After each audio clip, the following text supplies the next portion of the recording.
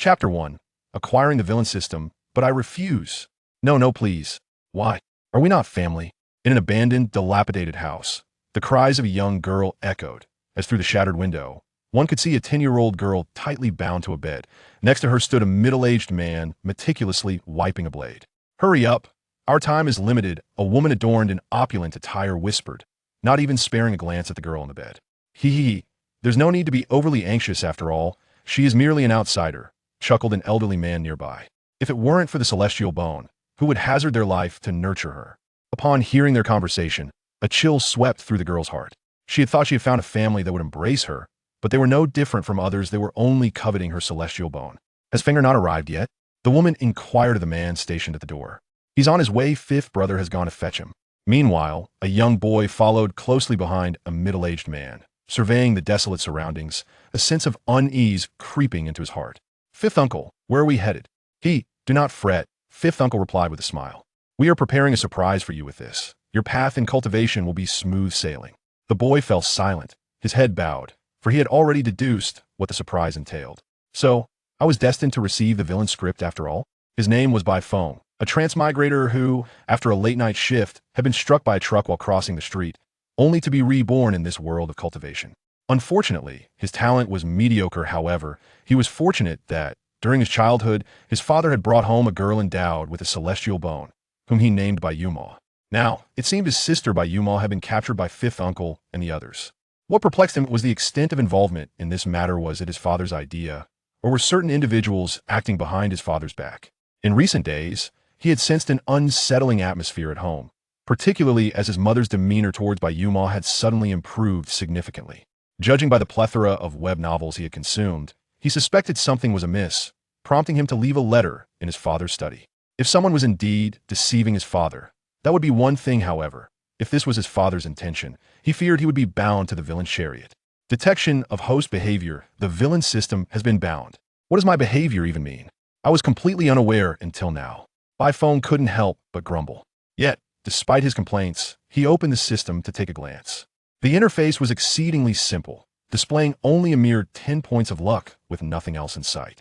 However, above the luck value, there was a symbol. Focusing his attention on it revealed a page of explanations. In essence, he could earn luck points by targeting the children of destiny, undermining their spirit, and manipulating their mindset, among other tactics, thus reaping generous rewards. Yet, he could not transform into a child of destiny merely by accumulating luck points. On the contrary, the higher his luck value, the more susceptible he would become to being targeted by the children of destiny. To better identify these children of destiny, he had also acquired a skill that allowed him to discover them, albeit limited to a radius the size of a city. He activated it casually, and though he was certain his sister was a child of destiny, he still wished to see the system's affirmation. Sure enough, among the 3 light points, one was located merely a few dozen meters ahead. Wait, 3 light points? Bai Feng froze, instinctively glancing toward the other 2 light points. If memory served, one direction led to the neighboring Lin family. Indeed, the Lin family had a prodigious talent for cultivation, but could also be a disciple of mediocre aptitude. As for the other point, he had no inkling. Yet, this was absurd. How could there be 3 children of destiny in one city? Were they congregating for a team-building exercise at his house? Glancing at the villain system and back at the 3 light points, the fleeting spark of intrigue in his heart was extinguished. Ultimately, he resolved, to hell with the villain. I refuse. Upon reflection, he was the young master of the Bai family. Although his talent was average, his family background was strong. He would never have to worry about food and shelter. What was the point of exerting effort to target the children of destiny? If every city had 2 or 3 children of destiny, then with an increase in his luck value, wouldn't he be targeted the moment he stepped outside? With that thought, he no longer hesitated and addressed fifth uncle. Is it Bai Yumal? You truly are astute. Fifth uncle nodded with a smile. Indeed, the surprise lies in the celestial bone she possesses. I know you share a close bond with her, but she is, after all, an outsider, unlike you. You are the child of destiny, destined to lead the Bai family to glory. I do not require the celestial bone. Bai Feng shook his head. I can cultivate just fine without it. You are quite stubborn, aren't you? Fifth uncle reached out and grasped him, leading him toward the decrepit house. What will you rely on to cultivate your mediocre talent? Do not blame me for speaking harshly without a celestial bone. With your talent, you will only be trampled by others. You will understand this in due time. Bai Feng did not evade. He knew that with his current cultivation level, he could not escape. He raised his head and looked at fifth uncle, speaking softly. But shouldn't you at least consider my opinion? Fifth uncle chuckled. Such significant matters are naturally decided by us elders. Do not feel wronged. All we do is for the sake of the Bai family. And in time, you will comprehend our good intentions. Having said that, they had already reached outside the house. Bai Feng's heart began to race with anxiety, feigning agreement as he nodded. All right, I understand. Can you grant me a moment? After all, she is my sister. He, of course, but do not take too long. Our time is limited. Fifth uncle laughed heartily, releasing his grip. Limited time? Does this imply they are acting without the knowledge of others? Bai Feng immediately caught on, thus deliberately engaging fifth uncle in conversation about time. Once the bone is excavated, will she still be alive? I do not know, but regardless, she cannot survive this. Fifth uncle shook his head, his kind demeanor belied by the cruelty of his words. Rest assured, we will handle it discreetly. Is that so? Bai Feng lowered his head, speaking softly. All right, let us proceed inside. Wait, I do not wish to see my sister look at me with disdain. Bai Feng's words trailed off as he turned to gaze in the direction of the Bai family. Bai Yang, you have some audacity. Do you not regard me as the head of this family? No sooner had the voice faded than Bai Feng felt a blur before his eyes. When he regained his senses, he found himself embraced by a stern-looking man. This man was none other than Bai Feng's father, Bai Tianyu. Phew, it appears I was not mistaken. Bai Feng felt a wave of relief wash over him. This meant Bai Yuma should be safe. Head of the family, we are acting for the sake of the Bai family. Are you truly willing to take action against us for the sake of an outsider? Fifth uncle showed no fear, even raising his voice at Bai Tianyu. Head of the family? I see you have completely disregarded my authority. Bai Tianyu released Bai Feng. It seems I have not acted in a while, causing you to forget my reputation. In the next moment, he struck out. Although fifth uncle hastily defended himself, he could not withstand even a single move and fell unconscious. Finger, wait here for me. I shall return shortly. Upon concluding his words, Bai Tianyu charged towards the dilapidated house, followed by a cacophony of quarrels and scuffles. Bai Feng instinctively recoiled, for though his father seldom exhibited anger, each instance was profoundly terrifying. Moments later, Bai Tianyu emerged, cradling the unconscious Bai Yuma, his visage marked by an unsettling pallor. Let us depart, he uttered. Is Yuma all right? Bai Feng inquired, reaching out toward the comatose girl. Yet, in a startling twist, she abruptly awakened, her eyes brimming with fear and suspicion as they met his gaze. Bai Feng halted his outstretched hand, lowering it slowly, a heavy sigh escaping his lips. Following this incident, a lamentable chasm now lay between them. She was no longer the little girl trailing behind him, calling him brother. Though he remained oblivious to the full scope of the situation, he was nevertheless a beneficiary of it. Moreover, having engaged in a conversation with his fifth uncle, which might have reached her ears, he pondered that doubts and suspicions would become an ever-present thorn in their relationship, a constant source of discomfort. Nevertheless, he had now allied himself with the villain system. Distancing himself from the fates chosen one seemed prudent. Years had passed since the bone extraction incident. Bai Feng sat in a chair, a custom-made pencil in hand, busily sketching on paper. The ramifications of the bone extraction were far more profound than he had anticipated. The third and fourth elders involved were stripped of their positions, relegated to retirement alongside the Grand Elder in the back mountains, and his mother was no exception. The bond between him and his sister, Bai Yuma, had also grown distant. Over the years, she had joined the Tianjin sect for cultivation, and they scarcely met more than a handful of times each year. However, she bore no resentment towards him regarding the bone extraction, which he deemed a positive development. In the aftermath of the bone extraction, he had remained largely unscathed, any repercussions swiftly suppressed by his father. During these years, his primary pursuits revolved around exploring various cities, increasingly grateful that he had refrained from antagonizing the fates chosen one. Though the chosen ones were not abundant enough to be assigned to every city, their numbers were certainly considerable. Particularly, upon passing a certain sect, he had astonishingly encountered 4 such individuals. What was the nature of this world? Was the embodiment of destiny akin to a swine, birthing such a multitude of chosen ones? After several excursions, he could no longer afford to disregard the implications of this reality. While his own fortune was modest, preventing the ire of the chosen ones, the existence of the villain system posed a risk one could never predict when an errant chosen one might seek trouble. He resolved to forego visits to sects and to abstain from literary works such as novels and poetry, lest he inadvertently cross paths with a chosen one. As for indulging in the pleasures of entertainment, well, an occasional visit could be permissible, provided he refrained from lavishly rewarding the lead performers, thereby mitigating the risk of attracting the attention of a chosen one. Consequently, after contemplating various avenues, he discovered a realm untouched by the chosen one's creating risque art. He returned to his roots, now celebrated as a prominent artist in Qinghong City, penning under the pseudonym Chuanxiu, and known as Master Chuanxiu.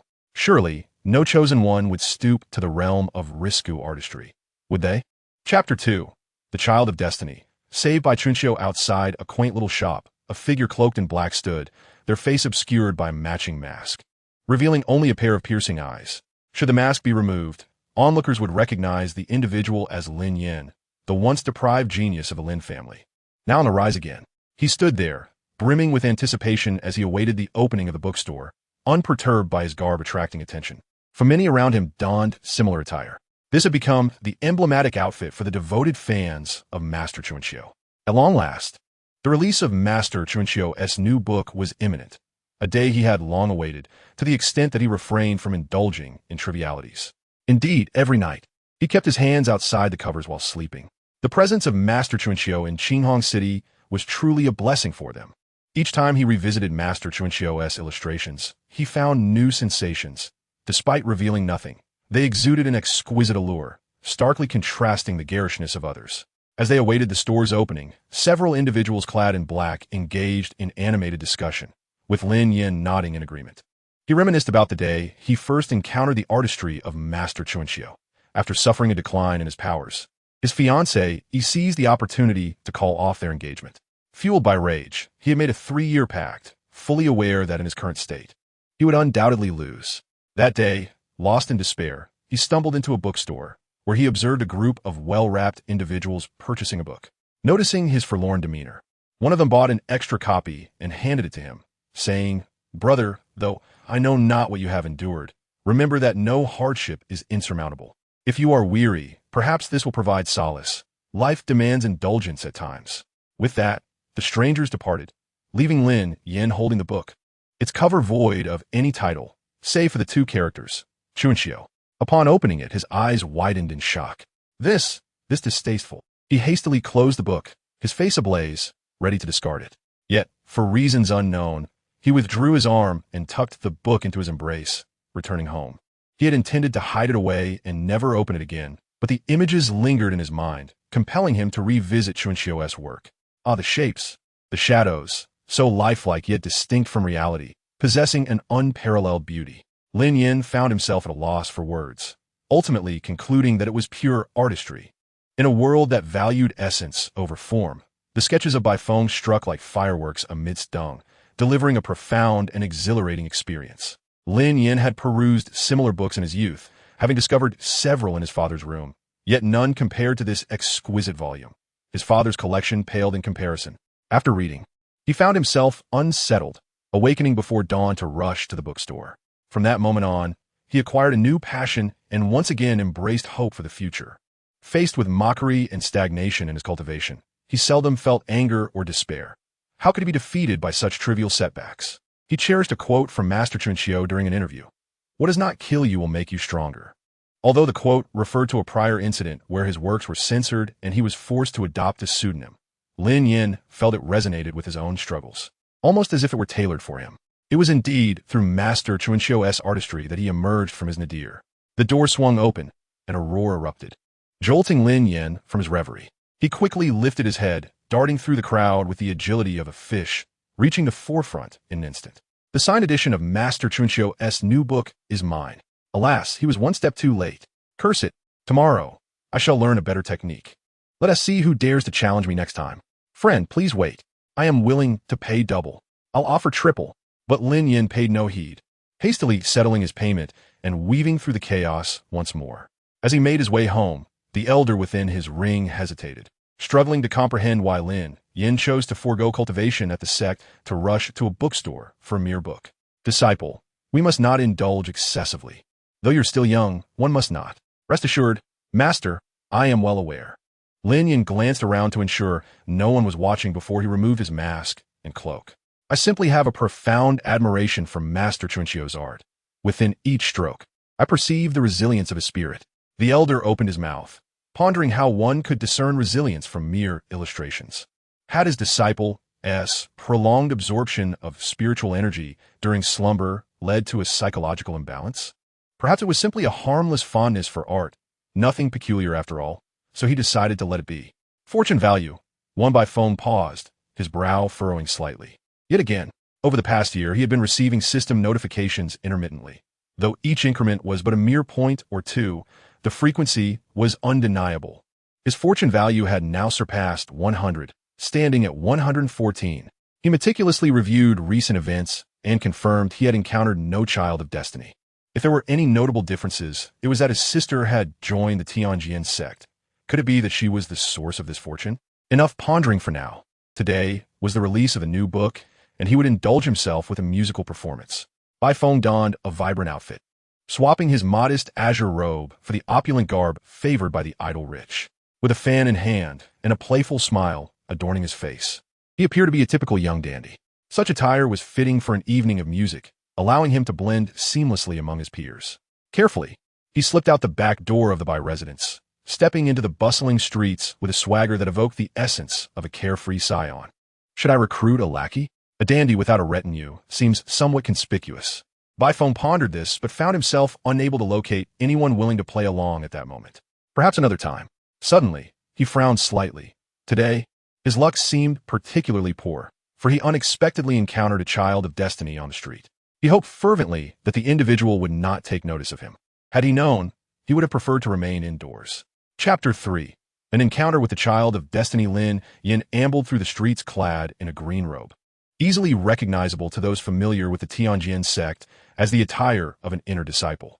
Ever since the elder within his ring had awakened, his innate talent for cultivation had returned, and with the elder's guidance, his progress had accelerated significantly. Consequently, he had successfully joined the Tianjin sect and attained the status of an inner disciple. As the saying goes, one learns to cherish only after experiencing loss. Now, he devoted nearly all his time to rigorous training, utilizing his breaks to study alchemy, and occasionally confronting any disciples who dared to provoke him. Though he yearned to return to his training, the elder advised him to maintain a balance between diligence and relaxation, suggesting a day of leisure instead. Thus, he decided to stroll through Qinghong City, intending to sell the elixirs he had recently concocted. However, en route to Qingfeng Pavilion, he abruptly halted. A figure caught his eye, unremarkable in stature, their cultivation level mediocre, yet their garments appeared quite luxurious. The demeanor of the debauched young man caused him to frown slightly, reminiscent of the group of spoiled disciples he had encountered in the Heavenly Sword sect. Just as he intended to take a different route to the Qingfeng Pavilion, he suddenly noticed something peculiar about the fan in the man's hand. This, one of the limited 10 fans released alongside the first edition of Master Chuanxio's collection. Upon a closer inspection, he observed the characters Chuanxio engraved at the end of the fan, adorned with a charm that represented the drunken master, one of the most beloved characters created by Master Chuanxio. Although the fan was not unfurled, he recognized that its design was not the usual landscape painting, but rather an illustration of the drunken master enjoying the moon. The moon hung high, shrouded in mist, the long robe partially revealing a delicate, fair back, and a half-turned visage blushing from intoxication, gazing dreamily at the reader, evoking a sense of longing. This image was, in his opinion, one of the most aesthetically pleasing works of Master Chuanxio. How enviable! If he were to acquire such a fan, he would surely find a safe place to cherish it. Merely gazing upon it each day would suffice. He then realized that if the other party possessed such a rare fan, it implied that he was also a die-hard fan of Master Chuanxio. In an instant, Lin Yin found the individual much more agreeable. Even the ostentatious swagger of the young man seemed to possess a hint of righteousness in his eyes. However, at the same time, Bai Feng felt increasingly uneasy, even breaking into a cold sweat. Why is this favored child of fortune staring at me? I barely have over 100 fortune points. Surely, I haven't attracted any hostility. No, I should change my route to avoid him. Yet before he could turn away, he saw the favored child of fortune stride directly towards him. Damn it, this is bad. Bai Feng quickly reached for the talisman hidden in his sleeve. This was a reward talisman given by the system upon reaching 100 fortune points. He had crafted numerous talismans, even seeking guidance from the family's talisman master specifically for this day. Would a speed talisman suffice? Paired with my swift shoes, I should be able to escape. Or perhaps I should add a burrowing talisman. Just as he was about to activate the talisman to flee, the favored child spoke softly from a meter away. Do you also read Chunxiu? Bai Feng. Not only do I read Chunxiu, I am also Chunxiu himself. However, seeing that the other did not seem hostile nor overly aggressive, he felt a slight relief. Though he was uncertain how the other had learned of his interest in Chunxiu. As long as he wasn't seeking trouble, it was acceptable. Indeed, I am an ardent admirer of Master Chunxiu. I have been a fan since the release of the first book, and I have collected every volume. He nodded subtly while quietly observing the other. The man appeared somewhat excited, showing no signs of anger. Could it be that a favored child of fortune had truly mingled among his fellow fans? The next word from the individual confirmed this. I am too. Though, it's a bit different. I only became a fan within the past year. Yet, I have managed to acquire all of Master Chunxiu's works. Bai Feng forced a smile, though internally he grumbled. What is it with you favored children of fortune? I've gone to draw lewd art, yet you still pursue me relentlessly? You're favored children of fortune. Why indulge in such things? Please, focus on your cultivation. Excited? Lin Yin failed to notice Bai Feng's strained smile and continued unabated. It's a pity I discovered Master Chunxiu too late. Many of the merchandise is either priced exorbitantly or simply unattainable. Upon hearing this, Bai Feng understood why the other had approached him. Glancing at the fan in his hand, he lamented that had he known a favored child of fortune had infiltrated his fan base, he would never have brought it along. What should I do? Bai Feng took a moment to calm himself, deciding not to overthink it. He would treat this as he would any ordinary person. The more he fixated on the identity of the favored child of fortune, the more prone he would be to mistakes. I understand. I often encounter similar situations, he nodded. But you needn't worry. Master Chunxiu has been informed of this matter and is considering reproducing the old merchandise. Really? Lin Yan's excitement surged. But then a hint of doubt crept in. Wait, how do you know this? Of course, I asked the bookstore owner, Bai Feng replied, his eyes wide with feigned innocence. He often lets slip some information during casual conversations. I see. I appreciate the insight. Lin Yan clasped his fists in gratitude. Not at all. We are all fans of Master Chunxiu. It is only natural. Bai Feng waved his hand, then exchanged a few more words to gently send Lin Yan on his way, finally allowing himself a sigh of relief. Simultaneously, he felt conflicted about whether to continue drawing lewd art. Perhaps he should just go listen to some music instead. At that moment, however, Lin Yan did not leave, but observed Bai Feng's retreating figure, lost in thought. During their conversation, he had recognized Bai Feng's identity as the eldest son of the Bai family. Contrary to the rumors, he seemed quite agreeable and even a fan of Master Chunxiu. Is this the same Bai Feng who supposedly dug up his sister's celestial bone? Elder Dan, having emerged after their conversation, inquired, Master, what do you think of this person? Does he resemble the rumors? Not at all. In fact, he appears to be intentionally presenting himself differently for others to see.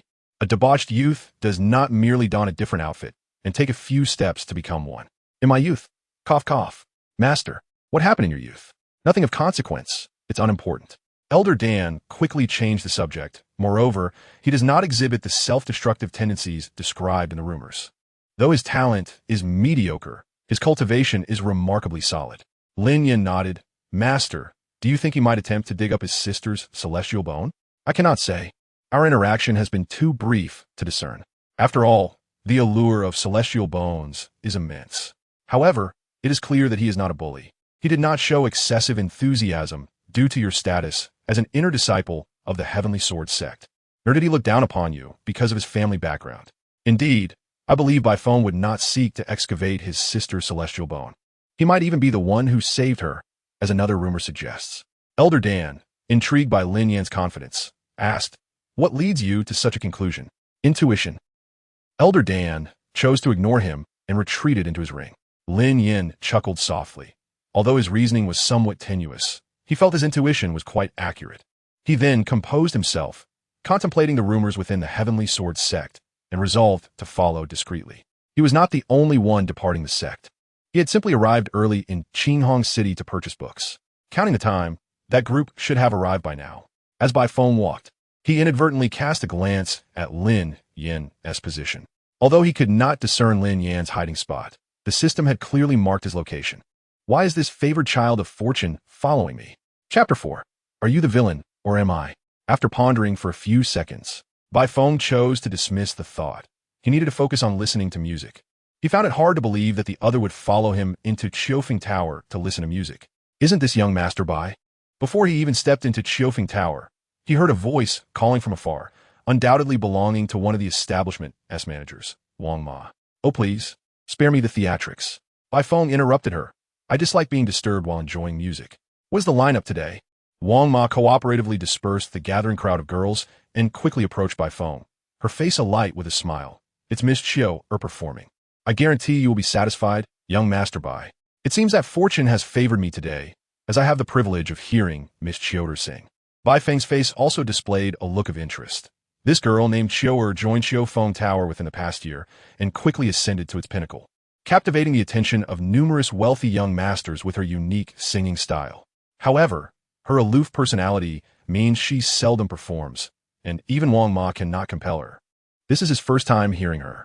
Ah, luck has finally turned in my favor. Following Wang Ma to the elegant chamber on the second floor. The room is not particularly spacious, yet it boasts a large chair that can comfortably accommodate 3 or 4 people, clearly serving more than just a seating purpose for listening to music. Nevertheless, for Bai Feng, it is simply a chair for enjoying melodies. Casually popping a grape from the table into his mouth, he then retrieved paper and pen to begin gathering inspiration. He hoped that the renowned Miss Chiu would provide him with a touch of surprise and creativity.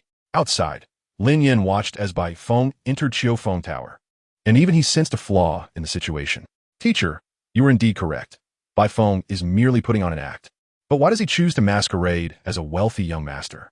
I am uncertain, but I suspect it may relate to those rumors. Elder Dan stroked his beard, becoming intrigued by Feng this time. Indeed, it appears he seeks to substantiate the rumors. Lin Yan pondered. I recall Bai Feng's talent is rather average, which is why the rumors suggest he wishes to seize his sister's celestial bone to alter her fate. Such a claim, even if false, is difficult for Bai Feng to clarify and may eventually affect his sister. And by pretending to be a wealthy young master, is he attempting to convey that he has relinquished his ambitions regarding the celestial bone, allowing his sister to cultivate in peace without the burden of rumors? If this is true, then Bai Feng's heart is beyond my comparison. There is indeed a possibility, Elder Dan remarked, glancing at Lin Yan with a teasing glint in his eyes. Would you like to go in and see? This Chiu girl seems quite famous. Lin Yan shook his head, devoid of any desire. No, those people are not even worth comparing to a single hair from Teacher Chunchio's paintings. Alas, it seems my disciple's mental state is quite concerning. Achoo! Bai Feng sneezed, glancing at the son of destiny who remained motionless at the door, puzzled by what the other was thinking. If he knew the content of their conversation, he would surely cry out in indignation. There is no elaborate reason. He truly came merely to enjoy the song and gather inspiration. After all, one cannot simply create exquisite art without the spark of inspiration. When it comes to creation, he despises being observed and wishes to keep his true identity concealed. Given his current perspective, he finds the ordinary women here unremarkable and the top courtesan far too costly. It is much preferable to retreat to his room and focus on his art in solitude. She is out. Miss Chiu has emerged. Chiu, look at me. Quickly, quickly. Shower her with offerings. I must not be outdone by those fellows. Chiu, I am your devoted admirer. In an instant, the crowd below erupted into a frenzy, causing Bai Feng to pause mid-sip of his tea. Though he had visited many times, he had never witnessed such a scene. Curiosity piqued, he slowly approached the window, peering through to catch sight of the woman playing the guqin. She wore a semi-transparent veil over her face and a black long dress, which, while lengthy, was unlike any ordinary garment. The dark fabric enveloped much of her bosom, revealing a patch of alabaster skin above, with 2 slender straps adorning her neck, showcasing her delicate collarbone and smooth, fair back. The lower half of her body was entirely concealed by the skirt, yet the fabric possessed a hint of transparency, allowing glimpses of her slender legs, tantalizingly obscured. Though devoid of embellishments, the attire exuded an air of elegance that held one's gaze captive. At the moment she stepped out, the previously boisterous hall fell into silence. However, unlike the mesmerized crowd, Bai Feng's expression was rather peculiar. Is that not the very attire for my art? If you're going to copy, at least make some alterations. Do not simply replicate. Thankfully, he typically draws only the clothing of this world, occasionally inspired to create new designs like the one donned by Chiu. His reluctance to depict garments from Blue Star is simple. They would be too provocative for the inhabitants of this realm. He had intended to take his time, and now it seems wise he did not illustrate everything. Otherwise, he would have been stripped of his hard-earned gains. He detests 2 types of individuals, those who exploit his efforts, and those who prevent him from doing so. Exploiting is one thing. At least provide a token of appreciation. Purchasing a few more books would suffice. It was not only Bai Feng who noticed this. Others, upon recovering from their astonishment, recognized the similarity. This attire seems to have appeared in Teacher Chuanxio's illustrations. Indeed, Teacher Chuanxio possesses impeccable taste. I recall it was in issue 11, on page 4. Teacher Chuanxio, you are my idol. No, no. The emphasis is on the garment. Could it be that Miss Chio also studies Chuanxio's works? Nonsense. How could such a pure maiden indulge in that material? In a moment, those nearby were taken aback. They turned to glance at the sign of Chio Foam Tower, confirming they had not gone astray, and then at the fervent fans, instinctively distancing themselves from the apparent lunatic. What nuisance! How did such an imbecile manage to infiltrate Chio Foam Tower? Stay away. I feel my IQ plummeting in proximity to you. The commotion below did not faze Miss Chioer. One hand rested on the Guqin strings, and with a gentle pluck, the clamor ceased. As the melody filled the air, Bai Feng returned to his seat. The performance was indeed exceptional, and the music possessed an enchanting quality that lured one into a trance. Yet, he was still irked by the fact that they exploited his efforts while profiting from it. How frustrating. This is tedious. I shall take my leave. Bai Feng quietly opened the door, unnoticed by the maid who was also captivated by the music. Only Miss Chioer, playing on stage, kept her gaze fixed upon his departing figure. Time to bask in the sun at home.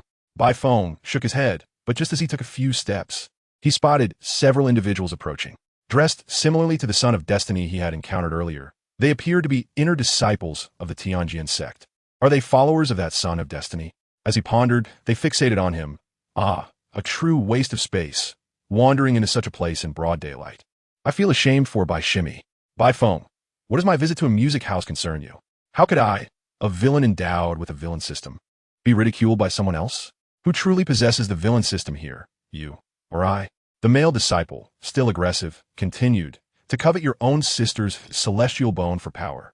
And after such a scandal, you have fallen to this state. You are tarnishing Bai Shimi's reputation. If I were you, I would have found a place to end it all. Bai Feng realized the other was merely seeking trouble, likely a sycophant of his sister. How dare you, a mere sycophant, prance about before me? If it were a different Son of Destiny's sycophant, I might hesitate, but this is my sister's sycophant. I must take action. What an insufferable fool. Without hesitation, Bai Feng drew his sword, declaring, "Get lost, or I shall assist you in leaving." Very well. The male disciple, taken aback by Bai Feng's audacity, laughed in disbelief. It seems you do not comprehend the disparity between us. Today, I shall teach you a lesson in place of Bai Shimi. Chen Shixiang, is that wise? Beside him, a hesitant disciple accompanied him, as the other party was, after all, the elder brother of Bai Shimi.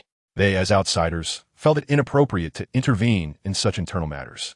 However, Brother Chen paid no heed, or rather, he had his own theories. It matters not. He was the one intent on extracting Bai Shimi's celestial bone. Do you believe Bai Shimi would still acknowledge him? Perhaps she refrained from taking action solely due to familial ties, so let him substitute in her stead. The mere thought that Bai Shimi might cast a glance in his direction because of this incident stirred excitement within him. Foolishness. Engaging in a brawl while conversing. Does he consider me a non-player character restrained from action during scripted dialogues? Unbeknownst to him, Bai Feng had arrived before Brother Chen, lifting a foot to send him flying. Brother Chen quickly performed a mid-air turn, landing steadily on the ground, his face contorted with anger at this unscrupulous opponent. Simultaneously, he harbored a trace of confusion. How could someone he perceived as a mere Foundation establishment novice manage to kick him, a perfected Foundation establishment practitioner, away? Seemingly sensing the bewilderment, Bai Feng raised his left foot and almost instantaneously closed the distance between them. Spirit tool kid. Though his talent was mediocre, his family's wealth was substantial. Do you understand the value of the Bai family from the northern region? Were it not for the restrictions on using celestial artifacts at the Foundation stage, he would at least possess a semi-celestial weapon for self-defense. Brother Chun hastily brandished his sword in defense, despite the opponent being merely at the initial stage of Foundation establishment. He found himself nearly gasping for breath under the relentless onslaught. The opponent's sword was not only swift but also packed considerable force, leaving his hands nearly numb from the impact. In a concealed location, Bai Ran's talismans emitted a golden light, continuously augmenting his speed and strength, making it a simple task to deal with a perfected Foundation establishment practitioner. During a series of retreats, Brother Chen momentarily set aside his pride, gathering his breath as the overwhelming momentum of a perfected foundation establishment practitioner erupted forth, forcing Bai Feng back several paces. Well done. Brother Chen's expression darkened. He had not anticipated his miscalculation. The opponent was not as incompetent as rumored. In fact, his foundation was remarkably stable, entirely unlike someone who had forcibly raised their cultivation through medicinal pills. Realizing this, his eyes narrowed. Well hidden. If it weren't for me, everyone would have been deceived by you. Those rumors that you were a waste, elevated by medicinal pills, were likely spread by you, weren't they? It seems you are still unwilling to give up on Bai Shimmy's celestial bone. Bai Feng, are you insane? Why would I waste my time spreading rumors about being a waste? Additionally, my foundation was indeed enhanced with medicinal pills. However, I diligently assimilated their potency to solidify my base. Many prodigies in various sects do the same, don't they? It appears one lesson is insufficient for you. Rest assured, for Bai Shimmy's sake, I shall spare your life. Brother Chun unsheathed his long sword, a sharp aura surging from him. Come on, the world is not only filled with your spirit tools. Bai Feng rubbed his head, feeling as if the Tianjin sect had gathered a collection of valuable items. This was Qinghong City. What was all this commotion about? I asked. Are you all just going to stand by and watch? Not even offering a hand? He turned to the disciples of the Tianjin sect beside him. If you're not going to help, then let's all join in. I'm pressed for time. Did they truly believe that this Bai family heir possessed only low-grade spirit tools? Just as the disciples, raised within the sect and wearing innocent expressions, were at a loss, a voice suddenly reached their ears. Do not assist. You lot hurry and find someone to summon Bai Shiji from the Bai family. Instantly, surprise spread across their faces. It's junior brother Lin. Indeed, junior brother Lin's family resided nearby. They felt as if they had found their anchor, promptly agreeing, and two of them rushed toward the Bai family. Brother Chun, witnessing the cowardice of those who had accompanied him, felt his anger intensify. He turned to the disinterested Bai Feng, gritting his teeth, dealing with a waste like you. One of me is sufficient. He stepped forward, his long sword slicing through the air towards Bai Feng. Yet, before Bai Feng could employ stronger means, a figure suddenly darted out, blocking the attack with a sword. Using your size to bully the small, how pathetic. Shall I entertain you? Lin Yin landed gracefully, his sturdy sword aimed at Brother Chun. What brings you here? Bai Feng feigned surprise, though he had known Lin Yin had been lurking in the shadows. I have been observing from the shadows. My apologies for not intervening sooner, Lin Yin said with an apology, then gave Bai Feng a thumbs up. Brother Bai, I knew I didn't misjudge you. Rest assured, I understand you. Bai Feng, what do you understand? What is going on with the Tianjin sect? Even you, the child of fate, have begun acting this way? Lin Yin, Brother Chun, infuriated that his attack had been thwarted by a fellow disciple of the Tianjin sect, felt rage boil within him. Are you certain you wish to impede me? I simply cannot abide by someone who fails to comprehend the situation, resorting to bullying. Lin Yin retorted. Though only at the mid-stage of foundation establishment, he showed no fear against a perfected practitioner, for he had faced perfected foundation establishment practitioners within the sect before. Do you think defeating those few wastes gives you the right to challenge me? Brother Chun, aware of Lin Yan's record, pointed his sword forward. I will ask one last time, are you certain you wish to obstruct me? Enough with the prattle. If you wish to fight, then let us fight. If not, be on your way. Lin Yan frowned, realizing this man had truly lost his wits. Need assistance? Bai Feng inquired while fiddling with his long sword. No need. I can handle him alone, Lin Yin replied confidently with a light laugh. Then take this. Bai Feng tossed over a talisman he had drawn. Make use of it. I have plenty more where that came from. Not perceiving it as particularly valuable, Lin Yin accepted the talisman without hesitation. Then I shan't hold back. Very well. Brother Chun, seeing the carefree attitude of his opponent, smiled ominously. It seems it is time for you to comprehend the disparity between us. With that, he charged directly at Lin Yin. Chapter 6. Could he actually be a genius? Bai Sai Zi. Two disciples clad in the Tianjin sect's attire stood outside the Bai family residence, persistently calling out from within. The bewildered gatekeeper wondered what these Tianjin sect disciples were doing outside. If they hesitated to enter the Bai family, they could have requested assistance to announce their arrival. Just as the gatekeeper was about to approach and invite the two innocent-looking disciples inside, Bai Yuma had already heard the calls from outside and quickly emerged from the house. What is it? She observed the anxious expressions on her junior sisters' faces and inquired curiously, weren't you out shopping? Has someone troubled you? No, it's Brother Chin fighting with your brother. We encountered junior brother Lin, and he sent us to find you. The two disciples rushed to relay the situation in unison. Bai Yuma's brow furrowed slightly. Where are they? Take me to them. Simultaneously, the image of Bai Feng surfaced in her mind, evoking a complex array of emotions. Years had passed, yet even with her eyes closed, she could vividly recall the incident involving her celestial bone being targeted for extraction. Even today, she would occasionally awaken from nightmares. Consequently, she would dream of Bai Feng during her slumber.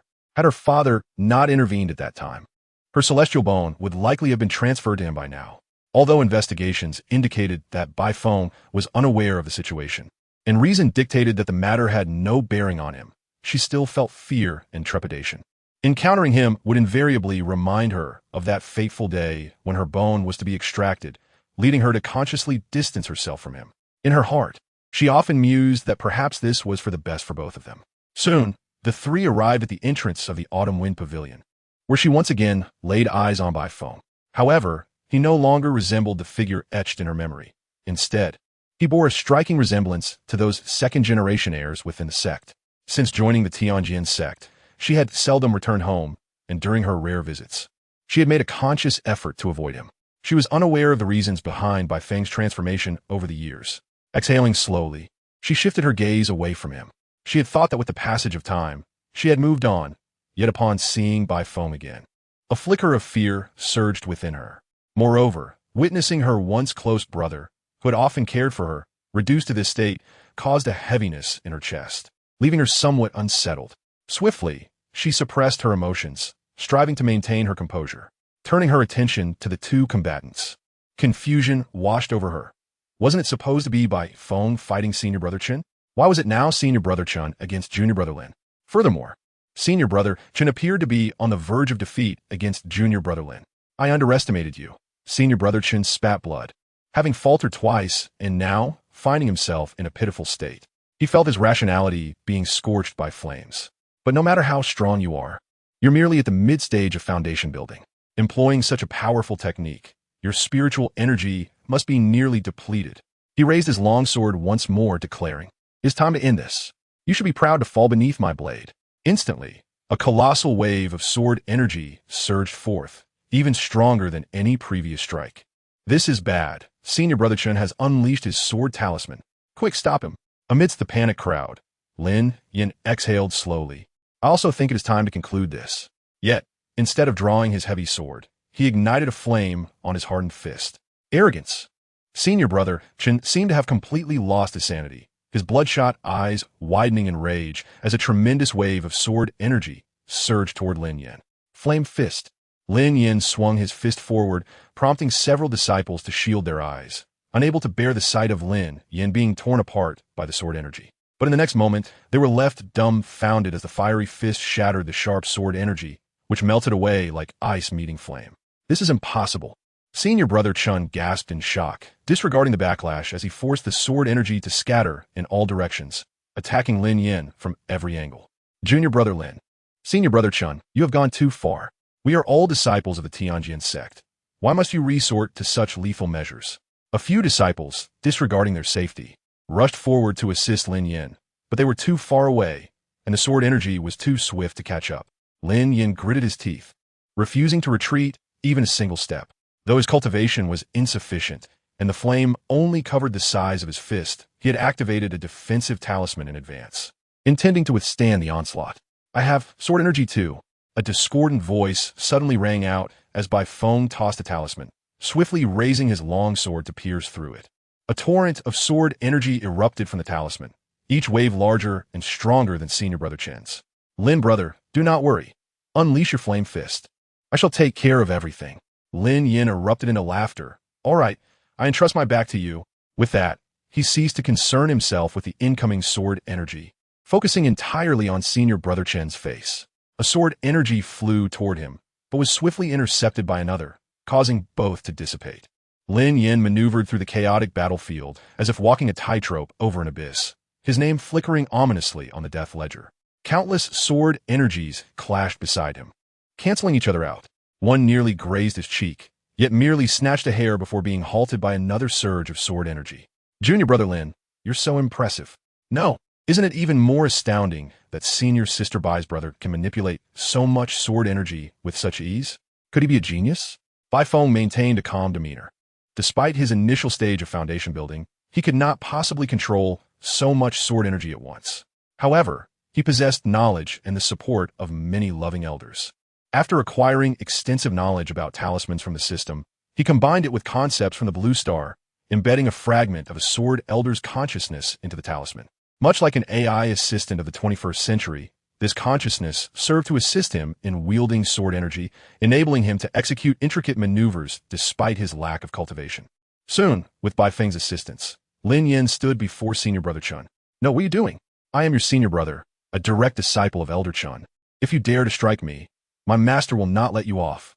Facing the disheveled senior brother Chun, Lin Yan's expression remained unperturbed as his flaming fist propelled toward Chen's face. Bang! Senior brother Chun was sent flying, crashing heavily to the ground, unconscious. His face marked by a crimson imprint of Lin Yan's fist, accompanied by the acrid scent of burnt flesh. Bai Feng glanced at the upright Lin Yan, then at the fallen senior brother Chun, who lay like a defeated dog, sensing an incongruity in their roles. A child of destiny had struck down another sycophant, and the catalyst for their clash was his own villainous machinations. Ding! Congratulations, host, for successfully inciting a child of destiny to strike down another sycophant. Reward, 20 fortune points. 1 talent. Bai Feng. System, come out. What do you mean inciting? This is slander. It was clearly voluntary on his part.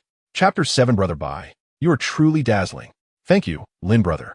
Bai Feng suppressed his desire to berate the system as he approached Lin Yan, clasping his hands in respect. Yet Lin Yan remained silent, merely turning his gaze toward him. It was then that Bai Feng realized that Lin Yan was not merely posing for effect in the middle of the road, but had exhausted his spiritual energy. Lacking the strength to move, his stubbornness the only thing keeping him upright. He turned to a nearby Tianjin sect disciple who had been idle. "Quick, someone assist Lin brother." The disciple snapped out of his daze, rushing forward to encircle Lin Yan. Bai Feng retrieved a vial of medicinal pills from his storage pouch and handed it to a nearby female disciple. "Here, help Lin brother take his medicine." "No, I could do it myself." Lin Yan, having regained some composure, reached out to take the pills, pouring several into his mouth. Instantly, a surge of pure, potent spiritual energy coursed through his withered body. He barely had time to focus on his cultivation before inspecting one of the pills. Top-grade spirit recovery pill? As a pill master, he understood the difficulty of crafting such a pill. Even with Elder Dan's guidance, he had yet to refine a top-grade spirit recovery pill. However, coming from the Lin family, such a pill did not overly astonish him. After regaining his status as a genius, he occasionally managed to acquire one. What astonished him was that Bai Feng could produce an entire vial so casually. His own access to the top-grade spirit recovery pill stemmed from his lineage. But what of Bai Feng? During their earlier battle, he had not contemplated the intricacies of the protective sword energy. Now, reflecting on it, he realized they were no ordinary feats. It appeared that the rumors of Bai Feng being abandoned by the Bai family due to the incident with the bones were unfounded. Not only had Bai Feng not been forsaken, but he was also valued despite his mediocre talents. Lin Yan's suspicions were confirmed. Bai Feng had indeed rescued his sister. Faced with such an act of familial loyalty, it was truly moving that Bai Feng would forsake his own celestial bones. Lin Yan resolved to forge this friendship. Simultaneously, he pondered the possibility of bringing Bai Feng to the Tianjin sect for cultivation. Although Bai Feng's talents were average, he possessed unwavering determination. With the guidance of the Tianjin sect, he might achieve greatness. What are you looking at? Hurry up and recover. Bai Feng felt the peculiar gaze directed at him and swiftly took a few steps aside. Had he known Lin Yan's thoughts, he would have kicked him a couple of times, exclaiming, "How could you repay kindness with malice?" Lin Yan, however, ceased his errant thoughts and quickly focused his mind, channeling his energy to absorb the immense potency of the medicinal pill. During Lin Yan's recovery, Bai Mo approached. She had initially intended to intervene, but was a moment too late. "You're back." Bai Feng greeted her, aware that Bai Mo preferred to keep her distance. So he refrained from being overly familiar. "Yes," she nodded, casting a glance at the unconscious Chun Shixiang on the ground, feeling a headache coming on. She hadn't anticipated that merely passing through on a mission would lead to such chaos. After a moment of hesitation, she slightly turned to Bai Feng and inquired, "How did this fight break out?" "Oh, I had just exited Chiofeng Tower when I heard him cursing at me and threatening to teach me a lesson. Do I look like someone who would endure such treatment? Bai Feng shrugged, succinctly relaying the events. As for Brother Lin, he likely couldn't stand watching, so he came to assist me in teaching him a lesson. Bai Umo observed Bai Feng, her lips moving as if she wished to speak. What? It's nothing. I'm just glad you're all right. Please avoid such places in the future, she replied, pursing her lips. Despite the distance that had grown between them, she did not wish to see him fall further. Yes, I am contemplating that as well, Bai Feng mused, stroking his chin. It wasn't merely about being provoked. He had been taken advantage of at Chiofeng Tower. While it was one thing to be exploited, he had also spent money there. Thus, he pondered, if others were to exploit him, why not establish a place of his own?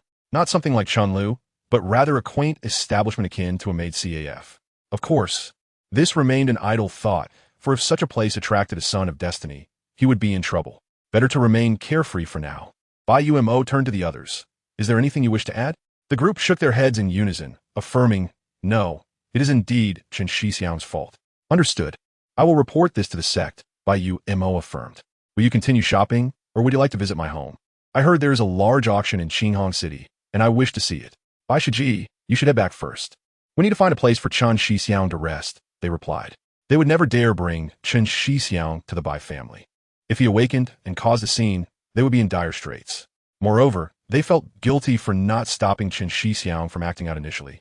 Thus, they were reluctant to visit the Bai family again.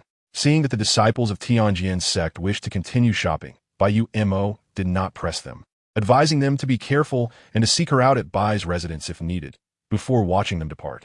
At that moment, Lin Yin had also regained considerable strength and intended to return to the Lin family to rest. Brother Lin, wait a moment, Bai Feng called out, wishing to solidify their relationship further, especially since Lin Yin had helped him, and there was no animosity between them. He recognized that maintaining a positive relationship could diminish potential threats. Moreover, he recalled that positive emotions did not deplete one's fortune value, so he deemed this friendship worthwhile. Brother Bai, is there something you need? I appreciate your assistance. Had it not been for you, I might have ended up confined for several days. Lin Yin, after a moment's thought, quickly grasped the implication. If he had not intervened, it would have simply been a conflict between the Bai family and Tianjin sect. However, his involvement had altered the situation's nature, framing it as a personal matter among disciples.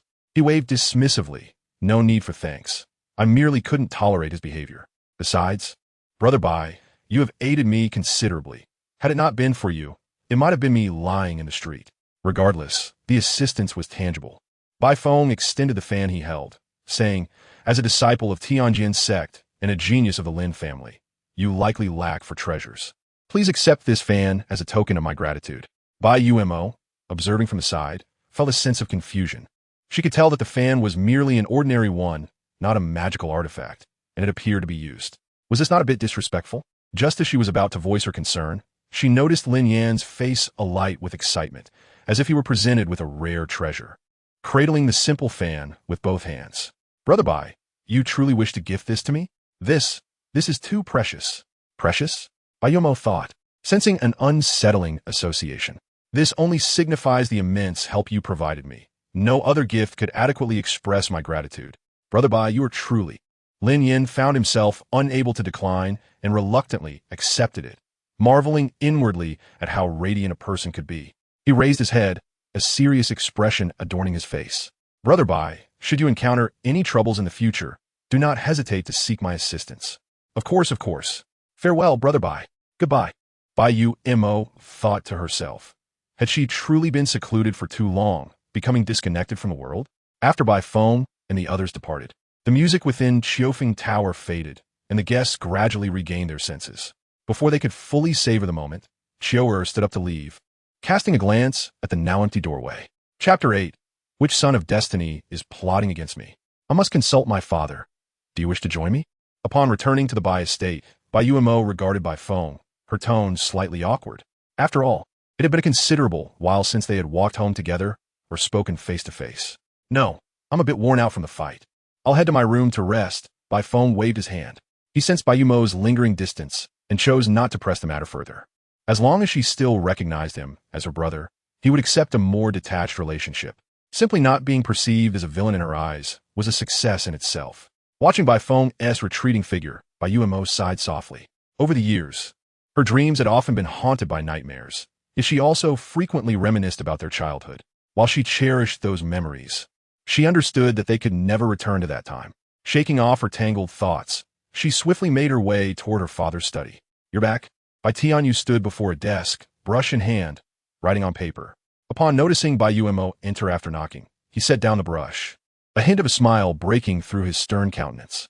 "Yes, I had a minor conflict with a disciple from Tianjin sect, but it has been resolved for now," Bai Yumo reported, noticeably uncomfortable when mentioning her brother. Nevertheless, she recounted the events in their entirety. "You handled it well. It seems I need not intervene," Bai Tianyu nodded slightly.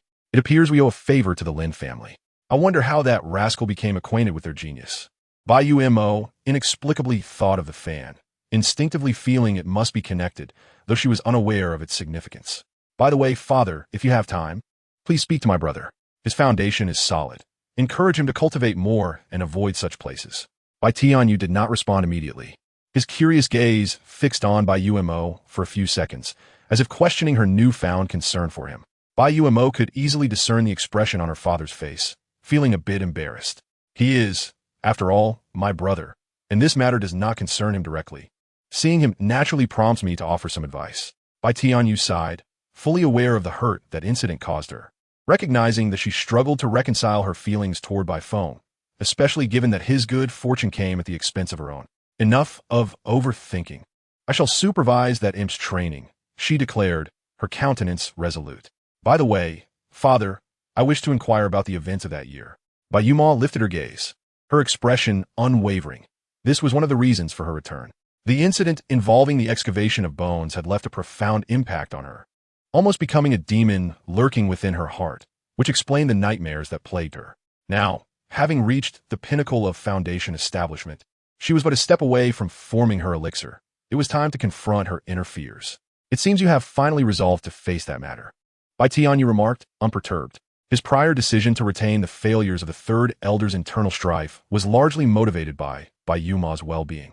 Otherwise, given his temperament, he would have dealt with those short-sighted individuals who engaged in incessant squabbling long ago. The strained relationship between Bai Feng and Bai Yuma only fueled his ire.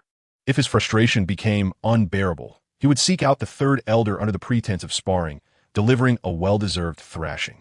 He rose and approached the bookshelf, retrieving a hefty tome. "I have organized the details of that incident.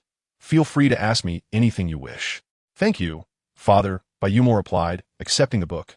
Rather than leaving, she began to peruse its pages in the study. As she furrowed her brow in contemplation, a letter unexpectedly slipped from between the pages.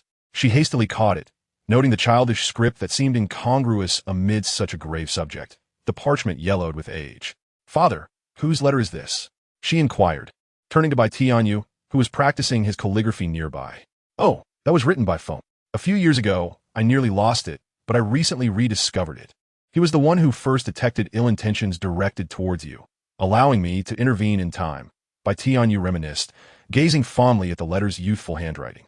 "What a remarkable child. He truly regards you as a sister.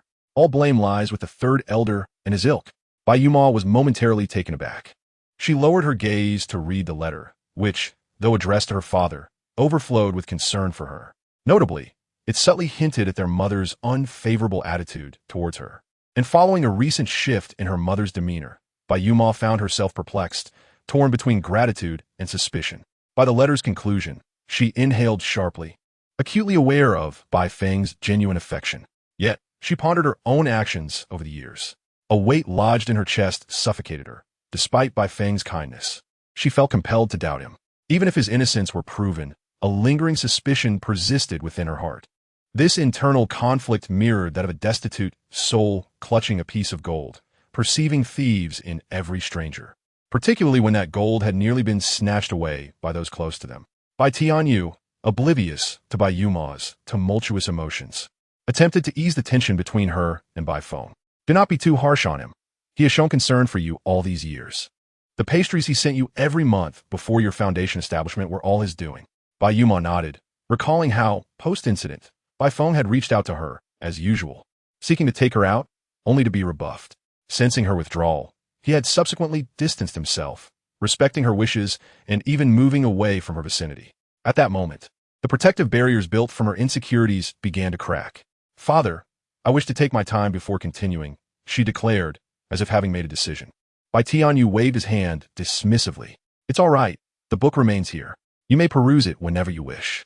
Meanwhile, Bai Feng clutched a novel, though his attention was elsewhere, his eyelids fluttering, on the verge of succumbing to slumber. Just then, a notification from the system abruptly jolted him awake. Ding. Detected a moment of regret from the child of fortune towards the host. Fortune value 30. Cultivation has progressed to mid-foundation establishment. Bai Feng furrowed his brow. Which child of fortune is causing me this trouble? Chapter 9. Detection of host's emotional turmoil upon receiving the system's notification. Bai Feng instantly regained clarity. Setting aside thoughts of which child of fortune had acted irrationally, he quickly sat cross-legged, a surge of spiritual energy flooding his being, propelling his cultivation to mid-foundation establishment. "Cursed child of fortune, woe betide you if I discover your identity," he growled, his fists clenched in determination. At that moment, a knock at the door interrupted his thoughts, prompting him to rise and approach the entrance. Who is it? He had relocated to a more secluded area of the family estate, and under his request, servants rarely disturbed him. Was it his father seeking him? As he opened the door, he froze. Standing before him was none other than his sister, Bai Yuma.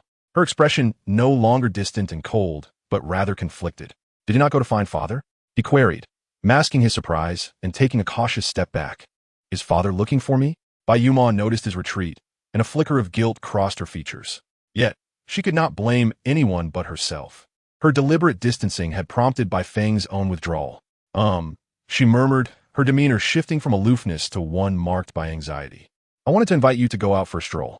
Having said that, perhaps out of embarrassment or fear of rejection, she hastily added, "I haven't been home in ages, and I wish to purchase some items for my cultivation."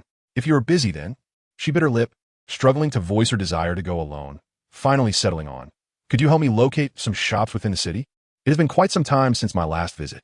Bai Feng hesitated, his expression akin to witnessing a ghost. "Where has my cautious sister gone?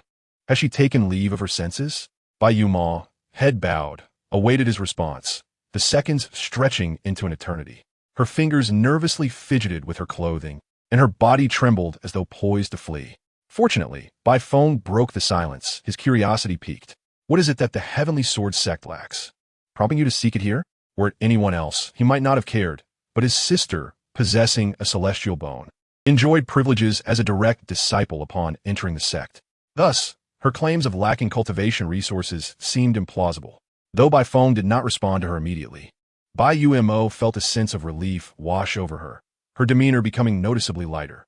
There were still many resources available. Although direct disciples could amass significant points, they were not to be squandered frivolously. Ordinary materials were typically procured during missions in the city. Bai Feng nodded, observing Bai Yumo's averted gaze and anxious expression, recalling how she had been when she first arrived at the Bai family. Back then, she had been similarly nervous, her eyes darting around when she first saw him. Despite being only 3 or 4 years old, her intellect seemed remarkably mature, as she was cautious around everyone, her demeanor infused with insecurity. When ignored, she would hide and observe from the sidelines, a far cry from how a child of her age should behave. "Did father say anything unusual to you?" Bai Feng pondered, thinking of their father, who was adept at fighting yet utterly chaotic in familial matters. It seemed he was intent on mending the relationship between the siblings. Moreover, the system had just prompted a window indicating that the son of fortune, who likely regretted something, was probably his sister. How infuriating. "Well, have I ever wronged you for you to treat me this way?" "No. I wanted to see." Bai Yumo quickly waved her hand, then lifted her head to meet Bai Feng's gaze, her eyes filled with remorse. "I'm sorry, I shouldn't have doubted you." Bai Feng blinked, suddenly recalling something. "Did you read that letter? Father actually kept it?" Given his personality, it's surprising he didn't lose it. "Yes," Bai Yumo nodded, "but he only recently found it. That aligns perfectly with my expectations of him. Forget it. It's not a significant matter, so don't dwell on it." Bai Feng waved his hand dismissively.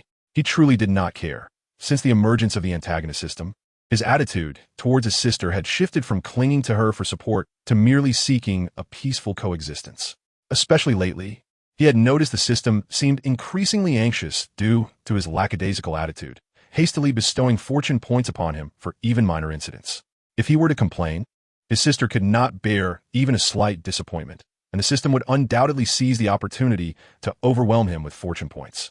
He certainly did not wish to be besieged by a throng of fortune children upon stepping outside. However, the more he attempted to reassure Bai Yumo, the more troubled she appeared. If he had expressed a few grievances, she might have felt somewhat better, yet he remained nonchalant, as if it was his duty as an elder brother, just as it had been during their childhood. The more he acted this way, the more she felt her own inadequacy, believing her doubts and suspicions had distanced her from Bai Feng. Furthermore, Bai Feng refrained from pursuing or retaliating, instead choosing to avoid her to spare her feelings, all while still caring for her despite her misunderstandings. She cursed herself, even in the dead of night. She felt the urge to slap herself. I truly am sorry. With this thought, Bai Yumo sniffled, then took a deep breath, turning her head aside as if battling an internal struggle. I'm sorry. I don't deserve to be your sister. Wait, calm down a moment. Bai Feng was taken aback. Why are you not following the script? I'm not bothered by this. Why are you feeling wronged? He instinctively glanced at the system, and sure enough, a notification popped up. Ding. Detected that the host has deeply upset the child of fortune, earning 50 fortune points. As this is the first time the host has actively toyed with the feelings of the child of fortune, a special reward of the divine forging technique is granted. The host is encouraged to continue this effort. What the hell? Bai Feng was exasperated. What do you mean by deeply upsetting? What does actively toying with feelings even mean? Don't lie with your eyes wide open. My sister hasn't even cried yet. He suppressed the urge to complain about the system. He had more pressing matters to attend to. He could not let Bai Yumo continue down this path. If she truly started crying, the system would likely reward him with even more fortune points. Thus, Bai Feng reached out, gently patting Bai Yumo on the back. All right, calm down. Don't overthink it. I haven't accused you of anything, nor have I been wronged. I've been doing just fine these past few years. Bai Yumo looked at him, then surveyed their secluded surroundings before lowering her head, a single tear slipping down her cheek. I'm sorry, Bai Feng questioned. What is wrong with you, little sister? The more I comfort you, the more aggrieved you seem. He failed to realize that his current appearance, dressed as a debauched youth, was likely exacerbating her discomfort, especially given the infamous rumors surrounding him at Tianjin sect. Ding.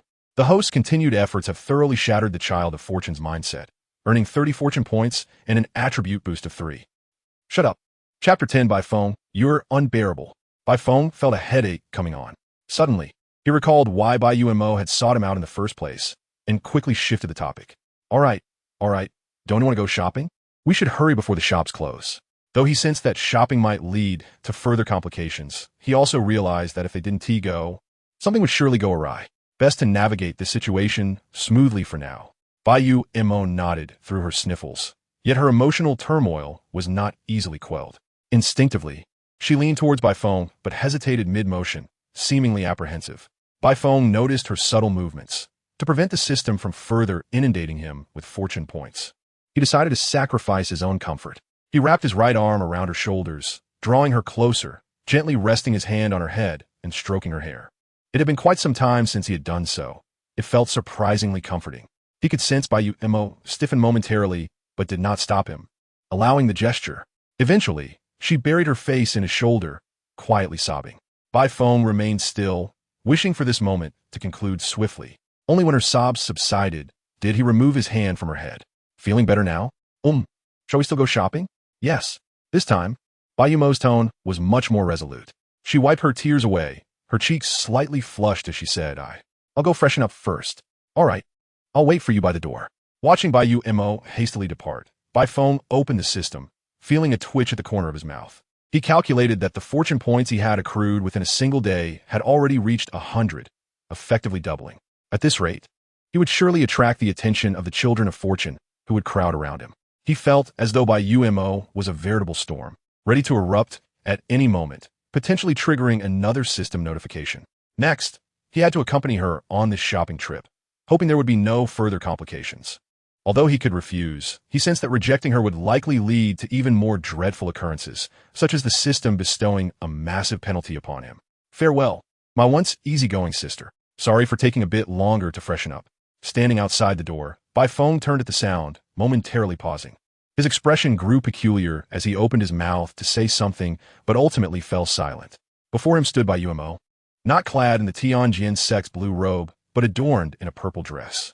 The skirt's ruffled edges fluttered gently in the breeze. adding a touch of vivacity to her appearance, while the purple hue lent her an air of elegance. Bai Yumo's cheeks were slightly flushed, her bashful demeanor enhancing her charm, evoking a desire to embrace and cherish her. However, Bai Feng was devoid of such thoughts, for this dress was one he had designed. No way. Could Bai Yumo be a fan of his work? That would be utterly bizarre. He was now engulfed in embarrassment at the thought of family discovering his artistic endeavors. No, this can't be. A sudden flash illuminated Bai Feng's mind. If Bai Yumo were aware of his true identity, or that he was her fan, she would undoubtedly refrain from wearing such attire. This indicated that she was utterly oblivious to the origin of her outfit. Contemplating this, he cleared his throat and inquired, "Ahem, when did you purchase this outfit?" "It's quite, well, rather contrasting. It was recommended by friends who have created a plethora of garments that are immensely popular among the female disciples of the Tianjin sect." Bai Yumo replied softly, her gaze lowered as she sensed Bai Feng's apparent disapproval of her clothing choice. "It's not bad. I just didn't expect you to adopt this style. It takes some getting used to," Bai Feng acknowledged, his emotions tangled. Fortunately, the outfit was not overly revealing, but rather adorned with modest yet cute designs. Otherwise, he would have found it challenging to face his sister. "Yes, I too find it somewhat unfamiliar. By the way, what prompted this change in wardrobe? I assumed you would continue wearing the Tianjin sect disciples' attire when going out." Bai Feng chose to shift the topic, wary of inadvertently revealing too much. Bai Yumo's fingers fidgeted together apprehensively, and after a brief silence, she murmured, "I just wanted to change my image." She had resolved to mend her relationship with Bai Feng, yet she understood that the wounds inflicted over the years would not heal easily. Thus, she aimed to distinguish herself from her former self. A small whim of a young girl.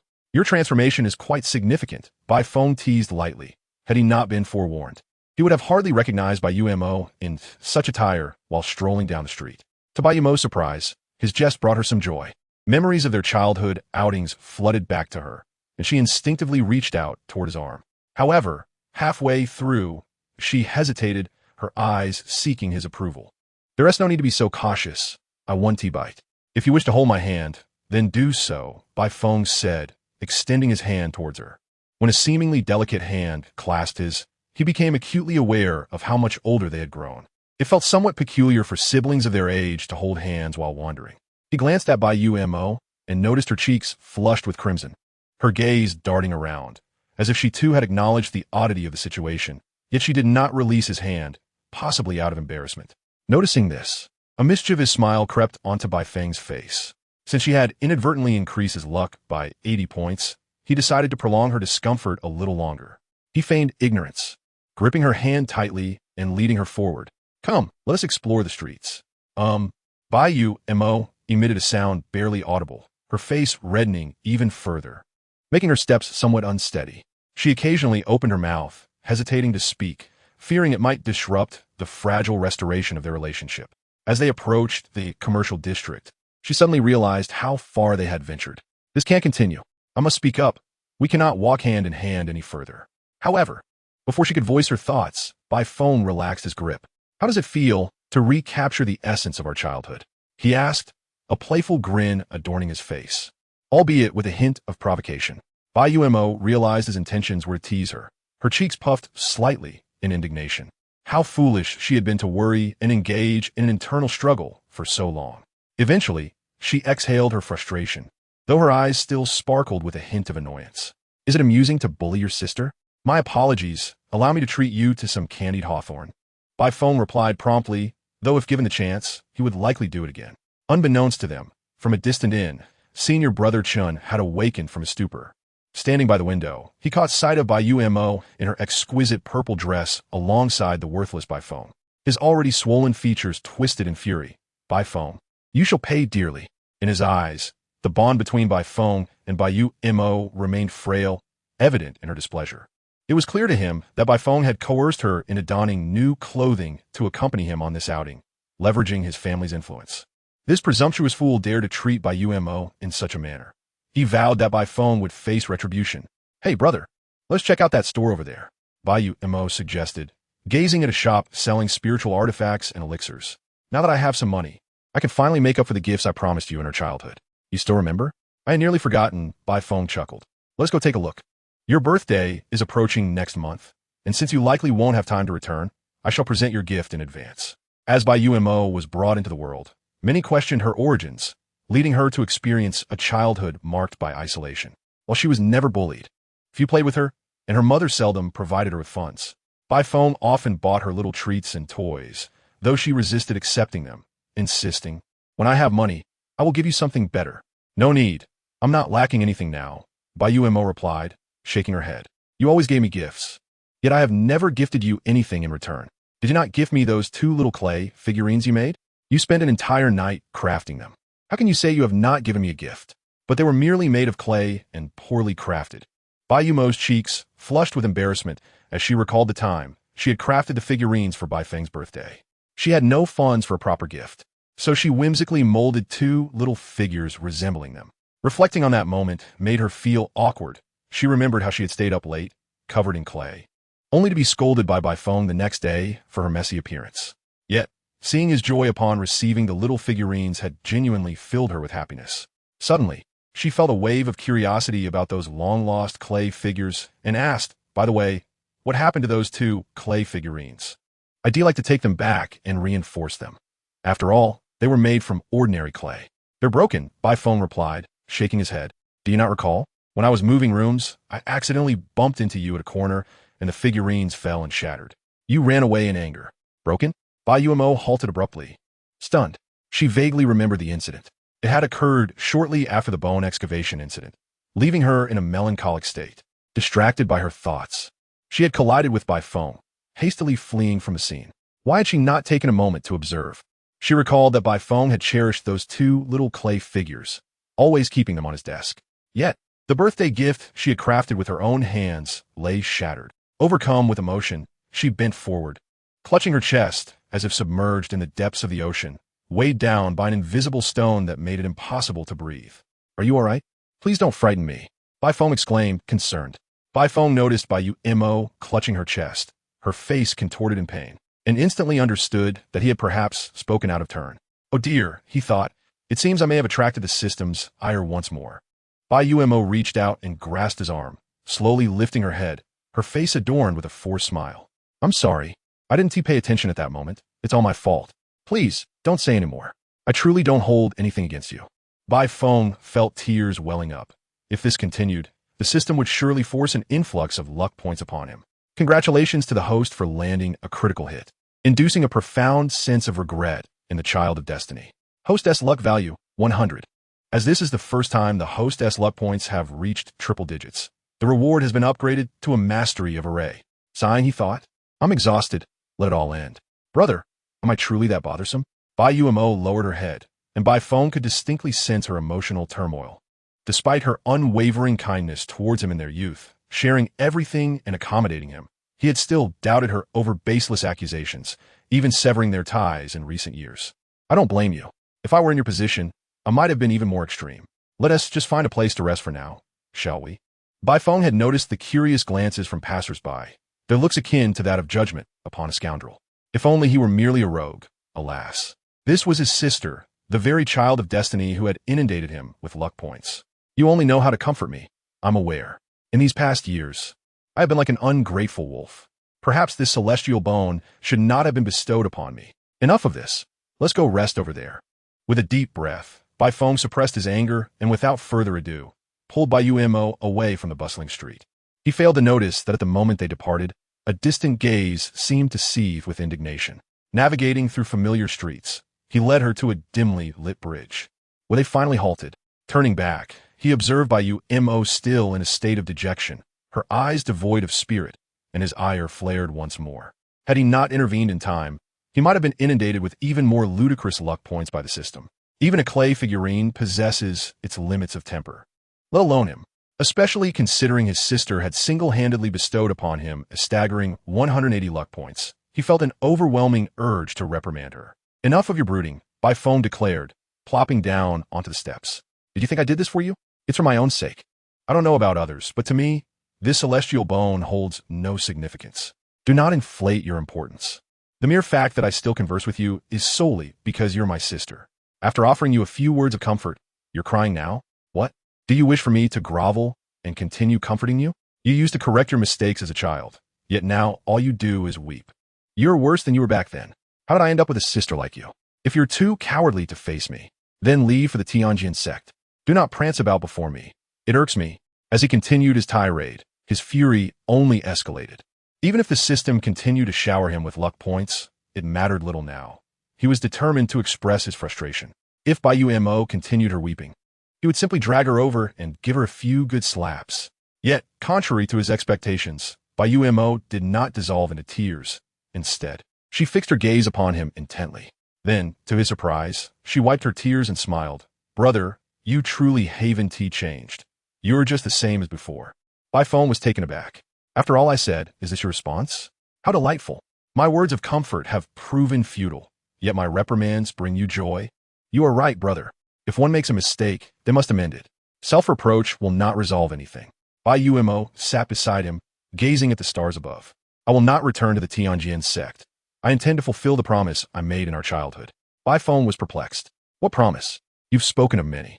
He recalled the myriad promises made in their youth, particularly those revolving around food. Do you recall the vow made after dinner? While we gazed at the stars and discussed cultivation, Bai Mo stood abruptly, the chill of the wind reddening her cheeks. Brother, though your talent is ordinary, you have me. I will protect you for a lifetime.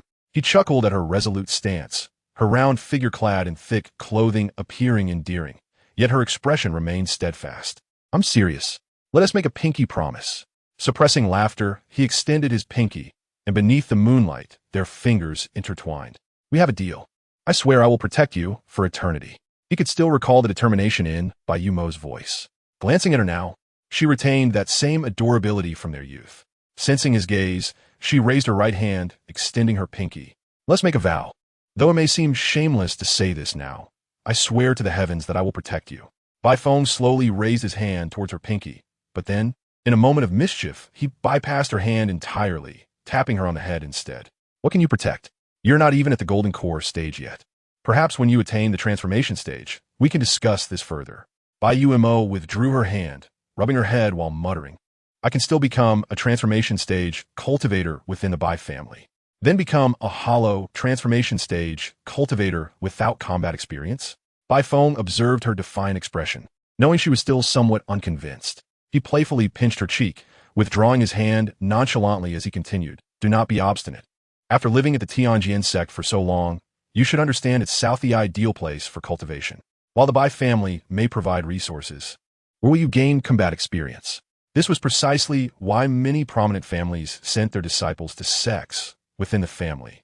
There were not enough peers of similar talent for meaningful competition, let alone access to secret realms that many sects possessed. With Bai Feng's insight, Bai Mo began to grasp this reality, yet she found it difficult to reconcile her feelings about returning to the sect. So, does that mean I am now incapable of anything? What can a fully realized foundation establishment cultivator do?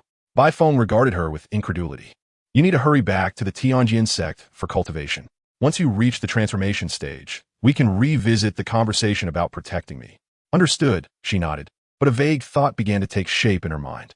Upon returning to the Tianjin sect, she would have to wait a while before returning again. But she didn't want to be separated from Bai Feng for too long. She yearned to make up for the years of estrangement between them. Although she couldn't leave if Bai Feng also entered the Tianjin sect. Yes, this matter required careful consideration. Upon returning home, she would gather information about her brother's activities over the past few years. She recalled her father mentioning that Bai Feng had been quite innovative with his talismans. If he possessed substantial talent in this regard, he could gain admission to the Tianjin sect. She remembered he had previously attempted the Tianjin sect's trials, albeit failing quickly, yet it was evident he was keen on joining. After all, he had continuously urged her to remain at the Tianjin sect. If he were not interested, why would he say such things? Let us not inform brother about this matter just yet. We'll surprise him later. Bai Yuma gazed at Bai Feng, a smile unconsciously gracing her lips. Bai Feng, somewhat perplexed, asked, What are you smiling about? I just thought of something delightful. Is your wife having a baby? Bai Yuma responded with a puzzled look. All right, now that you've come to terms with it, let us go. Bai Feng stood up, stretching lazily, relieved to see his troublesome sister leave. If she lingered at home, he feared the system would bombard him with fortune points. Bai Yuma nodded and quickly rose to follow. Let us continue shopping then.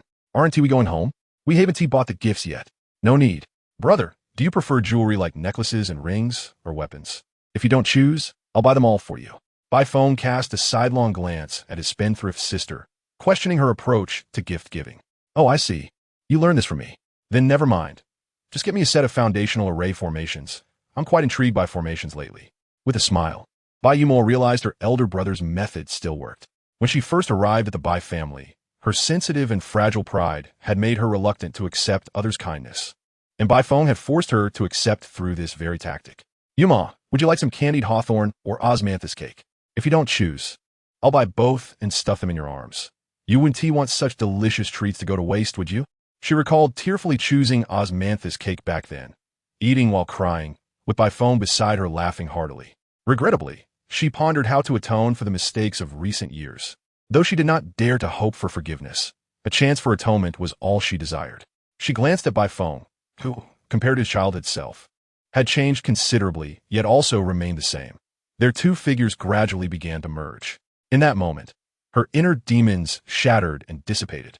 Had she not suppressed her spiritual energy, she might have broken through to the golden core stage. Yet, more pressing matters beckon her attention. Brother, what do you think of this sword formation? It looks perfect for you. No, I want the foundational formations. Brother Yi, I witnessed it all with my own eyes. I saw Bai Feng, that good-for-nothing, dragging his unwilling junior sister around shopping, and it seemed she was under some sort of spell. I saw her clutching her chest in agony for disobeying Bai Feng. In a secluded inn, Brother Chun, with a swollen face, was communicating with someone. Such communication talismans were exceedingly expensive. But at that moment, rage clouded his judgment, rendering him heedless of the cost. How audacious!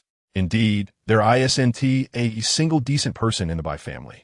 The talisman relayed an angry shout, attempting to dig out bones, and instead resorting to poison. The Bai family has chosen a path to destruction. Brother Chun hastily continued. And that Lin Yin fellow, I intended to teach Bai Feng a lesson, but he instead assisted that good-for-nothing. He is no good either. You are correct. That fellow often contradicts me, showing utter disrespect for my authority as the senior brother. Brother Chun's face brightened with delight. Then Brother Yi, should we deal with Lin Yin first?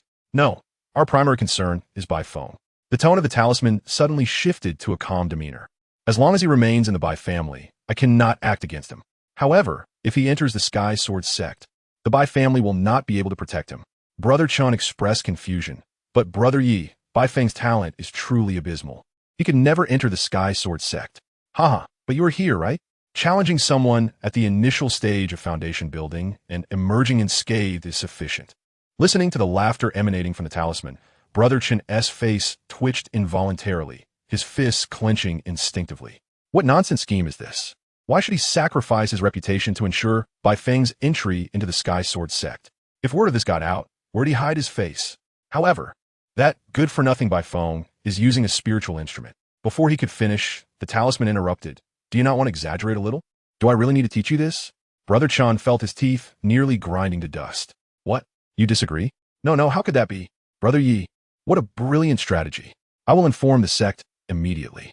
Despite his inner fury, Brother Chin suppressed his anger and replied obsequiously. Deep down, he felt a twinge of regret. Had he known it would come to this, he would never have contacted that shameless Yitang. Chapter 13. Hey, I'll get you a bowl of beef noodles. Brother, see you tomorrow. Yes, see you tomorrow. Bai Feng, expressionless, waved at Bai Yumo, and after she left, he opened his door, a splash of water leaping onto the bed. Shopping is truly exhausting. He had initially wanted to buy some basic array materials to test the system's formation mastery, but Bai Yumo seemed dissatisfied with his request for just basic materials, dragging him through several more shops until she finally relented and purchased a foolproof Bai Yin sword formation that required only the infusion of spiritual energy. Oh well, she'll be leaving tomorrow. Today was merely an unexpected occurrence, limited to today. It was just Bai Yumo feeling regret after reading his letter, a compensatory gesture. Once she returns to the Sky Sword sect to cultivate for a while, that feeling will gradually diminish, eroded by time. Yet, this incident wasn't entirely disadvantageous. Despite the fortune points Bai Yumo had provided him, their relationship had also softened a bit. While he might not firmly grasp this advantageous connection, it would surely offer some support, should he encounter unavoidable dangers in the future, like facing a luck child who bore malice towards him. Bai Yumo might lend him a hand, if only out of consideration for the letter. Oh, and the system granted me a set of divine forging techniques. I must check how these celestial techniques differ. Bai Feng turned over with difficulty, accessing the system. As he meticulously read through the divine forging techniques, he gradually entered a profound state. It felt as though he floated in the air, or perhaps swam in the depths of the sea. Suddenly, a tempest surged, sweeping his consciousness far away. The wind grew stronger, akin to being compressed by seawater, and he felt his awareness stretching like dough, being pulled and flattened. So uncomfortable. Bai Feng sensed that if this continued, he would be torn apart, instinctively gathering his consciousness to withstand the pressure of the wind and water. Time passed, and suddenly, a bright sun rose from the horizon, instantly dissipating the torturous winds and waters. He felt lighter than ever, the sunlight warming him like a comforting embrace. Gradually, Bai Feng regained his awareness, though his head felt a bit dizzy. Upon opening his eyes, he saw Bai Yuma's face, anxious to the point of tears. As she shook his shoulders, "What happened?" He instinctively grasped her arm, halting her shaking. He felt as if his brain might burst from the motion. His head swirled. "Why is Bai Yuma in my room?" "Brother, you're finally awake," Bai Yuma exclaimed, excitedly throwing her arms around his neck, nearly burying him in her embrace. "I saw you hadn't gotten up all morning, so I thought I'd wake you, but you would wake up no matter what." Bai Feng felt the strength of her slender arms. Though they appeared delicate, they felt like iron bands tightening around his neck. If this continued, he feared he would slip back into slumber. "Could you loosen your grip?" Bai Yuma suddenly realized that she had not controlled her strength well and quickly released her grip on his arm. "I apologize. I just achieved the golden core and am still a bit unaccustomed to controlling my power." Bai Feng covered his neck with one hand, breathing heavily. "Oh, so you have reached the golden core. Huh, you've really done it?" He swiftly raised his head to look at Bai Yuma, and upon sensing her aura, he noticed that it was indeed different, much stronger than yesterday, even exuding a faint aura of pressure. How could she have achieved the golden core so quickly? After all, she was several years younger than him. Truly, she is a child of destiny with an immortal bone. It would be a lie to say he wasn't envious. Sometimes he contemplated whether he should simply follow the system. With the reward it offered, he could also swiftly attain the golden core and become a genius. However, when he thought about the multitude of fated children in this world, he felt that lying back and enjoying a leisurely life was far more comfortable and pleasant than being a fleeting genius. "Brother, what happened to you just now?" Bai Yuma looked at him with concern. "Is there something wrong with your health? Should we find a doctor to check?" "It's nothing. I simply delved into formations and specifically learned a technique to enhance my spiritual awareness." Bai Feng waved his hand dismissively. The fatigue from studying late last night had rendered him deeply asleep, and as he explained, he realized he had not yet examined his spiritual awareness after being awakened by Bai Yuma. He was unaware of the effects of the spiritual refinement technique. His heart then filled with astonishment. Indeed, it was an immortal technique. His spiritual awareness had remarkably doubled. It felt akin to a nearsighted person donning glasses of the appropriate prescription, as the world around him became distinctly clearer. Moreover, as he continued to refine his spiritual awareness, it boasted numerous applications, such as expanding his range of perception, concealing his aura, and even casting illusions without the aid of formations.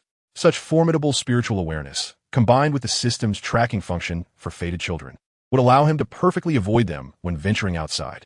Finally, the system had provided something of genuine utility. At that moment, engrossed in his sensations, he did not notice the expression on Bai Yuma's face. Though her countenance held some worry, it was predominantly filled with joy. Evidently, the rumors outside were erroneous. Her brother had not fallen from grace and remained just as diligent as before. She had previously harbored concerns that Bai Feng might become complacent and refuse to enter the Heavenly Sword sect, but now she felt reassured. This morning, she had even inquired with her father, and upon learning of Bai Feng's talent and talismans, she could confidently assure his admission into the sect for cultivation. "By the way, have you had breakfast?" she asked. "If not, we can go together." Bai Feng felt elated and found Bai Yuma increasingly pleasing to the eye. "No, I haven't." Bai Yuma shook her head.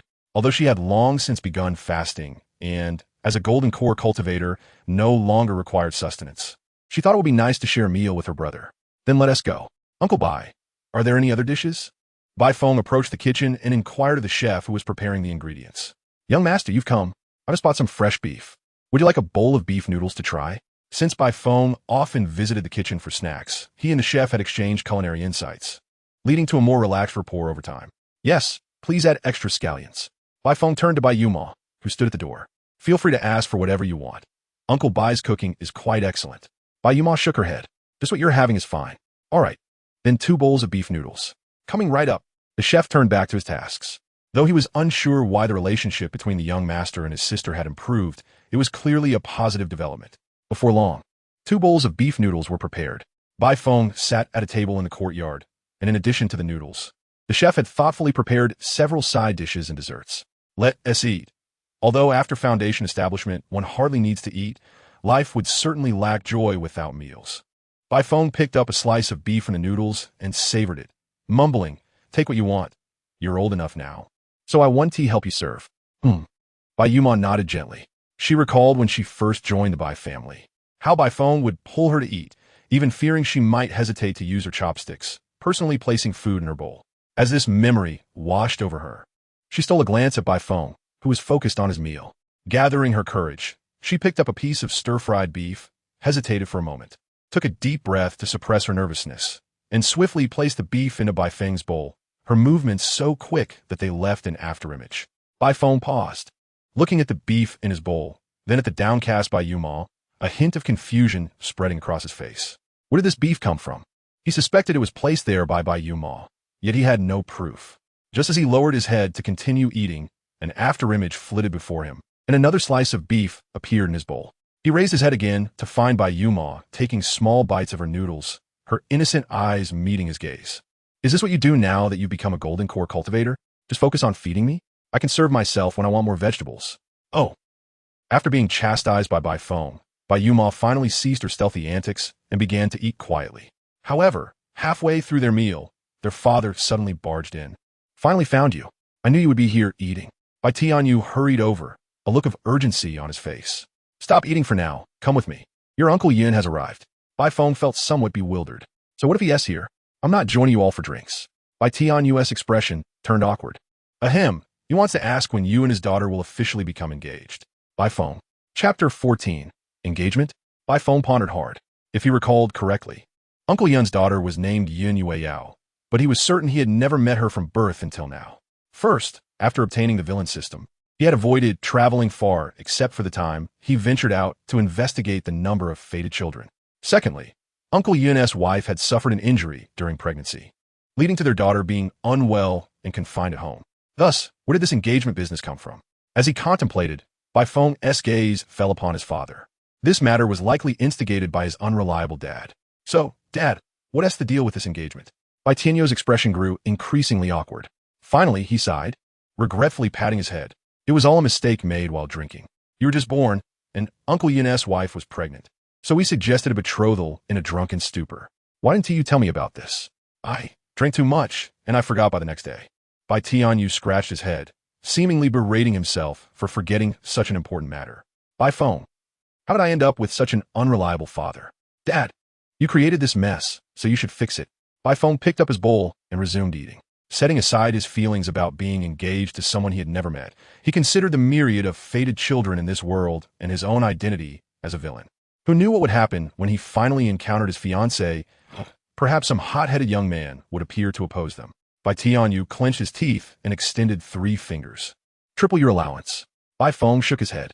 "Not interested. I'm not sure on money. I have no place to spend it. What do you want then?" Bai Tianyu sighed to himself, realizing he was about to incur significant expenses. In recent years, he has felt that he has not managed the relationships within his family well, leading to its disintegration. Coupled with the fact that his son, Bai Feng, is quite obedient, he has always felt a sense of indebtedness towards him. Otherwise, he would have long since dragged his son to confront the situation.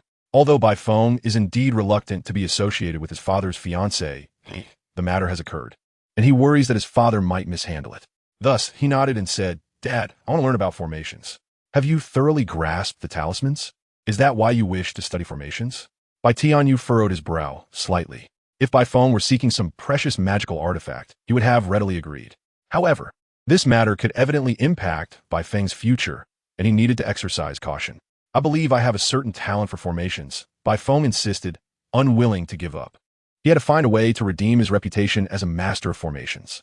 Seeing Bai Feng's determination, Bai Tianyu refrained from further objections, saying, "All right, I will arrange for your studies in formations, but if you lack talent, you must abandon this pursuit early." "Thank you, Dad." Bai Feng smiled. realizing that he no longer needed to find excuses when setting up formations in their home. Now, hurry and come with me to meet Uncle Yun. Remember to be polite. Okay. Bai Feng set down his bowl and glanced at Bai Yuma, who had been silent and staring at her food. Yuma, would you like to join us? Bai Yuma suddenly looked up, a hint of confusion on her face. After a few seconds, she nodded vigorously. Sure. All right, let's go. With Bai Tianyu urging them. The two hurried towards the parlor. In the parlor, Bai Feng immediately spotted a kind-faced, middle-aged man seated in a chair. The moment he entered, the man eagerly rose. Beaming as he approached, Xiao Feng, do you still remember your Uncle Yin? Oh, and Yuma is here too. You've grown so much since we last met. Last month, you even drank with my father. How could I possibly forget? Bai Feng's lips twitched slightly. Haha, look at my memory. Uncle Yin was unfazed, stroking his stubble. I presume your father has informed you of my visit today. I intended to find a good day for an engagement, but your father insisted on consulting your opinion. Has that old fellow forgotten about this matter? He meant it as a joke. But upon noticing the awkward expressions on Bai Feng and Bai Tianyu's faces, he squinted and turned to Bai Tianyu. You didn't really forget, did you? Ahem. You know how it is. I tend to forget things after drinking too much.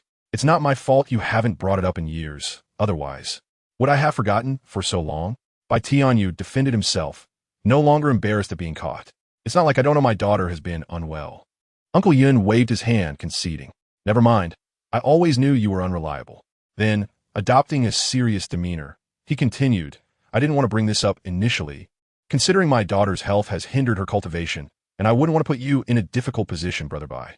However, my daughter recently encountered an opportunity, and her health has improved. She is now at the late stage of qi refinement, which is why I wanted to revisit the engagement. That is indeed good news. Bai Tianyu acknowledged, knowing that Yun Yueyao had always been a concern for Uncle Yun.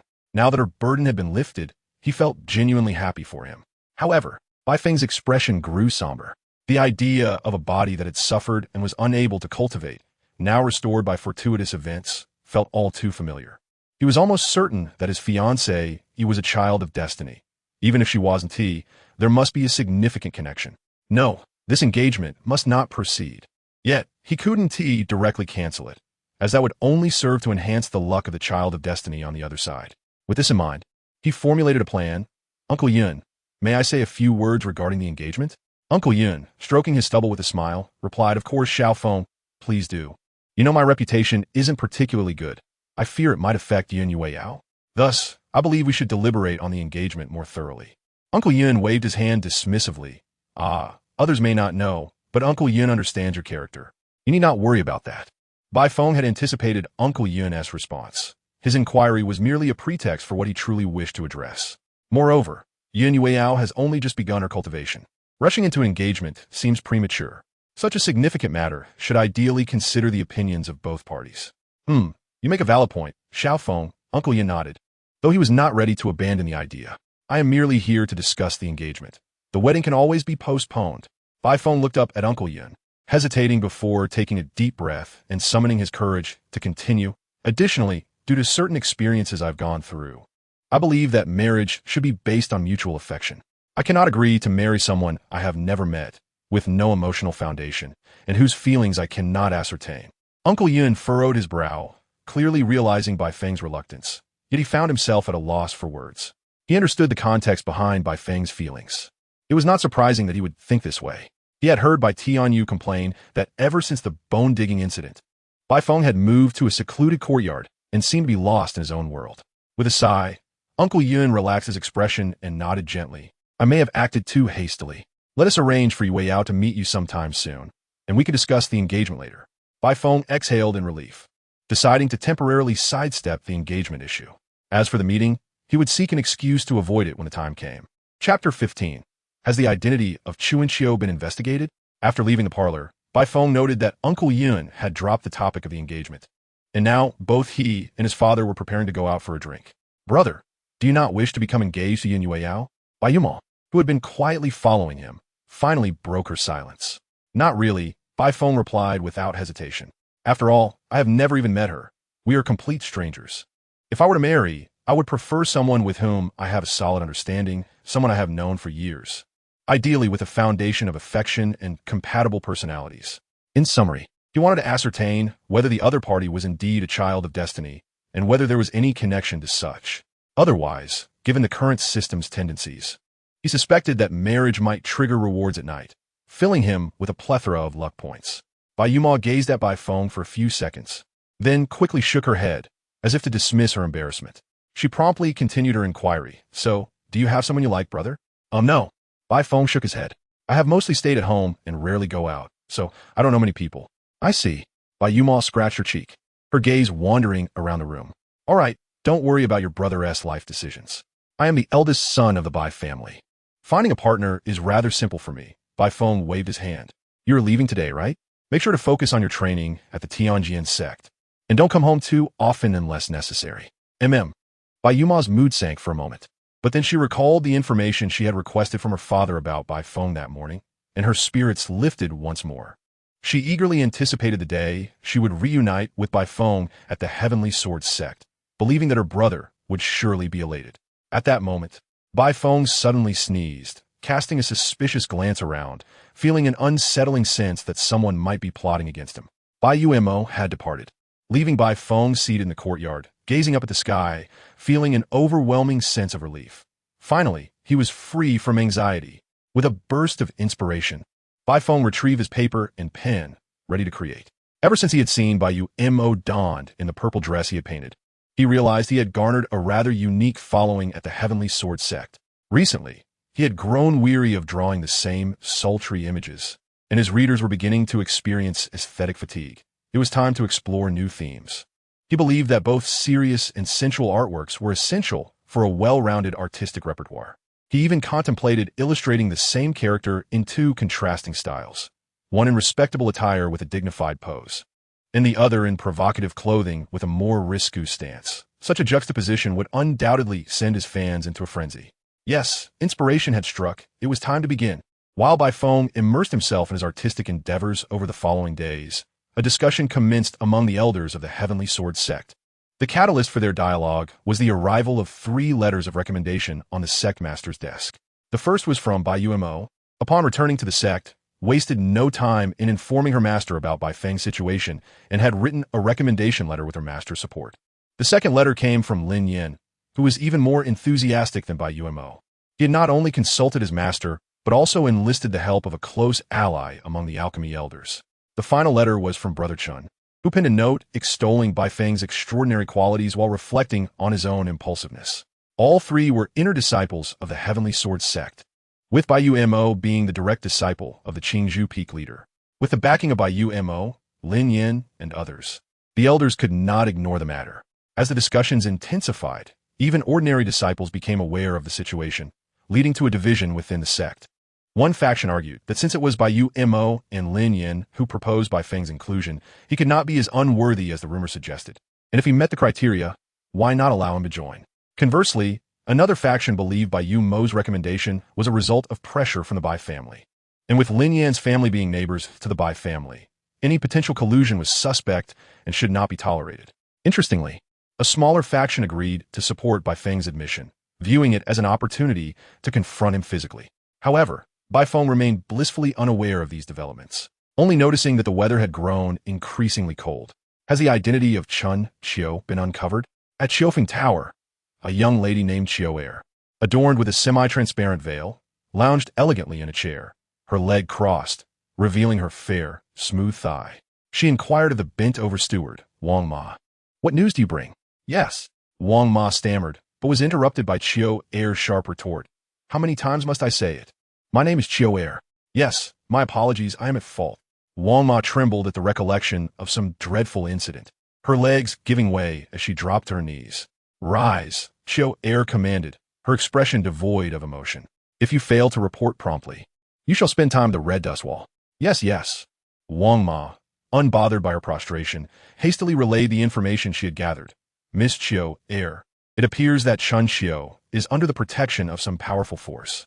Our investigations have been thwarted, and we have received no news.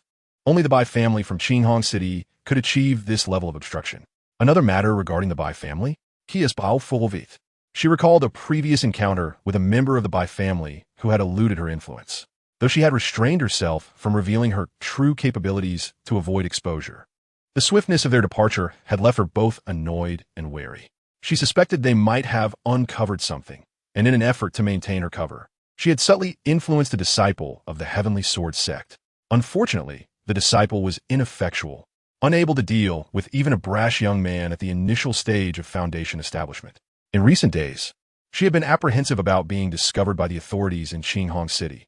Though she bore no fear, her mission was incomplete, and she wished to leave without disgrace. Very well.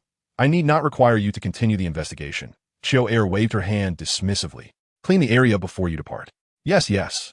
After Wang Ma completed her tasks and exited, Chiu Er reclined in her chair, propping her cheek on one hand, unperturbed by the investigation's outcome. She had dispatched inquiries upon her arrival in Qinghong City, but aside from the name Chun Xiu, no other details had emerged, not even the individual's gender. Only the local powers in Qinghong City could achieve such a feat, and Chun Xiu must hold a significant position among them. Yet, she was resolute. From the moment she laid eyes on Chun Xiu's artwork, she had resolved to have him at her side. Such talent wasted in Qinghong City as a mere artist was a travesty. Only by joining the Sacred Heart sect could his true value be realized. It seemed a visit to the Bai family was in order. Chapter 16. Too good news, excellent. I have succeeded. Bai Feng held a memory stone, though a closer examination would reveal that it was unlike any ordinary one. This stone was adorned with more intricate array points, making it significantly more complex than typical memory stones. While standard memory stones possessed only recording and playback functions, Bai Feng had incorporated an editing feature, albeit a rudimentary one, for cutting and splicing. The addition of this functionality had consumed considerable time and effort, as the original creator of the memory stone had not envisioned such enhancements, compelling Bai Feng to almost reconstruct the foundational array nodes. Nevertheless, the endeavor had proved worthwhile. The upcoming limited edition reward would be this very stone. Bai Feng toyed with the smooth memory stone, planning to create a brief animation to astonish the denizens of this otherworldly realm. However, just as he prepared to immerse himself in his work for an entire day, a knock echoed from outside. Young master, the master requests your presence. Understood, Bai Feng sighed, realizing that every time he sought to focus, he was invariably interrupted. He set the memory stone down on the table and proceeded to his father's study. Shortly after his departure, a maid entered, broom in hand, gently pushing the door open. Dad, what do you need? Bai Feng entered the study to find Bai Tianyu reclining in a chair, 2 letters in hand, a smile unconsciously gracing his lips. I have 2 pieces of good news to share, Bai Tianyu declared, remaining comfortably reclined as he tossed the letters onto the desk. One is from Bai Yumo, and the other is from your Uncle Yin. Which would you like to hear first? Bai Feng glanced at the letters on the desk, sensing that neither bore particularly good tidings. What do they say?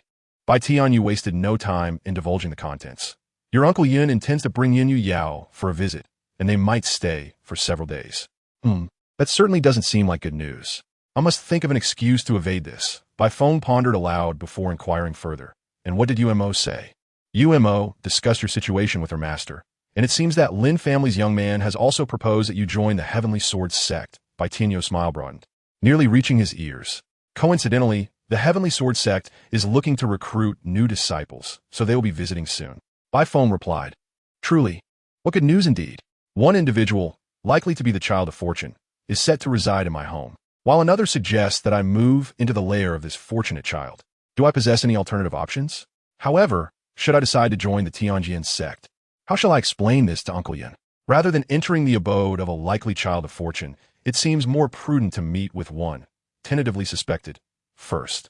I ought to devise a way to postpone matters concerning the Tianjin sect for the time being. Indeed, Mr. Lu Sun's words ring true. Bai Tianyu waved his hand dismissively, not considering this a problem. You are all still young. There is no rush. If necessary, we can always have Yun Yueyao join the Tianjin sect. Yet, given that the Yun family does not reside in the northern region, it would be rather peculiar for Yun Yueyao to train at the Tianjin sect, wouldn't it? Well, that is true, Bai Tianyu nodded, but still did not regard it as an issue. No matter, you all have time to meet. Uncle Yun and I are not even in the same sect, yet we became good friends in the end. Bai Feng interjected. Father, your comparison with Uncle Yun is rather odd. You rascal, do not jest with me. Bai Tianyu retorted sharply. I'm doing this for your sake. Had it been anyone else, the marriage would have already been settled. Indeed, Bai Feng replied nonchalantly. But you are aware of my talents, father. It's likely to be the same as last time, so it's best not to hold high expectations. Then you must exert yourself more, spend less time in your room drawing those things, and strive to enter the Tianjin sect for proper cultivation. Otherwise, you may not even secure a position as an elder. I will try my best. Bai Feng felt a bit embarrassed after being called out. Although he had never mentioned drawing inappropriate pictures at home, his notoriety made it impossible to hide from the head of the Bai family. Sensing that his father was about to continue scolding him, he hastily found an excuse to slip away. Sigh, is there truly no other path to tread? Bai Feng lamented as he walked home, initially hoping to cling to his sister for support, only to be thwarted by his mother and subsequently forced into a villainous system. Just as he had finally settled down, his father had entangled him once more. Were it not for the departure of the third child of fortune from Qinghong City, who occasionally returned to the system map, he might have suspected that the heavenly Tao was conspiring against him. Must I truly seek refuge for a few days? However, encountering a new child of fortune would be even more detrimental. As he pondered how to extricate himself from this predicament, he pushed open the door to the courtyard, suddenly feeling a slight tension in his demeanor. The moment he stepped into the courtyard, he sensed subtle fluctuations of spiritual energy around him. It was a formation. Someone had set a formation in his room. Had he not practiced the divine refinement technique for several days, he might have failed to notice it. He feigned ignorance and continued to stroll leisurely in the courtyard, yet his mind raced with thoughts. This formation appeared to be a confinement array, primarily designed to isolate sound and spiritual fluctuations. It seemed the perpetrator was not intent on taking his life, but there was also the possibility of someone who preferred to stealthily commit murder, vanishing immediately after, leaving the victim's family to discover the death the following day. Fortunately, this formation was not difficult to unravel. It merely required some time. With that thought, instead of entering the house, he approached a stone table in the courtyard and took out a book from his storage ring to read. Young Master Bai, you truly possess a refined taste. Or perhaps you have already discovered my presence. A sultry voice drifted into his ears, akin to a feather lightly teasing his heart, causing a fluttering sensation within him, making his breath grow heavier. Bai Feng remained silent, turning instead to face the door. The door swung open, revealing a delicate jade hand. The figure draped in a flowing black gown, her face obscured by a translucent veil. Every movement of hers was so captivating that one could hardly resist the urge to push her against the wall. One hand reaching for her tantalizing thigh, while the other sought to unveil her mysterious visage. Bai Feng hastily activated the divine refinement technique, swiftly restoring clarity to his previously dazed eyes. Yet he did not reveal his awareness. Instead, a smile graced his lips, as if oblivious to the danger. Ah, it is Miss Chior. What brings you here? Are you concerned that my abrupt departure the other day left you unsatisfied, so you came to my home to make amends? Chapter 17. Do be cautious in the future, lest I catch you. Of course, I wonder what method of recompense young Master Bai prefers. Chior smiled sweetly as she settled beside Bai Feng, elegantly crossing her left leg over her right. The sleek black fabric cascaded like flowing sand, revealing her smooth, pale thigh.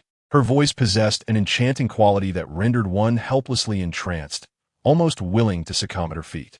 However, Bai Feng remained steadfast in his cultivation, unaffected by her allure. Such a beguiling little enchantress. Very well, let me see what lies beneath that veil, Miss Chior. You seem rather impatient. Young master, Chior chuckled softly. If you could grant me a favor, I would happily unveil not only my veil, but anything else you desire. Her voice was light and airy, yet it bore an enticing hook that tugged at one's heart, stirring temptation that would easily ensnare any weak-willed young master. Hiss! I have indeed encountered a seductress. Bai Feng discerned that her tone was somewhat off, likely a result of some beguiling technique she had mastered. Her continuous dialogue was likely an attempt to amplify her influence over him, perhaps even to control him. But alas, I too am biding my time. Thus, he continued in agreement. Oh, pray tell, what favor does Miss Chior require of me? Chior reached between two spheres, retrieving a stack of papers. Bai Feng recognized them at once as the inappropriate illustrations he had drawn during this period. Goodness, not only are you taking advantage of me, but you've also stolen my drafts. You ought to be more careful. Do not let me catch you. Who would have thought that the illustrious Master Chuanqiu was, in fact, the young master of the Bai family? Chior waved the papers before him, a fragrant aroma wafting from them, stirring his blood. I have long admired you, Master Chuanqiu. Would you care to accompany me and witness even more beautiful sights? Miss Chior, you have indeed proposed an irresistible condition. Bai Feng's head swayed in rhythm with the papers, appearing utterly entranced. Yet in the next moment he sprang up from the stone bench, his eyes clear, talismans shimmering in his hand, almost instantaneously arriving at the entrance. However, I must decline. As his words fell, the formation isolating the courtyard from the outside world shattered abruptly. At that moment, Bai Feng swiftly hurled the talismans, conjuring a flurry of sword chi around him. He inhaled deeply. Help. Bai Feng's seamless maneuvers left Qiu'er momentarily stunned. She had never anticipated that he would remain impervious to her beguiling technique, nor that he could break the formation. How could this be possible? Her momentary daze cost her the prime opportunity to act, and she soon felt several gazes fixated upon her. Turning to face Bai Feng, now shielded by layers of sword chi, she wore a seductive smile. It is said that the young master of the Bai family is a good-for-nothing. It seems those who speak thus have misjudged. Young Master Bai, I shall always keep a place for you by my side. Should you wish to see me, do come to the Xingxin sect. I will be waiting. Before she could finish, a sword chi surged toward her neck. Yet in the next instant, Qiu'er vanished. The sword chi merely slicing through the ground. She had managed to escape. Bai Tianyu landed beside Bai Feng, his expression fierce. Ah Fu, investigate this. I must know how this enchantress infiltrated the Bai family. Yes, sir. The steward accompanying him nodded vigorously before disappearing without a trace. Fenger, are you all right? He turned to look at Bai Feng, who was shielded by sword energy, and the murderous intent on his face dissipated instantly. It's fine. Fortunately, my skills are superior, and I have some understanding of formations. Bai Feng dispersed the sword energy and patted his chest, still feeling a lingering sense of dread. He had never expected someone would intrude into the Bai family, which led him to neglect setting up formations in his room. Otherwise, he would have surely arranged several arrays to ensure that the enchantress could not return. He also reflected on whether he had been overly confident in the Bai family's reputation and security measures. Dad, our security needs to be strengthened. Isn't it because your residence is too remote? Bai Tianyu, seeing that Bai Feng was unharmed, resumed his usual demeanor. Starting today, you will move to live next door to me. Oh, although Bai Feng felt somewhat reluctant, he did not object. After all, he could distinguish between the importance of creating enticing art and preserving his own life. After a moment, Ah Fu returned to Bai Tianyu's side. Master, we have uncovered the identity of the enchantress. She is the 100-faced saintess of the Holy Heart sect. She arrived in Qinghong City over a year ago and has even taken control of Qiufeng Tower. So, is the 100-faced saintess. Bai Tianyu found the situation somewhat tricky. While her combat abilities were not particularly remarkable, her cultivation techniques were exceedingly bizarre. Not only could she alter her appearance, but she could also read the memories of those she replaced. He glanced at Bai Feng. What did you do to attract her attention? She took an interest in the things I drew and mentioned wanting to take me to see even more beautiful sights. Bai Feng felt both embarrassed and frustrated. What was this enchantress up to? Instead of pursuing handsome men in the real world, she chose to come see the art I created. It would be one thing if she merely admired the art, but why did she want to abduct me? Are the charming gentlemen in reality not enough for you enchantresses? Bai Tianyu, unsure whether to be angry or amused, remarked, I told you not to draw such things. Look, now you've attracted the attention of an enchantress. Who would have known that an enchantress wouldn't seek out real people, but would come to see my drawings? Bai Feng muttered under his breath. Bai Tianyu's lips curled into a faint smile. Who says she hasn't sought out real people? Isn't she here to pursue you now? Despite the fact that his son had nearly fallen victim to an enchantress, a sense of inexplicable pride welled up within him. After all, not everyone could attract the attention of an enchantress. What did that imply? His son was no fool. Bai Feng thought to himself, what kind of father do I have? Although nothing disastrous had occurred this time, it was certain that, given the nature of demonic enchantresses, she would not easily relent. The Bai family could not maintain a constant state of vigilance. After all, one could not guard against thieves every day.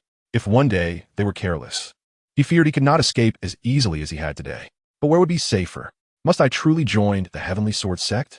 As a colossal force in the northern region and the leader of the righteous path, the Heavenly Sword sect possessed ample experience in combating demonic forces. If one were to provoke the demonic path, there was no safer haven than the Heavenly Sword sect. Bai Feng's expression became conflicted. It felt akin to choosing a less odorous pit in a restroom overflowing with filth. Chapter 18. Everyone I see looks like an enchantress recently. Too many troublesome events have transpired. Could it be that the system is at work? Bai Feng pondered the series of recent events and couldn't help but mutter a few words. Ding! This system will not interfere with the host's affairs. Please do not elevate your actions to the system level. Bai Feng, resisting the urge to retort. He had to reconsider joining the Heavenly Sword sect when his life was threatened.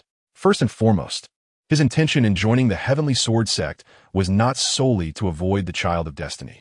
Evading the Child of Destiny was merely a means to achieve his ultimate goal of living a long life. However, when his current predicament began to conflict with that goal, he had to change his circumstances. Moreover, there was the possibility of a new Child of Destiny staying at the Bai family for a few days. The thought of having to deal with yet another Child of Destiny made his head ache. Thus, entering the Heavenly Sword sect became an option he could accept. After all, there were two children of destiny he knew there, and they maintained a good relationship. With their support, he could continue to be idle in the Heavenly Sword sect. With that thought in mind, Bai Feng sought out Bai Tianyu, who was still busy, and conveyed his intentions. Dad, I want to go to the Heavenly Sword sect. Please keep this matter discreet and arrange for a substitute at the Bai family. I will leave quietly. Bai Tianyu, is that necessary? It's just that the hundred-faced saintess of the Holy Heart sect has taken an interest in you, right? There's no need for stealth in going to the Heavenly Sword sect. Or do you believe the Bai family cannot protect you anymore? Besides, weren't you reluctant to go before? Bai Tianyu had not anticipated that the encounter with an enchantress would provoke such a strong response in his son, prompting him to consider going to the Heavenly Sword sect. Had it not been for the enchantress's ulterior motives, he might have even felt inclined to express his gratitude in person. Bai Tianyu waved his hand dismissively. No need. In a few days, I will take you there myself. But Bai Feng shook his head.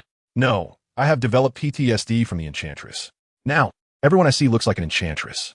Bai Tianyu, do I look like an enchantress to you? Ultimately, Bai Tianyu sighed. After all, he had only one son. Going to the Heavenly Sword sect would also allow him to thoroughly investigate this matter. All right, I will prepare a carriage for you shortly and have the Grand Elder accompany you. No, a carriage is too conspicuous. I will walk with the Grand Elder. As my son, can you not be so cowardly? Outside Qinghong City, in a dense forest, a dark figure suddenly descended from the sky. A ghastly scar marred her previously smooth and beautiful back, rendering it horrifying. This person was the hundred-faced saintess, also known as Lady Qiu. Although she had escaped from the Bai family, it was not without consequence. In her hand, a golden talisman disintegrated into black ash, and the seductive glint in her eyes was now tinged with seriousness. Indeed, the Bai family's war god is ruthless. She produced a pill and swallowed it, her hand gently caressing the gruesome wound on her back. Soon, the wound began to heal, expelling the sword energy that had accompanied it. The hundred-faced saintess donned a robe adorned with golden edges, and in that moment, her entire demeanor transformed, resembling that of a shrewd female merchant.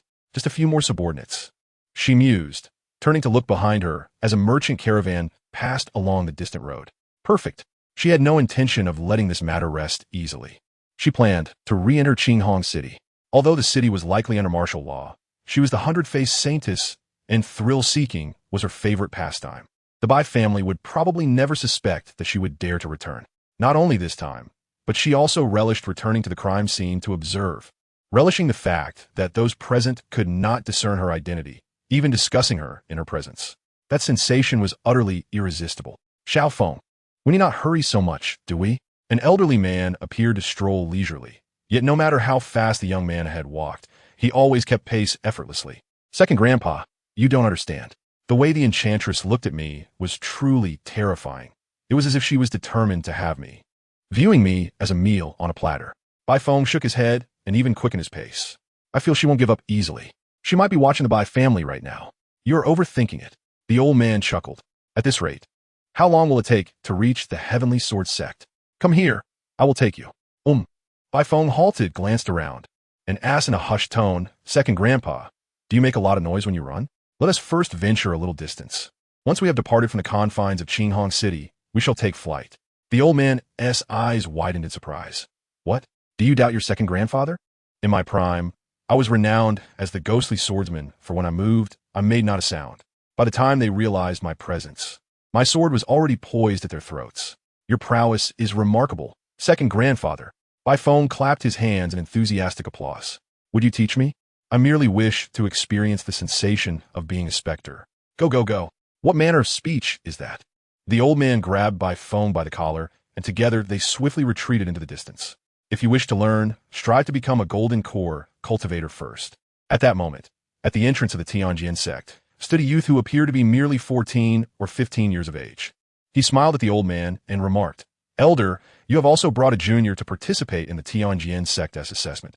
Please follow me this way." Bai Feng gazed at the grand entrance of the sect. Rather than a conventional door, it resembled a colossal broken sword embedded in a mountainside. Without doubt, it exuded an air of prestige. Although he had previously attended the Tianjin sect's assessment, he had never come in person as the young master of the Bai family. An elder had been invited to conduct the assessment at the Bai residence. Thus, this was his first visit to the Tianjin sect. He withdrew his gaze and hastened to keep pace with the youth. As they progressed, more and more people appeared, undoubtedly there to partake in the assessment. The Tianjin sect's evaluation process was rather unique. While innate talent played a significant role, those with exceptional skills or great perseverance could still gain entry. Unlike other sects that dismissed applicants solely based on lack of talent, this leniency was a testament to the sect's considerable wealth and abundant resources, allowing them to nurture disciples of modest talent but strong character. "Please register here," the youth said, halting and turning to Bai Feng with a smile. Beside him sat a young man in his 20s, whose expression was devoid of emotion, or perhaps merely apathetic, as he regarded Bai Feng. "Name. Place your hand on this stone and infuse it with a trace of spiritual energy. If you possess none, you need not bother." Bai Feng, as he spoke, he placed his hand on the stone, which soon emitted a faint glow indicating his average talent. However, both the youth and the registering young man ceased their actions, their expressions shifting. The youth's smile faded, while the young man's face transformed into one of intrigue as they both fixed their gaze upon Bai Feng. "You are the Bai Feng of the Bai family?" "Indeed, what of it?" Bai Feng nodded, discreetly observing their reactions. The youth appeared somewhat unsettled, while the registrar displayed a keen interest. "Is my reputation in the Tianjin sect not commendable? Since you're a brother Bai, there is no need for registration. Your situation is rather special, and an elder will personally assess you shortly." The young man smiled. "By the way, why are you not in Qinghong City, but instead have come to participate in the assessment?" Seeing the young man's friendly demeanor, Bai Feng refrained from probing further, thinking he might be an acquaintance of Lin Yan. He shook his head and sighed. "It's a long story. Some matters at home require my early departure." The young man, sensing Bai Feng's reluctance to elaborate, tactfully refrained from pressing further. "Well, Brother Bai, do take the time to explore. This assessment is far more engaging than the one-on-one evaluations by the elders." "Certainly." After a brief exchange, Bai Feng took his leave, only to realize that the youth who had guided them had vanished. Given the earlier change in the youth's expression, it was likely he had been influenced by rumors and wished to distance himself. Nevertheless, Bai Feng was to be assessed personally by an elder, rendering any potential hindrances from others moot.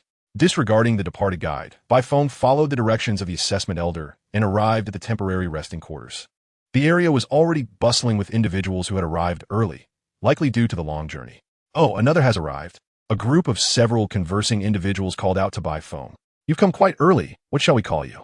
"Bai Feng." At this, the conversation halted, and they exchanged wary glances. One individual cautiously inquired, "Are you the Bai Feng of the northern domain Bai family?" "Yes." Bai Feng nodded, and the expressions of those nearby turned pale. "I apologize. I suddenly need to use the restroom. Please excuse me for a moment. I just remembered that my door may not be locked. Part of my absence. I must tend to the stew that is simmering." However, some remained oblivious to the situation and pulled another aside, asking, "Why are you all leaving?" "Don't pull me. He is Bai Feng the Bai Feng. So what? This is Tianjin sect. The Bai family cannot extend their influence here. His sister is Bai Yuma, the talented one with the celestial bone from Tianjin sect. Well, I have some matters to attend to. I must depart for a moment." "Goodness. Thank you for the reminder. I just realized my wife is giving birth today. I must take my leave." In an instant, the area around Bai Feng cleared, as if everyone had suddenly found urgent business elsewhere. "Ah, now this is more like it." Bai Feng nodded, feeling no anger. After conversing briefly with the disciples of the Tianjin sect, he almost believed that his reputation there was improving. The elder accompanying Bai Feng merely stroked his beard. He would not interfere with the younger generation unless faced with insurmountable danger. Bai Feng's mindset, as his father had mentioned, was commendably positive, perhaps even overly so. Nevertheless, this was not necessarily a disadvantage. "Master, you called for me?" Bai Yuma pushed open the door and peered inside. Within sat a tall woman clad in a pale green robe, the loose fabric failing to conceal her remarkable figure. She was Bai Yuma's master, the peak leader of King's Hufeng, tuning in, a formidable presence at the late stage of the transformation god realm. mere steps away from the void refinement stage. At that moment, she held a letter in her hand and, upon seeing Bai Yuma enter, set it down with a smile. I have delightful news for you. Bai Feng has arrived and is currently waiting outside for the assessment. My brother is here? Bai Yuma's initial surprise quickly morphed into confusion. Why did he come so early? Given Bai Feng's temperament, he wouldn't be in such a hurry to join the Tianjin sect. Moreover, I only sent the letter 2 days ago, which means he must have rushed here immediately after receiving it. Could it be? Noticing the myriad expressions on her disciple's face, Chu Ningyin smiled. Since Bai Yuma returned, she had observed notable changes in her. Not only had she advanced to the golden core stage, but her demeanor was also far less sullen than before. This indicated that her disciple had resolved her internal conflicts, and the greatest obstacle in her path had vanished. This transformation was likely connected to Bai Yuma's brother, Bai Feng. Chu Ningyin was more informed about the incident involving Bai Yuma's celestial bone than the average disciple or elder, and thus did not harbor animosity toward Bai Feng. On the contrary, she was rather curious. What sort of individual could turn down a celestial bone? If Bai Feng were an unparalleled genius, her curiosity might have been lessened. After all, geniuses often possess a degree of pride, but Bai Feng was, by all accounts, a person of ordinary talent. Is it truly possible for someone to forfeit the chance to ascend to immortality due to an invisible familial bond? Noticing the anxious expression on Bai Yuma's face, which was almost pleading, Chu Ningyin finally replied, "It is because someone from the demonic sect has set their sights on Bai Feng." Demonic sect? Who are they? Bai Yuma's demeanor suddenly turned cold. Did they attack within Qinghong City? Such audacity from these demonic ruffians. No, it happened at the Bai residence. Chu Ningyin said slowly, adding that the assailant was none other than the 100-faced saintess of the Sacred Heart sect, a demonic prodigy known for her cunning methods. Upon hearing this name, Bai Yuma's face paled. How could she not recognize this lawless enchantress? What trouble had her brother gotten into? No, given the nature of this vixen, it must have been she who targeted her brother. My brother. Is he all right? Bai Yuma's voice trembled, her imagination running wild with what the enchantress might do to Bai Feng, compelling him to flee to the Heavenly Sword sect for safety. Chu Ningyin did not withhold information. You can rest easy. Bai Feng possesses remarkable talent in formations. He broke through the array and escaped.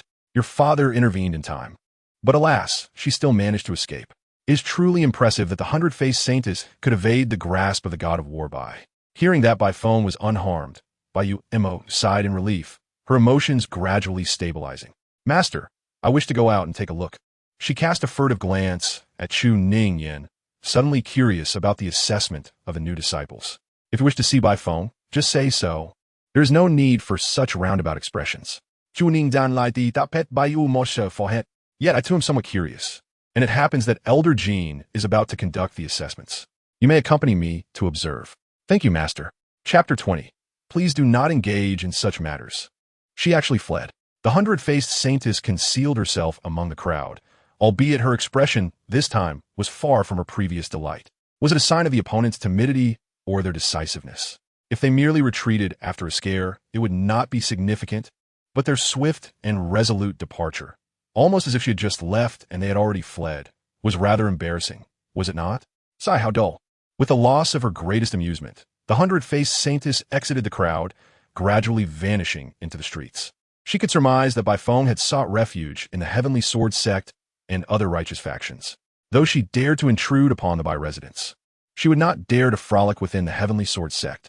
Entering that place is easy. Exiting is quite another matter.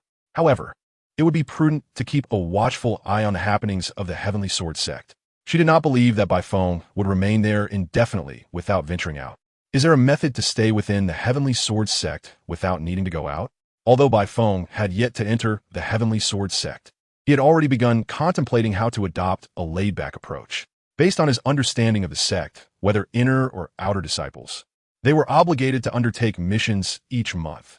Even those with specialized skills such as alchemy, artifact crafting, or formations were required to fulfill tasks, albeit of lesser difficulty, unless one were exceptionally unique. So much so that the sect could not bear to let them leave or became an elder. The former would attract too much attention, especially given his identity as a villain, making him a target for the favored children of destiny, which was contrary to his goals. The latter was simply out of the question. No, he had no good reputation within the Heavenly Sword sect. It was already a given that he would be targeted. Hence, being targeted a little more seemed almost tolerable. Suddenly, Bai Feng realized that he was already quite infamous within the sect. His reputation was already poor.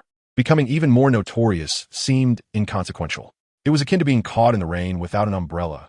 Initially, when his clothes were dry, he would seek shelter, but once drenched, he would fear nothing. Even if the rain were to intensify, it would not hinder his strides toward home. With his profound skills and formations, securing a position that required no field missions should be a simple task. He could simply close his door and remain indoors, rendering any attempts to target him futile. While Bai Feng pondered how to lounge about within the Heavenly Sword sect, an elder approached him, casting a glance at him and the elderly figure beside him. Senior. The elder offered a respectful nod to the old man, who merely acknowledged him with a slight nod, his gaze shifting toward the elder's back. Clearly, the peak master of the Heavenly Sword sect was of greater significance than a mere ordinary elder, especially as she was accompanied by Bai Umo. Bai Lao's physique remained remarkably robust. Chu Ning Yin greeted the elder with a smile, acknowledging the Bai family's grand elder, who was also a formidable being in the integration stage. As the peak master of the Heavenly Sword sect, she afforded him due respect, not as vibrant as in former days, merely exerting a bit of residual energy. The elder waved his hand, instructing them to proceed with their assessments without concern for him.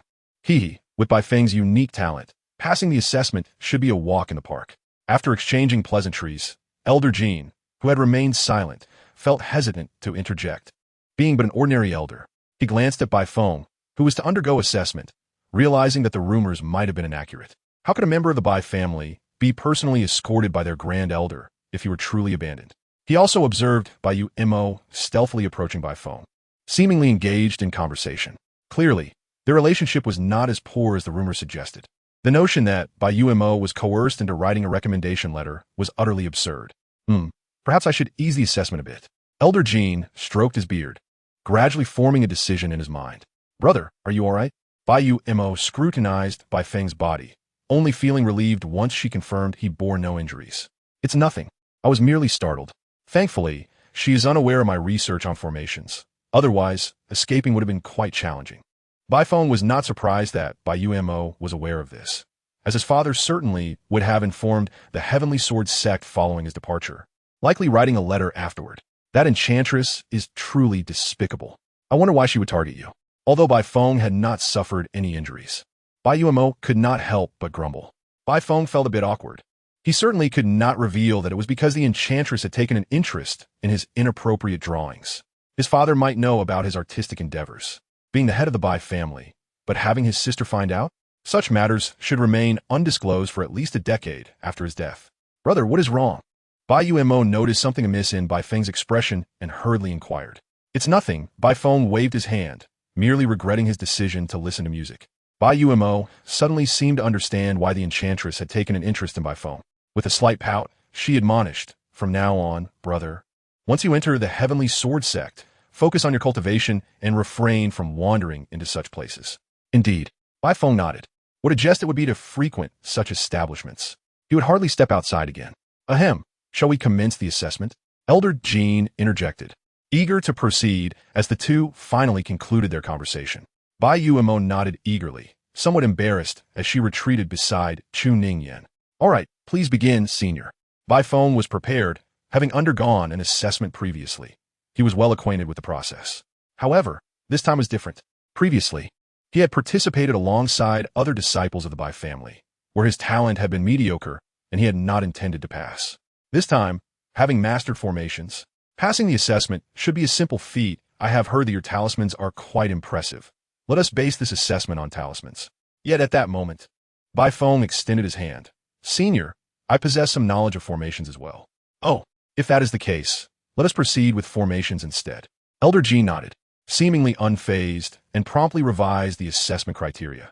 The evaluation would consist of 3 segments: navigating the 100-sword formation, crafting a basic array, and repairing a damaged formation.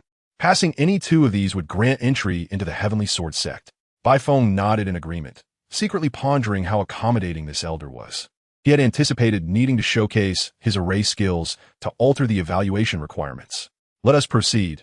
The 100-sword formation is this way. Meanwhile, news of Bai Feng's arrival at the Heavenly Sword sect began to circulate among the disciples. Where's Bai Feng now? I must confront him, make his acquaintance. Ah, so eager to join the Heavenly Sword sect?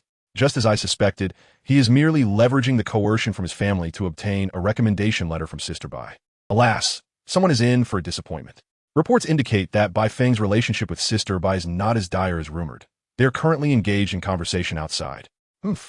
That must be due to the Bai family's pressure, forcing Sister Bai to feign familiarity to facilitate this good-for-nothing's entry into the sect. Indeed, their interaction consisted merely of a few polite exchanges. How can that be deemed a good relationship? Chapter 21.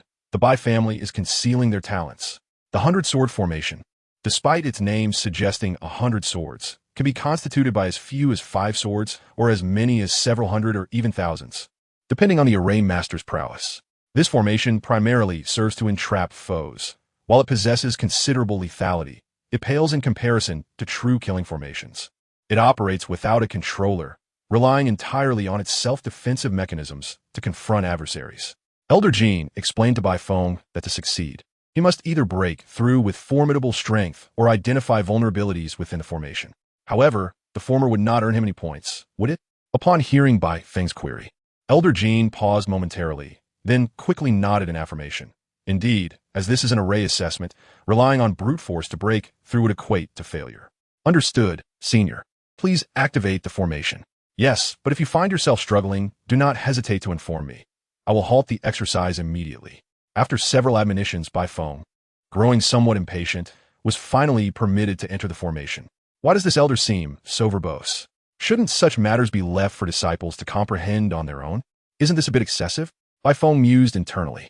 As the formation activated, he quickly dismissed his distractions and began to concentrate on devising a strategy to dismantle the array. Despite possessing mastery over formations, the sight of numerous gleaming swords suspended above him instilled a slight sense of trepidation. Just then, a sword descended swiftly towards him. Instead of countering, he stepped back. The second sword followed suit, prompting him to retreat once more to evade its strike. Outside the formation, Bai Yuemo anxiously clutched her skirt, troubled by Bai Feng's evasive maneuvers. Why does he keep dodging? With so many swords swinging, he will inevitably run out of places to hide. In contrast to Bai Yumo's anxiety, her master, Chu Ningyan, merely observed with intrigue. Although Bai Feng appeared to be struggling within the formation, every movement he made was precise, landing on the formation's critical nodes. Yet, she could not discern his intentions. If he merely sought to exit the 100-sword formation, such elaborate efforts seemed unnecessary. Simultaneously, disciples within the Heavenly Sword sect, having learned of Bai Feng's impending assessment, crept closer. Some sought to witness his humiliation. Others, weary of conflicting rumors, wished to ascertain the truth about Sister Bai's brother. And some were simply drawn by curiosity. Chu Ning quickly noticed the hidden disciples, but chose not to disperse them, allowing them to observe. Although she was the peak master of the Heavenly Sword sect, she had heard the circulating tales among the ordinary disciples and intended to use this opportunity to clarify the misconceptions. I told you Bai Feng was a waste. He struggles, so, with a mere 100-sword formation, and he dares to aspire to join the Heavenly Sword sect? Why isn't he drawing his sword? Perhaps he fears revealing his pitiful abilities. No, he isn't merely evading, he is. Ding! One disciple, well-versed in formations, suddenly observed something, but before he could finish, the formation erupted with the sound of clashing metal. Instantly, the crowd turned their attention to the 100-sword formation, yet Bai Feng remained unmoving, ceasing his evasive maneuvers as the swords rained down upon him. Bai Yuemo had placed her hand on her sword, ready to intervene. But for the hand of Chu Ningyan resting on her shoulder, she would have charged in. Just as a sword was about to strike him, one of the swords within the formation suddenly collided with it, deflecting the blow. This clash ignited a chain reaction, causing numerous swords to lose control and turn against their allies. Damn! He isn't dodging. He is reconstructing the formation. Is this fellow a monster? The knowledgeable disciple cursed, feeling as if his years of study amounted to naught. In an instant, the previously raucous disciples fell silent, their expressions grim. This scene rendered them as foolish jesters, as Bai Feng, Sister Bai's brother, displayed a talent rivaling hers. Clearly, the rumors had been erroneous. The Bai family was indeed concealing their true abilities. Meanwhile, Bai Feng was nearing completion. Out of the 333 swords in the 100-sword formation, he had already gained control over 300. Commanding the remaining 33 was merely a matter of time. This was his first experience in reversing a formation. and he felt quite satisfied with the outcome. He anticipated a high score. Moreover, he realized that the art of divine forging was far more intricate than its description suggested. His ease in locating the nodes was largely due to the art of divine forging, which enabled him to swiftly identify the critical points with a mere sweep of his consciousness. Without it, he would have had to settle for finding only the primary nodes to disable the formation. Before long, the last sword was under his command. The 100-sword formation had morphed into his design, with authority firmly within his grasp. Senior, I believe I have successfully passed the assessment. Bai Feng arranged the swords in a line, turning to face the dazed Elder Jean. Elder Jean felt as though he were dreaming. Was this truly achievable by a mere mortal? While there had been instances of individuals reversing formations to turn against foes, those were seasoned array masters. Not someone like Bai Feng, who was still in the foundational stage. The 100-sword formation was hardly a trivial array. How could he have done this? Elder Jean did not respond. Instead, he turned to Chu Ning Yin. Elder Chu, I believe further assessments are unnecessary. Chu Ning Yin nodded in agreement. Even without a background in formations, she could discern the absurdity of Bai Feng's actions, noting that 3 formation disciples had already been carried away, and 2 others appeared dazed. Muttring, impossible, absolutely impossible. Everything is a lie. I shall inform the sect leader of this matter, but for now. Chu Ning Yin glanced at Bai Yumo, who could not suppress her smile. Let him stay at my Qingzhou Peak for the time being. We shall see how the sect leader chooses to manage this. Understood. Elder Jean nodded and took his leave. This matter was beyond the scope of an ordinary elder's intervention. Approaching Bai Feng, Chu Ning Yin smiled and said, "Congratulations on passing the assessment. From this moment forth, you are a disciple of the Heavenly Sword sect. Are there not 3 assessments?" Bai Feng blinked, then glanced at Bai Yumo before hastily waving his hand. "No, I must undergo all of them. Even if you are Bai Yumo's master, the rules cannot be bent." Chu Ning Yin found this somewhat amusing and playfully flicked Bai Feng's forehead. "Do not be so coy. You can already reconstruct formations. Do the subsequent 2 assessments still hold any significance?" This. Bai Feng had not considered this point. "So, does that mean the next 2 examinations can be skipped? Come, you shall stay at my Qingzhou Peak for now. The sect master will arrange the rest for you later." Upon arriving at Qingzhou Peak, Bai Feng's first action was to activate the system scan. Fortunately, aside from Bai Yumo, he did not encounter many fortunate children. However, the possibility of their absence could not be dismissed. As he surveyed the surroundings, true to its name, Qingzhou Peak was abundant with lush green bamboo. "Your situation is rather unique, so I need to consult the sect master. For the next few days, you will reside here," Chu Ning Yin remarked, casting a glance at Bai Yumo, whose expression was diligently composed. "You should stay next to Yumo. It will be a good opportunity for you siblings to converse." Bai Feng hesitated, realizing that his temporary stay at Qingzhou Peak was indeed expected. However, it was not entirely a misfortune. In a perilous and unfamiliar environment, having a close ally among the fortunate children could prove advantageous. "Yes, thank you, Elder Chu. Very well. I shall report to the sect master and not disturb you further," Chu Ning Yin said, nodding in satisfaction. She imparted a few instructions to Bai Yumo. "Please show Bai Feng around the Tianjin sect, so he can familiarize himself with various areas." Her intention was not merely to have Bai Yumo assist her brother. It also served to quell the rampant rumors. Given Bai Feng's recent induction into the Tianjin sect and his extraordinary talent in formations, it was best for the unfounded gossip to dissipate. Bai Yumo understood her master's intent and nodded vigorously. "Understood, master." Once Chu Ning Yin departed, Bai Feng turned to Bai Yumo, discovering she was also looking at him. "Please lead me to my accommodations." Bai Feng sighed inwardly. He found Bai Yumo less intolerable now, especially in this strange environment where she provided him with a semblance of security. Additionally, there was his fan, Lin Yin, another fortunate child who offered reassurance. I should find an opportunity to greet him. The dwellings on Qingzhou Peak were quite modest, primarily constructed from bamboo and a few wooden planks. The interior was similarly austere, furnished with only the bare essentials: a bed, a few tables, several chairs, and a meditation mat. "It's rather nice, allowing for a close encounter with nature," Bai Feng remarked. "Is a bit simplistic," Bai Yumo said, scratching her face in embarrassment. Her master favored a classical aesthetic, eschewing ostentatious decor to promote inner cultivation and understanding within a natural setting. This preference influenced both the peak and her disciples to varying degrees.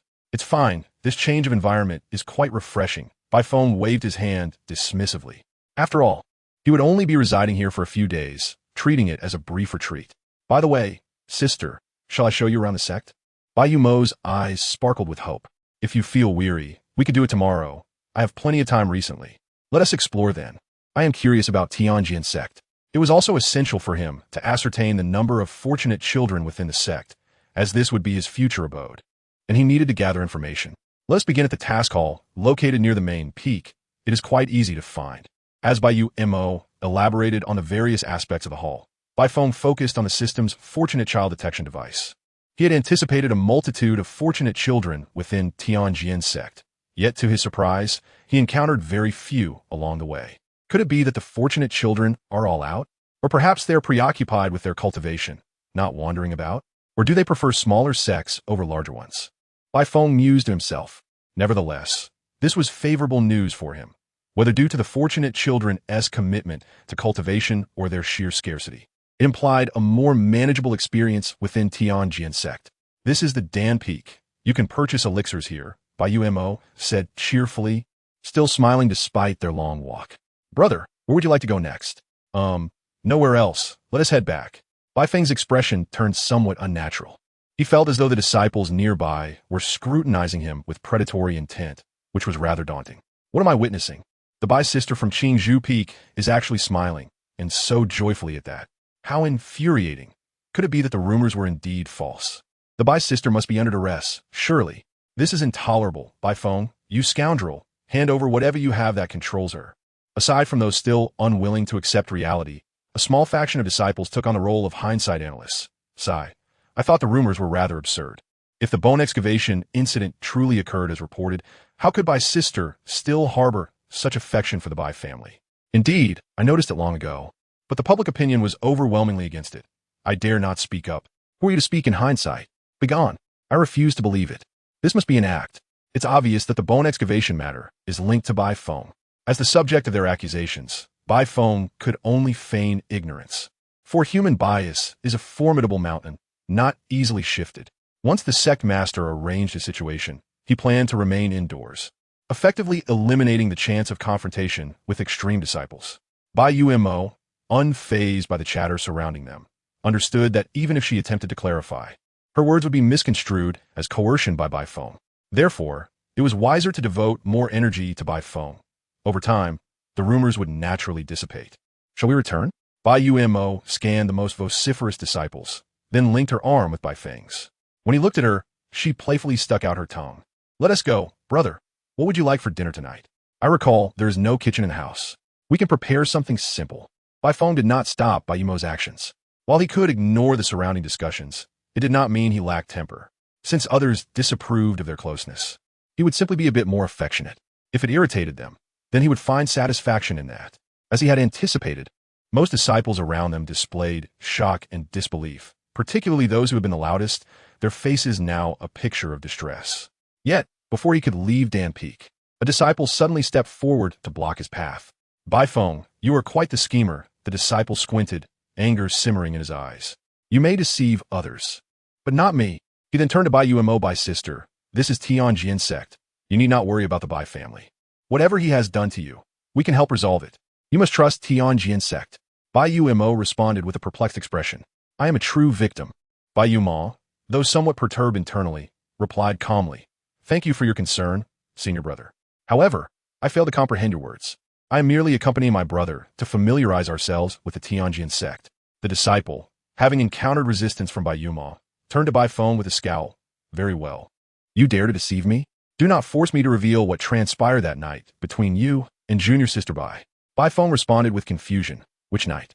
What have I done to Bai Yumo? Senior brother, perhaps you have overexerted yourself lately and are now hallucinating. I have only just joined the Tianjin sect and have never even met you. You won't shed tears until you see the coffin. The disciple, nearly laughing in anger, continued. Allow me to give you a hint. That night, junior sister Bai was compelled to don a purple dress and bent over in distress on the street. How do you intend to explain that? As his words fell, a wave of astonished murmurs arose among several disciples. Tiske, the Bai family truly lacks integrity. Bai Feng has not faced any punishment and even attempts to control junior sister Bai. I always knew Bai Feng was no good. Fear not, junior sister. We are in the Tianjin sect. The Bai family cannot harm you. Their voices were loud, and nearly everyone present heard their discourse, causing some disciples who were already skeptical of Bai Feng's character to join in. Bai Feng paid no heed to their chatter, but upon the disciples' reminder, he recalled the incident. Wasn't that when the system granted him luck points? Remembering this angered him. Clearly, it was Bai Yuma who had put him in a predicament. He was the true victim. Just as he was about to defend himself, Bai Yuma, wearing an irked expression, interjected, "Senior brother, I failed to break through to the golden core and am unwell. Please do not concoct further tales." Seeing that he did not receive the answer he desired, the disciple grew anxious. "Junior sister Bai, why are you still speaking on his behalf?" "What do you mean by speaking on my brother's behalf?" Bai Yuma's face returned to tranquility, yet her gaze turned icy, instilling fear. "You can fabricate a narrative that my family controls me due to my illness. And when I converse and laugh with my brother, you twist that into coercion. Pray tell, what must I do for you to perceive my actions as my own volition?" "Junior sister, this isn't." The disciple felt an overwhelming chill, laced with a hint of murderous intent, causing him to falter in his speech. "Begone. Do not let me see you again." Bai Yuma suddenly unleashed a formidable aura, her presence rivaling that of seasoned golden core cultivators, despite her recent ascension. "Should you dare to spread rumors again, we shall see if my sword is as sharp as you claim." Though the disciple was also at the golden core stage, he could not withstand Bai Yuma's killing intent. He tried to clench his teeth, but his body trembled uncontrollably, akin to a deflated balloon. After a few seconds of struggle, he fled without uttering a word. Bai Yuma then turned her cold gaze toward the other disciples who had spoken the loudest. Their voices fell silent, akin to ducks caught by their necks, sweat beading on their foreheads. They felt as though they were clad in thin garments amidst a frigid winter. Her gaze like a piercing wind, unbearable to endure. "Begone." The remaining disciples felt an instant lightness to their bodies and hurriedly scrambled out of the crowd, disappearing at nearly their utmost speed. After all was said and done, Bai Yuma exhaled a cold breath, turned to Bai Feng with a smile. "Brother, the issue has been resolved. Shall we return?" Observing his sister's swift change in demeanor, Bai Feng couldn't help but twitch his lips. "Your mood shifts rather rapidly. I never anticipated my sister possessed such a terrifying side, making me reevaluate her." Ding. "Congratulations, host, for employing the strategy of driving away the tiger and swallowing the wolf to dispel the minions of the Child of Luck. Reward: 30 luck points. Cultivation speed increased by 3. Upon seeing the system notification, Bai Feng's eyes narrowed, not merely because of the luck points, but due to the term Child of Luck. Initially believing he had merely encountered an extreme disciple, it now appeared he had drawn the ire of a Child of Luck. It made sense. If he were just an ordinary extreme disciple, how would he know of Bai Yuma's late-night stroll? Who had informed him? What a hassle, to be targeted by a Child of Luck so swiftly. It would be prudent to remain indoors these next few days and await the sect master's instructions. "I understand. You may leave now." A tall man toyed with a teacup, nodding before dismissing the messenger. If Bai Feng were present, he would recognize this disciple as the one who had previously slandered him for coercing Bai Yuma. Once the golden core disciple had departed, the man turned to another beside him. "Junior brother, it seems your observations are lacking. You could not discern whether junior sister Bai is injured or has been poisoned by her family." His tone was frigid, and suddenly, he unleashed a powerful aura that sent the nearest disciple crashing against the wall. If Bai Feng were there, he would recognize this as the very Chun's senior brother with whom he had clashed. The man coughed blood, clutching his chest, his face a mask of fear and trepidation. "Senior brother, I did not." "Silence. I have no interest in your explanations." His eyes narrowed, cutting off the disciple, but then softened slightly as he retrieved a vial of pills from his storage bag and tossed it to him. "Here, take this and rest." "Yes, thank you, senior brother." The disciple hastily accepted the pills and swallowed them, his pallor improving somewhat. "Senior brother, does this mean the matter is settled?" "Settled? How could it be?" He chuckled softly, though his gaze remained devoid of amusement. Since Bai Feng dared to approach junior sister Bai, he must be eliminated, while others might be oblivious. As a member of the Yi family, was privy to certain secrets of the Bai family. Bai Yuma had no blood ties to the Bai family, and Bai Feng's actions had undoubtedly touched a nerve. In his view, only he was worthy to become a partner to junior sister Bai. Yet Bai Feng posed a genuine threat. He believed Bai Feng had taken advantage of Bai Yuma's youthful naivety. As for the Bai family's justification regarding the matter of digging bones, he dismissed it entirely. The allure of celestial bones was something even he found hard to resist, let alone a talent-lacking scion of the Bai family.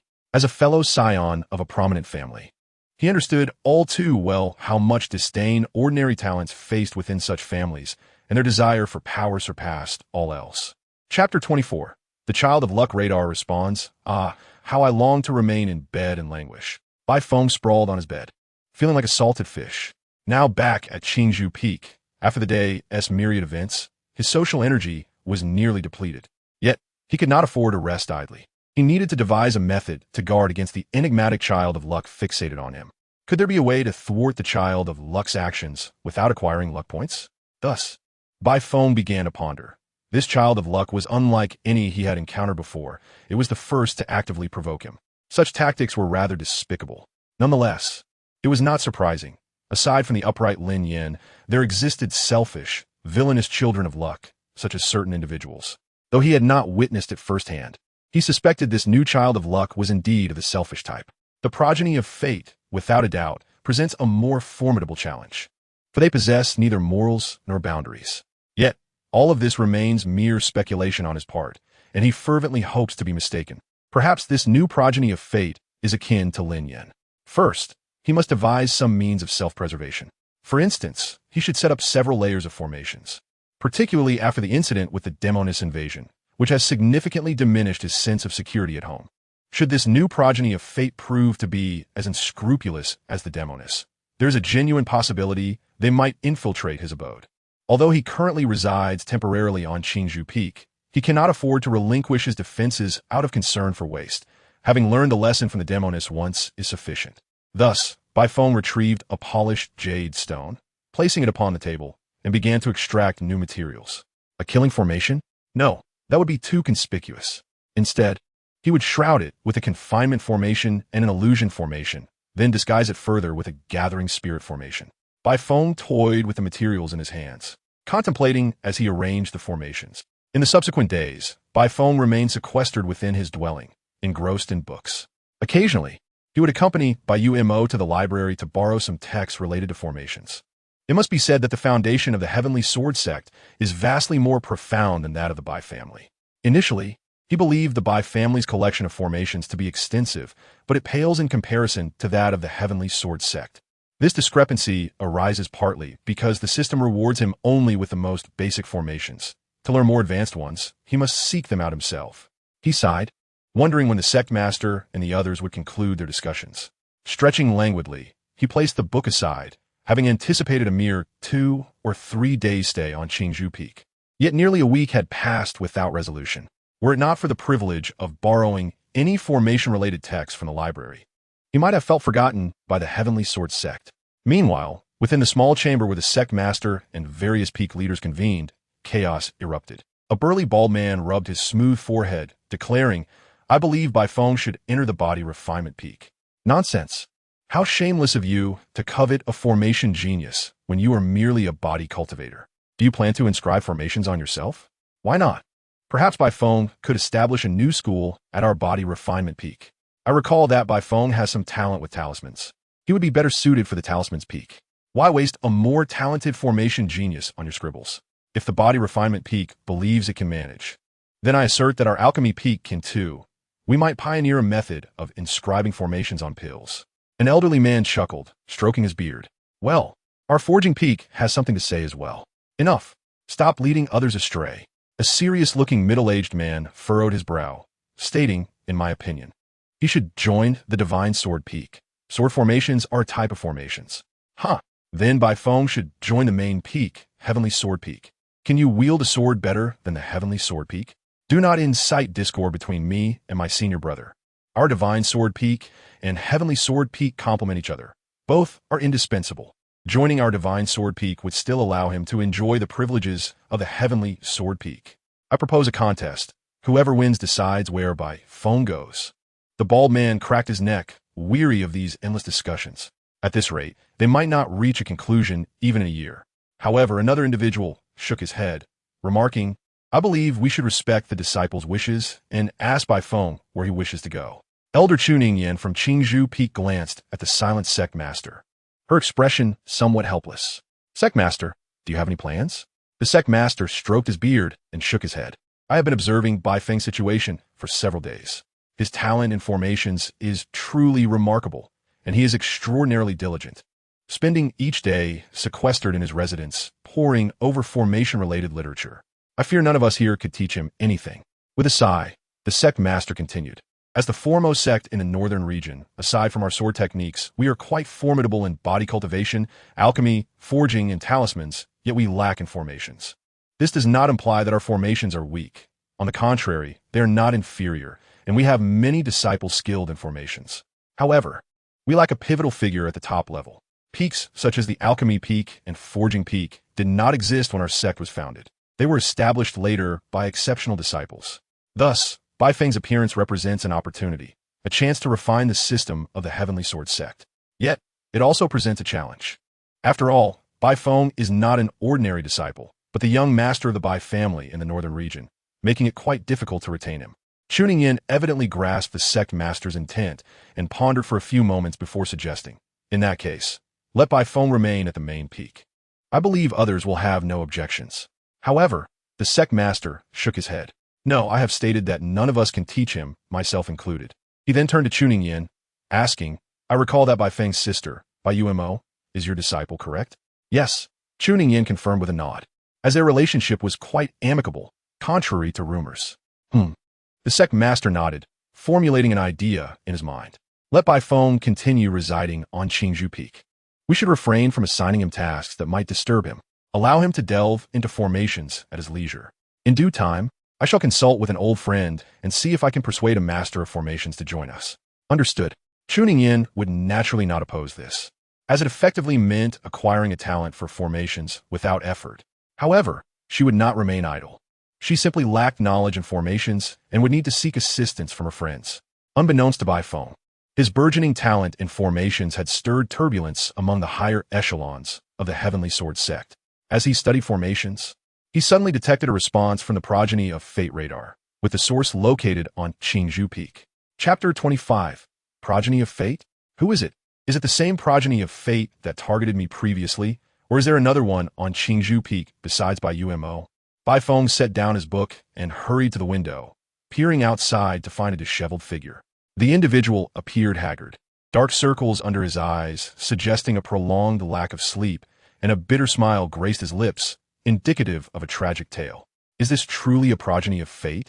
A progeny of Fate that endures hardship? Bai Feng could not help but scoff. However, observing the individual meandering away, it seemed he was not seeking him out, which relieved him. As long as this progeny of Fate did not perish at his doorstep, it was of no concern. Were he an ordinary person, he might have approached out of curiosity, but with a progeny of Fate, he thought better of it, fearing he might be devoured by the very fate he sought to observe. Just as Bai Feng prepared to return to his reading, he noticed the progeny of Fate returning, heading straight for his building. Could it be that he truly is seeking me? Should I pretend I'm not home? While pondering this, he caught sight of the progeny of Fate gazing toward the window. Why is he deviating from the norm? Who approaches without knocking first to check if anyone is home? I should have drawn the curtains. Although Bai Feng did not stand directly at the window, he was not hidden in a corner, making it evident to the progeny of Fate that someone was present inside. The progeny of Fate, undeterred, halted his steps and approached the window. Excuse me, is senior sister Yu Yao not here on Qingzhou Peak? Yu Yao. I believe I've heard Bai Umo mention her, Bai Feng mused internally, while also assessing the individual. Could this progeny of Fate be a devoted admirer of senior sister Yu Yao? However, since the individual was not targeting him, he felt at ease. Thus, he shook his head and replied, I apologize. I have only just arrived a few days ago and am not familiar with the affairs of senior sister Yu Yao. Upon hearing this, the child of destiny felt a twinge of disappointment, yet he quickly regained his composure and replied, I am Luo Chun from Zhixiao Peak.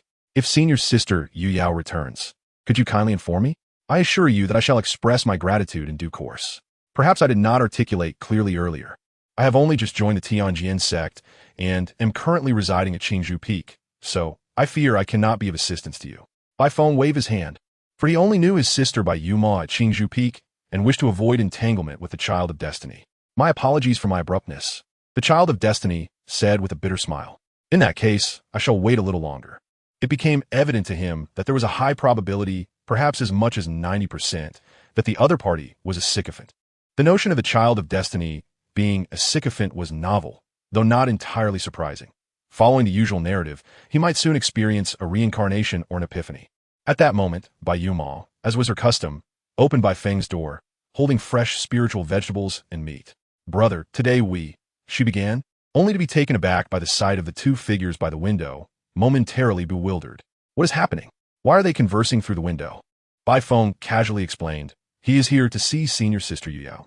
"Ah, it is senior brother Luo," Bai Yuma said as she approached Bai Feng, gazing at the forlorn child of destiny outside. "Senior sister Yuyao has temporarily stepped out. I am uncertain when she will return." "Thank you for the information, Sister Bai," Luo-chan said as he clasped his hands in gratitude. After a brief hesitation, he produced 3 bottles of elixirs from his possession. "Could you please deliver this bottle to senior sister Yuyao? I wish for her to convey it to senior sister Ji, with the message that junior brother Luo acknowledges his mistake. Why not deliver it yourself?" Bai Yuma inquired, her brow furrowing. With a wry smile, Luo-chan replied, "Senior sister has been reluctant to see me lately." Bai Yuma nodded thoughtfully and then pointed to the other 2 bottles. "And what are these for? Are they intended for your junior sister?" "Not at all. I cannot impose on Sister Bai and senior sister Yuyao for such trivial matters. Please accept these 2 bottles as a token of my appreciation." "I cannot accept the elixirs," Bai Yuma said, waving her hand. "I will inform senior sister, but I cannot guarantee her response." "Thank you, Sister Yuma. That is all I ask," Luo-chan said, visibly relieved as he handed over the elixirs before taking his leave. Bai Feng watched Luo-chan's dejected figure recede and couldn't help but mutter, "A true sycophant, indeed. Merely a sycophant for that senior sister Ji. He hardly seems a threat at all. There is no need for caution." He then turned to Bai Yuma and asked, "Does he frequently visit Qingju Peak?" "Yes. He is rather difficult to evaluate," Bai Yuma replied succinctly. She elaborated, explaining that Luo-chan had been wrongfully accused of stealing elixirs belonging to a junior brother. And now, both his junior sister and senior sister believed him to be at fault. It appeared that he was seeking senior sister Yuyao's assistance once more. Bai Feng's expression turned peculiar. It seemed there were numerous facets to this situation. Such a strange relationship, isn't it? Bai Yuma shook her head. "I recall that senior brother Luo had a good reputation and treated the disciples of Zixiao Peak well, yet he finds himself entangled with such senior sisters. Perhaps being favored has led him to act without restraint. His character is indeed questionable. Such sycophancy is unbecoming," Bai Feng mused. He then glanced at Bai Yuma. "By the way, do not emulate him. Unreciprocated devotion in matters of the heart leads only to being undervalued, just as he has experienced." Indeed, Bai Yuma lowered her gaze, reflecting on her own past behavior. She realized she had once been similarly overconfident. Beep. The system detects the child of destiny experiencing fear and regret in response to the lesson imparted by the host, significantly diminishing his previously inflated arrogance, resulting in a gain of 20 fortune points and 2 spiritual power points. Bai Feng was taken aback. "What's the matter, little sister? I'm teaching you not to be a sycophant, yet you seem to be harboring resentment. What troubles you? Have you behaved in such a manner before?" Bai Yuma quickly shook her head, casting a furtive glance at Bai Feng, merely caught up in her thoughts. "Oh, if someone insists on flattering you, simply ignore them and carry no psychological burden. Some individuals cannot be dissuaded." Bai Feng nodded, nearly forgetting that Bai Yuma was quite popular within the Tianjin sect, likely attracting many sycophants. Bai Yuma remained puzzled, wondering about her brother's intent. Just as Bai Feng was about to continue, a sudden knock resounded from outside the door. "Who is it?" Bai Feng inquired as he approached the door, opening it to reveal Peak Master Chuning Yin, who greeted him with a warm smile. "Will you not invite me in for a moment?" "Please, Peak Master." Bai Feng stepped aside, his mind racing with curiosity about the outcome of recent events and how the sect leader intended to arrange his future, whether he would be sent to the main peak or elsewhere. Chapter 26. Infiltrating Qingju Peak, rescuing senior sister Bai, capturing Bai Feng. "Yuma is here too," Chuning Yin remarked with a smile, observing the camaraderie between the siblings. "Master," Bai Yuma greeted eagerly, her expression tinged with curiosity and perhaps a glimmer of hope. "Have you already made a decision?" Chuning Yin nodded with a smile. "Yes. After several days of discussion, we have finally reached a conclusion." Bai Feng and Bai Yuma exchanged bewildered looks. Chuning Yin then turned her gaze to Bai Feng, refraining from immediately announcing the result. Instead, she asked a few questions. "Bai Feng, have you been comfortable residing at Qingju Peak these past few days?" "It has been quite pleasant. The environment is serene, and I have not been disturbed," Bai Feng replied, nodding, though he considered the accommodations somewhat rudimentary. "That is good to hear," Chuning Yin said, her smile fading slightly as her demeanor grew more serious. I wonder if you would consider taking me as your master? While I may not be well-versed in formations, I can help you find an elder who is proficient in them. However, should you have other aspirations, you are free to choose another peak. Bai Feng fell into deep contemplation, as he had not anticipated this outcome. He had thought he would be assigned to the symbol peak or the main peak, particularly since he had shown talent in talisman crafting, which had prompted Bai Yuma to recommend him to the Tianjin sect. He did not believe this decision was made lightly. It must have been the result of extensive deliberation. Could it be that his exceptional talent in formations intimidated others into not taking him on? Chuning Yin made no effort to rush him, instead taking a seat nearby, glancing at the formation-related texts on the table, feeling quite pleased. After all, who would not appreciate a diligent disciple with talent? Should Bai Feng wish to become her apprentice, she would ensure that several formation masters were brought in to instruct him. Meanwhile, Bai Yuma appeared somewhat anxious. While she wished for Bai Feng to remain at Qingzhou Peak, she did not want to interfere with his choice, especially given her sense of indebtedness. Before long, Bai Feng made his decision. He raised his head and bowed to Chuning Yin, declaring, "Disciple Bai Feng pays respects to master." "Excellent. From now on, you may concentrate on your cultivation at Qingzhou Peak. You need not worry about any tasks," Chuning Yin replied with a smile, retrieving a bamboo sword from her storage bag. "I suspect you will find little interest in ordinary spiritual weapons. This bamboo sword was my companion before my nascent soul stage, and I have nurtured it for quite some time." "Thank you, master." Bai Feng extended his hand to accept the bamboo sword. Although its exterior was a vibrant green, it emanated a gentle sheen, as delicate and smooth as jade. The bamboo exhibited a translucent quality, and the nodes connecting the segments, though slightly raised, resembled intricate jade patterns that made it utterly irresistible. "As long as you like it," Chuning Yin said as she slowly rose, "I shall not disturb you any further. Should you have any inquiries, feel free to seek me out. If I am unavailable, you may approach the sect leader." "Indeed, master, take care." Bai Feng watched as Chuning Yin departed, a flicker of excitement stirring within him. Despite the tumultuous journey, including several days of anxious meetings led by the sect leader, he had ultimately achieved his goal.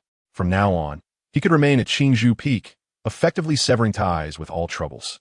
Had he chosen to stay at Qingzhou Peak earlier, he might have opted for another location upon first entering the Tianjin sect. However, upon learning that he was being targeted by the Child of Destiny, his options drastically diminished. Although his sister, Bai Yuma, occasionally provided him with some fortune points as she had before, the necessity of survival in the face of being pursued by the Child of Destiny made accepting these small gifts more palatable. Moreover, this place offered greater safety. After all, as his father often said, only the Child of Destiny could contend with another Child of Destiny. With this thought, he glanced at Bai Yuma, who was struggling to suppress a smile, and his gaze filled with affection. "Sister, from now on, my safety will rely entirely upon you." A month later, Bai Feng hid in his study, wielding a brush to create art. Though he had now joined the Tianjin sect, he could not forsake his original craft. Formations were his profession. Painting was his life. Someone's coming? Sensing the activation of his formation, he immediately set aside his brush and tucked his painting into a drawer inscribed with a miniature illusion formation. Once everything was tidied away, he stepped out of the study and opened the door. "Bai Xiong, you joined the Tianjin sect without informing me. I only found out today." A voice of mild reproach resonated, belonging to Bai Feng's devoted fan, Lin Yan. "I heard you were in seclusion, which is why I refrained from disturbing you. Gome, let's converse inside." Bai Feng smiled as he offered a brief explanation, and together with Lin Yin, they entered the room. "You appear to have advanced to the later stages of foundation establishment, haven't you?" "By chance," Lin Yin replied. "It pales in comparison to your escape from the grasp of the Hundred Faces Saintess." He sighed, "Alas, a month's seclusion has led me to miss numerous books by Master Chuanxiu. It seems I will have to purchase them at a premium." Every time Bai Feng heard Lin Yin speak of Chuanxiu, he felt a twinge of peculiarity. Despite having voiced his thoughts multiple times, he could not help but internally question how the Child of Destiny became his fan. However, Bai Feng maintained a composed exterior, shaking his head with feigned sorrow. "You need not worry, Lin Xiong. Master Chuanxiu has not released any new works in the past month." "Why is that?" Lin Yin inquired, astonished. "Could it be that Master Chuanxiu has retired?" "Not quite." Bai Feng feigned hesitation for a few moments before lowering his voice. "It is that Master Chuanxiu has some ties to the Bai family and occasionally returns. However, not long ago, The Hundred Faces Saintess intruded upon our family after acquiring this information, which prompted my hasty departure to the Tianjin sect. What? Lin Yin clenched his fists, nearly seething with rage at the thought of confronting the Hundred Faces Saintess. Calm down, Lin Xiong. Rest assured, Master Chunxiu has not been harmed. Only his manuscript was taken, causing a delay in his work. Bai Feng quickly clarified, adding quietly, please do not disclose this to anyone. Master Chunxiu wishes to keep his identity concealed. That is a relief, Lin Yin exhaled. He then regarded Bai Feng with curiosity. By the way, how did you get involved in this situation? I heard you nearly fell into the hands of a demoness. Do not mention it, Bai Feng sighed. Let me ask you, if Master Chunxiu were to visit the Lin family, what would you do? Lin Yin pondered for a moment and replied, I would find a way to meet Master Chunxiu and inform him that I am his fan. Exactly. Bai Feng nodded as if he had found a kindred spirit. I had similar thoughts. I even brought Master Chunxiu's latest work, hoping to have him sign it. But who would have thought that while conversing with him, I was attacked by a demoness? Lin Yin immersed himself in the scenario, envisioning himself interrupted by a demoness at the moment of acquiring a signature. And he slammed his fist on the table, gritting his teeth. That demoness deserves to be punished. He vowed that, for Bai Feng's sake, he would ensure the Hundred Faces Saintess paid dearly for her actions. Hundred Faces Saintess sneeze. Enough of these unpleasant matters. Bai Feng waved his hand. Have any interesting events transpired within the sect recently? Upon hearing this, a mischievous grin appeared on Lin Yan's face. Aside from certain individuals shouting about storming Qingzhou Peak to rescue Bai Shiji and capture Bai Feng, there has been little of interest. Are those people still causing a ruckus? Bai Feng was somewhat at a loss. Am I truly that much of a target for animosity? Surely, no one is orchestrating these events against me? He had uttered this casually, but to his surprise, Lin Yan's expression grew serious. That is one of the reasons I sought you out. I have discovered that someone is indeed instigating this matter, but regrettably, my strength is insufficient to identify the instigator. Chapter 27. Just give a boy this, and he will be thoroughly pleased. Even you cannot locate them, Lin Xiong? It seems we have a significant problem. Bai Feng was not overly surprised. He had long realized he was being targeted by the Child of Destiny. Unfortunately, he remained unaware of the identity of this Child of Destiny. This system is utterly useless. It doesn't even display a name. Ding! Fortune points have reached 1,000, enabling the name display feature. Bai Feng, perhaps it is best to leave it be. Seeing Bai Feng fall silent, Lin Yin assumed he was concerned about the situation and patted his chest, assuring him, rest easy, Bai Xiong. I will ensure I uncover the culprit's trail. I truly appreciate it, Lin Xiong. Bai Feng did not refuse, yet he cautioned, if you find any leads, please do not act hastily. He had no desire for notifications about someone orchestrating a Child of Destiny to confront another Child of Destiny's minion. Fear not, I will inform you first. Lin Yin nodded, evidently understanding that Bai Feng intended to take matters into his own hands. Hence, his task was to swiftly gather information about the mastermind. After conversing for a while longer, Lin Yin took his leave. Bai Feng had yet to return to his study when Bai Yuma pushed the door open once more. Sister, while I shall not reprimand you for not knocking, could you please focus on your cultivation and refrain from visiting me daily? Bai Feng was somewhat exasperated. While he indeed sought a sense of security, he did not require her constant presence in his abode. It felt as though she treated his home as her own. He sensed that if he invited Bai Yuma to reside with him, she would readily accept. I can cultivate here as well, and the pace is even faster than at my place. Bai Yuma expertly placed the ingredients in the kitchen. Brother, what would you like to eat today? I've been eating rather oily lately. Let us opt for something lighter. Bai Feng watched Bai Yuma busily preparing in the kitchen, feeling that something was amiss. When did their relationship evolve into this? His sister seemed to have transformed, no longer resembling a sister, but more like a caretaker attending to his every need. By the way, if you find my cultivation speed here to your liking, I could install a spirit gathering array in your house as well. As Bai Feng spoke, he observed Bai Yuma tying on an apron and skillfully activating the spiritual energy stove to cook, his gaze subtly shifting. If you enjoy such things, I could even prepare a set for you when I install the spirit gathering array. Let's talk about it later. Bai Yuma casually shifted the topic. By the way, Junior Sister Ji from Zixiao Peak has invited us for a meal. What? Senior brother Luo Chun is getting married? No, it's actually Zixiao Peak's young junior who has successfully broken through to the foundation establishment stage. Since senior sister Yu Yao has a good relationship with them, she invited us to celebrate. Bai Feng was silent for a few seconds. Is it really necessary? As the eldest son of the Bai family, He hadn't even had a celebration banquet after his own breakthrough. All he got was an extra chicken leg from the kitchen. So are we going? Bai Yuma turned to ask. Not going, I'm not interested. Bai Feng shook his head. Though he enjoyed gossip, he wasn't one to indulge in just any tidbit, especially not the kind that would lead to troublesome situations. Besides, going to Zixiao Peak posed the risk of encountering a few of those favored by fortune who might target him. All right, I'll let senior sister Yu Yao know then. Bai Yuma nodded, proceeding to expertly place the stir-fried dishes on a plates. Bai Feng thought this matter would pass, until, a few nights later, he sat by the window, resting his chin on one hand while listening to the lively sounds outside, which he found quite bothersome. Why is the celebration banquet being held at Qingzhou Peak? Junior brother, stop hiding in your room and come out to play. A cheerful voice called from outside.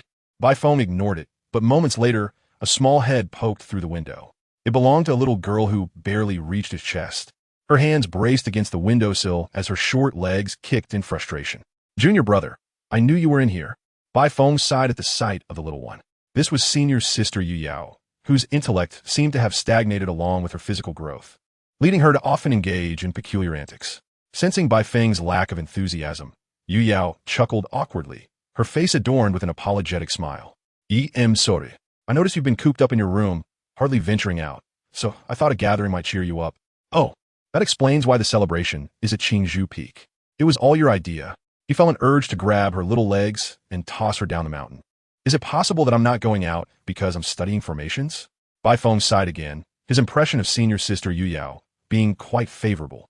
During his month at Qingzhou Peak, she had often assisted him, and Bai Yuma, proving to be a genuinely good person, albeit with a mindset that matched her stature.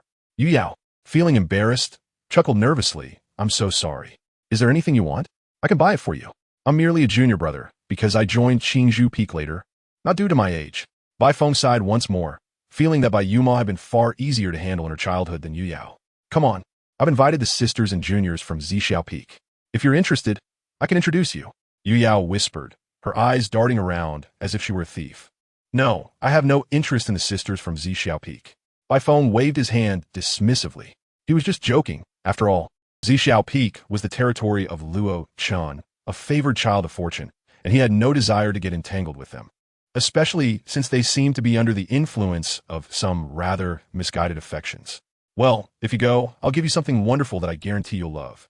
Yu Yao glanced around furtively, this time even more cautious. Don't tell anyone, okay? I worked hard to get this. With that, she pulled out a book from her storage bag. The cover was strikingly familiar, especially the elegant characters for spring and autumn, evoking a sense of urgency to return home and write. Bai Feng stared at the book thrust into his arms, then glanced at the expectant Yu Yao. He was at a loss for how to react. You're giving a newly initiated junior brother a book on the Emperor's nephew? What kind of test is this? But the author of this book could handle it. Senior sister, how did you come by such a book? Bai Feng sighed. Because I heard that if you give this to a boy, it makes him very happy. Yu Yao beamed, her expression suggesting she understood everything, adding, besides, the book only has a little less clothing, it's not that kind of book. But aside from those 3 dots, everything else is exposed. Yu Yao gasped in surprise. Oh, you've seen it too? Bai Feng maintained a deadpan expression. Didn't Bai Yuma tell you? My home is in Qinghong City. Upon hearing Bai Feng's reply, Yu Yao's eyes lit up. She climbed onto the windowsill, excitement radiating from her as she asked, could you help me bring back a few books? Bai Feng. Having junior brother bring back books on the Emperor's nephew was hardly sensible. Chapter 28. So, it was you who was trying to fleece me. As if realizing her excitement had been excessive, Yu Yao quickly composed herself, a hint of embarrassment on her face. Actually, I love making clothes, and the books from Master Spring and Autumn always inspire me. Oh, so you made Bai Yuma's clothes? So it was you who was trying to fleece me at Tiandao's sect. Today, I shall settle both old and new scores. Yu Yao suddenly gritted her teeth. If you're willing to help me, I can share a part of the money I make from selling clothes. Due elaboraci. As for being fleeced, well, he had never heard of it. But before Yu Yao could draw closer to share her business plan, a voice suddenly interrupted from the side. Brother, sister, what are you two doing here instead of attending the gathering? Bai Yuma stood nearby, tilting her head with a curious smile. Yet Bai Feng felt an unsettling danger in that smile. As Bai Yuma turned her attention to Yu Yao, he discreetly stuffed the book into his storage bag. Ahem. Yu Yao, undeterred, cleared her throat, her eyes wide as she said, I just saw a junior brother hiding in his room, so I came to persuade him to come out and play. Then why are you standing so close? Bai Yuma continued to smile, her curiosity evident. Why is that? Yu Yao stumbled over her words, glancing at the sky and then at Bai Feng, only to find him reveling in the mischief. The thought of biting someone in frustration crossed her mind. Of course, it's because sister wants to trick me into coming out, using the excuse of making a custom outfit for me and you. Bai Feng, ever the diplomat, decided to help Yu Yao save face, realizing they might develop into partners in the future. Yu Yao, seizing the moment, added, Yes, I wanted to surprise you. With that, she shot a reproachful glance at Bai Feng, as if to say, why did you have to mention that? Then why are you two so close? Yu Yao, wide-eyed, explained, of course, I'm measuring your body. Otherwise, the clothes won't fit properly. Really? Bai Yuma questioned, her skepticism evident. But she ultimately chose not to dwell on the matter. Senior sister, the people from Zixiao Peak are looking for you. Oh, I'll be right there. Yu Yao sighed in relief, then turned to Bai Feng and Bai Yuma. You should come too. We have prepared lots of delicious food and fun activities. Bai Feng returned to his usual lazy demeanor. Can I not go? Come on, let us go together. Just consider it a plea from your sister. Yu Yao clasped her hands together in supplication. Seeing Yu Yao in such a humble state, Bai Feng ultimately decided not to make it difficult for her. He wasn't a demon, after all. Thus, he smiled and quietly told her through the window, but regarding the clothes. Make me an extra one. Yu Yao bit her lip, muttering something that Bai Yuma couldn't comprehend. All right, Bai Feng acquiesced, recognizing the necessity of collaboration between the two, mindful not to be overly demanding. To prevent Bai Yuma from discerning any underlying tension, he added, You can have the new clothes, I only need one. All right, let's depart swiftly. Bai Feng followed closely behind Yu Yao, eager to attend the gathering. His motivation stemmed from his recent realization, after a month of studying formations, that the pursuit was quite costly, thus necessitating a steady influx of funds. Additionally, the presence of a luck-imbued individual who posed no immediate threat encouraged his attendance. Had it been another favor by fortune, he would have declined.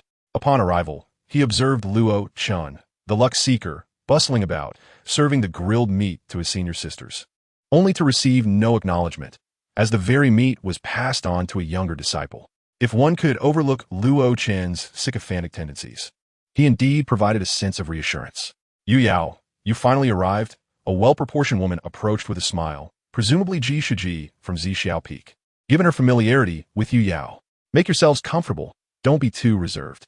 After addressing Bai Feng and Bai Yumo, Yu Yao hastily proceeded to discuss the gathering's arrangements. Bai Feng, unreserved, claimed an unoccupied seat, with Bai Yumo sitting beside him. The gathering was well attended. Bai Feng surveyed the surroundings, noting several unfamiliar senior brothers and sisters who greeted him warmly, to which he reciprocated. Umo, does Qingzhou Peak frequently host such events? He inquired with curiosity. Bai Umo shook her head. No, this is the first time, which is why everyone finds it novel and has come to see. That is a relief. Bai Feng sighed, as he preferred not to be summoned for such gatherings on a regular basis. Brother, is there anything you wish to eat? I can fetch it for you. Bai Umo remarked, noticing fresh spirit beast meat had just arrived. Let's go together, Bai Feng replied, as various culinary possibilities danced in his mind upon seeing the fresh meat. As they made their way to the meat, they passed by Luo Chen's location, but Bai Feng chose not to acknowledge him, opting instead to circumvent the area. He caught a glimpse of Lin Yu, the younger disciple of Zixiao Peak, who was being inundated with grilled meat from several senior sisters, his plate overflowing. To think a favored child of fortune could be so easily managed by this young lad, truly a testament to the ineptitude of the luck seeker, Bai Feng mused internally. Yet, the favored one seemed unperturbed, while Lin Yu appeared rather unsettled. Upon noticing Bai Umo, Lin Yu's eyes lit up, though he was already around 16 or 17. He feigned a youthful demeanor and called out, Sister Bai, wait a moment. Bai Umo halted, glancing back with a somewhat indifferent expression. Her impression of him was not favorable, and coupled with the interruption of her meal with Bai Feng, she would have ignored him entirely had he not been the pampered younger disciple of Zixiao Peak. Seemingly taken aback by her cold demeanor, Lin Yu quickly lowered his head. Apologizing, I'm sorry, I heard from the senior sister that it was you who delivered the elixir to Yu Yao, which helped me break through to the foundation establishment stage. I just wanted to express my gratitude. I was simply too excited earlier. Oh, I merely assisted in delivering it. You ought to thank senior brother Luo Chun, Bai Umo replied flatly, intending to continue her meal with Bai Feng. But it was you who helped. Lin Yu's face flushed with embarrassment, quickly masking it. He then offered her a plate piled high with grilled meat, awkwardly saying, I have nothing to offer in return. But since you enjoy grilled meat, please take some. I haven't touched it and can't eat it all. Bai Mo frowned slightly. His persistent nature irked her, especially since he was interrupting her time with Bai Feng. Before she could respond, Bai Feng stepped forward, seizing a piece of grilled meat and popping it into his mouth. Perfectly cooked, crispy on the outside and tender within, succulent and juicy, he exclaimed appreciatively. Let us grill this spirit beast meat. Might this junior brother share his secrets to achieving such delectable flavors? Lin Yu's composure seemed to falter as he muttered, It was given to me by the senior sister. I don't know how it was cooked. What a pity. Bai Feng shook his head, then turned to Bai Yumo. Come, let's select some meat. It is best to prepare barbecue ourselves. With a subtle glance at Lin Yu, Bai Feng thought, even if Zixiao Peak sells green tea, do they presume the people of other peaks are as gullible as this luck seeker? Bai Yumo's smile returned as she followed Bai Feng away from Zixiao Peak. Lin Yu, watching them depart, felt a pang of resentment. How dare this talentless individual interrupt him? Junior brother, don't fixate on that cold meat. Try this fresh grilled piece instead. A senior sister urged, her demeanor shifting to one of encouragement. Instantly, Lin Yu's bashful smile returned. Of course, sister, you should join me. This grilled meat is truly delicious. Bai Feng selected several appealing pieces of spirit beast meat when a note suddenly fell before him, inscribed with words. He turned to see Luo Chun smiling faintly. It's a method for grilling meat. Indeed, the luck seeker's facade of benevolence is unwavering, Bai Feng thought, accepting the recipe graciously. Afterward, Luo Chun departed to continue selecting meat for his senior sisters. Bai Feng glanced at the note, memorizing its contents before igniting it and letting the ashes drift away. Items associated with such a tangential figure were best discarded. Brother, what did senior brother Luo Chun want earlier? Bai Yumo asked. Her curiosity piqued as she held the selected spirit beast meat. He delivered a grilling recipe, Bai Feng replied, lifting the plate of meat. Now, let us return to prepare the barbecue. All right, Bai Yumo glanced back at Zixiao Peak, then tugged at Bai Feng's sleeve. Let's take a different path back. Away from Zixiao Peak. Very well. Bai Feng and Bai Yumo's decision to circumvent the area did not go unnoticed by Lin Yu, whose grip on his chopsticks tightened until with a snap they broke. Ah, junior brother, are you all right? A nearby senior sister inquired, concern etched on her face. How careless of you. No, I'm fine. I just recently advanced to foundation establishment and am still adjusting my control. Lin Yu replied, his cheeks flushing with embarrassment. I'm sorry for worrying you. I'm just not adept enough yet. Do not belittle yourself. You are a prodigy of Zixiao Peak. The senior sister lifted a piece of grilled meat to his lips. Here, open wide and enjoy. I can manage on my own, Lin Yu protested. Yet he still opened his mouth to accept the offering. In the distance, Bai Feng observed the scene before him with a twinge of disgust. Such exquisite tea. Truly a fine green tea. If memory serves, the one feeding Lin Yu should be Luo Chen's junior sister, right? A glance at Luo Chen revealed that he was still grilling meat. Truly worthy of being recognized by me as the safest child of fortune. Bai Feng averted his gaze and hastened his steps to leave this unpleasant place. Afterward, Bai Feng and Bai Mo enjoyed their barbecue without further interruptions, aside from the occasional greeting from passing disciples. Perhaps influenced by the congenial disposition of the Qingzhou Peak's leader, Chuning Yin. The disciples of Qingzhou Peak exhibited a rather amicable nature, sparing Bai Feng from the usual onslaught of inquiries from senior brothers and sisters. After all, his reputation within the Tianjin sect, whether good or bad, was quite significant. At that moment, Bai Mo discreetly picked up a piece of grilled meat and sent it into Bai Feng's bowl. I have plenty here. You need not keep sending me more. Bai Feng glanced at the unexpected addition of several pieces of grilled meat in his bowl, then at Bai Mo, who quickly withdrew her chopsticks while pretending to rearrange the meat. The corner of his mouth twitched. You truly came for the barbecue. No wonder my portion keeps increasing.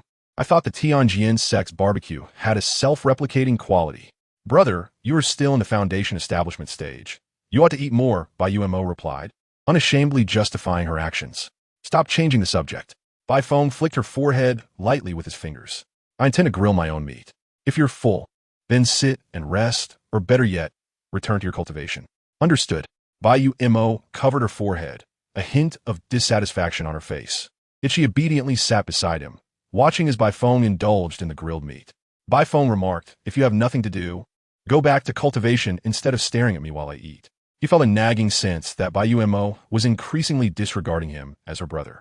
Was it because he had become too agreeable lately, leading to a loss of his authoritative presence as an elder brother? Oh, but it seemed he never possessed much authority to begin with, so perhaps it was of no consequence.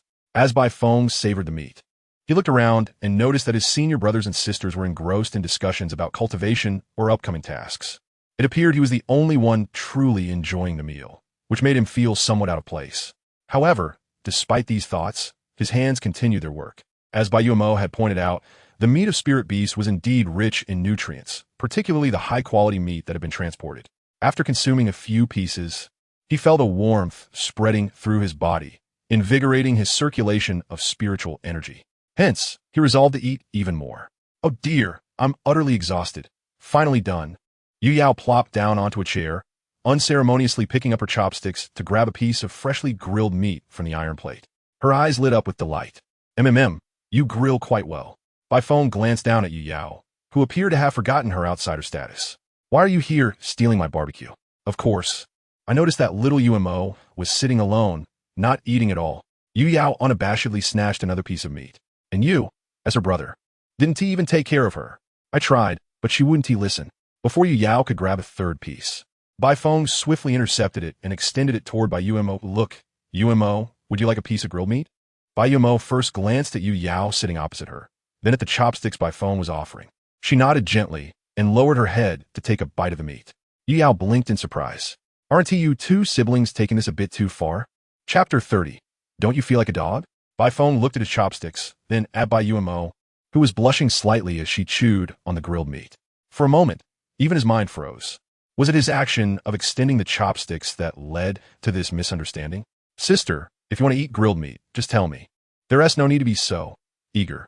Bai Feng discreetly retracted his chopsticks, contemplating whether to continue using them. Not using them would imply he found Bai Yuemo distasteful, which might hurt her feelings and result in the system penalizing him with a surge of fortune values. Yet, continuing to use them felt strange.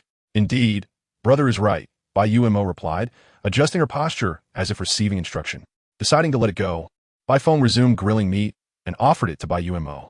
Since switching chopsticks was not an option, he would simply cleanse them with the grease from the meat. With Yu Yao's presence, Bai Feng was thoroughly enjoying the gathering.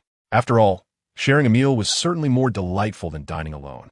Even Bai Yuemo was encouraged to indulge, consuming several more pieces of grilled meat. Yet, he couldn't shake the feeling that her gaze was somewhat off. But when he examined her closely, she appeared as usual. Perhaps it was merely his imagination. He hoped nothing unusual would occur, for he could hardly bear the thought of the system seizing the opportunity to inundate him with fortune values. This meal was exceptionally satisfying. He was grateful for his junior disciple's hospitality. Yu Yao patted her belly, declaring, I must return to my tasks. Next time, I shall treat you both to barbecue again. With that, she hurried off, as the gathering was nearing its end, and she needed to tidy up lest the elders discover the mountain in disarray the following day. Bai Feng, feeling somewhat overstuffed, stood and stretched. Let us head back and rest. Agreed. Sigh, I smell like grilled meat. I'll have to shower and do laundry. Upon hearing Bai Feng's mutterings, Bai Yuemo's eyes sparkled momentarily. Why not let me help you with your laundry, brother? Bai Feng waved his hand dismissively. No need. I'm not a pampered rich kid. I can manage such matters myself. It's no trouble at all. Brother, if you have time to do laundry, you might as well devote yourself to cultivation and strive to reach the golden core stage sooner. Doing laundry won't take much time, will it? Yet Bai Yuemo remained persistent. It's fine. Just leave it to me, and I promise it will be as good as new. Let us discuss this later. You should hurry back and rest. Bai Feng felt that Bai Yuemo was being a bit overly enthusiastic, now that she had taken over his meals. If she also took charge of his laundry, she would surely evolve into a mother figure. A few minutes later, Bai Feng emerged from the steamy bathroom only to find his clothes missing, replaced by a note. With a blank expression, he picked up the note and read, Brother, I took your clothes to wash them. Remember to cultivate diligently. Bai Feng. In the end, he had failed to prevent his sister from progressing down the path of becoming a mother figure. At Zixiao Peak, a somewhat sharp voice echoed from within a house. Senior brother, have you not thanked Sister Bai yet? The speaker was a girl appearing to be merely 16 or 17. Yet her lovely visage was marred by frost. Had it not been for the junior disciple requesting me to deliver the necklace as a token of gratitude, I would have been unaware of such matters.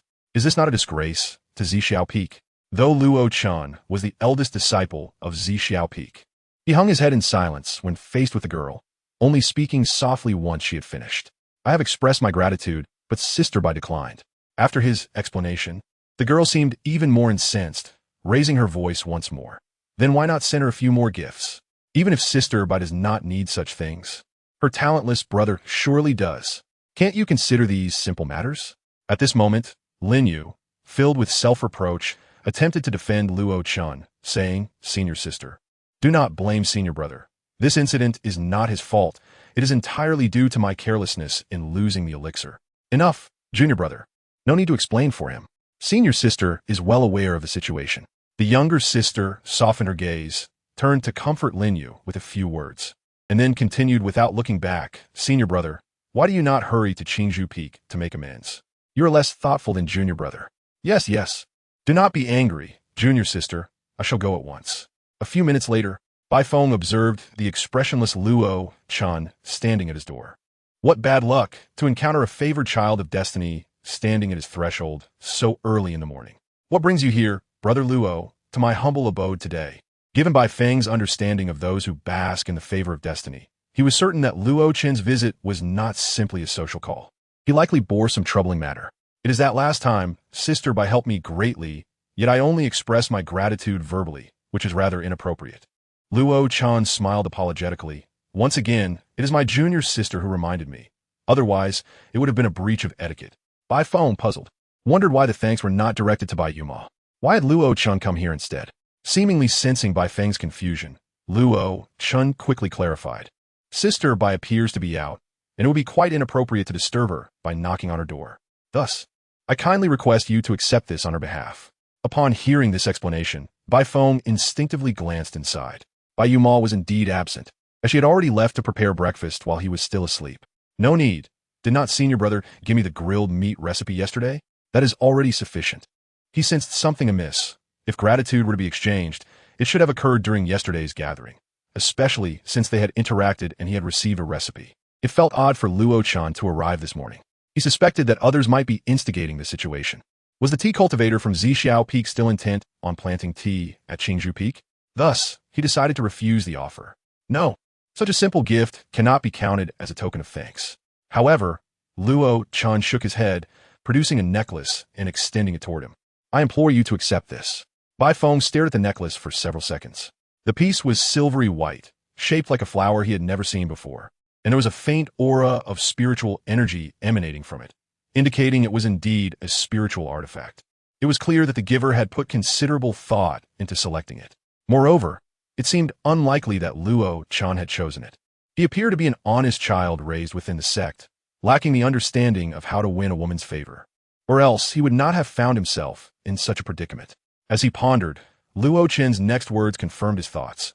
"This necklace was prepared by my junior brother. I, as the senior brother, feel rather ashamed. Indeed, if you are not aware of what individuals from Zixiao Peak were typically like, you might have believed from Luo Chen's description that they were genuinely good people. Yet, bestowing such a valuable item for merely delivering something seemed excessive. If anyone deserved thanks, it was Sister Yuyo, who had contributed the most. But Luo Chan shook his head. "I shall express my gratitude to Sister Yuyo later." Bai Feng remained silent for a few seconds. He did not take the necklace, but raised his head to ask Luo Chan, "What if I do not wish to accept it?" Faced with Bai Feng's blunt inquiry, Luo Chan forced a smile. "I kindly ask you to accept it. It is merely a small token of appreciation from me and my junior sister. If I do not accept it, how will you explain it when you return?"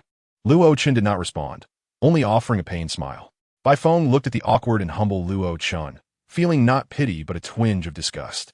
He resisted the revulsion within him and refused several more times. Yet Luo Chan remained undeterred. Eventually, Bai Feng surrendered.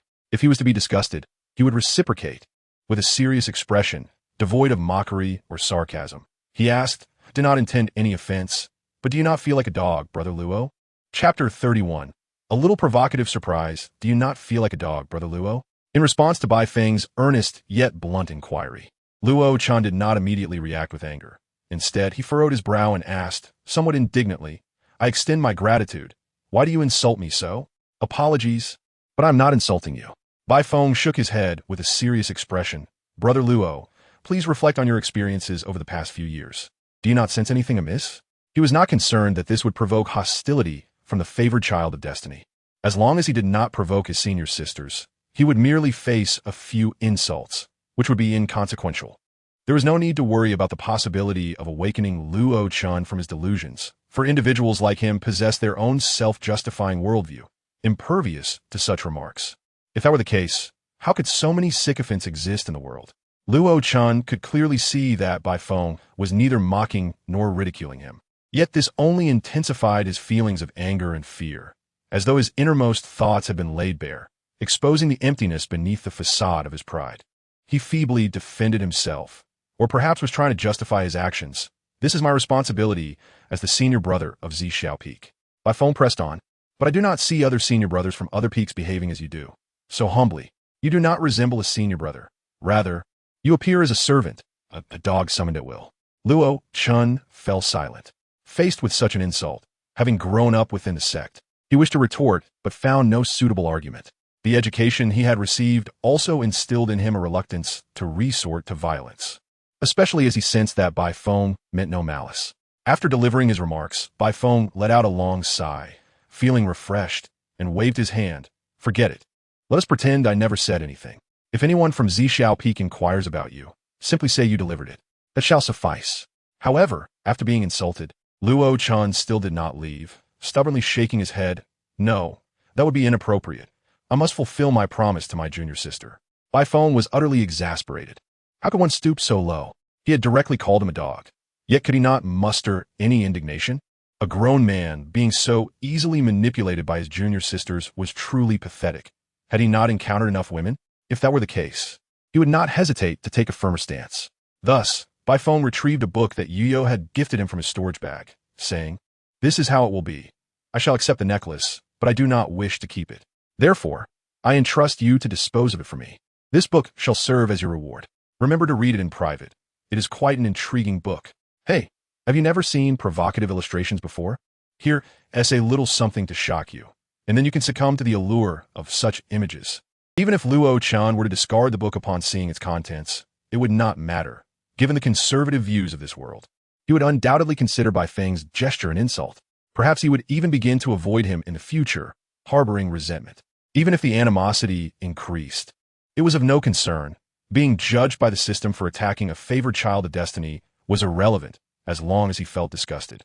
After all, he found Luo Chun utterly repugnant, especially since he refused to heed advice, truly nauseating. He could not eat well for an entire month if he did not rid himself of this feeling. Luo Chun remained oblivious to the pitfall awaiting him. He hesitated as he accepted the book, which bore only the characters for spring and autumn on its cover, asking, "Is this acceptable? What is unacceptable? The act of gifting is your responsibility, but how to handle the gift is mine. So it shall be. Farewell." With that, Bai Feng did not wait for Luo Chun's response and promptly closed the door. Luo Chun opened his mouth to speak, but, seeing the door firmly shut, could only lower his head, returning to Xiao Peak with a dejected demeanor. "Brother? Who was here just now?" Bai Yuma emerged from the kitchen, carrying a meal, and inquired with a hint of curiosity, "Is it Luo Chun that?" "Ahem, Luo Chun senior brother?" Bai Feng cleared his throat and replied, "He has come to express his gratitude for your assistance in delivering the medicinal pills." "Has it already been a month?" Bai Yuma's expression reflected her bemusement. "Did I not make my refusal clear at the time? Who knows, perhaps he has been toyed with by his junior disciples." Nodding thoughtfully, Bai Yuma remarked, "Indeed. Yesterday, during dinner, I sensed something peculiar about the disciples from Xiao Peak. They seem to disregard Luo Chun entirely. But never mind them. Perhaps Luo Chun is enjoying himself." Bai Feng, having been disgusted since early morning, retorted bluntly, "Enough talk, let's eat." After their meal, he needed to focus on his writing. The formation arrays were exceedingly costly, and he had to put in the effort. Fortunately, his improved recording stone was now ready for mass production. It would not be unreasonable to sell such high-quality items for a good price, would it? Luo Chun was unaware of how he returned to Xiao Peak. Upon his return, he remembered that he had yet to address the necklace, which remained in his storage bag. How was he to explain this to his junior sister? After entering his room and enduring Bai Feng's reprimand, his mind was in disarray, leaving him somewhat at a loss.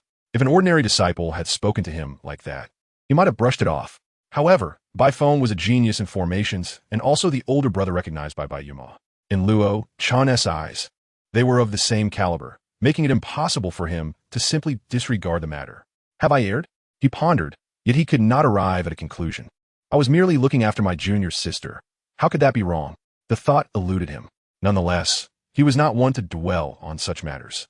So he decided to set his thoughts aside. Yet, his mind remained cluttered, and he found himself disinterested in cultivation. He then took out the book gifted to him by Bai Feng. Expecting a novel or a play, he was taken aback as he opened the first page, his face flushing crimson. How can the woman depicted in this book be so indecent? What affront! He quickly closed the book, his face burning with embarrassment. As a simple disciple raised within the sect, he had never encountered such provocative material. At first, he contemplated burning the book, but remembering it was a gift from Bai Feng, he hesitated. Although Bai Feng was direct and often harsh, he likely would not present him with something so trivial. Had it been a mistake, or was there a deeper meaning behind it? Despite the poor reputation Bai Feng had outside as the elder brother of Xiao Peak, Luo Chun would not merely heed rumors, true or false. He had been informed during exchanges with disciples from Qingzhou Peak that Bai Feng was not only talented, but also exceedingly diligent, mastering a multitude of formations in just a month. Such dedication and earnest pursuit of knowledge made it implausible for Bai Feng to possess such trivial literature. He must have intended to convey something significant with this book. In Luo Chen's barren worldview, there seemed to be no concept of entertainment, leaving him with a lack of understanding. To him, entertainment was the domain of unambitious disciples. Diligent students like him and Bai Feng were certainly above such frivolities. With this thought, Luo Chun gathered his focus and diligently resumed reading the book. Chapter 32, I Shall Protect You by Shidi. Unbeknownst to Luo Chun, he had already reached the final pages. What began as embarrassment and forced reading evolved into a fluidity of pages turned. In such a brief span, he experienced personal growth, feeling a sense of nonchalance wash over him. Although it was captivating, it was merely a series of illustrations. These images could affect his physical state, but could not sway his spirit. Yet what was Bai Feng truly implying? Luo Chun remained perplexed, unable to grasp the significance of the book Bai Feng had gifted him. Was it truly a mistake? With lingering confusion, he turned to the last page of the book. Unlike the previous illustrations revealing ample skin, the final page presented a different scene. Gone were the women striking poses. Instead, there were small figures engaged in dialogue, compartmentalized within boxes. Initially indifferent, he suddenly halted, as if time had paused. The narrative was simple, yet he found himself unable to cease pondering. The points he had previously struggled to comprehend began to coalesce into clarity. Had Bai Feng been present, he would have recognized that the last page was a small comic he had sketched out of boredom, based on memories from a past life, localized for his audience. He had initially deemed it a waste to discard it, so he included it as a bonus at the end, unexpectedly garnering popularity. In fact, a small group of his fans had long encouraged him to create more comics. Luo Chun gently rotated his neck and began to read attentively, word by word. The illustration depicted a man and a woman. The man, weary, placed a medicinal pill on the table, while the girl stood before him, mocking, "Senior brother, your skills are lacking, and you still can't concoct anything but low-grade pills after all this time. Don't you feel ashamed to remain in the sect?" The man offered no reply, merely bowing his head, accepting her derision. After a thorough mocking, the girl whimsically decided to visit the place where her senior brother concocted pills the next day, seeking another opportunity to ridicule him. The scene shifted to the following day. The girl hid behind a wall, witnessing an intimidating elder reprimanding her senior brother. "Why didn't you concoct the chi-gathering pill today?" The brother weakly defended himself. "Yesterday. Elder, you said I needn't make that pill anymore." Yet, upon hearing his explanation, the elder grew even angrier. "Do you not have a brain? Yesterday was yesterday, and today is today. If you delay the order, will you compensate me for it? Listen well, if you come here to concoct pills, you would better think things through. Don't presume everyone will coddle you like your parents." The brother trembled slightly, hastily nodding an apology. "I'm terribly sorry. I will go concoct pills right away." "You worthless fool. If you fail to produce today's pills, get out." "Yes, yes." The brother busied himself once more, while the girl, hidden behind the wall, trembled, her expression resembling that of someone on the verge of tears. So frightening. The final illustration was no longer of the girl mocking her brother, but rather her embracing him as he apologized. "I'm sorry, senior brother. You're already doing wonderfully." Luo Chun's gaze lingered on that last scene, feeling as though something within him had shattered. It was merely a simple comic with just a few lines, yet it ignited a torrent of emotions he had been harboring. He raised his head, striving to widen his eyes. Although the man in the comic was portrayed as a disciple lacking talent, his experiences mirrored Luo Chan's own, yet diverged entirely. After enduring Bai Feng's scorn and grappling with self-doubt, he was finally awakened by a simple comic, realizing where he had gone astray. Just then, without so much as a knock, the door swung open, revealing an uninvited guest, his junior sister. In the past, he might have felt flustered, but now he sensed an unexpected calm. "Brother, have you sent the gift?" Her inquiry was unsurprising. It seemed that to her, he was merely a tool. Even when he faced false accusations, his junior sister and senior sister preferred to believe a newly initiated disciple over him, someone they had known for years. Noticing Luo Chan's prolonged silence, she furrowed her brow and shouted impatiently, "Are you deaf? I'm talking to you." Seeing her exasperated demeanor, he felt a sudden urge to laugh. Bai Feng's words were truly incisive. It turned out that he had previously been a humble dog, one that would not bark and could be kicked by anyone. Luo Chen rose from the ground, gazing down at his junior sister, and calmly replied, "It has been sent out. Junior brother Bai Feng has already accepted it. If there is nothing else, please take your leave. I need a rest." "You." The junior sister's eyes widened, seemingly unable to believe that he spoke to her in such a manner. "Please take your leave, junior sister. Remember to knock next time." Luo Chan waved his hand, a force pushing her out of the room, and he firmly closed the door, leaving her standing outside, bewildered. "Brother, what's wrong with you?" Her voice echoed from beyond the door, but Luo Chen offered no response. Eventually, she stamped her foot, declaring, "Even if you kneel before me in the future, I will not forgive you." Listening to her footsteps recede, Luo Chen could no longer contain his laughter, yet tears streamed down his face, dripping onto the ground. Was this all his efforts had earned him? It was truly laughable. He looked at the book on the floor, carefully picking it up and gently brushing off the dust. He was grateful to junior brother Bai. Otherwise, he might never have realized how ridiculous his actions were. He recalled the rumors about Bai Feng within the sect. If he had harbored any doubts before, he was now utterly convinced that junior brother Bai was not that kind of person. Furthermore, the rumors seemed quite off. He remembered Bai Feng had been studying formations at Qingzhou Peak, rarely leaving his room, yet the fervor of the rumors had not waned. It had only intensified, which was clearly abnormal. It was likely that someone was plotting against Bai Feng. Since Bai Feng had given him a renewed life today, he would ensure that all those with ill intentions towards him would be dealt with. Achoo! Bai Feng suddenly sneezed, feeling a chill in the air. Had the temperature dropped again?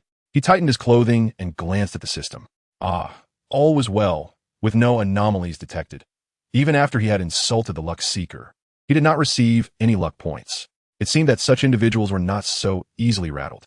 Bai Feng finally relaxed, returning to admire his creation with great satisfaction. As a promotional tool for the revised Shadow Stone, no, it should now be called the Animation Stone, he had chosen a widely circulated animation from his past life, the rabbit hole. Although nothing was revealed, it was rather risque, perfect for him, an artist of suggestive illustrations. He eagerly anticipated the day the Animation Stone would sell like hotcakes. All right, back to work. Chapter 33. The orphanage of endings at last. It was complete. Bai Feng stretched lazily, playing with the Animation Stone in his hand, though it only contained pure music. Unfortunately, he lacked the skill to translate the lyrics elegantly. Obtaining just this piece of music had required considerable effort. Despite his enhanced memory after cultivating, he could recall the melody, but, as someone untrained in music, transcribing it was impossible. Thus, he had sought the help of a senior sister proficient in music, humming the melody for her to play on the guqin. This resulted in a version of the rabbit hole that was about 80 to 90% similar to the original, although it was somewhat monotonous. It was sufficient given the entertainment standards of this world. Next, he needed to arrange for someone to deliver the Animation Stone and the upcoming spring and autumn annals back to the Bai family. Time was running short. Just then, a gentle knock echoed at the door. Bai Feng quickly rose to open it, revealing a girl with long white hair and an expressionless face standing quietly before him. Upon seeing Bai Feng, her bland demeanor finally showed a flicker of emotion. Her lips moved as if she had much to say, but ultimately, she restrained herself and simply called out, "Young master." "Xiao Qi, please refrain from calling me that." Bai Feng couldn't help but retort, then glanced around. Noticing no one else was present.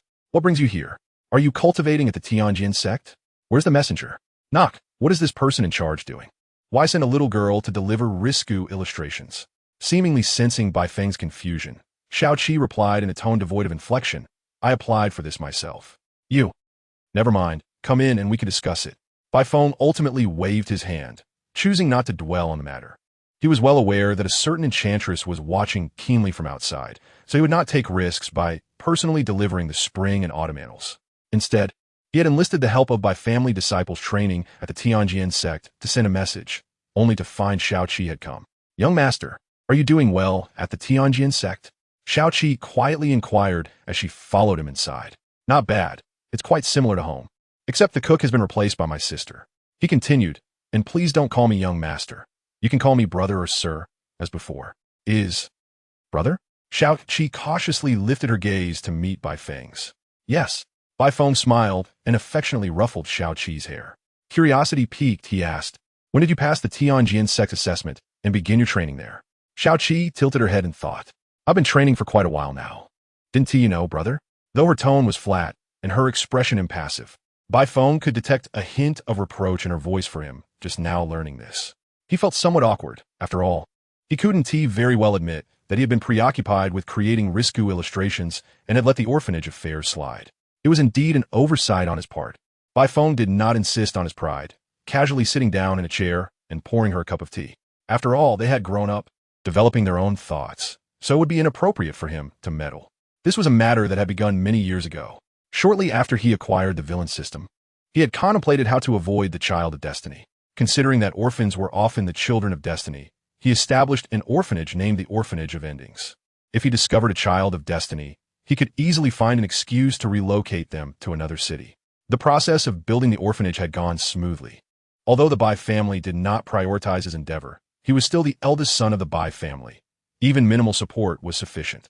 With that backing, he successfully opened the orphanage and took in the orphans from Qinghong City. Xiaoqi was one of them. In the beginning, due to the Bai family's indifference, he had been the one to care for the orphans' daily needs, fostering a strong bond with them. Later, with the emergence of talents like Xiaoqi, the Bai family began to take notice, allowing Bai Feng to step back and visit only occasionally. After Xiaoqi and the others grew up and left, he visited even less frequently, especially since he had been playing the role of a dandy, listening to music at the time. Coupled with a slight ego in front of the orphans, he naturally hesitated to see them. But Xiaoqi shook her head, saying, "Xiaoqi is very willing to listen to brother. Then you must cultivate diligently to protect me in the future." Bai Feng smiled, then pulled out the sealed spring and autumn annals and animation stone from his storage bag. "All right, since you've taken on this task, you must fulfill it properly. Just deliver it to the academy at home." After all, the printing of the spring and autumn annals was done at the Bai family academy. Otherwise, how could his identity as an undercover agent remain so well hidden? "Understood." Xiaoqi nodded, accepting the items for delivery, but she did not leave immediately. Instead, she leaned in closer, her large eyes blinking at him. "Thank you for your hard work." Bai Feng, somewhat helpless, reached out to gently pat her head. Although Xiaoqi's face remained largely expressionless, the slight upturn of her lips and the squinting of her eyes indicated that she was thoroughly enjoying the gentle caress of Bai Feng. Like a small kitten, Bai Feng's hand glided slowly through her silvery long hair, which felt as smooth and lustrous as silk. It was evident that Xiaoqi took excellent care of her hair. "It seems Xiaoqi has finally embraced her hair," Bai Feng mused, reflecting on the fact that her white hair had been the reason she became an orphan and had endured bullying from others. He recalled how, when Xiaoqi first arrived at the orphanage, she would often pull out her own hair or recklessly chop it with scissors. It took him considerable effort to help her cease such self-destructive behavior. The habit of stroking her head began then, when encouragement or storytelling failed to work. Bai Feng resorted to this method. He gently stroked her unkempt white hair, his expression tinged with regret as he said, "I truly adore your hair, Xiaoqi. For my sake, could you please take care of it?"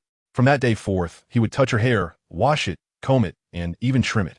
Eventually, Xiaoqi ceased her hair-related torment, and though she still did not particularly like it, she began to treat it with more seriousness. Moreover, as Bai Feng was the director of the orphanage and held considerable influence among the orphans, his words significantly impacted others, resulting in fewer taunts directed at Xiaoqi regarding her white hair. "Your hair is exceptionally well maintained. I truly admire it." Upon receiving Bai Feng's praise, Xiaoqi's lips curled up slightly once more. She had diligently cared for her hair for this moment, and her heart brimmed with satisfaction. At that moment, the door swung open abruptly. "Brother, I bought some fresh beef. Let us make." Bai Yuma paused, her expression freezing as she beheld Xiaoqi nearly nestled in Bai Feng's embrace. "Who is she?" Bai Yuma asked with a forced smile, pointing at Xiaoqi. Oh, let me introduce you. Xiaoqi, this is my sister Bai Yuma, Bai Feng replied, gently patting Xiaoqi's head. She is an exceptional student from the orphanage I founded. The orphanage? Bai Yuma's eyes widened in confusion. She had never heard of it before. Oh, she had previously been disinterested in meeting Bai Feng and hearing anything about him. Suddenly, her demeanor softened, and she shyly averted her gaze. Bai Feng, oblivious to her change in expression, continued, yes, I established the largest orphanage in Qinghong City. Although I don't manage it as much now, at one time, I single-handedly raised all the orphans in the city. Reflecting on it, he thought to himself how noble he had been. Although his true intention was to promptly identify the destined child of fortune and send them away, Bai Yuma nodded. Her presence now considerably diminished, yet her curiosity led her to ask, so what are you two doing? Oh, this matter is quite complex, Bai Feng said, discreetly gesturing for her to wait. He then gently lifted Xiaoqi from his lap and introduced her. Xiaoqi, this is my sister Bai Yuma. Standing beside Bai Feng, Xiaoqi nodded timidly, seemingly a bit anxious, and greeted, hello, Mississippi. Ah, yes, Bai Yuma replied instinctively. All right, Xiaoqi, I need your help with something. When you return, come find me. I have a small gift for you. Okay, goodbye, brother. Xiaoqi waved at Bai Feng before quickly exiting the room. Upon hearing Xiaoqi refer to Bai Feng as brother, Bai Yuma could no longer maintain her forced smile. Was her status as the only sister now being stripped away? Their apparent closeness felt unsettling. She suddenly recalled a narrative her senior sister Yuyo had mentioned, reminiscent of a story involving a substitute. Was she being replaced? However, she had done everything she could think of. What more could she do? What was she supposed to do now? Beep! Detecting that the host has delivered a critical blow. The heart of the destined child of fortune is on the verge of collapse. Rewarding the host with 300 fortune points, yin-yang pattern, remnant. Bai Feng's expression suddenly froze as he stared at the system notification. His mouth agape. System, what on earth are you talking about? Whose heart is collapsing? Clarify yourself. He first thought of Luo Chun, the fortune-seeking sycophant, but upon further reflection, it seemed unlikely, given that a day had passed since he had last encountered him. Moreover, the only child of fortune he was currently interacting with was his sister, Bai Yuma. Bai Feng raised his head, observing Bai Yuma's downcast demeanor. Why was that? He hadn't said anything particularly strange. Could it be related to the orphanage? The more he pondered, the more he suspected that Bai Yuma was indeed sensitive about their previously strained relationship, perhaps associating it with the time he established the orphanage, which had triggered her feelings. Yuma, he called softly. Ah, yes. Bai Yuma quickly looked up, though her expression remained somewhat evasive. Sit, Bai Feng commanded, his tone carrying a hint of authority. Yet, Bai Yuma felt no resentment. In fact, she felt a sense of relief as she took a seat beside him, secretly observing him. You're curious about Xiaoqi's background, aren't you? Bai Feng inquired, shifting the focus away from the orphanage and onto Xiaoqi. Bai Yuma instantly perked up but quickly lowered her head again, cautiously shaking it. No, not really. However, Bai Feng disregarded her response and continued. Do you know what she was doing the first time I saw her? She was pulling out her hair, one strand at a time, leaving a pile of her hair on the floor while her scalp was left bare and unsightly. As Bai Feng described the scene, Bai Yuma shivered, imagining it vividly, her scalp tingling with discomfort. The reason behind this behavior was that she had been abandoned by her parents at such a young age due to her white hair, treated as a monster and subjected to violence. When he found her, she bore numerous scars, her face swollen and bruised. Bai Yuma pressed her lips together, unable to fathom any further. So, I decided to open an orphanage. Bai Feng's tone brightened. Since I have the means, I should at least help them within Qinghong City. Of course, this was a narrative crafted for Bai Yuma. While he possessed a modicum of kindness, it was not entirely selfless. His ultimate aim had always been to identify the destined child of fortune and relocate them to another city. Nevertheless, his concern for Xiaoqi was genuine. Bai Yuma stared at Bai Feng, her chaotic thoughts suddenly dissipating. A smile reappeared on her lips, tinged with nostalgia. You really haven't changed much, she remarked, recalling how, when she first entered the Bai household, he had similarly taken her under his wing, helping her emerge from her solitude. Bai Feng was puzzled, but continued. Xiaoqi's situation is dire, not physically, but psychologically. Even after entering the orphanage, she would still occasionally pull her hair and even resort to cutting it. That's why I expressed my admiration for her white hair. To substantiate this, I would touch her hair every time I saw her. It might seem a bit obsessive. Doesn't it? No, you're amazing, brother. Bai Yuamo shook her head and replied with unwavering certainty. If it were me, I would undoubtedly be very happy. Not only her, but others also bore psychological burdens to varying degrees. Fortunately, I am only slightly older than they are, so I allow them to call me elder brother. I encourage them to regard the orphanage as their home, while I become the reliable elder brother they can depend upon. After speaking, Bai Feng lifted his teacup to moisten his throat, casting a glance at the system to confirm there were no new notifications before he sighed in relief. At that moment, Bai Umo, having listened to Bai Feng's narrative, no longer cared about Xiao Qi's title for Bai Feng. Truly, he was worthy of being her brother. She felt a twinge of shame for her earlier thoughts. In comparison to Bai Feng, she considered herself rather despicable. However, Bai Umo straightened her posture, silently resolving that in this world, noble souls do not endure long. Thus, she would assume the role of a flawed protector, paving the way for her brother. Chapter 35, I knock Sharingan. Brother, I will always protect you, Bai Umo declared with steadfast conviction. Huh? Bai Feng was somewhat perplexed, wondering what had come over Bai Umo. Nevertheless, he decided it was not a bad thing. Once Bai Umo stabilized her emotions, she entered the kitchen to prepare a meal, while Bai Feng turned his attention to the system's rewards. Yin-Yang pattern fragment. A piece of the yin-yang pattern that has fallen away, yet retains exquisite effects. Prolonged contemplation will yield unexpected benefits. Bai Feng stroked his chin, sensing an inexplicable profundity. However, it appeared that this item would not directly enhance his combat prowess. He closed his eyes, and an intricate pattern, or perhaps a symbolic inscription, manifested in his mind. He could not describe what the yin-yang pattern looked like. At first glance, it resembled a fish-like design. But upon closer inspection, it had no connection to fish whatsoever, instead resembling a collection of meaningless symbols formed by lines. This represented an abstraction that transcended the superficial, delving into deeper conceptual realms. Bai Feng felt an increasing tranquility within, as previously opaque questions from his cultivation began to clarify in an instant. Observers from the outside would notice a torrent of spiritual energy surging toward him, rapidly elevating his cultivation. Brother, what is happening? In the kitchen, Bai Umo sensed the fluctuations of spiritual energy outside and appeared beside Bai Feng in the blink of an eye. Yet, the next moment, she quickly covered her mouth, fearing she might utter a sound. Watching Bai Feng still immersed in his insight, she felt a pang of apprehension and gently patted her chest. She then tiptoed back into the kitchen, albeit with little intention of cooking, frequently glancing back at Bai Feng. After a considerable time, Bai Feng's absorption of spiritual energy began to wane, and his cultivation reached the pinnacle of foundation establishment, merely a step away from golden core. He opened his eyes, and a flash of black and white light flickered within them, revealing faint symbols of black and white fish. In the next moment, the light retracted and the symbols vanished. Exhaling a breath of stale air, Bai Feng felt an unprecedented lightness in his body. Brother, are you awake? At that moment, Bai Umo stealthily approached, her voice barely above a whisper.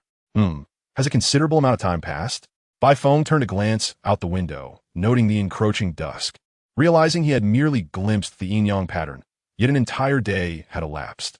He also sensed a newfound strength within him, discovering that his cultivation had unexpectedly reached the pinnacle of foundation establishment. Even the previously stagnant divine refinement technique had made significant progress. Furthermore, the divine refinement technique seemed to have developed a connection with the yin-yang pattern. I apologize for causing you concern, Bai Feng said, not immediately investigating the mysterious changes in the divine refinement technique, but rather turning to Bai Umo, whose expression was filled with care. It seems I may have disrupted your cultivation today. No. In comparison to such a rare moment of insight, my matters are utterly insignificant. Bai Umo quickly shook her head and then turned to head back into the kitchen. Brother, you must be hungry. I'll go reheat the dishes. I'll help as well. Bai Feng intended to rise, feeling a twinge of guilt for having made Bai Umo wait all day. No need. Bai Umo almost instantaneously appeared beside him, gently pressing him back down. Right now, you must focus on consolidating your gains. Although the insight has concluded, this period following it is also crucial golden time. Leave the cooking to me. Observing Bai Umo's firm demeanor and the pressure of her hand on his shoulder, Bai Feng nodded in acquiescence, relinquishing his intention to assist. Watching Bai Umo busily tending to the kitchen, Bai Feng resolved to investigate the changes in the divine refinement technique. First and foremost, his spiritual consciousness had doubled in range, surpassing even those who primarily cultivated spiritual awareness among alchemists and talismans, rivaling that of an ordinary golden core cultivator. Moreover, this was merely the extent. his spiritual consciousness had also become more substantial. Previously, he could only use his consciousness to probe enemies or observe formations. Yet now he could even impact enemies directly with his consciousness, causing brief disorientation. If his consciousness could affect opponents, it implied he could deploy illusions without relying on formations. Of course, such illusions paled in comparison to those created by formations and were less efficient than a direct consciousness strike in battle. However, when used alongside formations, the combined effect would not simply be additive. Additionally, the most vital aspect was the integration of the divine refinement technique with the yin-yang pattern, or rather, the merging of his practice of the divine refinement technique with the yin-yang pattern. Bai Feng took a deep breath as spiritual energy surged into his eyes. In the next moment, his eyes displayed the dual colors of black and white, with the symbols of black and white fish subtly emerging. In this state, he could almost perceive the flow of spiritual energy. He examined the formation he had set up, its structure laid bare before him, as if he had gained X-ray vision. He even sensed that if someone were to cast a technique in front of him, he could not only unravel it instantly, but also perfectly replicate it, casting alongside them. Could this be the Sharingan? Bai Feng's eyes returned to normal, his expression tinged with astonishment. This ability, if wielded adeptly, could become a formidable weapon. It transcended mere techniques. He could directly replicate various skills such as swordplay, boxing techniques, and alchemical methods, provided his spiritual energy could sustain the execution. Technique requiring prolongée compréhension, like sword chi or fist intent, could not be copied. Yet even so, this was incredibly daunting. No, I must not become complacent. I cannot view those favored by fortune through the lens of ordinary mortals. They thrive on surpassing limits and eliminating adversaries, seizing their resources for their own gain, often utilizing them more effectively than villains themselves. Bai Feng strove to suppress his prideful emotions, firmly resolving not to abandon his plan for the sake of a mere eye. He must continue to avoid those favored by fortune, maintaining a steadfast commitment to survival. Yet to think, a mere fragment of the yin-yang pattern could possess such power. What would the complete yin-yang pattern entail? Bai Feng found it hard to fathom. Speaking of which, the rewards bestowed by the system were astonishingly generous. Could it be tempting him to confront the fortunate ones? Not a chance. He would never gamble with his life. Ding. Detecting the host's opportunistic maneuvering, a conflict arose between two favored ones, resulting in one eliminating the other subordinate. Reward: 50 fortune points, all attributes 5. Bai Feng, what kind of trap is this? Chapter 36. I want you to participate in the set competition. Upon seeing the system notification, Bai Feng was momentarily bewildered. Why is this happening? He first glanced at Bai Yumo, who was currently exiting the kitchen with a plate of food. She had been almost constantly by his side, making it impossible for her to be the culprit.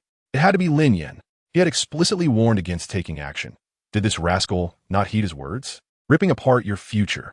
At this moment, Lin Yan, who was still investigating the mastermind behind the scenes, sneezed. I apologize for the trouble, esteemed seniors.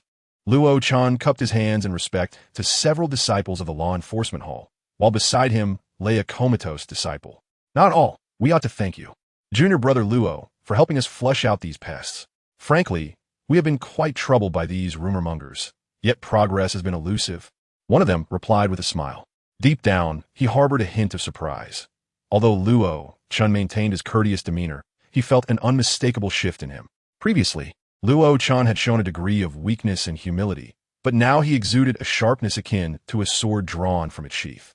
It was unclear what had transpired during this time, but Luo Chun had taken action against those spreading rumors about Bai Feng. Although curious, he recognized that such matters were beyond his purview. After expressing his gratitude, he shouldered the unconscious disciple and departed. Luo Chun watched them leave, keenly aware of the unusual demeanor exhibited by the disciples of the law enforcement hall. In fact, it wasn't just them. Everyone who had encountered him recently had reacted similarly, causing him to reflect on his past foolishness. He no longer invested his energy in matters concerning his senior and junior sisters, nor did he frequently meddle in affairs at Zixiao Peak. His sole focus now was to eradicate those who had conspired against Junior Brother Bai. He also realized something significant. The law enforcement hall's personnel had mentioned their lack of progress, yet the culprits behind the rumors were merely ordinary disciples. How could they possibly remain undetected? It seemed likely that there was a traitor within the law enforcement hall, and the identities of these rumor spreaders were not trivial. Nevertheless, regardless of their status, Luo Chun vowed to bring those who framed Junior Brother Bai to justice. Even the eldest disciple of Tianjin sect would not deter him. He straightened his attire and strode away, pondering, who shall be next? Damn Luo Chun. Instead of courting your senior and junior sisters, you dare to oppose me. Yi Tang raised his fist and smashed the table into splinters. He had just dispatched his subordinates to thwart Lin Yin, that meddlesome fellow, when unexpectedly, he found himself targeted by Luo Chun. Why were they all aiding that waste Bai Feng? And Bai Feng, just thinking of him, intensified his fury. He had prepared an elaborate array of schemes to target Bai Feng. Yet after Bai Feng ascended to Qingzhou Peak, he had not shown his face again. No matter how brilliant his plans, they remained unexecuted. Even when he instructed his subordinates to spread various detrimental rumors about Bai Feng, it was as if Bai Feng were deaf, indifferent to the chaos surrounding him. How could there be such a cowardly person in this world? Even when insulted brazenly, he refused to respond. The thought of Bai Feng and Bai Yuma laughing and chatting daily at Qingzhou Peak ignited his rage, making him wish to ascend the peak and crush that waste with a single strike. Senior brother, the one captured by the law enforcement hall. At that moment, a voice pierced his thoughts. Yi Tang glanced at the disciple who had spoken, causing the latter to lower his head and fall silent. He had failed to maintain his discretion and had consequently been caught. Did he expect him to rescue him? He snorted coldly. I am the eldest disciple of Tianjin sect. Let him reflect on his actions in the law enforcement hall. Yes, the disciple quickly nodded. Go now, and make sure to find someone to impede that Luo Chun. Understood. Yi Tang squinted his eyes, vowing that those who dared to oppose him would eventually pay the price. The grand tournament of Tianjin sect was fast approaching. He couldn't believe that Bai Feng, that waste, would remain holed up in the mountains. Brother, the grand tournament of Tianjin sect is in a few days. Are you going to participate? Bai Yuma inquired, sitting beside Bai Feng, swiftly slipping a piece of meat into his bowl while he was distracted. Can I set up formations in advance? Bai Feng looked at the meat that had mysteriously appeared in his bowl, flicked her forehead gently, and said, Eat properly. Don't keep adding things to my bowl. I suppose that shouldn't be allowed, Bai Yuma replied, rubbing her forehead. Yet her subsequent actions belied her words as she continued to sneak food into his bowl. Then I won't participate. Bai Feng shook his head. I specialize in formations. My skills lie in that realm. Competing against those adept in combat would be akin to courting disaster. But brother, I observed you practicing your swordsmanship quite proficiently this morning. You're almost on par with me, Bai Yuma countered. Earlier that day, she had stumbled upon Bai Feng practicing his swordplay in the courtyard. Although he had only employed a single technique, his execution was remarkably adept, nearly matching her casual strikes, indicating that he hadn't reached this level overnight. Bai Feng's gaze shifted awkwardly. Of course I've improved. I've been secretly observing your sword techniques. It simply drains a lot of energy, and using a technique nearly exhausts my spiritual power. He speculated that perhaps Bai Yuma's status as a golden core cultivator, combined with her innate talent for swordsmanship, allowed her to grasp swordplay far more easily than an ordinary golden core disciple could. I only know that one technique. Bai Feng waved his hand dismissively. And why would I compare my weaknesses to other strengths? Ah, indeed, Bai Yuma nodded, realizing the wisdom in his words. However, she sighed inwardly. The rumors circulating within the sect regarding Bai Feng had grown increasingly rampant. Some claimed he had cheated to breach formations, while others insisted that his talent in formations was a sham, attributed to unsavory dealings between the Bai family and the elders of Tianjin sect. In essence, they painted Bai Feng as a charlatan devoid of any true talent. She had sought counsel from her master, Chuning Yin, but her master merely smiled and advised her not to worry. Yet how could she not fret? Had it not been for her concern over Bai Feng's reputation, she would have sent all those slandering her brother to the alchemy peak long ago. So vexing. Oh, Bai Feng picked up a sect disciple's token, which emitted a series of sounds. Come to my cave dwelling. Is master looking for you? Bai Yuma inquired curiously. I'm not sure what master wants. Bai Feng nodded thoughtfully. He finished the last bite of rice and prepared to meet his master, Chuning Yin. Since arriving at Qingzhou Peak, his master had seldom called upon him. He had heard that she had been away for some time and had only recently returned to the sect. He almost feared that he had been forgotten by her. Bai Yuma recalled her master's previous reassurances and felt a surge of curiosity, prompting her to suggest, You've never visited Master's cave dwelling, right? Let me accompany you. All right, let us go. Bai Feng agreed without hesitation. And soon the two made their way toward the cave dwelling at Qingzhou Peak. Upon entering, they found the cave dwelling impeccably clean, furnished with only the most basic of tables and chairs. Chuning Yin awaited them at the front. She looked at Bai Feng and was taken aback to see that he had already reached the peak of foundation establishment. A glimmer of surprise flashed in her eyes. Recently, she had been preoccupied with plans to bring her friend back to teach her disciple Bai Feng, so she had been unaware of his progress. However, seeing his solid foundation, she felt reassured that he had not forcibly advanced his cultivation due to the rumors.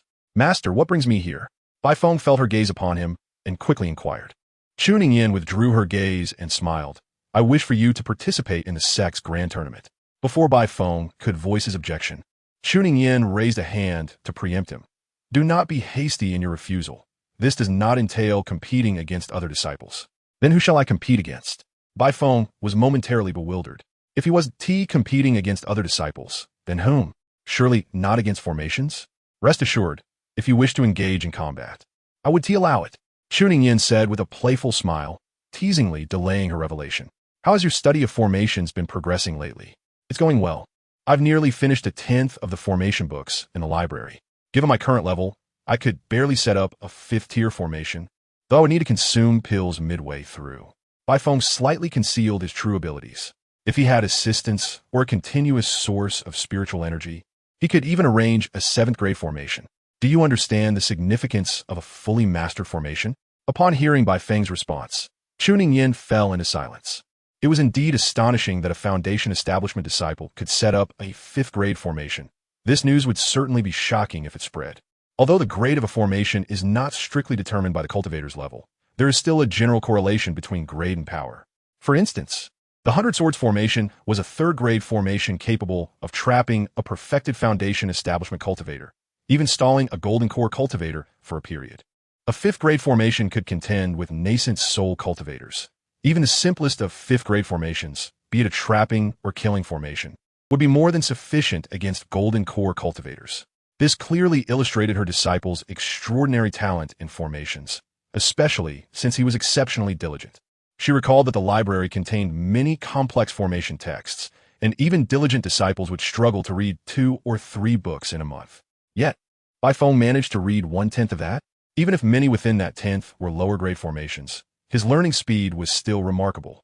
You should rest more and not overexert yourself, Tuning in advised her disciple for the first time, genuinely startled. By the way, can you comprehend all these texts? She knew Bai Feng was not one to boast, but the situation was so outrageous that she couldn't help but ask again. Bai Feng nodded, yes. I have grasped nearly everything. If you don't believe me, I can demonstrate a formation for you right now. No need. I trust you. Tuning in waved her hand, now brimming with confidence in their earlier agreement. It was time to astonish her friend with a display of genius. She then recounted her plans. I have arranged for you to participate in the sect's grand competition against another genius of formations. She is the disciple of a friend of mine, and if you could defeat her, my friend will teach you formations for a while. Bai Feng pondered this. So that was the reason his master had been away recently.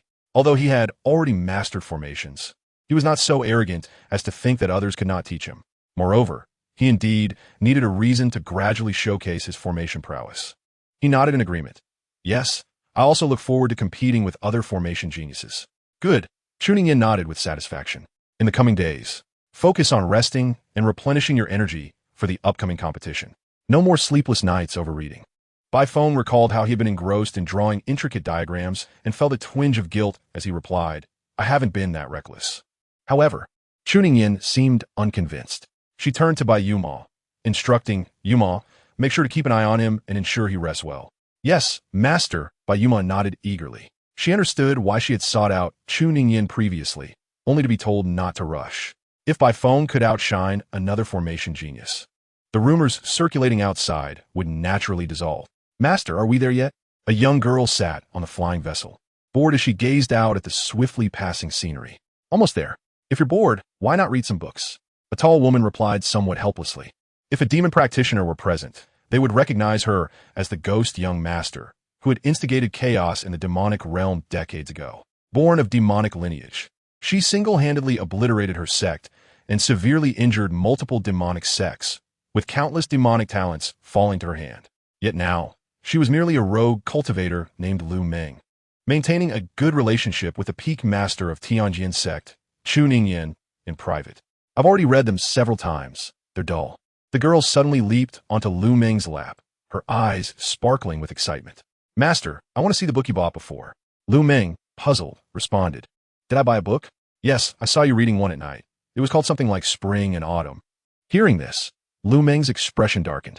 How come I never saw you so eager when I was reading formation texts? She playfully tapped the girl's head. Such things are not for children. But why can Master read them? The girl protested, undeterred despite the gentle reprimand. Because I am an adult.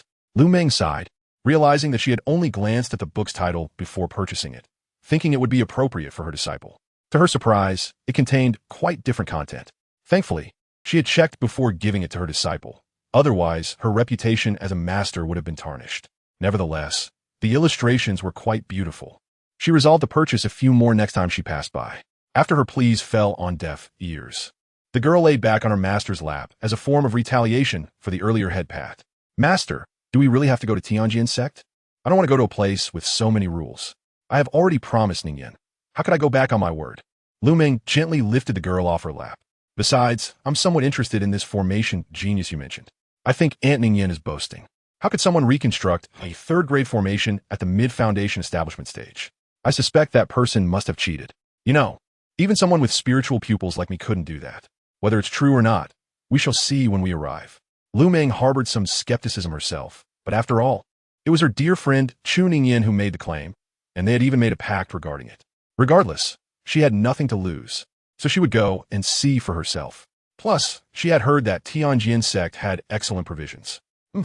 Just wait until I expose his true identity and leave this fraud embarrassed.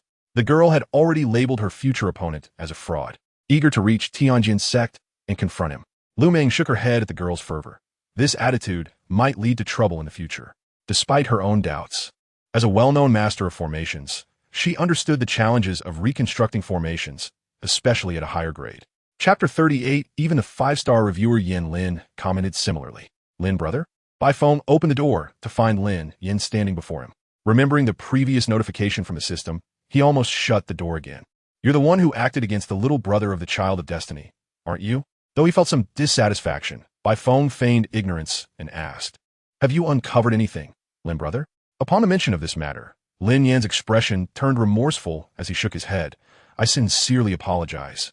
It seems the other party caught wind of my investigation into the rumors, and I couldn't uncover anything. Bai Feng's brow furrowed slightly. Wasn't it Lin Yan? He trusted that as a righteous child of destiny, Lin Yan wouldn't deceive him over trivial matters, meaning there was indeed someone else targeting the child of destiny's little brother. This was troublesome. Who could be framing him? Realizing it wasn't Lin Yan, Bai Feng became more polite, waving his hand. I appreciate your willingness to help, Lin, brother. But from this, it appears the individual's status is not low. I think so too, but the information is too chaotic at the moment. I can't guess who it might be. There's no rush. He will eventually reveal himself. Bai Feng was unconcerned. After all, they were merely trivial rumors. Lin Yan nodded, but felt a sense of defeat. They had previously made assurances, yet now they had gained nothing, failing to assist Bai Feng in any way. Beep. Detecting the host's aggressive demeanor has caused the child of destiny to feel defeated. Host's luck value, 10, fire resistance, 1, Bai Feng. What is wrong with you, system? Can you come up with something even more outrageous? In the realm of fate and destiny, the protagonist, Lin Yan, remained oblivious to Bai Feng's emotional turmoil as he inquired. By the way, the sect's grand competition is approaching. Will you be participating, brother Bai? Bai Feng responded with a polite smile. My master has other arrangements. You will know in due time. He felt increasingly that the criteria for the system to bestow fortune upon him had grown alarmingly lenient. Rest assured, I shall cheer for you, brother Bai, Lin Yan declared, giving a thumbs up, relieved that the rumors would not tarnish Bai Feng's reputation, especially with Master Chu's imminent intervention. Suddenly recalling an important matter, he asked, I have heard that the latest volume of Spring and Autumn will be released soon. Would you like me to bring a copy for you? No need. Have you forgotten the connection between Master Chuanxiu and the Bai family? Bai Feng waved his hand dismissively. Besides, the competition is just around the corner. Do you really plan to venture out now? There are still several days left. A round trip will suffice. Lin Yan chuckled nonchalantly. Missing the competition would be unfortunate, but as a Dan cultivator, he lacked for resources. However, failing to acquire Master Chuanxiu's new book would lead to years of regret. Very well, as you wish, Bai Feng replied, feeling somewhat helpless. By the way, I remember that Master Chuanxiu released a new item called the Animation Stone. Since it's the first sale, the quantity is limited and the price is rather steep. If you wish to obtain one, be sure to act quickly, Bai Feng advised. Lin Yan's eyes lit up instantly. Thank you for the heads up, Brother Bai. I shall go at once. With that, he vanished from Bai Feng's sight in the blink of an eye. No need to rush so much, Bai Feng thought. Observing Lin Yan's reaction, it seemed the animation stone would sell exceedingly well. On the day of the grand competition, after several days of rest, Bai Feng had somewhat shaken off his laziness, although the incessant rise of his fortune value still weighed heavily on his mind. Brother, have you gathered all the materials needed for the formation? Bai Yuemo reminded him, noticing Bai Feng's disheveled hair. She promptly retrieved her comb and, on tiptoe, began to tidy it up. Everything is ready, Bai Feng replied, feeling a bit uncomfortable under her ministrations. That's enough. It looks fine now. No way. You are to compete against the disciple of a formation master, representing the Tianjin sect. Bai Yuemo insisted, continuing to groom him even after finishing with his hair. Finally, satisfied with her work, she nodded approvingly. Much better. Dear sister, do you not think your actions exceed the bounds of a sister's duties? Bai Feng remarked, finally sensing something amiss. It felt akin to a wife preparing her husband for departure. What nonsense! I am merely concerned that you might embarrass yourself, Bai Yuemo retorted, puffing up her cheeks. And what clear roles are there between siblings? This is not a play. True enough, Bai Feng conceded, choosing not to dwell on matter. Shall we go? He opened the door and headed towards Chu Ning Yan's abode, while Bai Yuemo trailed a step behind, not walking alongside him as usual. If Bai Feng had turned to look at her, he would have noticed her expressionless face, but her ears had turned a deep shade of red. It seems I may have overstepped, she thought, lowering her head, unable to suppress the blush on her cheeks. Next time I must hold back. Bai Feng, Yuemo, you have arrived at the perfect moment, Chu Ningyan called out, halting her conversation with another woman to wave at them. She first introduced Bai Feng, saying, this is the formation genius I mentioned, Bai Feng, and this is his sister, Bai Yuemo. The woman nodded slightly, though she did not perceive anything remarkable about the so-called genius. Rather, she sensed a fierce sword intent emanating from his sister, detecting a vast power concealed within her. This is Master Lu Ming, the formation master I told you about, and beside her is her disciple, Su Lanqian. Bai Feng quickly greeted hello, Master Lu. He also checked the system to confirm that Lu Ming's disciple was not the child of fate, feeling relieved. He had previously worried about facing such an individual. Indeed, despite the abundance of fate's children, not every gifted disciple could be one. Let us proceed to the competition venue, Chu Ningyan announced, waving her hand as a flying boat appeared before them. As everyone boarded, a clear voice rang in Bai Feng's ear. Are you the one who reconfigured the 100-sword formation in battle? Bai Feng turned to see Su Lanqian, the girl beside Lu Ming, looking at him with a challenging gaze. That would be me, he nodded, sensing a shift in her demeanor. I have long awaited this encounter, especially after learning you could reconstruct the 100-sword formation, she said with a smile, stepping closer. However, her demeanor quickly changed, a look of disdain crossing her face. She grasped his shoulder, leaning in to whisper, do not think I am unaware of your cheating. Such an outrageous method of reconfiguring formations is beyond your mediocre talent. Prepare to be exposed in the competition. With that, her playful smile returned as she waved goodbye. See you in the competition. I eagerly await your performance. Bai Feng thought to himself, even a child of fate dares to be arrogant before me? I had considered holding back, but now it seems I must teach this presumptuous girl a lesson. Chapter 39. I am the immortal emperor, Vimi 50. Appoint you as the general of the immortal gate. The competition was divided into two parts. Chu Ning Yin stood before Bai Feng and Su Lanqian, explaining the rules. The first part involves navigating the formation. Simply passing through is sufficient. As for the specifics of the formation, I shall keep that a mystery until you arrive. The second part will be a confrontation, where you will each set up a formation for the other to navigate. A common method among formation masters. Bai Feng nodded, eager to test his newly acquired yin-yang patterns during the first part. However, he was more concerned with the second part, pondering what formation would bring this arrogant girl to tears. Su Lanqian showed no objection, her smile widening as she gazed at Bai Feng. How delightful! I can hardly wait for the genius Bai to offer me guidance. Just wait until you find yourself in tears. Bai Feng thought, choosing to ignore her taunts, knowing that engaging with such a person would only embolden her. Soon, the flying boat arrived at the competition venue. It appeared that Chu Ning Yin and the other elders had intentionally arranged for Bai Feng and Su Lanqian's competition to take place within the very grounds of the Grand Sect competition. They did not forcibly halt the discussions and rumors about Bai Feng. Such measures are rather ineffective. The best course of action is to allow them to witness Bai Feng's true prowess, thus rendering all gossip moot. As Bai Feng descended from the flying vessel, he observed a group of disciples who had arrived early, whispering amongst themselves, "Look, it's that fellow Bai Feng. Finally, he has emerged from Qingzhou Peak. I had never seen someone so timid. He resembles a turtle retreating into its shell. Yet, I have heard that senior brother Bai has been tirelessly researching formations, with even his meals being delivered by senior sister Bai. You believe such rumors? You might as well believe I am an immortal emperor, ready to grant you the title of Grand General of the immortal sect once I regain my memory. I heard that senior brother Bai is to compete with another genius of formations. We shall see if it is true soon enough. I only hope this deceiver does not disgrace our Tianjin sect. Indeed, his reputation has worsened. Not departing from Qingzhou Peak was undoubtedly the right decision. I hope these individuals maintain their bravado after the competition. Yumuo, are you not participating in the sect's grand tournament? He redirected his gaze to the quietly following Bai Yumuo. Bai Yumuo shook her head. I do not need to participate at this stage. It is no wonder you appear so unperturbed. Bai Feng was not surprised. With Bai Yumuo's abilities, she could certainly secure a spot as a seed candidate. As a seed candidate, she would not need to compete against ordinary disciples initially, only joining the fray after the top 100 disciples have been selected. This arrangement not only prevents talented individuals from wasting their time on trivial battles, but also mitigates the sense of defeat for the ordinary disciples while enhancing their sense of participation. Enough of this chatter. Come forth. Your competition is about to commence. After conversing with other peak masters and elders, Chu Ningyan addressed Bai Feng and the others. So soon? Bai Feng was somewhat astonished, having thought they would wait until the disciples below began their contests. An elder who had finished inspecting the formation assisted in explaining. The second part of the competition requires you to set up formations, which is quite time-consuming. Thus, after our discussions, we decided to commence the formation challenge at the outset of the sect's grand tournament. Bai Feng nodded in understanding. The opening ceremony of the sect's grand tournament was indeed an inventive concept by the elders of Tianjin sect.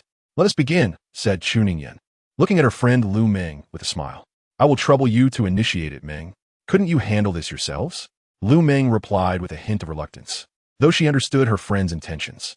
Clearly, Chu Ningyan perceived her skepticism regarding Bai Feng's talent, and enlisting her assistance was meant to reassure her that no foul play was afoot within the formation. I am not the type to shy away from a challenge. Lu Meng mused silently, recalling the battles they had faced together, affirming her integrity against deceit.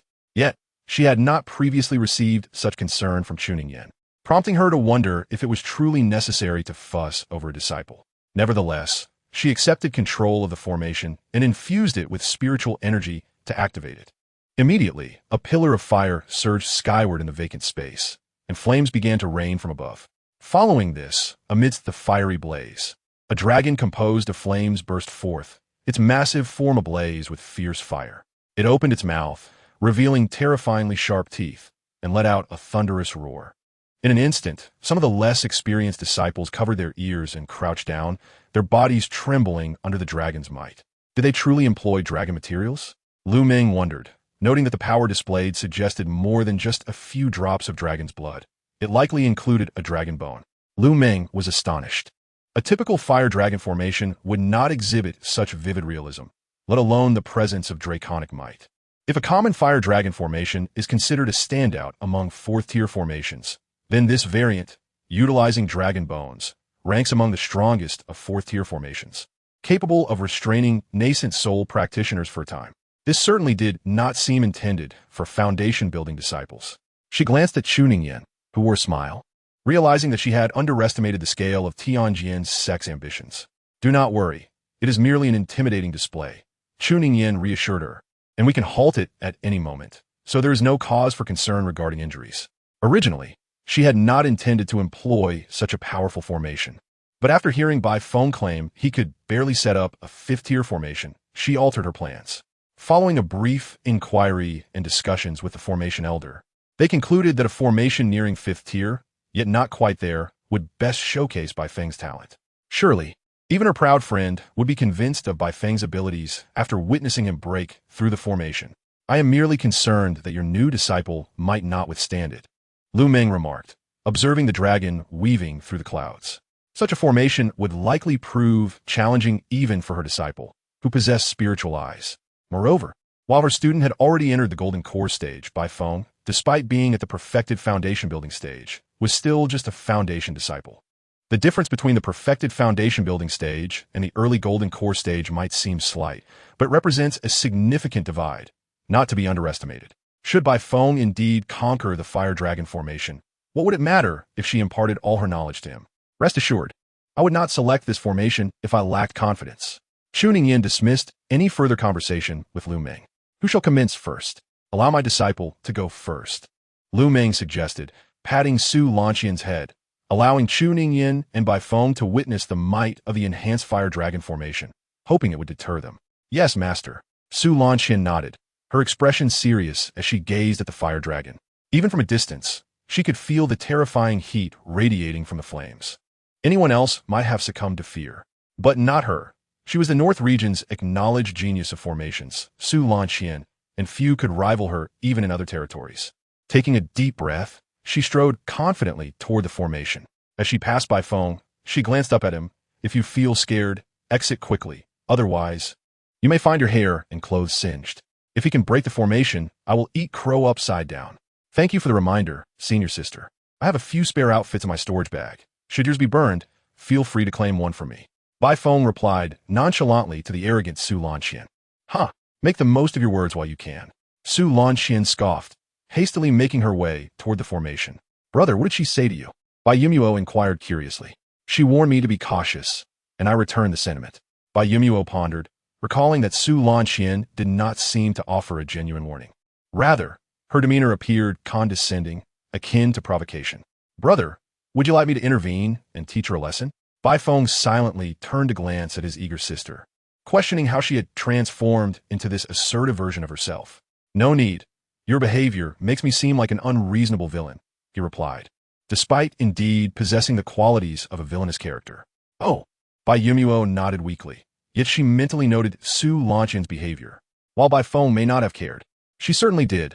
She held grudges. Should the other dare to insult Bai Feng again, she would not hesitate to retaliate. Meanwhile, Su Lanqian had already entered the fire dragon formation. Torrents of flames surged toward her from all directions, yet she remained unperturbed, erecting a barrier of spiritual energy to block the fire while her eyes glowed a soft blue. No longer did she perceive a sea of flames. Instead, she could sense her spiritual energy converging in several areas. This is the spot. Su Lanqian swiftly identified a node, grasping a calligraphy brush as surging spiritual energy coalesced in her hand. In the next moment, the brush magnified until it was nearly her height before coming to a halt. With a gentle sweep of the brush, the encroaching flames were shattered, and she seized the opportunity to dart towards one of the nodes. The brush, akin to an eraser, swiftly dismantled the node with her deft movements, causing a portion of the flames besieging her to dissipate. There's still time to regret, Lu Meng remarked with a smile, explaining, or perhaps boasting, to Chuning Yin that Su Lanqian was a disciple she had searched for extensively. Not only did she possess exceptional talent in formations, but she also had the ability to perceive fluctuations in spiritual energy through her spiritual eyes. Few formations in this world could ensnare her. No need. I have faith in my disciple, Chuning Yin replied, shaking her head. Although she was astounded by Su Lanqian's performance, her confidence in Bai Feng was unwavering. After all, Bai Feng had reconstructed the 100-sword formation just days after he first encountered formations. Such talent was hardly inferior to that of Su Lanqian's spiritual eyes. Meanwhile, Bai Feng observed Su Lanqian with a serious demeanor. Spiritual eyes, from the description, seem somewhat akin to yin-yang patterns, but they solely possess the function of observing spiritual energy. There are indeed many peculiar abilities in this world. One must never underestimate them. It appears to be nearing an end, he mused, redirecting his full attention to Su Lanqian. At that moment, multiple nodes of the fire dragon formation had been dismantled, and the ferocity of the fire dragon's assault had significantly diminished. Although Su Lanqian had expended considerable spiritual energy, her achievements had been more than sufficient. With a firm grip on the brush and her calves taut, she leaped forward directly towards the fire dragon. Roar! The fire dragon bellowed, its body engulfed in flames as it charged at her. Yet, the brush in her hand expanded once more, transforming from a seemingly soft writing instrument into a series of metallic whips that shattered a substantial portion of the fire dragon's form. Seizing the moment while the fire dragon was reconstituting its body, Su Lanxian dismantled another node, creating a breach in what was once an impregnable formation. Turning to face the now-reformed fire dragon, which was emitting furious roars, she extended her finger and stuck out her tongue, making a face at it. Then, at the moment the fire dragon charged, she took a step and vanished from the formation. How fast? Is this truly achievable by someone at the initial Golden Core stage? Compared to her, I feel utterly inadequate. Next up is Bai Feng. Could he manage? I say Bai Feng should concede early to spare us the embarrassment. Why do you always side with outsiders? Have I said anything incorrect? A person who isn't even at the Golden Core stage. What can a mere formation talent accomplish? Moreover, who knows what methods Bai Feng employed to enter? You dare label senior brother by a fraud based on unfounded rumors? I hope he remains so obstinate after he breaks the formation. If he breaks the formation, I'll eat excrement while standing on my head. As the crowd debated, Su Lanxian had already exited the formation, leaving the fire dragon seething in impotent fury within. That served as a splendid warm-up. She stretched her body and, as she passed Bai Feng, wore a playful smile. Junior brother, do your best, but don't lose too quickly. What an arrogant little brat. Yet, she certainly had the capital to be so. Although it appeared that Su Lanxian had merely dismantled a few nodes and severely wounded the fire dragon, the formation itself remained largely intact. The fire dragon formation was a fourth-rank formation. Breaching it from within was no easy feat, especially for a formation master, as combat prowess was not their strong suit. The competition among formation masters resembled Bai Feng's past life as a hacker. Attackers must devise ways to identify or even create vulnerabilities, and the breach of the formation naturally indicated victory for the attacker. Furthermore, she had rapidly dismantled the critical nodes of the fire dragon formation with her initial Golden Core cultivation and had successfully extricated herself, something even infant soul stage formation masters would find challenging to accomplish so swiftly. With Lu Ming's assistance, the fire dragon formation was soon restored. She infused energy into the formation once more and inquired of Bai Feng. Are you certain you wish to challenge the formation? Yes. Let us begin, Bai Feng affirmed, nodding as he approached the formation. Brother, good luck. Bai Yumo called out, raising her fist in encouragement. Seeing Bai Feng's determination not to concede, Lu Ming abandoned her attempt to persuade him otherwise. Then please enter. Should you feel discomfort, speak up promptly, and I will halt the proceedings. Upon entering the fire dragon formation, Bai Feng was immediately assailed by an unbearable heatwave, as if the very space had been warped by the searing temperatures. Truly a formation capable of ensnaring Golden Core cultivators and forcibly stalling infant soul ones. It was indeed somewhat challenging for someone at the peak of the Foundation establishment stage. Given this, he could not afford to approach the challenge with the same nonchalance as when he traversed the 100-sword formation. Yin-Yang pattern, activate. A flicker of black and white flashed in Bai Feng's eyes, and the image of the black and white fish manifested before him. Even though he was already aware of the yin-yang pattern's function, he couldn't suppress his astonishment. So vivid. Every channel of spiritual energy flow within the formation lay before his eyes. In an instant, he locked onto several of the most crucial nodes. In the next moment, Bai Feng sprang into action. He lifted his right hand, several talismans appearing in his grasp, like a vision granted by X-ray vision. The talismans he hurled accurately struck each critical node of the fire dragon formation. The ferocious fire dragon, doused as if splashed with water, saw its flames diminish by half. With this, the formation lay wide open, and Bai Feng could leave at any moment. However, he had no intention of concluding so simply. One more to go. Where is it? Bai Feng clutched the final talisman, his dual-colored eyes scanning the surroundings. His gaze settled on the fire dragon. So it's here. A smile graced Bai Feng's lips as he marveled at the exquisite design of placing the most vital node upon the fire dragon itself. The creator of this formation must have possessed profound knowledge of the fire dragon formation. Drawing forth his bamboo sword, he pointed it at the now-weakened fire dragon. Yet, even with the critical node dismantled and its flames reduced, the dragon's might remained unassailable. The fire dragon roared, forcefully summoning flames as it charged toward Bai Feng. Excellent. Bai Feng exhaled, the image of Bai Yumo practicing swordplay surfacing in his mind. In the next heartbeat, his movements aligned perfectly with her form, and he stepped forward, closing the distance to the fire dragon in the blink of an eye, thrusting his bamboo sword fiercely toward it. Boom! The ferocious flames enveloped both Bai Feng and the fire dragon. Outside, Bai Yumo's hand rested on the hilt of her sword, her fingers turning pale from the force of her grip. However, Lu Ming, responsible for activating the formation, showed no concern. She even sighed. It's over. Master, has that fellow already lost?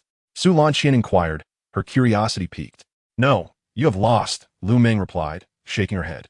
Disciple, it appears we shall be residing at the Tianjian sect for a while. Ah. Su Lanqian's mouth fell agape as she hurriedly turned her gaze back to the formation engulfed in flames. She had actually lost? To someone at the peak of Foundation establishment? It seemed Lu Meng had anticipated her proud disciple's questions, as she preemptively answered, he did not cheat. Earlier, Chuning Yin asked me to modify a portion of the fire dragon formation while I was repairing it. She had initially thought her friend harbored doubts about her, but now it appeared she simply did not understand Bai Feng well enough. Had she not modified the formation, upon witnessing Bai Feng's actions to breach it, she might have truly believed he was cheating.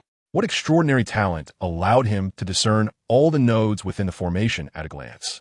Even the crucial node concealed within the fiery dragon was discerned, a detail that even her disciple, Su Lanqian, had overlooked. Could he possess eyes akin to the spiritual gaze? At this moment, the flames within the formation began to dissipate. The fire dragon had long vanished, leaving only Bai Feng standing unscathed, while the flames swirled outward as if in fear of him. He turned to Lu Meng and the others. Surely, this counts as passing? What an astonishing talent. Even I could not identify all the nodes within the formation so swiftly. An elder from the Tianjian sect couldn't help but click his tongue in astonishment. Once among the foremost experts in formations, he felt a twinge of pride, but now, standing in comparison to true geniuses, he felt utterly insignificant. Even the first female contestant had outclassed him in his youth.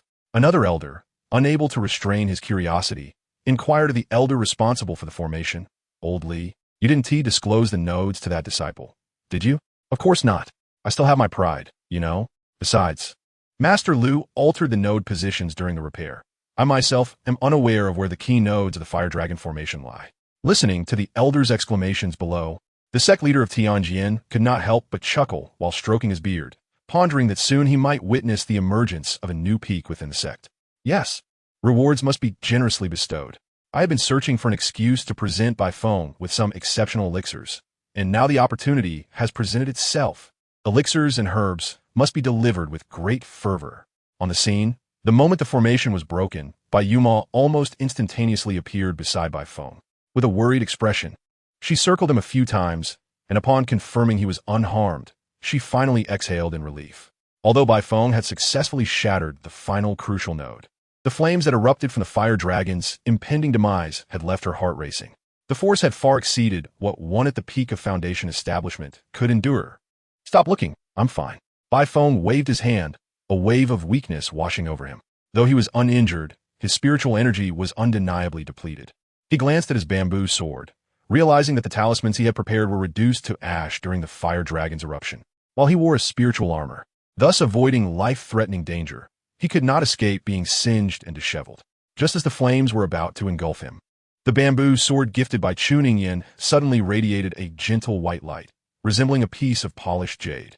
This white glow kept the flames at bay, preventing them from coming near him. Noticing this, Bai Feng quickly channeled all his remaining spiritual energy into the sword.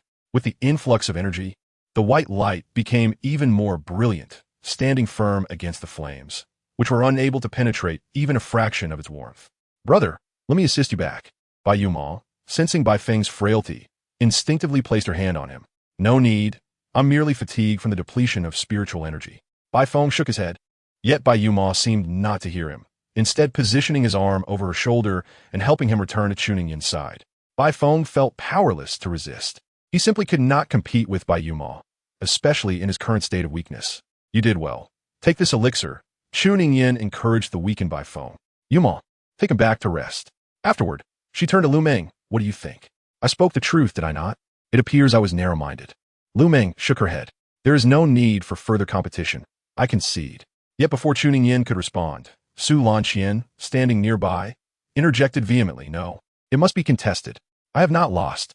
Her emotions surged, her face flushed with indignation, especially recalling how she had mocked Bai Feng earlier, rendering her a fool in retrospect. Shame, regret, and anger coalesced within her, and as her master prepared to forego the final match, her emotions reached a boiling point, snapping the thread of rationality. Growing up amidst the praise of others, this girl, endowed with extraordinary talent in formations and even possessing spiritual eyes, never anticipated she would be bested by someone of lesser cultivation.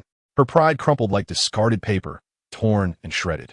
She resembled a desperate gambler, placing her last hope and confidence in her talent for formations on this final contest.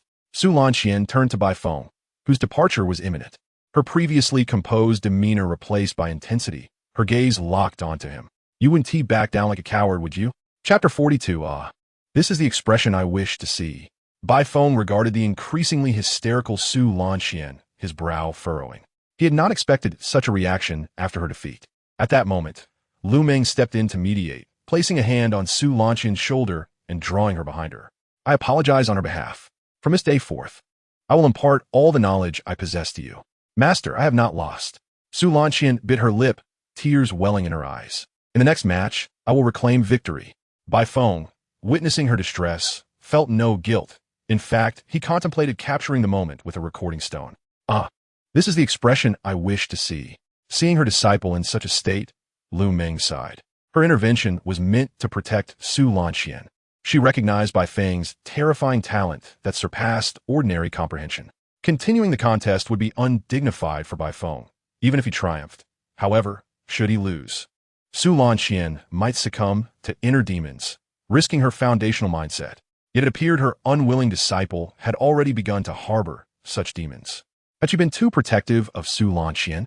After a moment of reflection, she turned to Bai Feng. Might you be willing to continue competing with my disciple? Regardless of the outcome, I will impart my lifetime of knowledge to you. That is acceptable. Bai Feng clasped his hands respectfully, though his objectives had been met. Particularly in witnessing what he desired, the thought of attending classes alongside the arrogant Su Lanqian made him prefer to continue. Otherwise, she might persistently challenge him. However, should he win the next match, perhaps she would avoid him in the future. A momentary hassle could lead to a lifetime of ease. How could one not choose wisely? Lu Meng nodded, turning to Chuning Yen. In that case, please prepare the contest venue once more. Leave it to me. She turned to delegate the task while announcing the results of the contest to the eager disciples. In this match, Bai Feng from Qingzhou Peak emerges victorious. Instantly, some disciples raised their hands in cheer. Although most had already reached their conclusions about the outcome after witnessing the match, some remained obstinately skeptical, refusing to acknowledge reality. Who just said they would stand on their heads to eat excrement? Come forward. This is cheating. How could he identify the nodes so swiftly? Why not? Didn't the sister who just competed do the same? That was because of her spiritual eyes. Our senior brother, Bai, might also possess spiritual eyes. Perhaps even an advanced version. No. In my opinion, it must be that senior brother Bai's spiritual eyes are male, while the opponents are female, thus failing to perceive his brilliance. I refuse to believe it. This must be a staged act. They are undoubtedly pressured by the Bai family. TSK, how much do you underestimate our Tianjin sect? Even if the Bai family is formidable, it is utterly inconceivable that they could compel the peak master, elders, and a master of formations from our heavenly sword sect to engage in a farce alongside Brother Bai. Perhaps they are agents of the demonic path, unable to bear witness to the emergence of a prodigious talent in formations within our sect. I suggest a thorough investigation. Under the urging and teasing of the crowd, those disciples who had sworn oaths turned crimson, abandoning the ongoing competition and hastily extricating themselves from the throng, fleeing as if in panic. How cowardly! Don't run. Brother Xiang, I've yet to see someone eat excrement while standing on their head. In an instant, the atmosphere among the disciples was filled with mirth. Infuriated, Yi Tang clenched his fists and struck the table, which, having endured repeated assaults, finally succumbed to the strain and collapsed, sending teacups shattering to the ground, tea spilling everywhere. The carefully cultivated atmosphere of public opinion he had painstakingly created was so easily shattered. He had originally intended to leverage public sentiment to force Bai Feng to withdraw from the sect competition, but he had not anticipated the sect's significant regard for Bai Feng, even inviting Master Lu Meng to instruct him. Nevertheless, even with this knowledge, he would not relent. Master brother, it's bad. Suddenly, a disciple burst in, causing Yi Tang to furrow his brow. Had it not been for the fact that this individual was his confidant, he would have already kicked this unruly fellow out. What chaos is this? What has transpired? Master brother, our people have all been captured by that scoundrel Luo Chun. What? Yi Tang sprang to his feet, seizing his subordinate by the collar, his eyes reddening as he demanded, "What on earth happened? Did I not instruct you to keep a close watch on him?" Though the disciple trembled with fear, he relayed the news, because Bai Feng won so effortlessly. Our individuals who spread rumors and questioned him caught Luo Chen's attention. Useless. A bunch of good-for-nothings. Yi Tang felt an urge to hurl his subordinate out, yet he restrained himself, adjusting the subordinate's collar instead. "Very well, I understand. You may leave." Before departing, the disciple could not help but inquire, "Master brother, what about our people? Do you expect me to reveal that I instigated them to target the sect's disciples?" Yi Tang shot a glance at his subordinate. Alert, detected that the Chosen One, bribed by the host, has disrupted another Chosen One's plans and eliminated most of the subordinates. Reward, 300 luck points and the technique illusion techniques from Master Qian Huan. Bai Feng. The Chosen One, you shall pay for this. This cannot continue. While isolating himself on Qingzhou Peak to cultivate may shield him from most troubles. It also means he cannot ascertain external circumstances in a timely manner. It seems he must establish his own intelligence network. Where to begin? Brother, have you decided on the formation you wish to set? Bai Yumo's voice floated in from the kitchen, addressing Bai Feng, who was seated at the dining table, awaiting the meal. Bai Feng paused his thoughts and shook his head. There are too many options, and I have yet to decide which one to choose. Since the second competition involves setting up formations for the opponent to navigate, there is ample time, 5 whole days, coinciding with the last day of the set competition. With time to spare, he could ponder slowly, ideally selecting a formation that would challenge the opponent. As Bai Yumo approached for the dishes, she felt a surge of anger at the opponent's arrogance, especially since they could not bear to lose, regardless of their adorableness. After a few contemplative moments, Bai Feng decided not to strike too harshly, considering that the opponent's master would still be teaching him. Additionally, Su Lan Qian's emotions appeared somewhat unstable. Should he inadvertently demoralize the opponent to the point of withdrawal, he would find it difficult to explain to his master and Master Lu. Thus, he resolved to eliminate overly dangerous formations from his considerations. Perhaps a mirage formation would suffice. With the system's rewards, he now possessed a deeper understanding of illusions. He could adjust the intensity to a level that would allow the opponent to perceive flaws without immediately dismantling the formation. Sighing, he reflected on how he was going to great lengths to accommodate his master and Master Lu's reputations. He hoped that this arrogant little brat, Su Lan Qian, would come to terms with reality and cease her incessant pestering. Knock, knock, knock. Who is it? Bai Feng rose from his chair, pondering as he opened the door. Outside stood a figure clad in white, who raised a small fist and waved at Bai Feng. "Brother, do your best." Chapter 43. Please cease your unrealistic fantasies, brother. Do your best. Xiao Qi waved her small fist, her expression remaining largely unchanged. "Ah, Xiao Qi, at last you have come." Bai Feng smiled, reaching out to pat her head. "I was just wondering why you and T come to find me. I heard you were preparing diligently for battle, so I didn't want to disturb you. Come inside." Bai Feng stepped aside to let Xiao Qi in. Meanwhile, Bai Yumo, who was busy cooking, noticed the new guest. Although she had eased her misconceptions about Xiao Qi after Bai Feng's explanations, a hint of animosity lingered, as if someone had usurped her singular status. "Hello, Mississippi." Xiao Qi greeted Bai Yumo somewhat awkwardly. Bai Yumo tightened her grip on the spatula, annoyed that Xiao Qi referred to Bai Feng as brother while calling her miss. Though they had scarcely met, this distinction made her feel excluded. "Xiao Qi, don't be so formal. Just call me sister." Bai Yumo corrected with a smile. Xiao Qi slightly shrank back, an inexplicable sense of danger bubbling up within her, and she quickly nodded. "Okay, sister."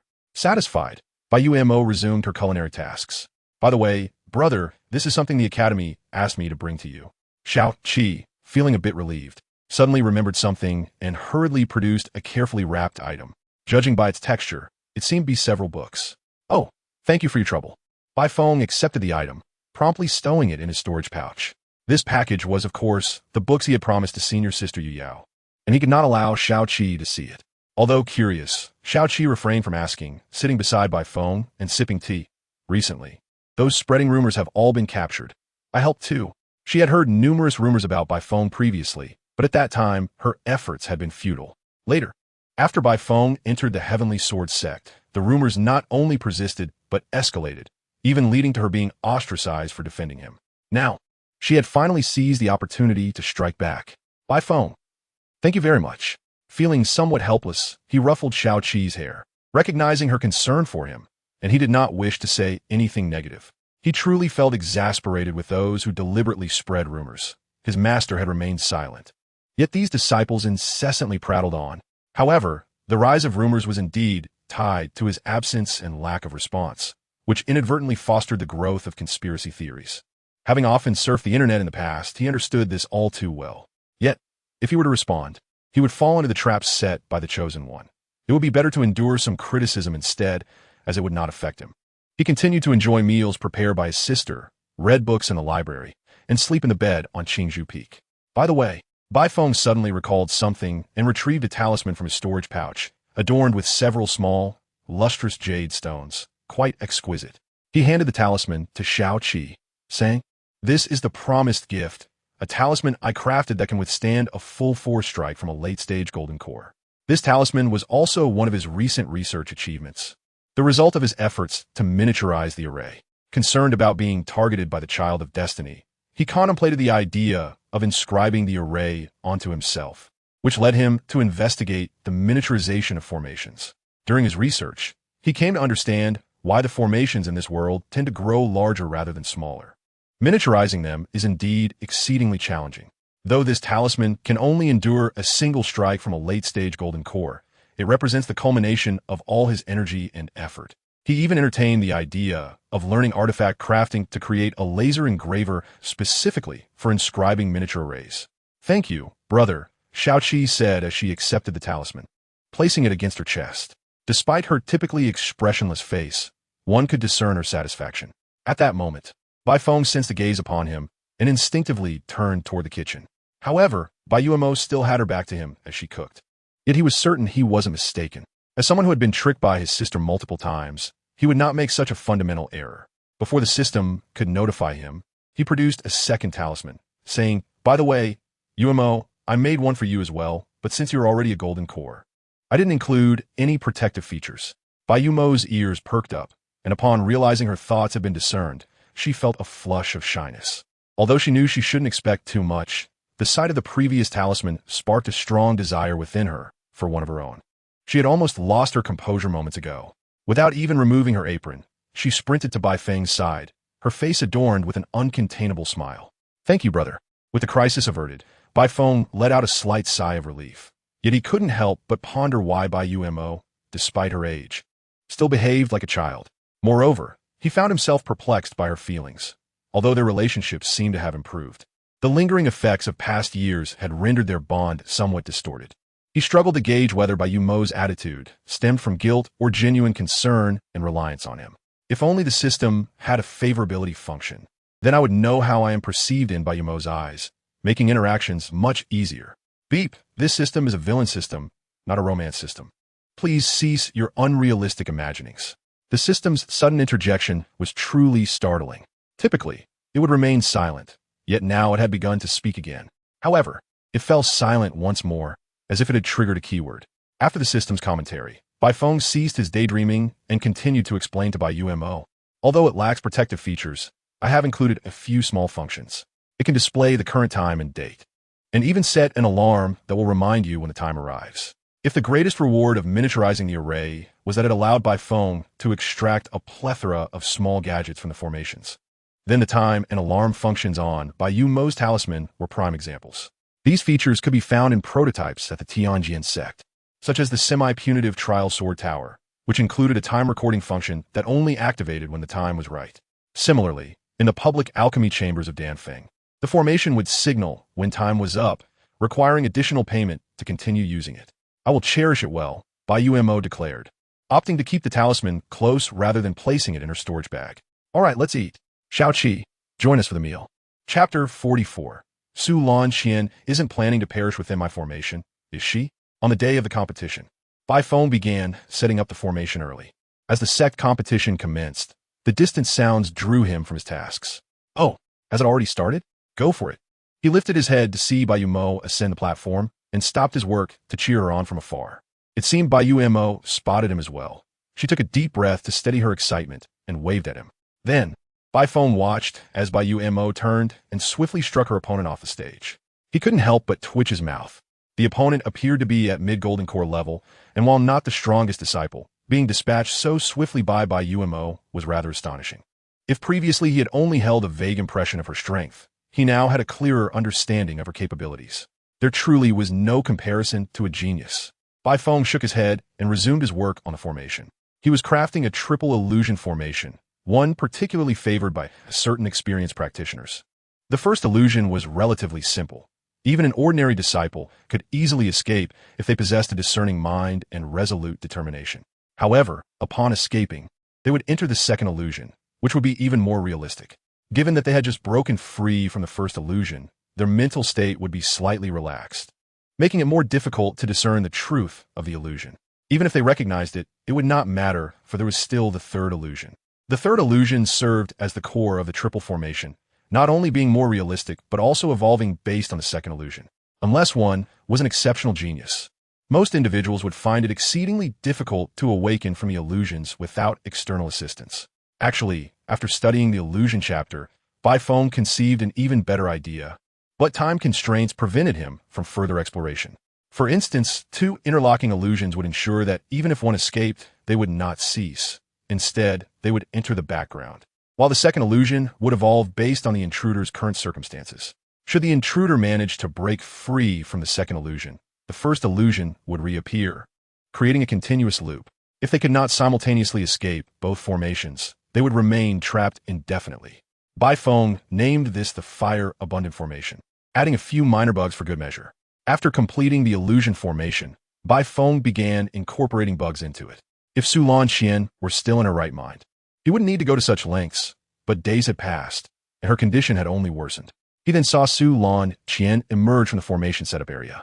She no longer bore her usual composure. Her hair was unkempt, her face ashen, her eyes bloodshot, and she muttered incoherently. It seemed that in her world, only this competition mattered, and everything else was of no concern to her. Bai Feng watched her leave, unable to shake his worry. Is Su Lan Qian really planning to die in my formation? Should I add a few more new bugs? He gazed thoughtfully at the already set illusion formation. Time swiftly progressed to the final day of the set competition. Bai Umo, as expected, had entered the top 10, while Lin Yin, having reached the peak of the foundation establishment stage, was defeated by a disciple at the late Golden Core stage after having triumphed over an early Golden Core disciple. Nevertheless, Lin Yin garnered gasps of astonishment from the crowd, receiving comments such as "This child is terrifying." Today also marked the final match between Bai Feng and Su Lan Qian, but it would only commence after the set competition crowned its champion. In simpler terms, it was the closing ceremony. The elders had seemingly orchestrated the competition to their satisfaction. At this moment, the competitors were Luo Chun, the senior brother of Zixiao Peak, and Yi Tang, the senior brother of Tianjin Sect. Luo Chun stood on the platform, fixated on Yi Tang. Through his investigations over the past few days, he had uncovered links between this matter and Yi Tang, yet the latter was exceptionally cunning, leaving no evidence behind. However, this did not signify his surrender. Today was his lucky day, as he had directly matched up against Yi Tang. It was time to collect some interest on behalf of his junior brother Bai. Yi Tang smiled gently and said, "I have long heard of the transformation of junior brother Luo. Upon seeing him now, it is as if he has become an entirely different person. This is all thanks to junior brother Bai. Without him, I fear I would still be lost in confusion." Luo Chun maintained a stoic expression, his gaze fixed intently on Yi Tang, his demeanor akin to a sword drawn from its sheath. "I have yet to engage in earnest competition with others after my enlightenment. I humbly request your guidance, senior brother Yi." Upon hearing the name Bai Feng, Yi Tang's smile faltered slightly, yet he endeavored to maintain his radiant facade before others. With a cheerful tone, he replied, "Then I must express my gratitude to junior brother Bai." A hint of a smile finally appeared on Luo Chen's lips, though Yi Tang felt an unsettling chill from that smile. Simultaneously, a flicker of anger ignited within Yi Tang. Could it be that this fellow has discovered something? I had intended to hold back, but it seems I must ensure he remains bedridden for a few months. "Be careful, senior brother," Luo Chun warned as he drew his sword, launching a series of fierce attacks towards Yi Tang. Yi Tang also unsheathed his sword to counter, but the next moment, he felt the overwhelming force of Luo Chen's blade, his face a mask of disbelief. "Senior brother, do not dawdle in battle." Despite Yi Tang's swift evasion, his sleeve was still sliced by Luo Chen's sharp sword. His expression darkened. He had not anticipated Luo Chen's strength to have surged so significantly. Was he concealing his true abilities before? He also noticed that Luo Chen's swordsmanship had evolved, his expression turning grave. The Heartless Sword? I did not expect you to master this technique, junior brother Luo. There is no such thing as heartless or heartfelt. I merely have begun to understand the human heart. Luo Chen replied, his expression unyielding as he pointed his sword at Yi Tang. Be cautious, senior brother. Faced with Luo Chen's relentless onslaught, Yi Tang could not help but curse inwardly. He disregarded his senior brother's dignity and hastily reached for the concealed weapons in his sleeve, unleashing his hidden skills. Meanwhile, Bai Feng, who had been joyfully watching the clash between the two favored disciples, suddenly darkened in countenance upon overhearing their exchange. Could it be that this fellow is out to ruin me? The one who disrupted the plan of the favored disciples must be him. What is wrong with you? Fortune-seeking sycophant? Why is it that my insults inspire your enlightenment? Is this some sort of villainous boost? System, why didn't you inform me of his enlightenment? You are always so keen to notify me of trivial matters. Why overlook something so significant? Beep, because it is beneficial for the host to awaken the favored disciple. It does not allow for the plundering of fortune points. Bai Feng. Infuriating, he redirected his attention back to the arena, where the battle between Yi Tang and Luo Chen had reached a fever pitch, with either side poised for defeat. I hope our sect's senior brother can lend a hand and prevent Luo Chen from winning. He suspected that if Luo Chen emerged victorious, the system would not hesitate to seize the opportunity to inundate him with fortune points. Speaking of which, where is that favored disciple who has been targeting me? Is he not participating in the sect competition? His gaze shifted to Yi Tang. Could it be that you are the one? How detestable. I suddenly find myself wishing for Yi Tang to lose. May you both suffer mutual destruction. Chapter 45. Senior brother, can you still lift your sword? The unfolding events seemed to align with Bai Feng's expectations. Yi Tang continuously produced a seemingly endless stream of concealed weapons to hurl at Luo Chen. Despite Luo Chen's mastery of the Heartless Sword, he still sustained considerable injuries from the concealed weapons. Yet Yi Tang fared little better, his body marred with numerous sword wounds, some of which were still infused with lingering sword energy, akin to being gnawed upon by insects. Wiping the blood from the corner of his mouth, Luo Chen stood firm, his sword intent surging. Senior brother, you have become so engrossed in schemes and concealed weapons that you have likely forgotten the core tenet of the Tianjin sect. Can you still lift your sword? Shut your mouth. I have not lost. Yi Tang's eyes reddened as he panted heavily.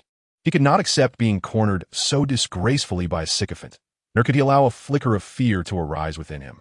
No, he was the senior brother of the Tianjin sect. He must triumph in this battle. With that, he raised his sword. While the concealed weapons hidden beneath, it flew toward Luo Chen. Such trifling tactics cannot defeat me, senior brother. You have lost. The concealed weapons were shattered mid-flight by the dispersed sword energy as Luo Chen's sword intent reached its zenith. Slash! The long sword loomed larger in Yi Tang's eyes, resembling an insurmountable mountain, rendering all his stratagems futile. His body trembled, and with his final ounce of strength, he attempted to raise his sword in defense. But at that moment, the sword felt as heavy as 1,000 pounds. No matter how hard he tried, he could not lift it. Could it be that I truly can no longer wield a sword? As the sword descended, the sole thought remaining in Yi Tang's mind was this. Ultimately, Luo Chen's blade was halted by the elder, for this was a contest, not a battle to the death. Yet Yi Tang's legs buckled, and he collapsed to the ground, unaware of when he had closed his eyes, succumbing to unconsciousness. Luo Chen had not anticipated resolving matters with Yi Tang in the sect competition. Having achieved his goal, he bowed gratefully to the elder. Thank you, elder, for intervening. I was too earnest in my endeavors. The elder chuckled as he stroked his beard. Swords are blind. It is inevitable to lose control during a contest. What else would we be doing here? Watching a show? Now go rest. Though he had heard of the changes in Luo Chen from the Zixiao Peak, seeing it firsthand today revealed a significant transformation. This is a positive development. Our Tianjin sect is about to gain another swordsmanship prodigy. It is high time to consider a change in our senior brother. Several elders had previously indicated that Yi Tang's obsession with concealed weapons was not in alignment with the sect's esteemed reputation, but due to the absence of suitable candidates, they had delayed taking action. Now, however, it is worth contemplating. Luo Chen nodded, and, as the tension within him eased, a wave of weakness washed over him. His legs faltered, and just as he was about to succumb to unconsciousness, the elder caught him with spiritual energy. Just before losing consciousness, He heard the elder urgently summon the Dan Peak disciples for treatment. On the other side, Bai Feng, expressionless, withdrew his gaze, silently observing the notification displayed by the system. Beep detected that the favored disciple was utilized by the host as a tool against other favored disciples and successfully defeated another favored disciple, humiliating him thoroughly. Reward: 1,000 fortune points, breakthrough to golden core cultivation, can be claimed at will, and a fragment of swordsmanship. Beep detected that the host's fortune points have surpassed 1,000. Activating name display function. Damn, why is Yi Tang, this favored disciple, so utterly useless? Try a little harder. At least strive for a draw. We were so close. How infuriating. My hate value has surged again. As Bai Feng cursed Yi Tang for stepping in dog excrement upon exiting, the second match commenced. However, the subsequent matches held little suspense. Yi Tang lay incapacitated, and Luo Chun was utterly exhausted, both having lost their combat capabilities. Without the other favored disciples, the remaining Golden Core disciples stood no chance against Bai Mo, and the might of the immortal bone finally began to manifest among those of Golden Core level. Brother, I secured first place. After the competition concluded, Bai Mo eagerly dashed to Bai Feng's side, her expression brimming with anticipation for praise. Indeed, quite commendable. I knew you could do it. Despite being somewhat disheartened by the 1,000 fortune points, Bai Feng could not disregard Bai Mo's eager demeanor. Thus, he instinctively reached out to pat her on the head. Upon reflection, it became evident that the situation was rather inappropriate. Setting aside the fact that both individuals were no longer children, they were in a public space, under the watchful eyes of others. Lowering his gaze, he noticed that Bai Ma's delicate face had flushed a deep crimson. However, she did not exhibit any signs of resistance. Bai Feng feigned ignorance as he withdrew his hand, clearing his throat. Well, it's my turn now. You should rest after your match. Bai Ma mumbled, her voice barely audible, resembling the faint buzz of a mosquito. Gidge is touching my head again. Although she felt profoundly shy, she also sensed Bai Feng's troubled demeanor. Could it be that he was reminded of his own mediocre cultivation talents upon witnessing her performance? Indeed, Bai Feng seemed to be quite concerned about his abilities. What should she do? Bai Ma fell into deep contemplation. Hey! A voice interrupted, and Bai Feng turned to see Su Longjin. After arranging the formation, she appeared even more haggard than in previous days. Her unkempt hair cascaded around her, devoid of its usual luster, and she wore a plain cyan robe rather than a beautiful dress. The dark circles under her eyes raised concern that she might collapse at any moment. I will win, she declared, gripping Bai Feng's shoulder and revealing her sharp canines, resembling a predator poised to pounce. Behind her weary eyes, there seemed to linger a hint of madness. Bai Feng observed Su Longjin's demeanor and felt that engaging in a serious contest with her would be rather pointless. If losing would ease your burden, then don't joke. Su Longjin interrupted, tightening her grip on his collar. Compete with me fairly. I will triumph, and I will prove that I will always be above you. Then do your best, Bai Feng replied, grasping her slender wrist and gently releasing her grip. He couldn't help but think that she was likely succumbing to inner demons. Moreover, he mused that such fragility was hardly conducive to ascending the path of immortality. However, upon further reflection, it was akin to a programming expert being overwhelmed by someone perceived as a novice. It was indeed a hard pill to swallow. Su Langqian, seemingly undeterred, took a few steps back before charging toward Bai Feng's formation without waiting for Lu Meng to signal to start. Chapter 46. Unfortunately, he has an advantage. Sigh. Lu Meng had long discerned that something was amiss with Su Longjin. Yet her attempts to dissuade her were futile. With an apologetic expression, she remarked, On behalf of my disciple, I apologize for her premature entry. I will make a note of the time she entered early. That's fine, it's just a few seconds. Bai Feng waved his hand dismissively. He was not inclined to argue with someone caught in their own turmoil. He hastily approached the formation laid out by Su Longjin and stepped inside. As the formation activated, the final contest of the sect competition commenced. Is that a 5 elements formation? Bai Feng pondered as he stood within the formation, surrounded by impenetrable darkness, struggling to see his own hands. As if trapped in a sunless cavern, he recalled that the 5 elements formation was a rather peculiar confinement array akin to a spirit gathering array with varying grades. The current formation was likely a 5th grade 5 elements formation, and given the quality of materials used and Su Longjin's modifications, it had nearly reached the level of a 6th grade formation. For a cultivator at the early golden core stage to create such a formation It indeed warranted the title of a once-in-a-millennium formation genius.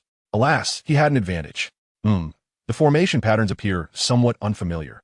She must have only recently learned it, inadvertently leaving a few minor flaws. Bai Feng activated his yin-yang pattern, and the intricate pathways of the five elements formation unfolded clearly before his eyes as he assessed Su Longjian's creation while contemplating how to dismantle it.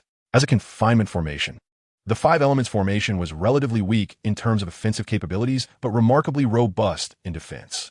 Unlike other formations, breaching a few critical nodes would not cause it to collapse. Even if the nodes were compromised, they would gradually restore themselves unless all five essential nodes, wood, fire, earth, metal, and water, were simultaneously breached. However, this was easier said than done. For an ordinary formation master, merely identifying a single node was challenging, let alone uncovering five hidden critical nodes. Furthermore, with the five elements formation's defensive reputation, even if one found the critical nodes, breaching all five at once was an arduous task. Clearly, Su Longjian had utilized every resource available to her, crafting the formation to exploit his limited cultivation level. Yet this also indicated that she regarded him as an equal opponent, no longer underestimating him as she had previously. It was indeed a challenging predicament. Bai Feng unsheathed a bamboo sword and aimed for one of the nodes, but predictably, his current strength was insufficient to damage it. He could opt to exploit the minor flaws, yet that would consume an inordinate amount of time and complicate matters further. Forget the complexities, he decided, shaking his head. He retrieved a pill from his storage bag and swallowed it, simultaneously mentally notifying the system. System, claim reward. Ding. Host has claimed the reward. Please break through in a tranquil environment. Bai Feng seated himself on the ground, the pill he had taken serving as a guise as he felt a surge of spiritual energy flooding into his body. Outside the formation, Chuning Yin and Lu Meng noticed the unusual activity within the array. Is he breaking through? Chuning Yin chuckled wryly. It was still a competition after all. She was unsure whether to label him reckless or audacious.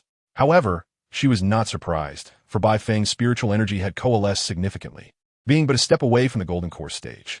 Yet she had not anticipated that he would choose to break through within the formation. Perhaps he found it challenging to breach the node defenses and decided to advance within the confines of the array. Lu Meng remarked, "Your disciple is indeed bold and meticulous. The five elements formation is known for its defense and possesses only minimal counterattack capabilities. He likely felt emboldened to break through within the formation for that reason." Chuning Yin nodded, her curiosity piqued. Will breaking through within the formation have any repercussions? Some formations do, Lu Meng explained. For instance, I know of one that can isolate external spiritual energy, but those are 7th grade formations or higher. She shook her head, adding, this five elements formation is only 5th grade. And since it is primarily focused on the competition, it does not impede contact with the outside world. At the same time, she recalled Bai Feng's eyes from earlier. In the Fire Dragon array, the overwhelming spiritual energy had rendered her unable to see clearly. Now, without the flames obstructing her view, she caught a glimpse of the strange light that flickered in Bai Feng's eyes. It seemed he possessed a similar gaze to her disciple, and Su Longjian had indeed met her match. As the two conversed, Bai Feng opened his tightly shut eyes. Golden core achieved. At that moment, the spiritual energy within his dantian had fully coalesced, transforming into a golden core that floated at its center. This golden core was remarkably solid, appearing far more substantial than one would expect from a newly ascended golden core cultivator. Stretching his arms, he reveled in the power contained within him. The golden core undeniably marked a watershed moment in cultivation, enhancing his strength, spiritual energy, and even consciousness far beyond that of a perfected foundation establishment stage. He closed his eyes, savoring the techniques he had borrowed from Bai Yuma. If he had merely imitated them before, he now possessed a newfound understanding of the bamboo stab technique, gradually integrating it into his essence. Simultaneously, the fragments of swordsmanship within him began to tremble slightly, and the previously incomprehensible sword techniques suddenly unveiled their secrets. Bai Feng exhaled a breath of turbid air, keeping his eyes closed as he placed his hand upon the bamboo sword. In the next moment, a sharp sword aura erupted from his body, and as this aura reached its zenith, the bamboo sword was thrust forth with great force. The sword's body, along with his arm, transformed into mere afterimages. What appeared to be a simple thrust of the bamboo sword in his hands took on an extraordinary elegance. Bai Feng exhaled once more and opened his eyes, witnessing the formidable five elements formation begin to collapse, sunlight streaming down from above. Observers would have noted that all five critical nodes of the formation had been pierced by a single sword strike, leaving it in tatters. This scene rendered even Bai Feng's master, Chuning Yin, momentarily speechless. That sword strike, even by her discerning eye, was nothing short of magnificent, a testament to his prodigious talent in the art of the sword. Chuning Yin turned her gaze toward her disciple, Bai Yuma, who stood with her mouth agape, clearly unaware of Bai Feng's innate swordsmanship. Yuma, does Bai Feng often practice swordsmanship? Bai Yuma snapped back to reality, instinctively shaking her head before nodding. I've only seen him practice once. He only used the bamboo thrust technique, and he was nearly on par with me. Oh, that was right after he gained enlightenment. Perhaps he comprehended it during that moment. Chuning Yin nodded, redirecting her gaze to Bai Feng, who had now retracted his fierce sword aura and resumed a somewhat languid demeanor as he strolled toward them. What an amusing young fellow, she mused with a soft laugh, realizing that her most prudent decision had been to take Bai Yuma and her brother Bai Feng as her disciples. Chapter 47. Is the way of the sword truly so inconvenient? Brother, how did you execute that technique just now? The moment Bai Feng returned, Bai Yuma dashed forward, chattering incessantly with questions.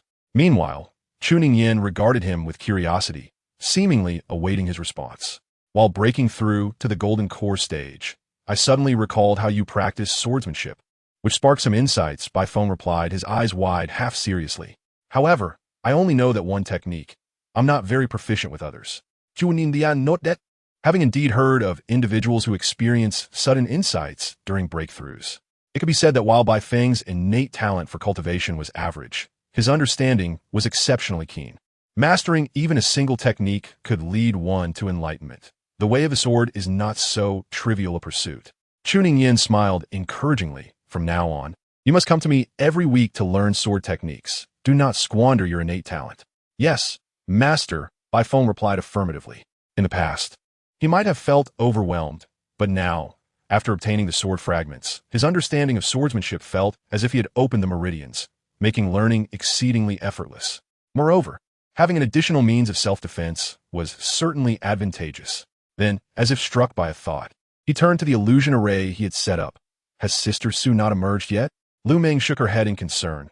No, initially she had some movement, but after a while, she fell silent. Perhaps I should dissolve the illusion array, Bai Feng thought to himself, realizing with dismay that he had accurately predicted this outcome.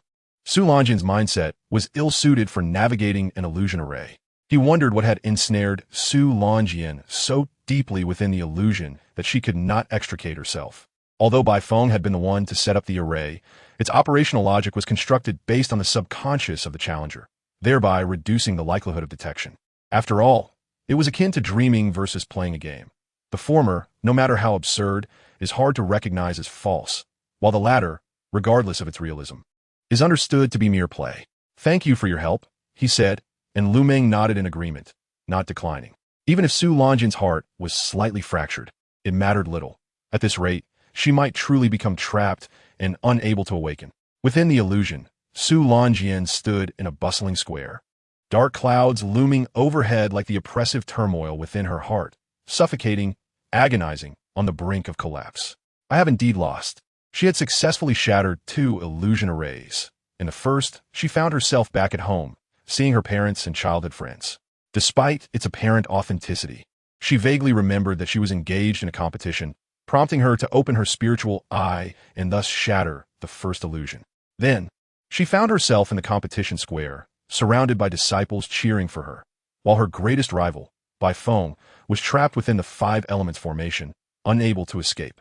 She had triumphed. She had finally won. She had successfully preserved her pride. Su Longjin basked in the admiration of the crowd, receiving praise from her master. And even Bai Yuma approached her with unreserved compliments. Meanwhile, the defeated Bai Feng stood forlornly aside, overlooked by everyone. She watched as he turned away in despair. Yet her heart did not swell with triumph. Instead, doubts crept in. Had she truly won?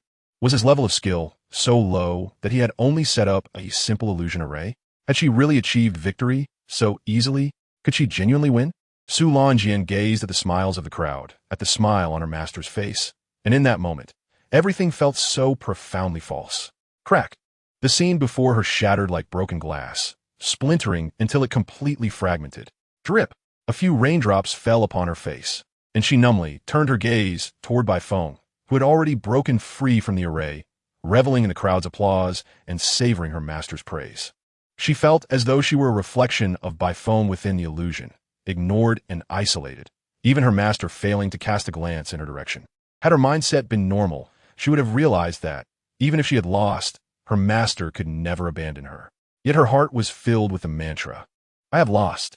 From afar, she watched the person she had once mocked finally unable to withstand the pressure and kneeling on the ground, unsure whether the water on her face was rain or tears.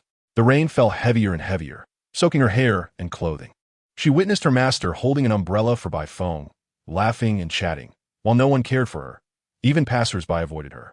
She had never felt the rain so frigid, chilling her to the bone, causing her to tremble with pain. Her confidence, her pride, gradually washed away by the rain, and she could no longer maintain her composure, collapsing to the ground in tears. At that moment, she suddenly sensed the rain had ceased. Raising her head, she was confronted by a face she detested. Bai Feng crouched before her, holding an umbrella, a mocking smile gracing his lips. He reached out with his other hand, lifting her chin, and his long fingers gently brushed away the tears at the corners of her eyes. The so-called genius who constantly accuses others of being frauds is now in such a pitiful state. Or are you planning to expose me in this manner? Su Lanjian remained silent, turning her head away, only to have Bai Feng forcefully turn her face back to him with his fingers. Under her gaze, filled with humiliation, she beheld Bai Feng's expression transform into one reminiscent of a scene from a play she had once witnessed, suddenly infused with pride, arrogance, mockery, and a hint of excitement. You do possess some talent. Would you care to become my personal maid? Perhaps, in light of your diligence, I might generously share some knowledge of formations with you. Su Lanjian pursed her lips, remaining silent. I strongly advise you to accept. Your master has already forsaken you. What do you have left? A dark aura began to emanate from Bai Feng, yet Su Lanjian remained oblivious to it. Her expression was one of despair as she slowly closed her eyes. Good heavens! What on earth is this? A sudden voice shattered the tranquil atmosphere. Bai Feng gazed at the shadowy figure before him, his lips twitching slightly. Was this truly how he appeared in Su Lanjian's eyes? Some otherworldly demon? As he continued, he saw the dark version of himself lift its head and fix him with its scarlet gaze. Why are you able to enter? This illusion I have constructed. Why can I not enter? Bai Feng pondered, stroking his chin in bewilderment. How is it that this projection of himself could communicate with him? Could it be a manifestation of his inner demons?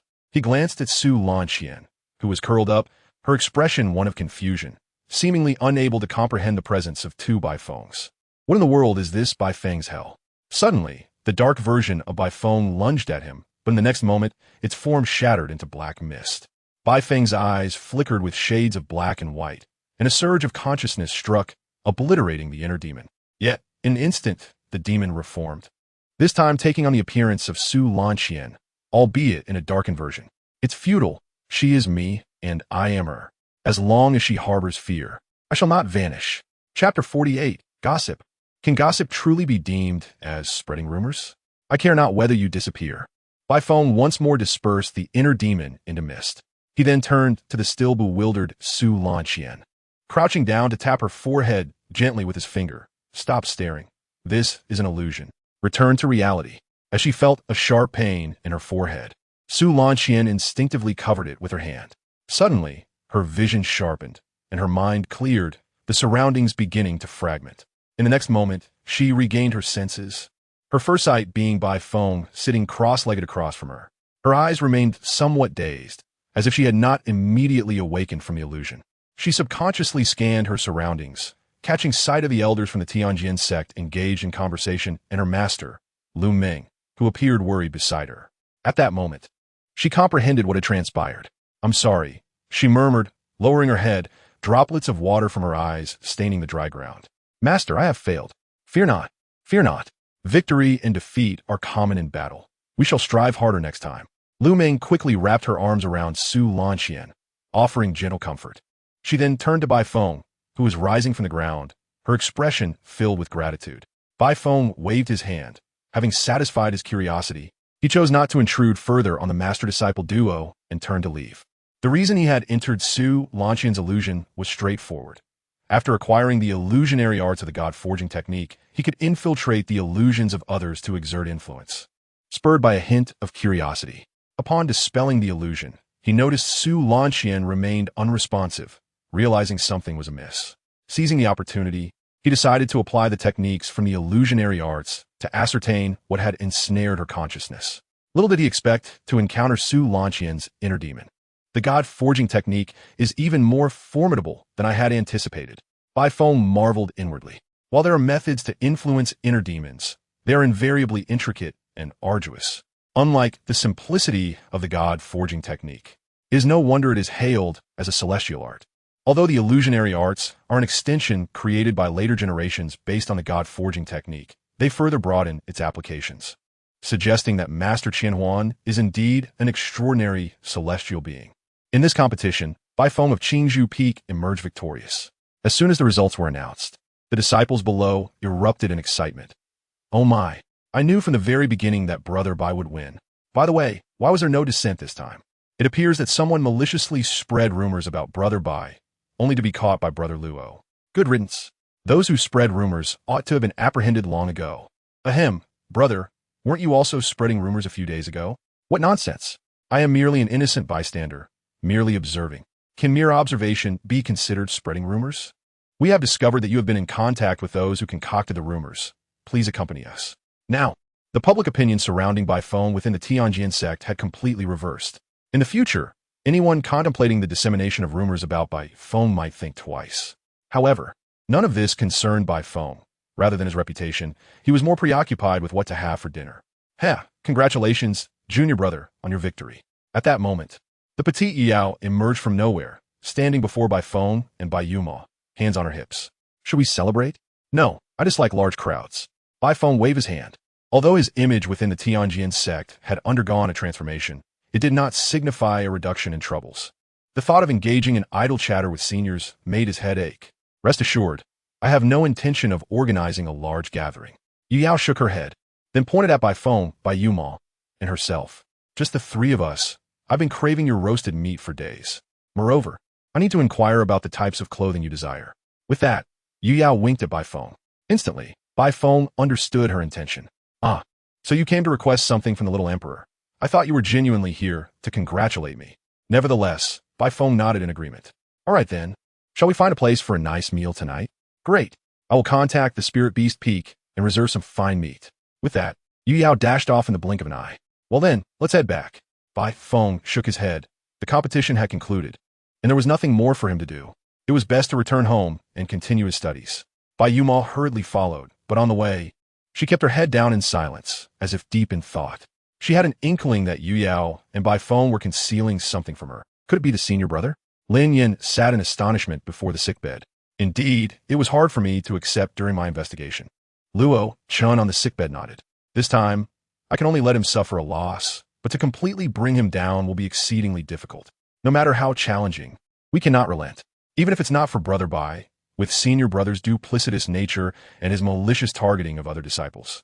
He should not be allowed to remain in his position. Hence, I pressed him down with my sword during the competition. He should step down shortly. Brother Luo indeed is thoughtful. Lin Yin nodded contemplatively, realizing he had not previously considered this aspect, believing Luo Chun was merely discontent with the other's use of underhanded tactics. Once He Tang is down, the sect should appoint you as the senior brother, right? No, I have no interest in the position of senior brother of the Tianjin sect, but I have a better candidate in mind. Luo Chun shook his head, his mind already made up. Lin Yin promptly understood Luo Chen's implication. Sister Bai, indeed a viable option. Well then, let's refrain from discussing uncertain matters. Luo Chun waved his hand, then asked seriously, how many subordinates does Yi Tang have left? Speaking of this, Lin Yin chuckled lightly. Not many remain. Most have entered the law enforcement hall. You need not worry about my actions. Their acquaintance was both a coincidence and a necessity. At that time, while investigating the source of the rumors, he encountered Luo Chun, who was also delving into the matter. After conversation, they hit it off and decided to collaborate. Although Luo Chun was the senior brother of Zhixiao Peak, his years had not reflected that status, lacking friends and merely possessing the title and reputation of a senior brother. In contrast, Lin Yin, though just an ordinary inner sect disciple, had climbed his way up from the bottom, surrounded by friends. However, due to his current status, he found his actions severely restricted. After their collaboration began, Lin Yin took charge of the primary investigation while Luo Chun handled the negotiations. Only then were they able to capture the majority of Yi Tang's subordinates and bring them to the enforcement hall. Suddenly, Luo Chun recalled something and hastily addressed Lin Yin. By the way, let us not inform Junior Brother Bai about this matter just yet. We should wait until we have completely defeated Yi Tang before sharing this good news with him. Otherwise, if we disturb his cultivation, I would be guilty. Lin Yin nodded in understanding, then remembered something and quickly retrieved a few books from his storage pouch, each adorned with the characters spring and autumn. Here are the books you requested, Brother Luo. Upon seeing this, Luo Chen's face lit up with excitement. Thank you, Brother Lin. If you ever encounter any issues in the future, do not hesitate to reach out to me. Chapter 49. You call me senior sister, and I shall call you adoptive father. Henceforth, we shall each have our own discussions. It was strange. He felt as though someone was plotting against him. Bai Feng pondered while stroking his chin, but upon checking his system, he found no notifications. Moreover, Luo Chun, who was also gravely injured and hospitalized, was temporarily unable to take action. Who else could be targeting him?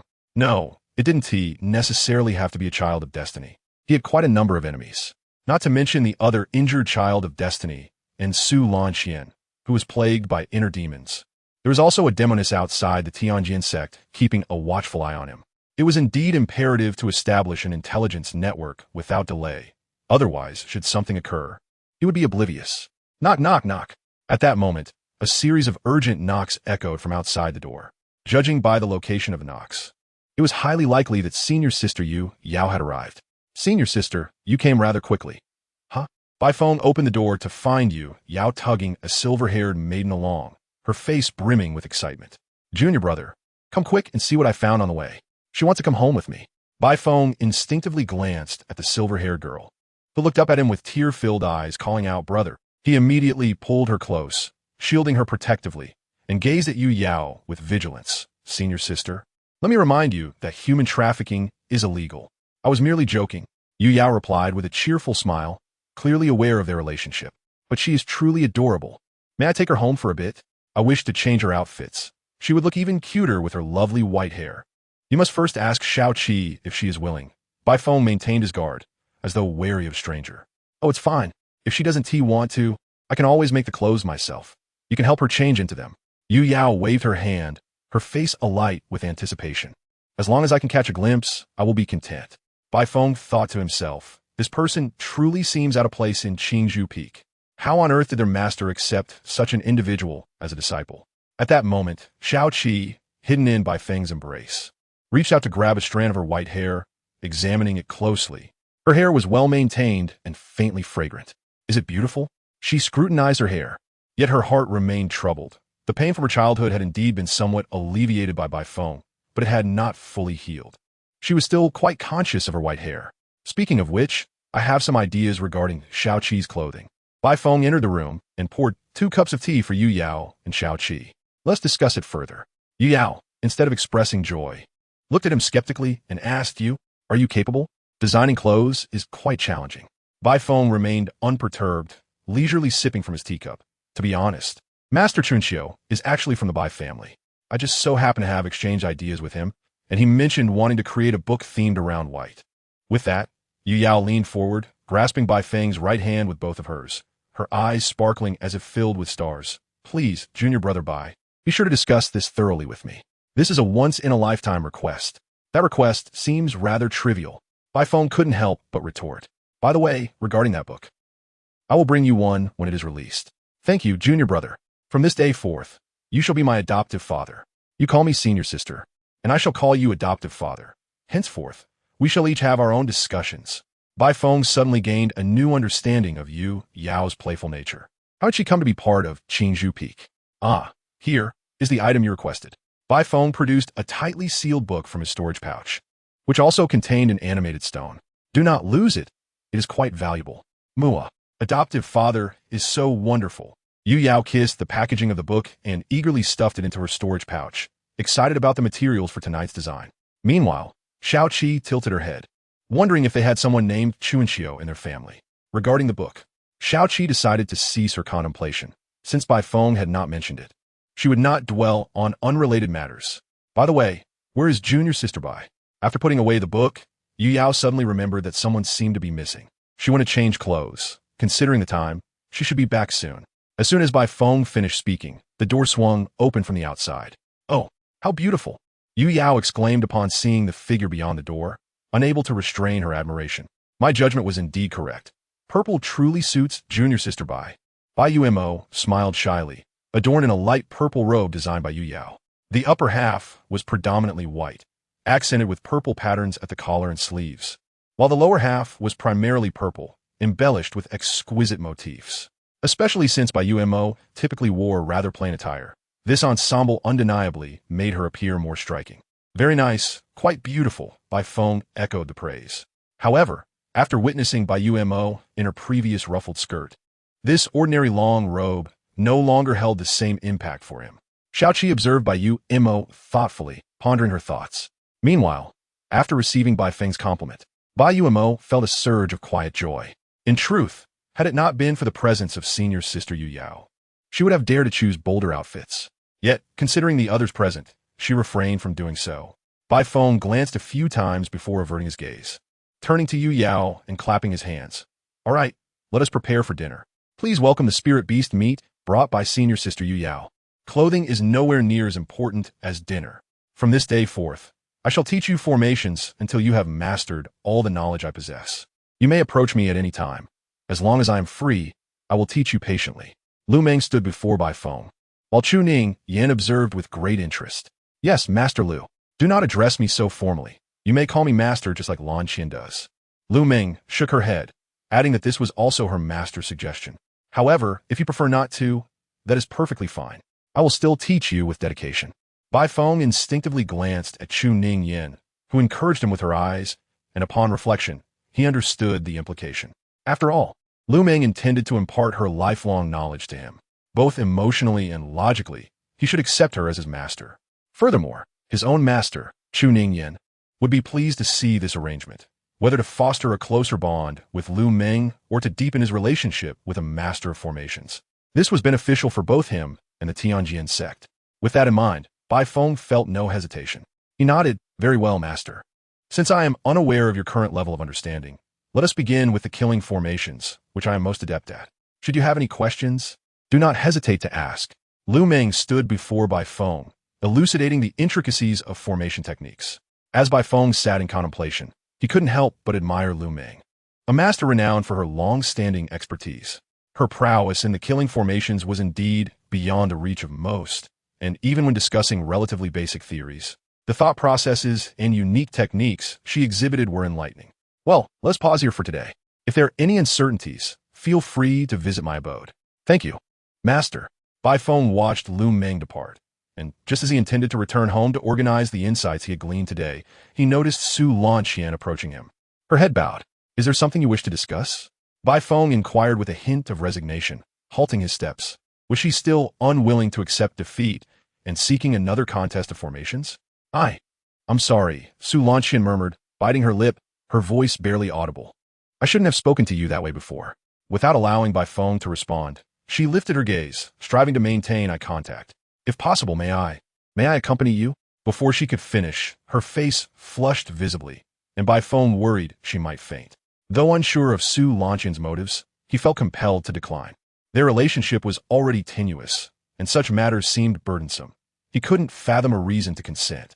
Has your transformation been rather drastic? I preferred your earlier, more spirited demeanor. I am truly sorry, Su Lanqian replied, completely shedding her previous arrogance, her countenance resembling one on the verge of tears. I would do anything within my power. I beg of you. Your words are easily misinterpreted. Bai Feng's lips twitched slightly. May I inquire about the reason behind this? I have developed a heart demon, Su Lanqian confessed, curling her head down and hugging her arms. Now, whenever I encounter formations, I am reminded of you, rendering me incapable of being a formation master. Is it truly that severe? Bai Feng's eyes widened in disbelief. This seemed to be a late-stage heart demon affliction, perilously close to being consumed by it.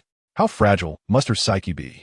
Yes. Su Lanqian nodded, extending her hand to grasp Bai Feng's sleeve. her voice barely a whisper. I wish to find a way to dispel this heart demon, so, even if it means being your close companion. Stop, Bai Feng interrupted decisively. I have no interest in such matters. Su Lanqian's urgency heightened. Silence, and let me speak, Bai Feng said firmly, flicking her forehead lightly as she leaned closer. Perhaps sensing the gravity in his tone, she fell silent. For the sake of our master, I will permit you to stay by my side as you seek a remedy for your heart demon, but this is only during class hours. Do not disturb me during my rest, understood? Su Lanqian nodded eagerly. Yes, thank you, junior brother. I will be obedient. Do not presumptuously assume the role of a servant. Bai Feng rubbed his forehead, regretting the arrangement of the illusory formation. His initial intention had been to teach this arrogant girl a lesson, but he hadn't anticipated her fragility. Merely a slight setback had rendered her so vulnerable. Moreover, since they bore no deep-seated enmity, having a classmate alongside during lessons was not too burdensome. Now I must rest. Please do not disturb me unless it is urgent. Understood. As Su Lanqian watched Bai Feng leave, she realized she had lied. It was not solely during her encounters with formations that he occupied her thoughts. Ever since exiting the illusion, she had been haunted by voices, as if another version of herself was conversing with her. Occasionally, when she closed her eyes, she would envision Bai Feng, particularly the moment he broke through the fire dragon formation, her moment of defeat. The cacophony of voices intensified, causing her head to throb painfully.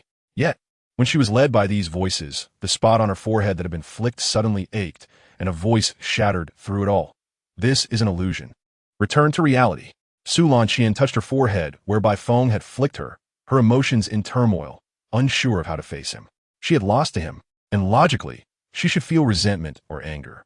However, after he had roused her from her stupor, she could not harbor ill feelings toward the one who had saved her. Gratitude? Perhaps a little, but it was overshadowed by helplessness. Perhaps it was because he had rescued her from the clutches of the heart demon that she instinctively gravitated toward him. Yet, she found solace in his presence, free from the heart demon's torment, though she couldn't comprehend why. Was it possible that her heart demon had no connection to Bai Feng? Look at how feeble you have become. Do you possess even a shred of the brilliance you once had as a genius? Let go of your burdens and entrust everything to me. I shall help you defeat it and reclaim what is rightfully yours. A voice resonated appropriately in her ear, yet she remained oblivious, heading toward her dwelling. Oh, indeed, you have lost your spirit. You are no longer the genius you once were. Now, you are merely a fragile waste, unable to withstand setbacks. Rather than floundering in this manner, relinquish your burdens and leave everything to me. You shall feel no more pain. This is an illusion. Su Lanqian pressed her hand to her forehead, echoing Bai Feng's tone from that day in a hushed whisper. Perhaps it was mere illusion, but she sensed the voices around her had indeed quieted somewhat. Junior brother.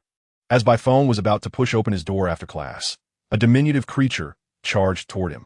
At that moment, evasion was futile, his legs instinctively braced, activating the mini formation on his person. Yet, the anticipated impact did not come. Although Yu Yao collided softly against him, she had somehow nullified the force of the impact. Senior sister, what brings you here? Bai Feng extended his hands to lift the sticky Yu Yao, cradling her beneath her arms and instinctively raising her high.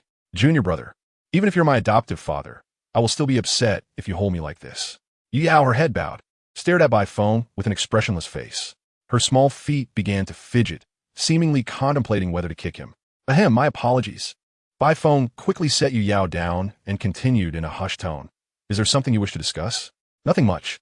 I was just too excited and wanted someone to share with. With that, Yu Yao produced a set of clothing from her storage bag. Look, isn't it marvelous?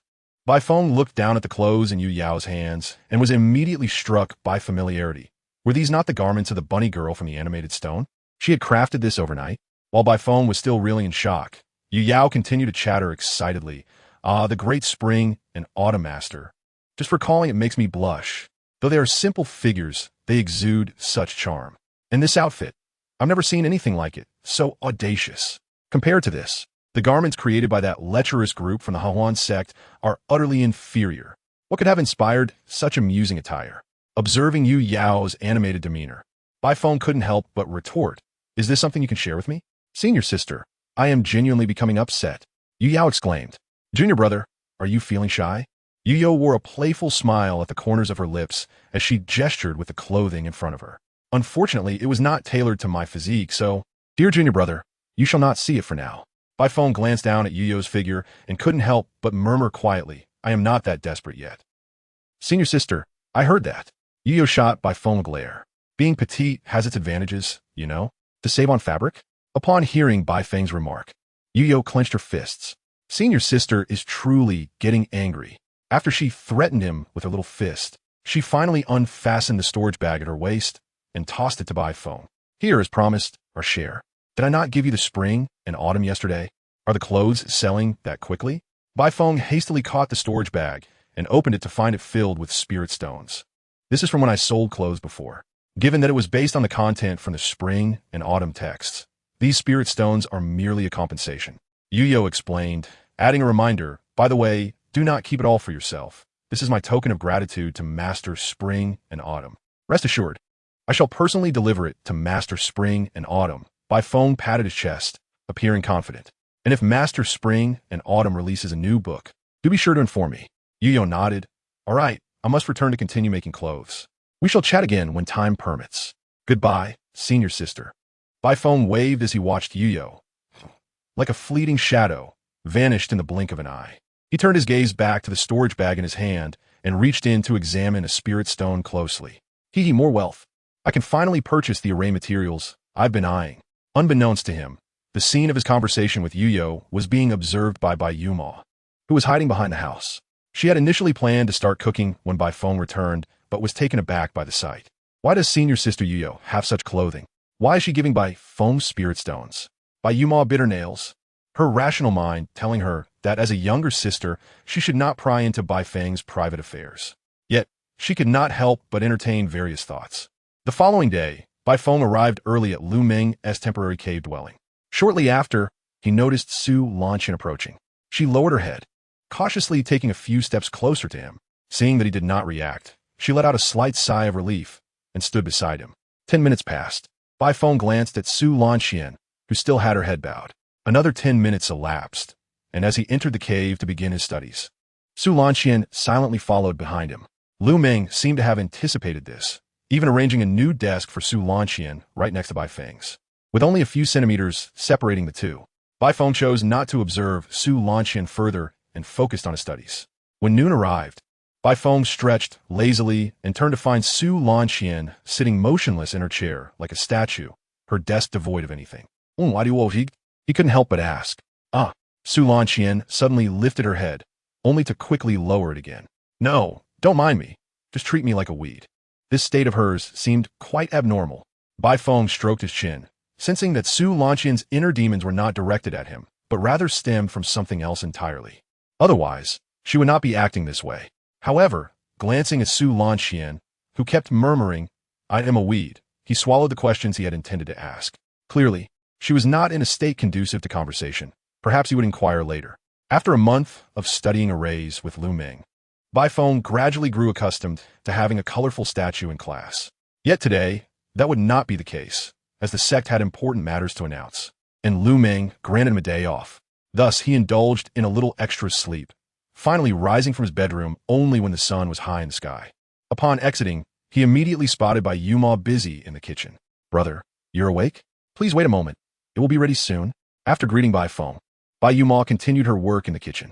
Bai Feng sat down at the table, pondering when he had grown accustomed to such a life. He had initially thought that, as time passed and his feelings of guilt faded, their relationship would gradually return to normal. But why, after such a long time, did it seem to have intensified instead? By the way, brother, I've already washed your clothes and placed them in your wardrobe.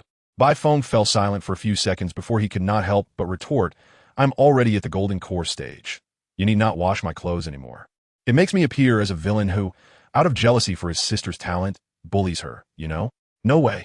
Even as a golden core, clothes will certainly get dirty. Bai Yuma frowned, countering Bai Feng. And I have to wash my own clothes as well. Washing one more does not take much time. Seeing Bai Yuma's determination, Bai Feng chose not to argue further. After all, he was not at a loss in this situation. By the way, Yuma, what do you use to wash the clothes? They always come back looking brand new. It's completely different from how I used to wash them. A fleeting look of discomfort crossed Bai Yuma's face before she regained her composure and softly explained, I used a very expensive soap. I heard it is produced in the central continent. No wonder your delivered clothes always have a faint floral scent. However, using such soap on my clothes is a bit wasteful. They're not made from precious fabric.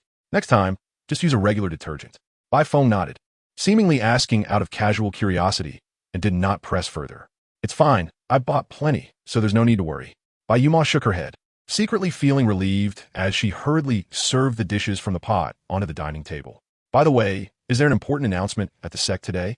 Bai Feng tasted his breakfast. Though he no longer needed to eat as a golden core, he had no intention of stopping. It was a matter of habit, and savoring delicious food brought him joy. Yes, it seems to be related to senior brother. Bai Yuma nodded, continuing to secretly serve Bai Feng more dishes. A sudden sense of foreboding washed over him. Bai Feng instinctively glanced at the system. After the conclusion of the sect competition, the system had notified him several times, all regarding Lin Yin ruthlessly defeating Yi Tang's subordinates, while simultaneously bestowing upon him a heap of fortune points. While he had contacted Lin Yin, the latter claimed it was due to the other party causing trouble, forcing him to retaliate. Initially, Bai Feng found such an absurd situation hard to believe. But considering that the other party was a child of fortune with a physique that attracted trouble, such occurrences were not implausible. Ultimately, Bai Feng could only curse Yi Tang internally for his inability to manage his subordinates. Brother, just as Bai Feng cursed Yi Tang for choking on a pill, Bai Yuma suddenly moved her chair closer, her expression appearing hesitant. What is it? I've recently noticed senior sister Yuyo frequently coming to find you. Is there something going on? Bai Yuma inquired, her tone filled with curiosity. Chapter 52. You may be a bit obsessed. Bai Yuma wore a curious expression, having been secretly investigating for a month. However, she could only confirm the two had transactions involving spirit stones, and occasionally Bai Feng would bring Yuyo some items, which appear to be books based on their packaging. Though it seemed that senior sister Yuyo merely asked Bai Feng to help her purchase a few items. The clothing she occasionally revealed was simply too embarrassing. Oh, that, Bai Feng replied, somewhat surprised. He remembered that Yuyo always chose secluded corners to meet him, as most of the clothing she presented was not suitable for open viewing. He just hadn't expected Bai Yuma to have noticed it. Could it be that he misunderstood something upon seeing the garment in Yu Yao's hands? After pondering for a few seconds, he simply clarified, "It is because I have some business dealings with senior sister Yu Yao. To put it plainly, I have invested in her clothing line, and when she sells them, I will receive a share of the profits, as studying formations can be quite costly. Well, investing in sensual illustrations is still an investment, isn't it?" Bai Yuma nodded in understanding, yet her heart remained slightly perplexed as to why senior sister Yu Yao would present such garments. Can I take a look next time? Facing Bai Yuma's inquiry, Bai Feng suddenly hesitated. What would you want to see? To watch Yu Yao go wild over the illustrations she made for your brother? After a moment of contemplation, Bai Feng decided to pass the responsibility to Yu Yao. After all, why would this fellow choose to create such risque clothing instead of more respectable designs? He was hesitant to share this matter with Bai Yuma. Why not ask senior sister Yu Yao yourself? She is in charge of this affair, while my role is merely to distribute profits. However, I presume she would be quite pleased to let you see her new creations. Yes, I will. Bai Yuma observed Bai Feng's demeanor and nodded, realizing that their relationship was not as simple as it appeared. Bai Feng, wishing to steer the conversation away from this topic, hastily took a few bites of his meal. Well, considering the time, we should hurry and see what the sect master and the elders are about to announce. In a spacious square, there were indeed many people. Bai Feng scanned the crowd, noticing that the square was filled with disciples, many of whom gathered in pairs or small groups, exchanging snippets of gossip they had heard from unknown sources. With the shift in public sentiment, he found that upon his arrival, the other disciples were no longer whispering about him. Instead, they greeted him with smiles. To be honest, it felt somewhat unusual. Junior brother, junior sister Yuma, over here. From a short distance, Yu Yao stood on tiptoe, energetically waving her hand at Bai Feng and Bai Yuma, occasionally even bouncing a little.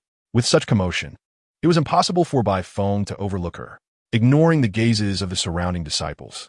He quickly made his way to the area where Qingzhou Peak's disciples were gathered and leaned closer to Yu Yao, quietly asking, "Sister, do you know the reason for this gathering of all disciples by the sect?" "I'm not entirely sure." Yu Yao shook her head. "I only heard that it seems to be related to the secret realm discovered some time ago." "Oh, and it appears that the sect master intends to replace the current senior brother based on the rankings from the last sect competition. To be honest, I'm not particularly fond of that guy. Although he appears quite amiable, his tone always carries an air of arrogance." "Indeed," Bai Feng nodded. "If that were the case, it would be quite beneficial. Without the identity of senior brother, this favored child of fortune would find it challenging to target him again. Yet, he was concerned that the system might take this opportunity to grant him fortune points. Brother. At that moment, Bai Yuma tugged at his sleeve. May I speak with senior sister Yu Yao for a moment? Huh? Bai Feng's mind momentarily stalled, looking at Bai Yuma with confusion. Why are you asking me? Just talk to her. Do you really need to report such trivial matters? Are you a child? Thank you, brother. Bai Yuma nodded quickly and then led the somewhat uneasy Yu Yao aside. Meanwhile, Yu Yao felt a twinge of panic. What if Yuma had discovered her dealings with Bai Feng regarding the Risku illustrations? Please no. Let's delay this discussion for at least 30 years after my demise. Bai Feng, save me. Shortly after Bai Yuma dragged Yu Yao away, a figure approached him. Bai Feng turned to see Su Lanqian standing beside him, her head lowered and silent like a colorful statue. He took a step aside, and she mirrored his movement, resembling a little tail following him. Aside from her mobility, she was quite similar to how she behaved during class. To be honest, it was rather peculiar. He found it difficult to comprehend Su Lanqian's thought process. He even began to suspect that he hadn't rescued her, but rather that her spirit had latched onto him after her death. Cough. Bai Feng cleared his throat, prompting Su Lanqian to slightly raise her head. You need not concern yourself with me. Simply treat me as grass or air. How could I possibly ignore someone standing so close to me? If I weren't already at the golden core stage, would you follow me to the restroom as well? Bai Feng inhaled deeply, realizing that this situation could not persist. A change was necessary. I must ask, are you not a disciple of the Tianjin sect? What brings you here? I can only find peace of mind when I am near you, Su Lanqian replied softly, averting her gaze.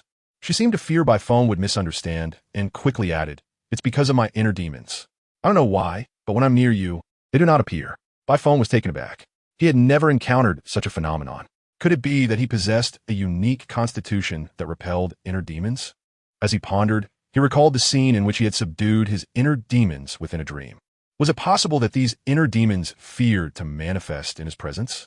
He chuckled softly, realizing that Su Lanqian's inner demons were just as boastful as she was. But it's not appropriate for you to keep following me, Bai Feng remarked, stroking his chin. We will eventually part ways. Well, if I had something of yours to keep close. Su Lanqian lowered her head further, a faint blush appearing on her cheeks. I could buy it. Any personal item will do, even clothing. Bai Feng. You seem a bit obsessed, although it did sound somewhat strange. He understood her motives were to mitigate the influence of her inner demons. Clothing is out of the question. He waved his hand dismissively, but we can negotiate other items. However, rather than money, I would prefer some peculiar formation plates. The stranger, the better. Recently, he had been dismantling formations and discovered that many seemingly useless or obscure formations could yield intriguing functions.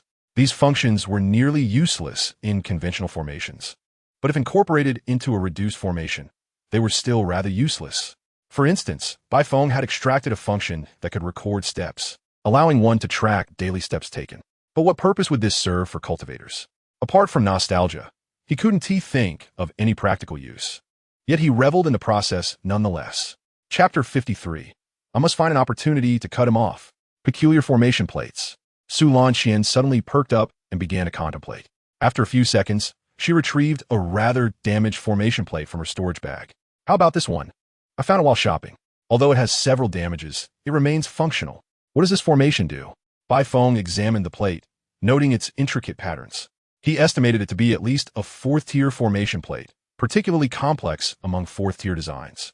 However, since Su Lanqian claimed to have stumbled upon it, it likely held little value for cultivators aside from studying formations. It can project images, Su Lanqian said, scratching her face awkwardly. And it can only project the content of memory stones. In simple terms, it can play back the images from a memory stone for others to watch together. Bai Feng. I am genuinely curious about the mental state of the individual who created this formation. All right, I am quite satisfied with this formation plate. I will take it. Bai Feng accepted the peculiar formation plate into his storage bag and, after some thought, handed Su Lanqian a half-used charcoal pencil. This is my usual recording pen. Does it meet your requirements? Su Lanqian hastily reached out to take the charcoal pencil, a peculiar writing instrument with a black core encased in smooth wood. The pencil had been considerably shortened, yet the wood felt polished, as if frequently handled by its owner. She grasped the pencil and took a couple of steps away, ensuring that the voice of her inner demon did not re-emerge as she distanced herself from Bai Feng. Her expression lit up with excitement. Thank you. If you ever have something you wish to discard, do let me know, Bai Feng replied. All right, but keep your voice down. Even without looking, he sensed the gazes of those around them fixated on him and Su Lan Qian. He hoped no peculiar rumors would arise by tomorrow. Su Lan Qian, noticing the stares, felt her face flush crimson. She quickly lowered her head, becoming a silent, blushing statue. Bai Mo blended into the crowd, observing them with intrigue. She hadn't expected that during her brief chat with senior sister Yu Yao, another person would join Bai Feng's side, especially that audacious Su Lan Qian. Bai Mo approached briskly, glancing between Bai Feng and the silent, downcast Su Lan Qian, before inserting herself into the gap between them. She raised her head, curiosity evident in her expression, and asked, Brother, what is wrong with her? It's a bit complicated, related to her inner demon. I'll explain in detail later, Bai Feng responded softly. He preferred not to discuss others in public, especially since there was no deep-seated animosity between them. Although there had been minor conflicts in the past, she had already paid the price and they shared a senior-junior relationship. So it was best not to reopen old wounds. Bai Mo nodded, refraining from further inquiries, and then resumed her cheerful demeanor. By the way, senior sister Yu Yao agreed that we can design clothes together, and she also asked me to help with the fitting. You should join us, brother. Bai Feng immediately recalled the garments designed by Yu Yao based on his sketches. He looked at Bai Mo and silently averted his gaze. Sounds good. Yu Yao likely wouldn't have the audacity to let his sister model such outfits unless she wished to face their master's ire. The disciples in the plaza did not wait long before the sect leader and the peak masters arrived. However, it was strange that Bai Feng did not see the fated one, Yi Tang. He wondered if it was due to injuries or some other reason. Ignoring the initial motivational speech aimed at encouraging the disciples, the leader announced matters similar to what Yu Yao had relayed. We discovered a secret realm near Chiaoyi City, which will open in the coming days. We plan to select several disciples for training there. The selection will primarily prioritize rankings from the sect competition. But exploring the secret realm is not solely about combat prowess. We will also conduct a small test, and those who pass will be allowed to enter. Bai Feng yawned, feeling rather disinterested in the secret realm. He would rather study under Master Lu Meng within the sect. According to our investigations, this secret realm seems related to the Qianjin sect, which mysteriously vanished hundreds of years ago, so we will prioritize disciples skilled in formations. The sect leader stroked his beard and glanced at Bai Feng, who thought, Great, it seems I cannot escape this. After all, he had utilized many resources from the sect, such as rare formation materials not easily obtainable elsewhere, which the sect had prioritized for him. Now that they needed him, he naturally could not refuse. However, he was no longer the same as before. With the efforts of the Fated Ones, his combat skills had also improved. He decided to lower his focus on formations for the next few days and learn more about swordsmanship from his master. Oh, Bai Feng will accompany us shortly, the sect leader mentioned, seemingly concerned that Bai Feng might not take it seriously. Yes, Bai Feng replied, though somewhat reluctantly. Yet, he felt reassured. If the sect dared to send him into the secret realm, it indicated a lack of significant danger. Plus, he had the support of the Fated Ones. But wait, why did it suddenly feel more perilous? What if the secret realm collapsed midway? As Bai Feng pondered these thoughts, the sect leader began to announce the second matter. After the sect competition, I, along with the other peak masters and elders, have discussed matters. Yi Tang has now achieved the golden core completion, and it is time for him to prepare for the nascent soul stage. Upon hearing this, Bai Feng understood immediately. Yi Tang would step down from his position as the eldest brother. No wonder he hadn't shown up. The notion of pushing for the nascent soul stage was merely an excuse. The Tianjin sect had previously had an eldest brother in the nascent soul stage. But most chose to dedicate themselves to cultivation after reaching golden core completion, resigning from the more visible position. Thus, it seemed that Yi Tang, as the Fated One, would have neither the energy nor the subordinates to target him anymore. What splendid news! Just as he was about to revel in this thought, he suddenly remembered something and swiftly opened the system. Sure enough, a notification popped up. Ding! Detected that the host subtly maneuvered to unseat Yi Tang from his position as eldest brother. Reward, 666 luck points, unknown immortal's work, terrain formation, traps, fragment. Forget it, for the sake of a peaceful future, I will endure. Bai Feng took a deep breath, convincing himself that it was not a loss. He had already accumulated so many luck points. What was 600 more? As long as the Fated One ceased to provoke him, he would be the one profiting. Damn it, he still felt vexed. Given his understanding of Fated Ones, Yi Tang would never give up. after this incident, he would likely harbor even more animosity towards him. Perhaps it would be better to find an opportunity to eliminate him? Bai Feng found himself contemplating this matter seriously. Chapter 54. If I can't defeat Luo Chun, can I not defeat you? After careful consideration, we have decided to select Bai Mo as the new eldest sister of the Tianjin sect. Huh? Bai Feng instinctively glanced at Bai Mo, who appeared equally astonished, seemingly not expecting to be chosen. Yet upon reflection, he understood the sect's decision. Luo Chun had also reached Golden Core completion, making him unsuitable, while Bai Mo had only recently achieved the Golden Core and had demonstrated her strength by defeating a late-stage Golden Core opponent in the competition, securing first place for the sect.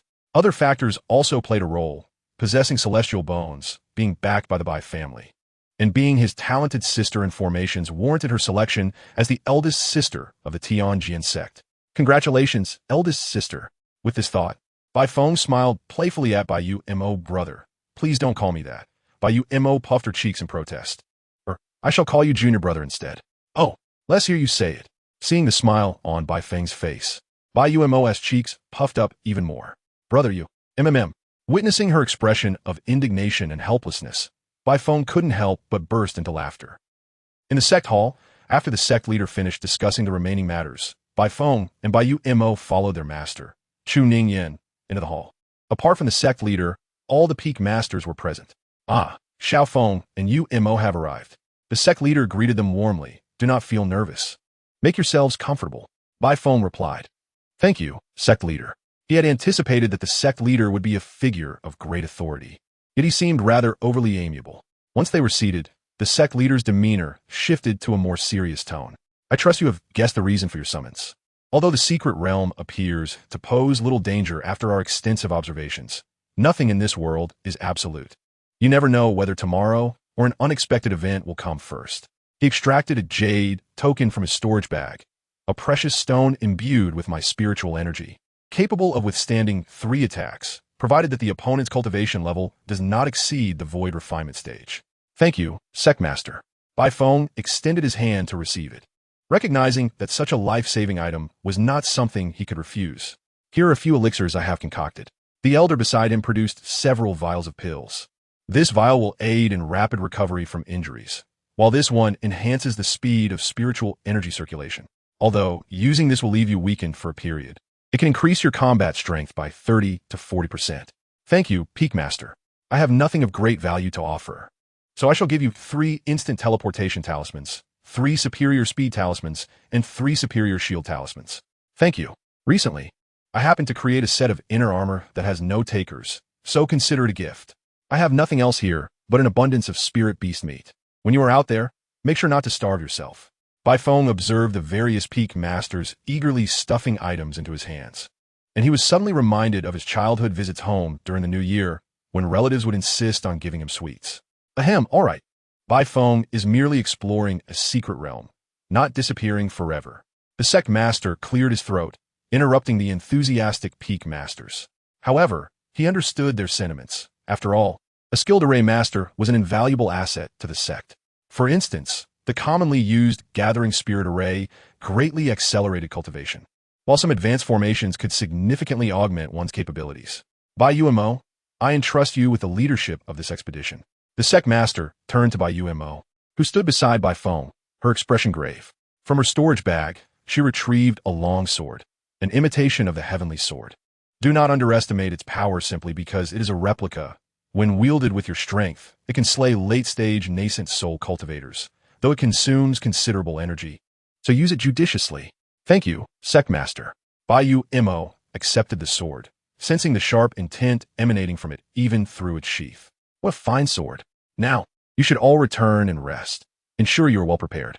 The Sect Master waved his hand. After Bai Feng and Bai Mo departed, he turned to the other peak masters. Do you think this expedition into the secret realm will proceed smoothly? With the abundance of life-saving and enemy-harming items we have provided, there should be no accidents. Let us hope so. The sect master shook his head.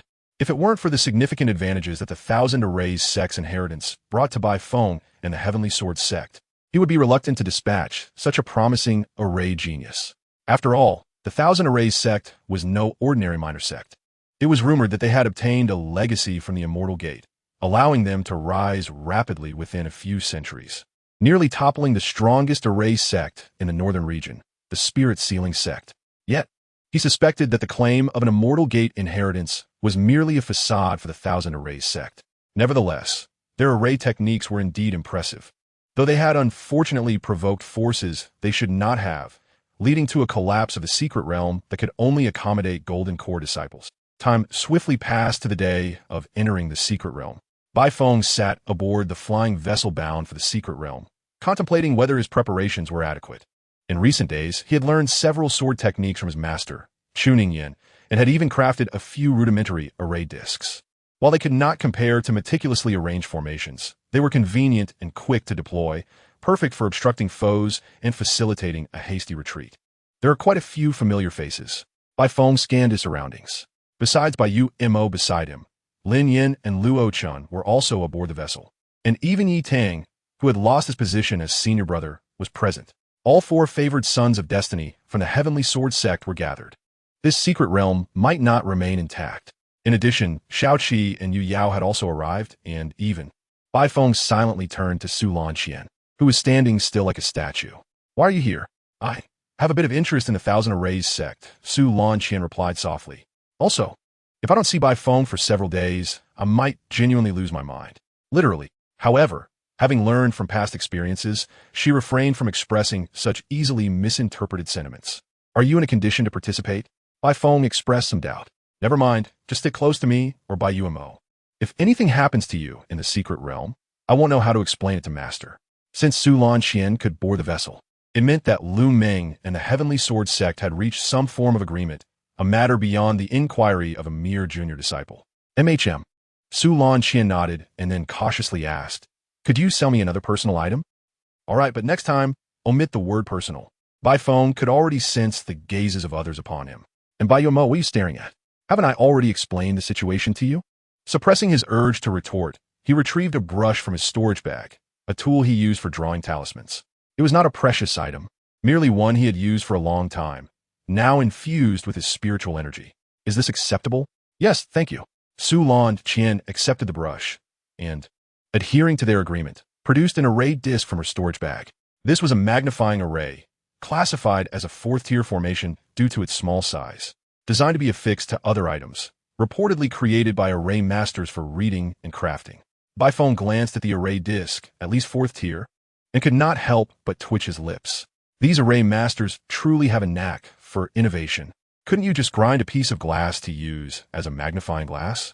In a distant corner, Yi Tang pretended to be nonchalant as he glanced at Bai Feng, a flicker of resentment flashing in his eyes.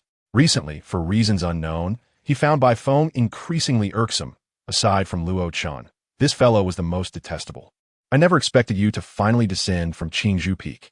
Once we enter the secret realm, it won't be so easy for you. I may be unable to contend with Luo Chun, but can I not handle you?" Chapter 55. The flowery words of Lin Yin outside the secret realm. This expedition involved not only the Heavenly Sword sect, but also several other sects from the northern region. Although the Heavenly Sword sect was a formidable force, it could not monopolize everything. Among the other sects, three were only slightly inferior in strength: the previously mentioned spirit-sealing sect, the fire-wielding chiefing sect, and the predatory Lianshan sect. As for the demonic path, after being severely weakened by Lu Meng, none remained capable of contending with these four sections. Moreover, Bai Feng noticed several unfamiliar sects, discovering that these three minor sects were located near the secret realm. Therefore, after discussion, the Heavenly Sword sect and others allocated them a few spots.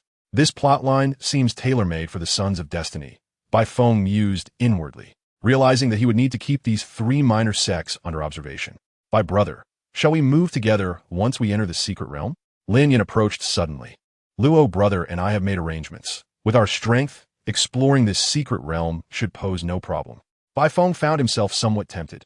After all, this was the protection of the Sons of Destiny. However, alongside fortune also came peril, and he could not ascertain whether acting alone would be more dangerous than following the Sons of Destiny. "Let us decide once we enter." Such secret realms typically involve random teleportation. Bai Feng did not commit to a definitive answer. If anything indeed transpired, he would not continue to foolishly act alone. "Indeed." Lin Yin nodded. "Once we enter the secret realm, My brother must exercise caution. I have heard that the spirit-sealing sect seems to harbor strong opinions against you, and it appears that a certain Yi surnamed individual remains unyielding. Yi Tang, you might as well just say my name. The spirit-sealing sect? Understood. Bai Feng appeared contemplative. No wonder he had felt the unsettling glares directed at him. Was it due to his burgeoning reputation, or perhaps because of his master, Lu Ming? Nevertheless, he was least concerned about array masters. Thank you for the warning, Brother Lin. Bai Feng nodded in gratitude, but remarked, however, Brother Lin, you must exercise more caution, for it appears that you alone have reached the consummation of the foundation establishment stage among us. Lin Yin chuckled and waved his hand dismissively. Rest assured, I am well prepared. Bai Feng nodded in agreement. After all, he was the son of destiny. Even if he were to perish, it was not certain that the son of destiny would meet the same fate. By the way, where is senior brother Luo? He is likely conversing with those from Zixiao Peak. Recently, Brother Luo has been lamenting to me about how inexplicably those from Zixiao Peak have been pestering him. Lin Yin casually pointed, and Bai Feng followed his gesture, spotting Luo Chen's junior and senior sisters seemingly engaged in a discussion with him. However, unlike before, the power dynamics seemed to have shifted. Luo Chen wore an expression of impatience, while his senior sister spoke softly in a subservient manner. Brother Lin, shall we draw nearer to observe this spectacle? Bai Feng's lips curled into a mischievous grin. He relished such occurrences. Lin Yin hesitated. Is that appropriate? What harm could it do? Perhaps Brother Luo is waiting for us to come to his rescue. With that, Bai Feng placed a hand on Lin Yan's shoulder and urged him towards Luo Chen's vicinity. After a few steps, he noticed Su Lanxian had followed them, prompting him to raise a hand to signal her to halt. You wait here for a moment. I will return shortly. Oh. Su Lanxian nodded obediently. Coming to a stop, Lin Yin observed her with a peculiar expression, recalling that she had previously been quite arrogant and overbearing. What had Bai Feng done to elicit such compliance from her? Senior sister, were you not wishing for me to keep my distance? I have complied. Why are you still unwilling to let me go? Luo Chen's face remained inscrutable, while his senior sister appeared flustered. She lowered her head and stammered. I did not mean it that way. I was just a bit overwhelmed with anger at the time. After all, you did take the younger brother's elixir. If you would simply apologize, that would suffice. I understand. The senior sister suddenly looked up, her expression brightening as she exclaimed, So, junior brother, you agree? No. Upon my return, I will apply to withdraw from Zixiao Peak. Luo Chen did not even glance at her, turning instead to leave. This is the last time I will address you as senior sister. Please depart, or your beloved junior brother will certainly become upset upon learning that you sought me out. Junior brother, you. The senior sister's face reflected disbelief, while her junior sister hastily grasped his arm. Senior brother, how can you act this way? Release me. I refuse. A bunch of lunatics. Luo Chen muttered under his breath, but his words were perfectly audible to both women, causing their expressions to shift to embarrassment and anger. Leave? He unleashed a surge of spiritual energy, casting his junior sister aside. He shot a cold glance at the two, questioning, before you interrogate me, have you considered your own actions? Do you think I would be in need of a foundation establishment elixir? Senior brother, you are truly still envious. Luo Chen regarded his whispering junior sister with a sigh. Alas, I was foolish to hope for any meaningful dialogue. That was my error. From this day forth, you shall have no further association with me. As he severed the last ties to Zixiao Peak, the sword at his waist emitted a resounding metallic hum, and his aura seemed to intensify. At this moment, his junior sister remembered that Luo Chen had transitioned to the emotionless sword. No, senior brother, it did not. Her tone was laced with urgency. But Luo Chen was already far away. Junior sister, cease your words. Let us return. The senior sister sighed, her countenance dim, shaking her head as she pulled her eager junior sister back. She pondered inwardly, reflecting on when they had begun to treat junior brother Luo Chen in such a manner. Is that all? Bai Feng clicked his tongue, recognizing that disciples raised within the sect could maintain their composure in the face of such unreasonable provocations. He had not anticipated that Brother Luo had endured such an experience. What? You were unaware? Bai Feng turned to Lin Yin, remarking, You refer to each other as brothers. It seems you know little about him. Lin Yin's curiosity was piqued. What do you mean? Thus, Bai Feng proceeded to share the information he had gathered about Luo Chen. What? What kind of absurd senior sisters are they? Why didn't Brother Luo just slap them? How dare they come to find him? Lin Yan's astonishment was palpable. What are you two doing here? A voice called from behind them, causing Lin Yan to abruptly fall silent, his expression awkward. Bai Feng turned to see Luo Chen approaching. "We are merely taking a break," Lin Yin stammered. Luo Chen was unconvinced by Bai Feng's clumsy excuse and sighed. "I apologize for the spectacle. It was nothing." Suddenly standing, Lin Yin placed a hand on Luo Chen's shoulder. "Brother Luo, this matter cannot simply be dismissed. If you are unwilling, allow me to handle it. Fear not. I do not intend to incapacitate them. I merely wish for them to gain a clearer perspective on reality and accept a dose of social reality. It would ultimately be for their benefit." Observing the two engaging in conversation, Bai Feng could not help but mourn for Zixiao Peak for a brief moment. To be targeted by two sons of destiny. They truly deserve their fate. Chapter 56. A silent encounter after indulging in the gossip surrounding Luo Chen. The time had finally arrived for the secret realm to be opened. Bai Feng lingered at the rear of the group, moving toward the entrance of the secret realm alongside the disciples of Tianjin sect. As he stepped through the threshold, he felt a disorienting whirl, as if gravity had become chaotic. When he opened his eyes, he found himself amidst a desolate ruin. However, this ruin was not of grand architecture, but rather a collection of ordinary dwellings constructed from wood, earth, and stone. Indeed, he had been separated from the others. Bai Feng surveyed his surroundings, feeling unsurprised. Such abandoned secret realms often exhibited instability, making it easy to be transported to peculiar locations upon entry. "Let me explore a bit." Bai Feng chose a random direction and stepped onto the debris of a collapsed house. Meanwhile, a pure-looking young woman surveyed her surroundings, clad in the attire of Fei's sect, a minor sect adjacent to the secret realm. A smile, incongruous with her innocent demeanor, crept across her face. "I have truly infiltrated. It seems the righteous sects are not all they are cracked up to be. Bai Feng, I have come to find you once more. I hope you remember me. The atmosphere here is rich in spiritual energy. There must be treasures to be found." Bai Feng activated his yin-yang pattern, and searching for treasures in the secret realm felt akin to possessing X-ray vision. Within a mere hour, he had gathered an assortment of spiritual herbs, spiritual stones, and a few array discs. He hastened into a cave and discovered a massive bear residing within. Upon his entry, the bear's eyes snapped open, locking onto him. "Let me see what you're guarding."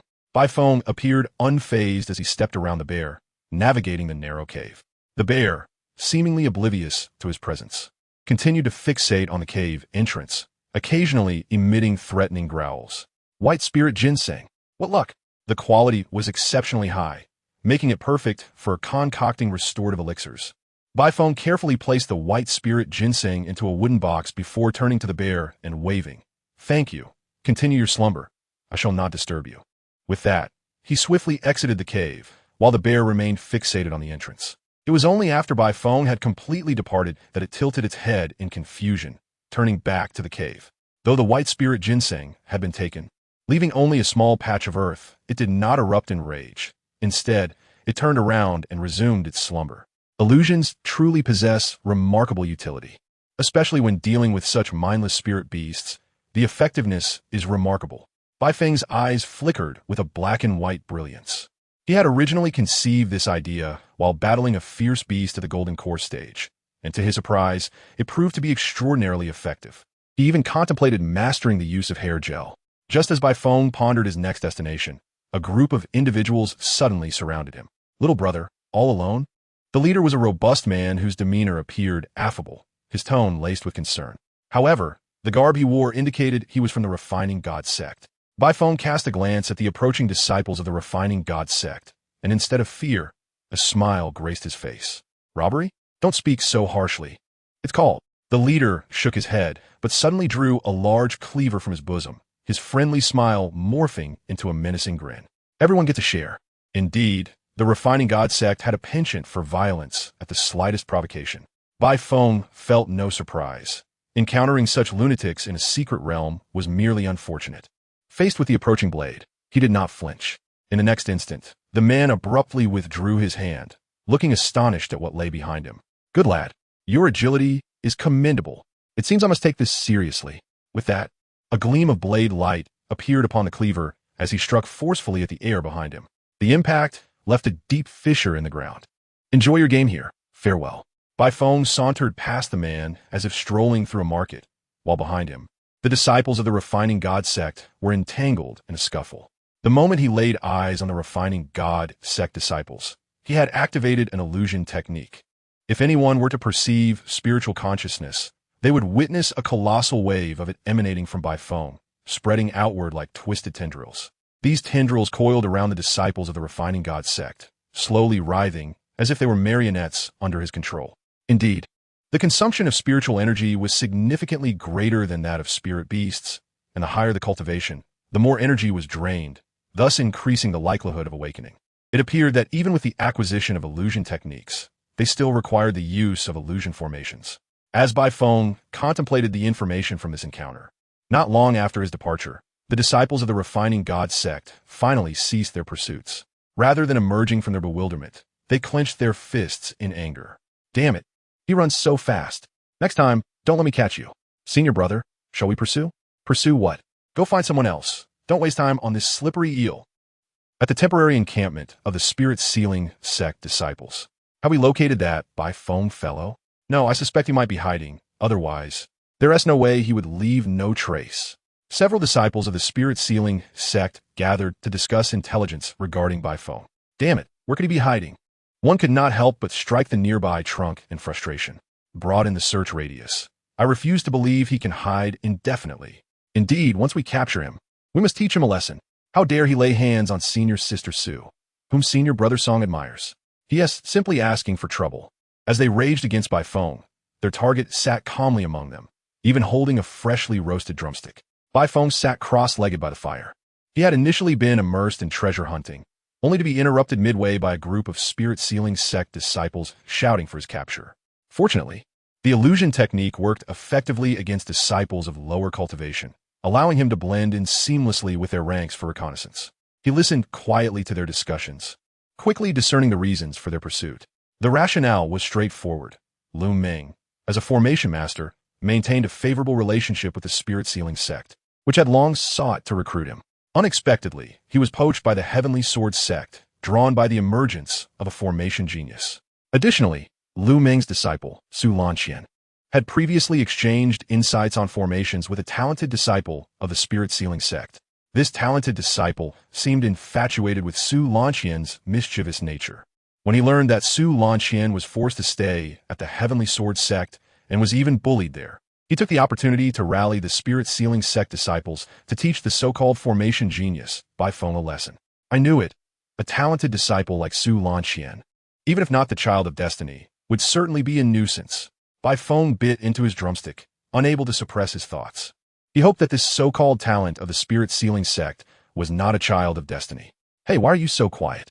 Any new leads? One of them suddenly turned to Bai Feng. Bai Feng chewed on his drumstick, then shook his head and replied vaguely, no, none. He is too cunning. Damn it. Where could he possibly be hiding? One could not help but slap their thigh in frustration. Bai Feng wiped the grease from his mouth, casually tossing the leftover bone into the fire before rising to leave the spirit-sealing sex group. Throughout this process, no one noticed anything amiss. Chapter 57. The melodrama unfolds at home. Ha ha. With this divine weapon at my side, Bai Feng, your demise is assured. Yitank, dishevelet, propped up a stone slab as he emerged from an underground ruin. His eyes were bloodshot, his upper body nearly bare, marred with ghastly wounds. Yet, he remained oblivious, his gaze entranced by the long spear in his grasp. The spear radiated a faint golden glow, concealing immense power within. However, more than acquiring the divine weapon, he was elated that his fortune seemed to have returned. Ever since his encounter with Bai Feng, misfortune had plagued him. Even the smallest of creatures dared to target him, and he had suffered defeat in a demonstration of his strength. Until his injuries healed, he found it hard to accept. If Bai Feng had heard his inner turmoil, he would have undoubtedly scoffed. You faced 3 children of destiny alone. Who else but you is to blame for your misfortune? Ha ha ha. I can hardly wait to see Bai Feng kneeling at my feet, begging for mercy. Then, I shall grant him a sliver of hope before crushing it. Ah, the mere thought is delightful. Yitang tightly gripped the spear, taking a step before abruptly turning back to the exit from which he had just emerged. He then raised the spear and swung it forcefully, completely burying the passage. If anyone were to observe, they would see a faint aura of malevolence emanate from the spear, swirling around him twice as if it were quite pleased before vanishing into his body. Strange, why haven't I seen any disciples from the Heavenly Sword sect? Bai Feng plucked a spirit fruit. Having traveled for quite some time, encountering disciples from even minor sects, yet the Heavenly Sword sect remained absent. Could it be that something had happened? He wiped the spirit fruit clean and took a bite, feeling not overly concerned. After all, the Heavenly Sword sect had brought 4 children of destiny. It would be odd if nothing occurred. Regardless, with children of destiny present, any issues could be resolved. There seems to be some commotion over there. Bai Feng suddenly sensed a violent surge of spiritual energy emanating from the northwest. After verifying that no children of destiny were present, he swiftly finished the spirit fruit and hurried over. A few minutes later, he beheld disciples of the Heavenly Sword sect besieged by both golden core stage demon beasts and the spirit sealing sect, and he could not help but fall into contemplation. Damn it, the drama has reached my doorstep. Thankfully, they are merely a group of ordinary disciples. Their cultivation is not high, so dealing with them should be simple. As he observed, the disciples of the Heavenly Sword sect were gradually exhausting their strength under the dual assault, on the verge of defeat. Seeing this, Bai Feng tossed out several simple formation discs, and instantly, an oval-shaped, translucent barrier enveloped the disciples of the Heavenly Sword sect, causing the attacks from the beasts and the spirit-sealing sect to merely ripple against the barrier. Who? The disciples of the spirit-sealing sect, on the verge of victory, were suddenly thwarted and felt a surge of frustration. How could the illustrious spirit-sealing sect conspire with demon beasts to bully others, lacking any sense of shame? A voice resonated from the dense forest, yet no matter how the disciples of the spirit-sealing sect strained to discern the source, they could not pinpoint the speaker's location. Hiding in the shadows is no skill. Come out. Since you are so capable, I presume you can easily locate me, correct? After momentarily sealing the spirit of the Ling sect disciple, Bai Feng communicated with the disciples of the Heavenly Sword sect, instructing them to proceed towards the direction of the beast.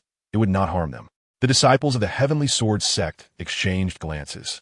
Yet upon observing that the beast had indeed ceased its movements, they cautiously circumvented it, gripping their weapons tightly, prepared to defend against any potential attack. Remarkably, the beast remained inactive until they had departed. Were we saved? Which senior brother assisted us? Is it not apparent?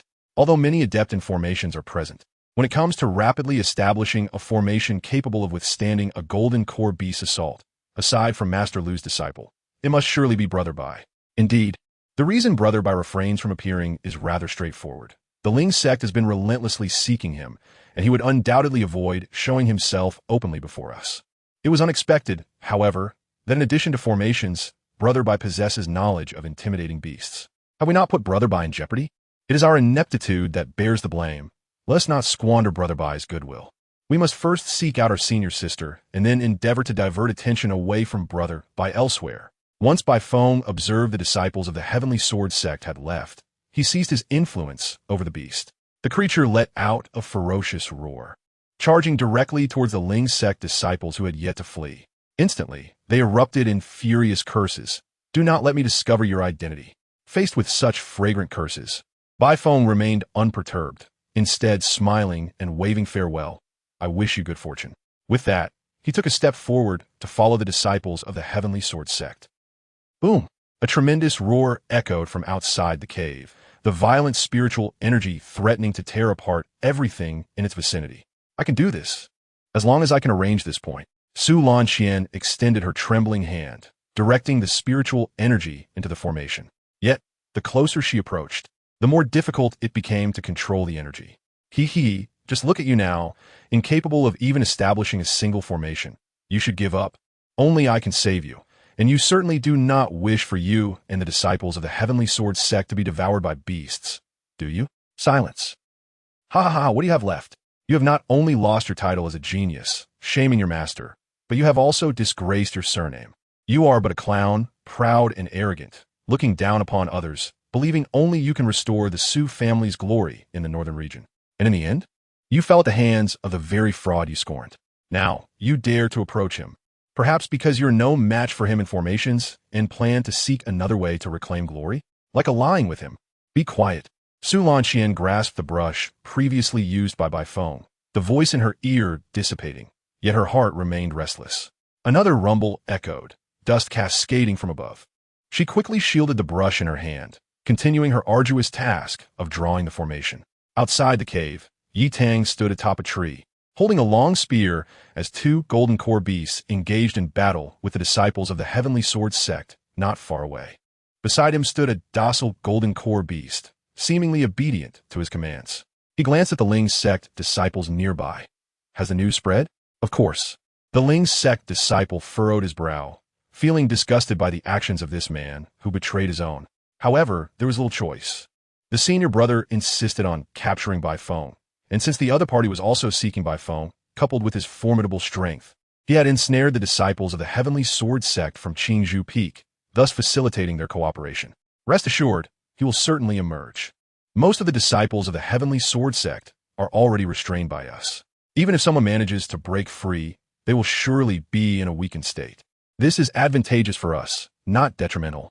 When speaking of the Heavenly Sword sect disciples, his tone bore no hint of emotion, as if discussing someone inconsequential. Let's hope so. The Ling sect disciple snorted coldly. By the way, have there been any updates on Senior Sister Su? Hee, I have been right here. How would I know the whereabouts of Senior Sister Su? Yi Tang replied with a smile. He was acutely aware of the glances directed at him, and a flicker of malice flashed in his eyes. You look down upon me, do you? Once I utilize you to eliminate Bai Feng, I shall extort a hefty sum from Su Lanxian. With ample resources, I can surely break through to Golden Core and then take care of Luo Chun, reclaiming my position beside the senior brother. A shadow of darkness briefly crossed his gaze before he wore a smile once more, urging the Ling sect members. All right, quickly spread the news. We shall soon see him. Chapter 58. When did you develop the illusion that you are immune to my illusions? Is the Heavenly Sword sect being targeted? Bai Feng furrowed his brow. He had already rescued several waves of Heavenly Sword sect disciples, and their numbers were steadily increasing. Initially, he needed to intervene discreetly, but eventually he found no need to act as the disciples surged forth, driving away the Ling sect members. Let me infiltrate the Ling sect's ranks and assess the situation. Once the disciples of the Heavenly Sword sect no longer required his assistance, Bai Feng resolved to act independently. In such circumstances, his continued presence would serve little purpose. With an increasing number of targets, the risk of exposure grew correspondingly. Do you think that once we disseminate the news of the Heavenly Sword sect disciples being besieged by beasts, Bai Feng will genuinely come? Is this not a blatant trap? A Ling sect disciple stretched his weary body, unable to resist venting to a teammate nearby. Ah, that is a grave misjudgment. This is a deliberate ploy.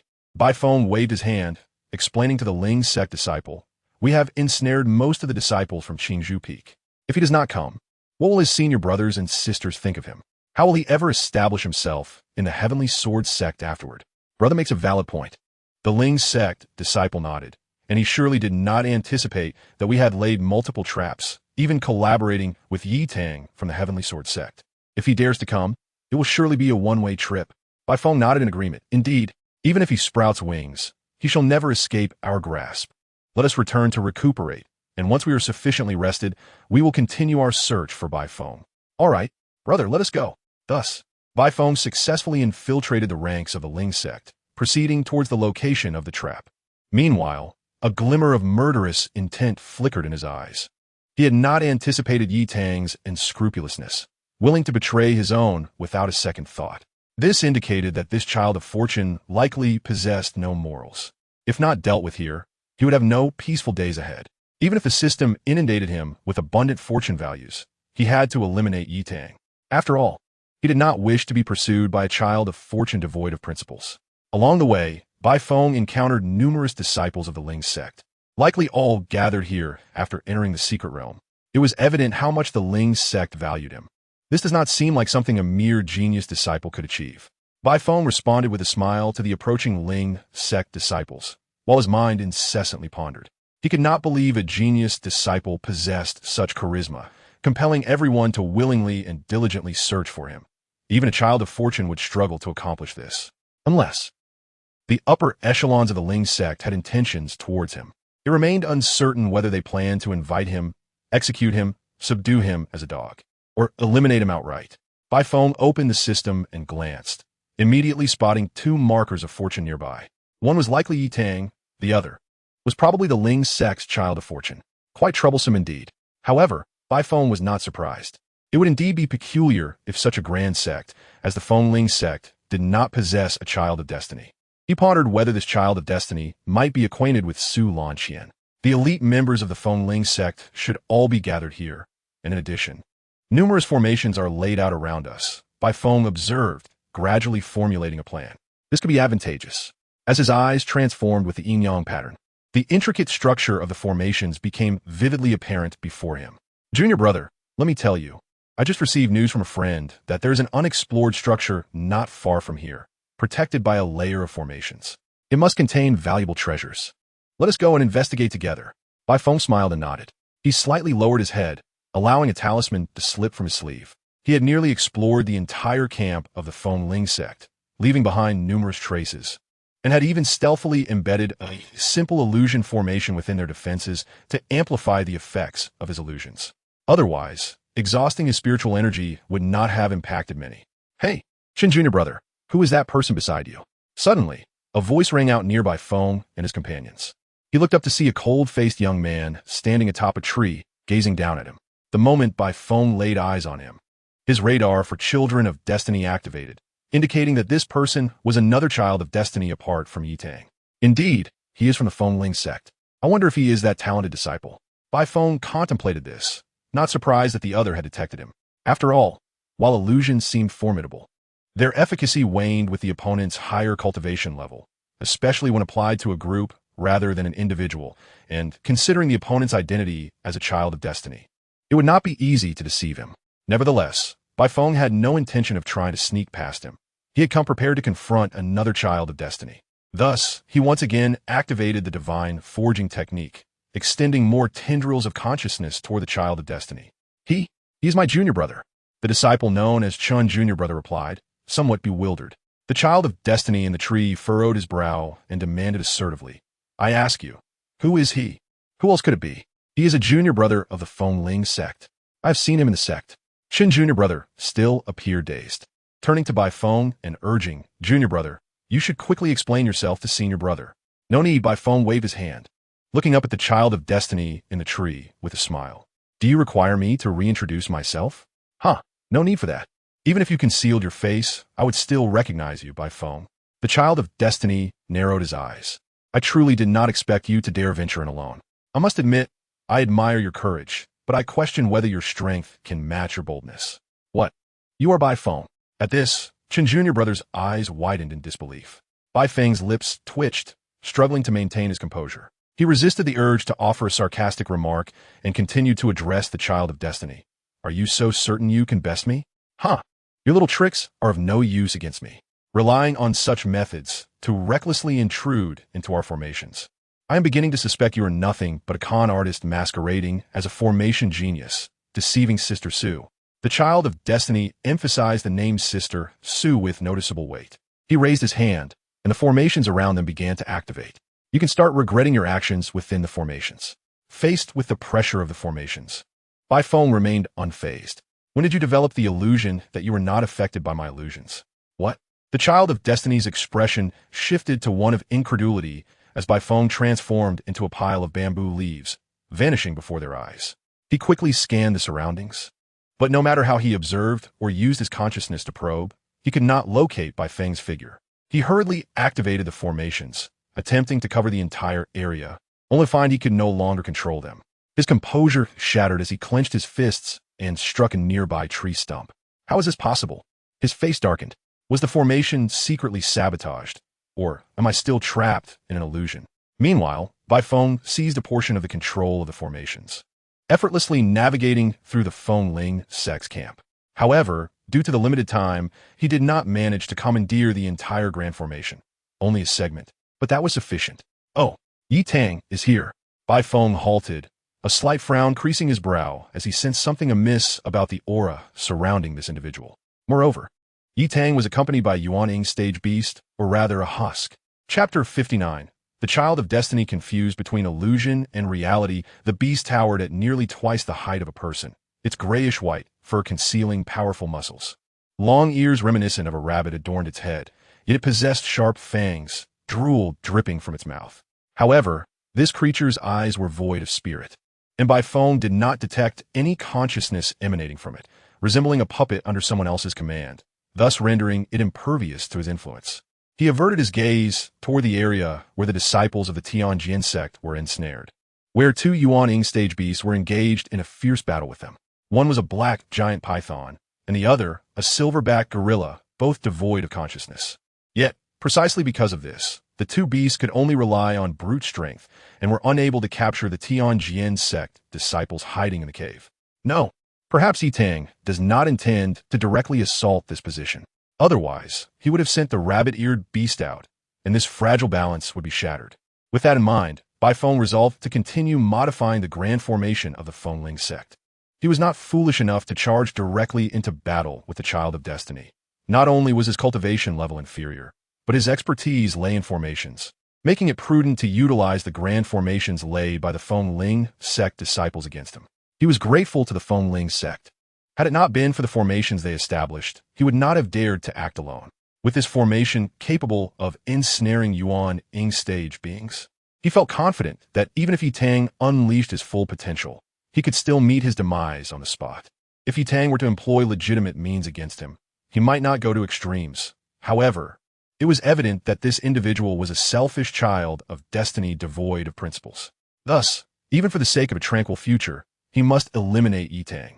He had no desire to be filled with fortune points from the system merely for survival, and now that his existence was threatened, while possessing the means to eradicate that threat, he had no choice but to act. Bai Feng swallowed a pill and continued to devour the formations laid by the Fengling sect disciples, modifying them as he went.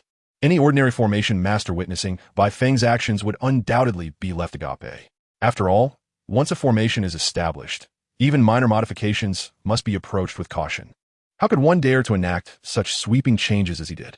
Yet, what seemed impossible became feasible under the enhancement of the divine forging technique and the yin-yang pattern. Meanwhile, the Child of Destiny from the Fengling sect continued searching for Bai Feng's whereabouts.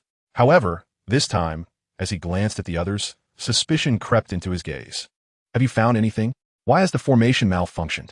Was it sabotaged? And no, a disciple, still wearing an expression of disbelief, replied, some control has been taken away. But that shouldn't be possible. Is this an illusion? Or is it reality?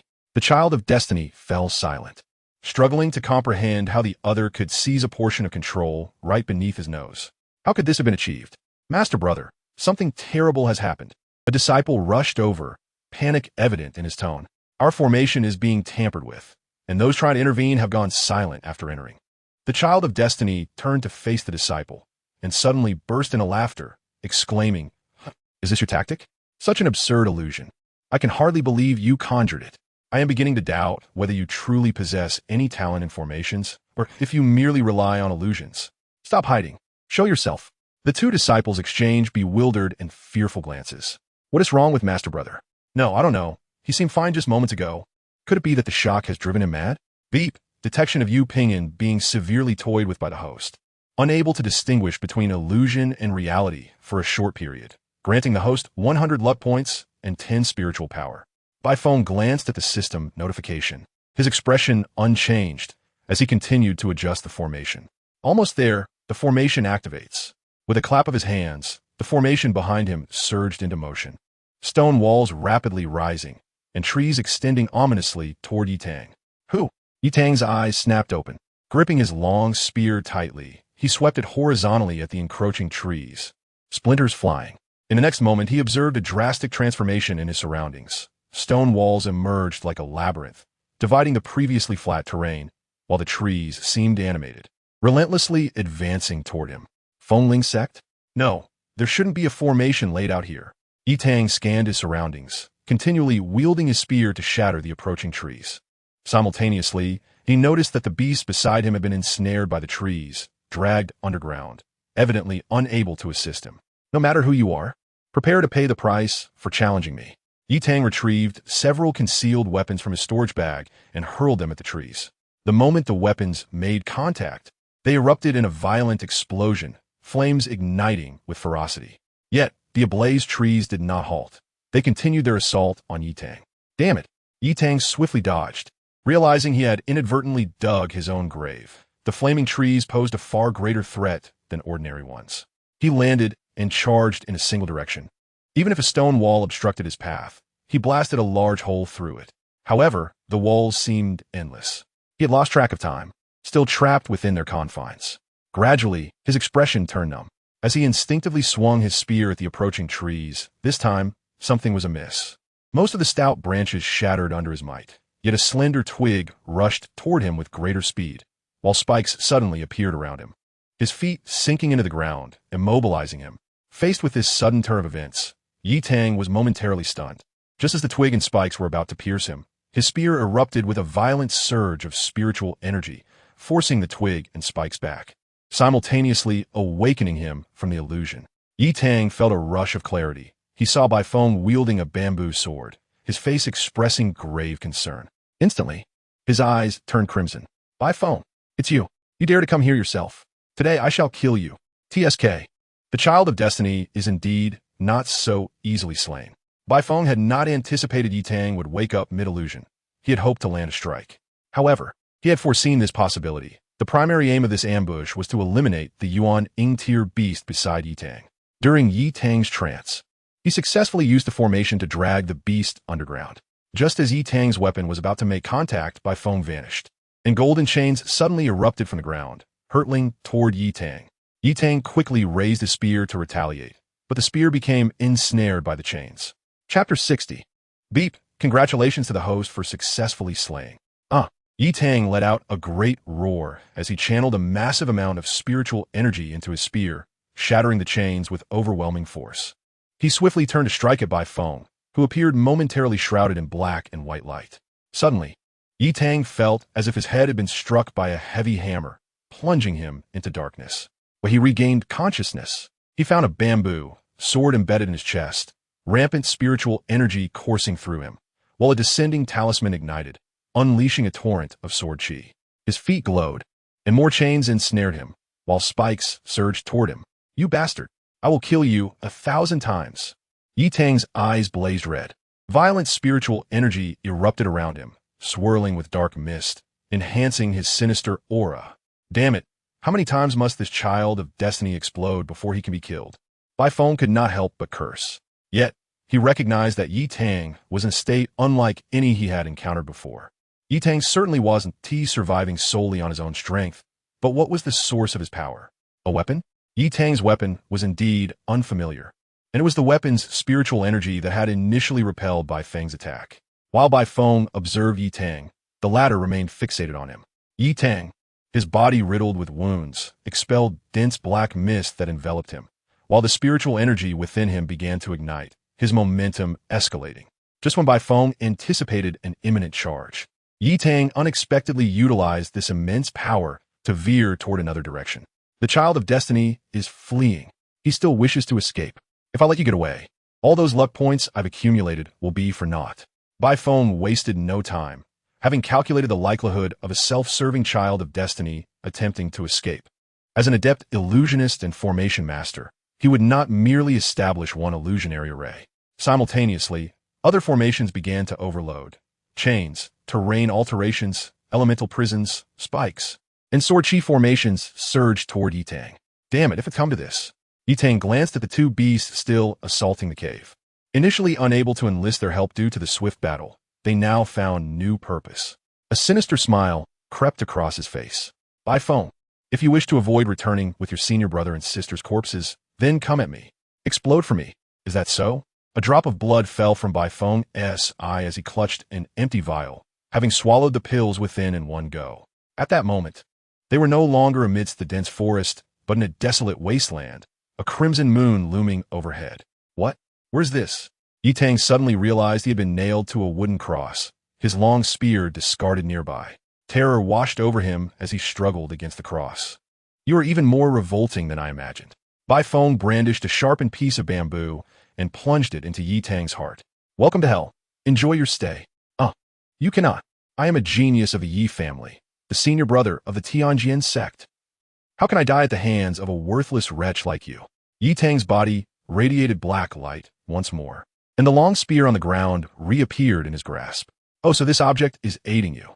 At that moment, he heard a chilling voice beside him, and suddenly felt his right hand grow weightless. His right arm was severed, falling to the ground. Farewell. Yi Tang lifted his head, the scenery before him blurred, reality and illusion intertwining until they converged. A beautiful bamboo sword glimmered with a soft white light, resembling a falling star. As the bamboo sword loomed larger before his eyes, he finally regained his senses. Yet, when he attempted to struggle and flee, his body betrayed him, offering no strength, as though he remained nailed to a wooden cross. I cannot perish here.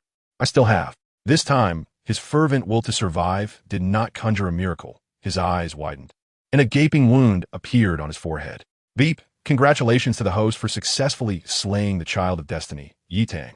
Based on the comprehensive assessment of the Child of Destiny's cultivation and strength, the host is awarded 8,888 luck points and the Celestial Flame, Spirit Burning Fire. Beep, congratulations to the host for surpassing 10,000 luck points. The host is awarded a fragment of the Yin Yang Pattern 1, and the system will commence an upgrade. Please do not worry. The system upgrade will not affect the host's usage. I hope you can make an impact. Bai Feng exhaled, scarcely glancing at the system notifications. He retrieved an ordinary long sword from his storage bag and severed Yi Tang's head, ensuring the Child of Destiny was utterly dead. He then turned his gaze to the halberd on the ground. Despite having lost its right arm, its fingers still clung tightly to it. This was evidently the reason Yi Tang was so difficult to kill. A seemingly sinister halberd. It was better to destroy it. Such an ominous and enigmatic weapon should not remain in his possession, especially since he did not lack for weapons. It was also an opportune moment to test the celestial flame bestowed by the system. Bai Feng summoned the flames, and the flickering red fire enveloped the halberd, which emitted a piercing shriek. Indeed, there was a problem. He intensified the flames, and the halberd erupted with a cloud of black gas, which mingled with the fire and began to burn. Bai Feng, recalling the black gas that had emanated from Yi Tang, decided to incinerate both the halberd and Yi Tang's corpse together until only ashes remained. Only then did he feel a wave of fatigue wash over him, and darkness suddenly enveloped his vision as he sank to the ground. He rubbed his eyes, sensing a haze before him, as if he were severely myopic. Damn! Could the yin-yang pattern have side effects akin to the Sharingan? Would overuse render me blind? Beep. The host is merely exhausted. A few days of rest will restore vision. Please do not equate the rewards from this system with those in animated works. Bai Feng. System, are you truly upgrading? Even the sarcasm function remains unaffected? Never mind, as long as everything is well. At that moment, Bai Feng suddenly heard approaching footsteps. He turned to see several indistinct figures advancing toward him. Are you all right? Junior brother, what happened here? Two voices rang out simultaneously. Bai Feng strained to discern them.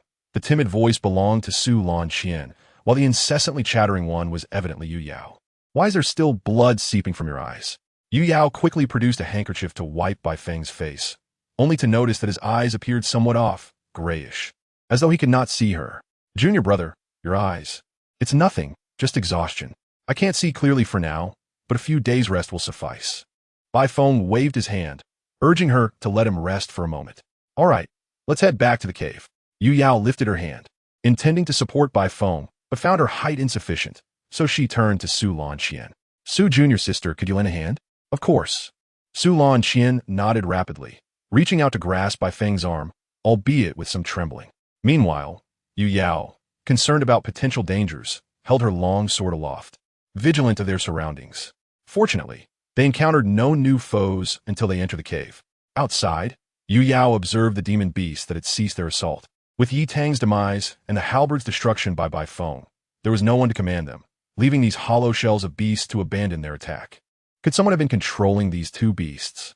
Yu Yao pondered, initially believing their earlier departure from the cave was mere luck, but now sensing a deeper reason. She surmised that Bai Feng had either driven off or even eliminated the person behind it. Sighing, she scolded herself for being such a useless senior sister, relying on her junior brother for protection. The more she thought about it, the angrier she became, and she raised her sword, swiftly beheading the two demon beasts before returning to the cave.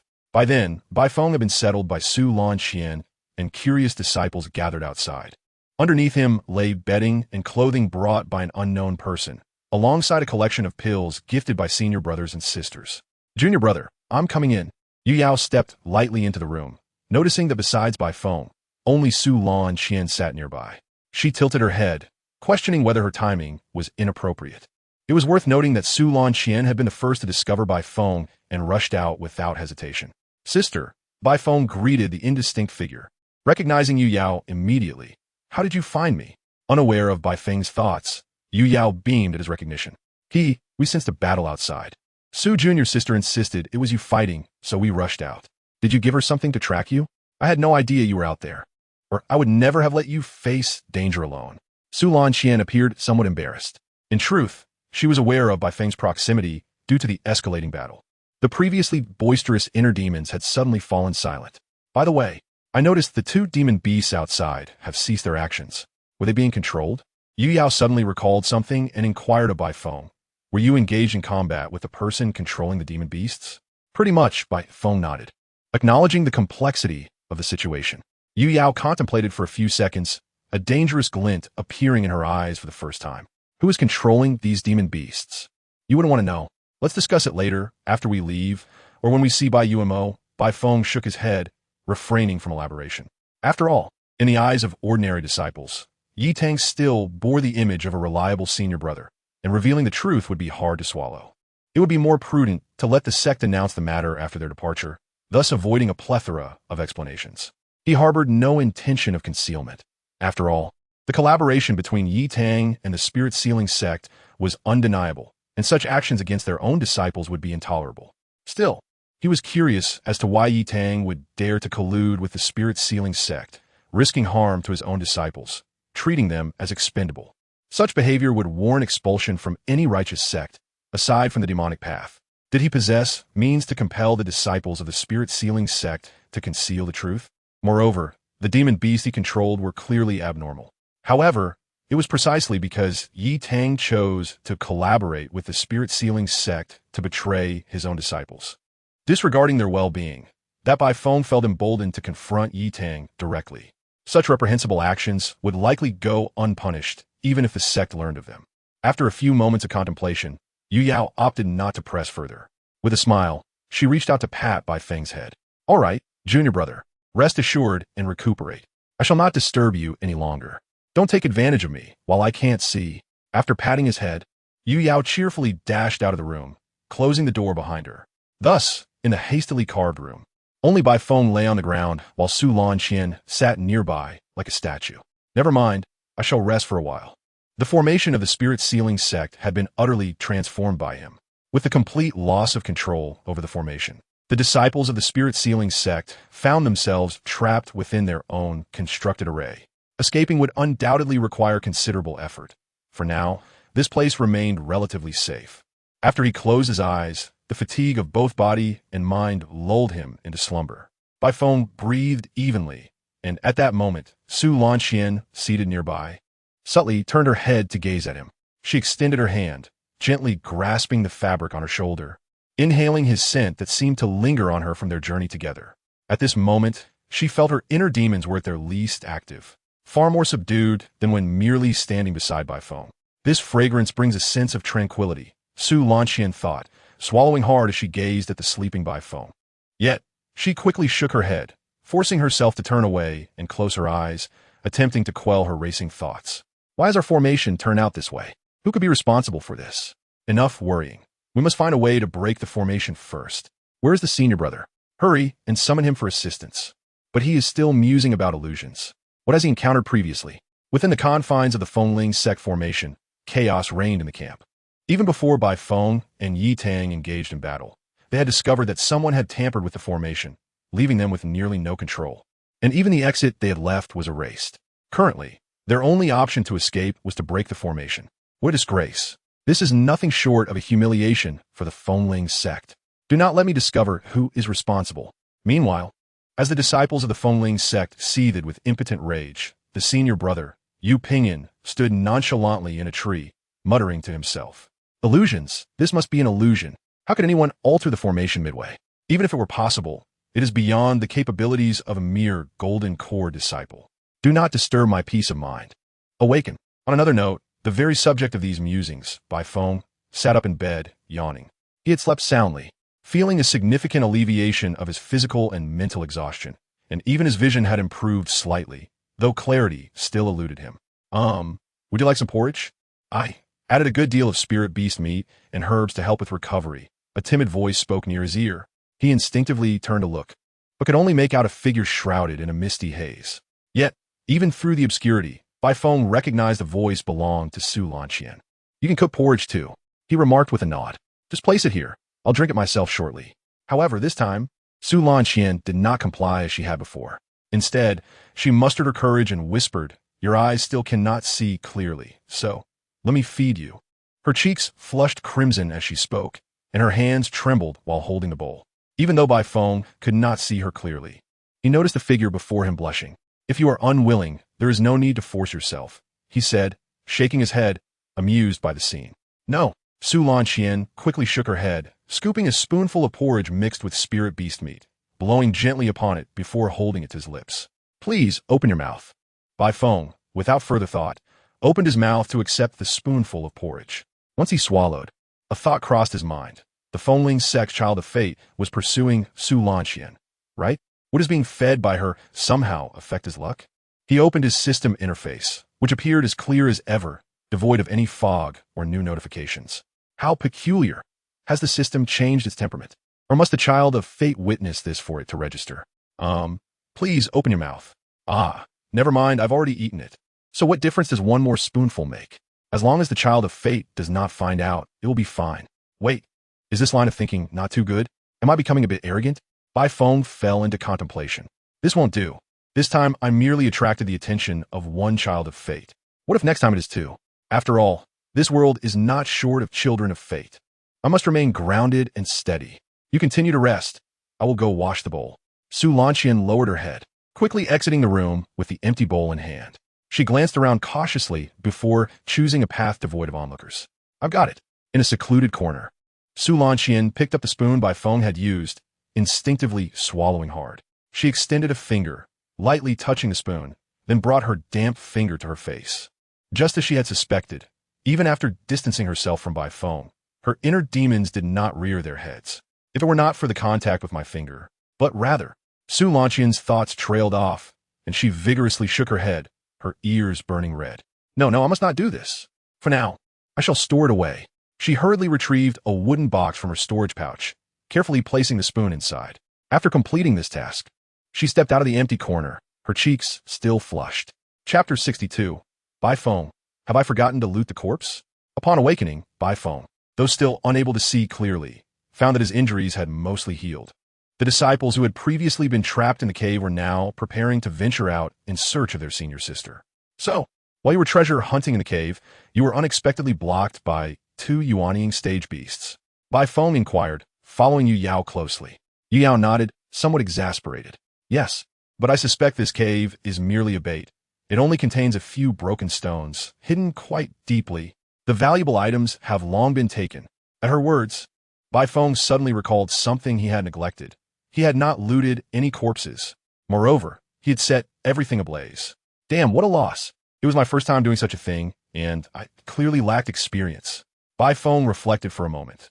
Though he felt regret, everything was reduced to ash, and it was impossible to restore it. He could only be more cautious next time. "Oh, is that the formation laid by the Fengling sect?" Yu Yao suddenly noticed a distant glow, accompanied by faint shouts. "Yes, but I made some modifications. Now, they find themselves ensnared by their own formation." Bai Feng nodded, his perception of the formation intact despite his blurred vision. "Oh, they are about to emerge? Impressive. The Fengling sect truly possesses formidable skills. At this moment, allowing them to exit would be troublesome.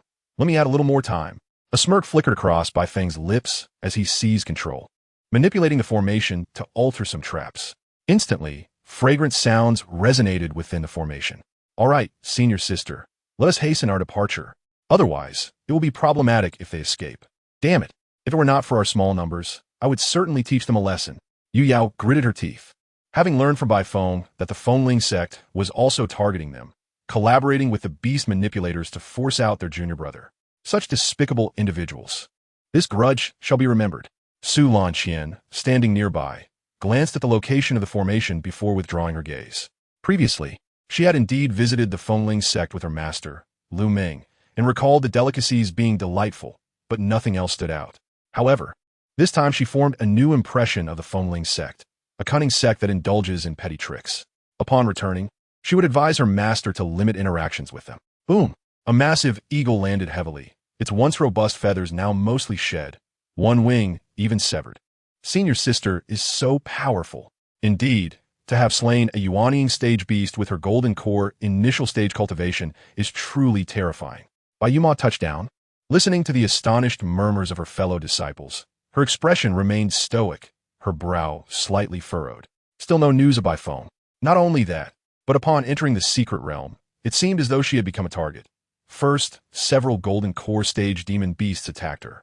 And now, a nascent soul stage demon beast had assaulted her team. Even with the assistance of a replica of the heavenly sword, it would require considerable time and effort to slay such a flying beast. After resting for an hour, Bai Yuma stated this and sat down to meditate, striving to recover her strength. She needed to act swiftly. Every second delayed in finding Bai Feng meant an increase in danger for him. Senior sister. At that moment, several disciples from the Heavenly Sword sect approached from a distance, their faces lighting up with delight upon seeing their senior sister and the other disciples behind her.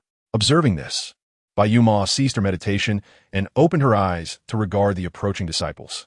These individuals bore signs of injury, their garments dust-laden and appearing quite disheveled. What happened? Did you encounter enemies? In response to her inquiry, the disciples hurriedly explained, it was the slovenly sect. That group seems to be targeting us. They're also searching for senior brother Bai. Upon hearing this, Bai Yuma slowly rose to her feet. Although she revealed no trace of her formidable aura, those nearby still felt a chill. I understand. They will pay for this, she nodded. Then, she turned to the disciples and softly inquired, by the way, do you have any news of Bai Feng? The disciples quickly replied, we did encounter senior brother Bai, but he did not come out to meet us and left shortly after. However, I heard that some senior brothers and sisters are trapped in a cave by a nascent soul stage demon beast, most of whom are disciples from the Qingzhou Peak. We initially intended to go there, but it appears to be a trap given the large number of slovenly sect members gathered there. Bai Yuma fell silent for a few seconds. Although the disciples had not explicitly stated it, she could surmise that Bai Feng had likely gone to rescue the disciples of Qingzhou Peak. Why didn't he come to find me first? We had made plans. She clenched her fists, a tremendous power gathering within her, causing the disciples nearby to swallow hard. Although they were all at the golden core stage, the disparity in strength was palpable. Soon, however, the power emanating from Bai Yuma dissipated as she turned to the other disciples, stating, now, I must go rescue them. The injured should rest here, while the rest of you will accompany me. Understood. Huh, I finally made it out. The disciples who emerged first from the formation exclaimed, experiencing for the first time the array they had set up, albeit now altered beyond recognition. Wait, is there someone outside? The moment they raised their heads, they were met with a group of Heavenly Sword sect disciples glaring at them with fierce expressions, abruptly silencing their cheers. Perhaps we should just go back. I find it rather comfortable inside the formation. Agreed. Just as they contemplated turning back, a sword blocked their path. Are you the ones searching for senior brother Bai Feng?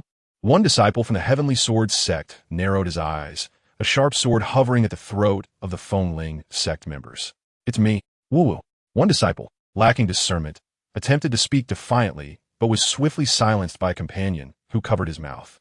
He awkwardly chuckled. We were looking for him, but we haven't seen him at all. Not seen him? Another disciple stepped forward, revealing his formidable physique and a sinister grin, clearly a disciple from the body refinement peak. The slovenly sect members nodded hurriedly. Yes, yes. Seeing the increasingly hostile expressions, one disciple quickly raised his trembling hand. Wait, I have the latest information. Speak. Senior brother Bai Feng indeed came this way, but has already left, having played a trick on us. To substantiate his claim, this disciple pointed to the formation behind them. Look, he even altered our formation, nearly preventing our escape. The nearby Heavenly Sword sect disciple nodded. Doesn't he seem like a lie? Then the final question. Bai Yuma stepped forward, her tone cold and frigid. Where are the Heavenly Sword sect disciples you have trapped? Chapter 63. Yu Pingon. The people of the Heavenly Sword sect are all mad. Over there, after indicating the direction, the slovenly sect disciple couldn't help but defend themselves. It wasn't us who trapped them. It was Yi Tang from your sect who did it, and he wanted to collaborate with us to flush out senior brother Bai Feng. Upon hearing this, Bai Yuma furrowed her brow. She remembered Yi Tang as a show-off who was quite irritating. However, Yi Tang had a decent reputation among ordinary disciples. So why would he target Bai Feng? How could he even dare to act against the disciples of the Heavenly Sword sect? Meanwhile, the disciples of the Heavenly Sword sect also frowned, their faces betraying their anger, clearly skeptical of the slovenly sect disciples' words. Don't you dare lie. Why would I deceive you? The slovenly sect disciple shook his head vehemently. If you don't believe me, I can swear to the heavens. This was also part of a scheme by Feng Sek's senior brother, Yu Pingan. Although he chose to collaborate with Yi Tang to flush out Bai Feng, he had no intention of letting Yi Tang off the hook. Though both Feng sect and Heavenly Sword sect were righteous sects, rivalry existed between them, especially since the Heavenly Sword sect had maintained its position at the pinnacle of the northern region for too long. They would certainly seize any opportunity to strike against them. By broadcasting Yi Tang's actions among ordinary disciples, they could potentially render Yi Tang, once a senior brother of the Heavenly Sword sect, unable to stand within the sect, even leading to his expulsion. After the Feng sect disciples swore to the heavens, the disciples of the Heavenly Sword sect, in their fury, were left somewhat at a loss. They never anticipated that their former senior brother would turn out to be such a person. Let's go find the others first. Bai Yuma struggled to suppress the anger bubbling within her. More than the Feng sect, she was concerned about Bai Feng's safety. At that moment, Feng sect's senior brother Yu Pingan emerged from the formation.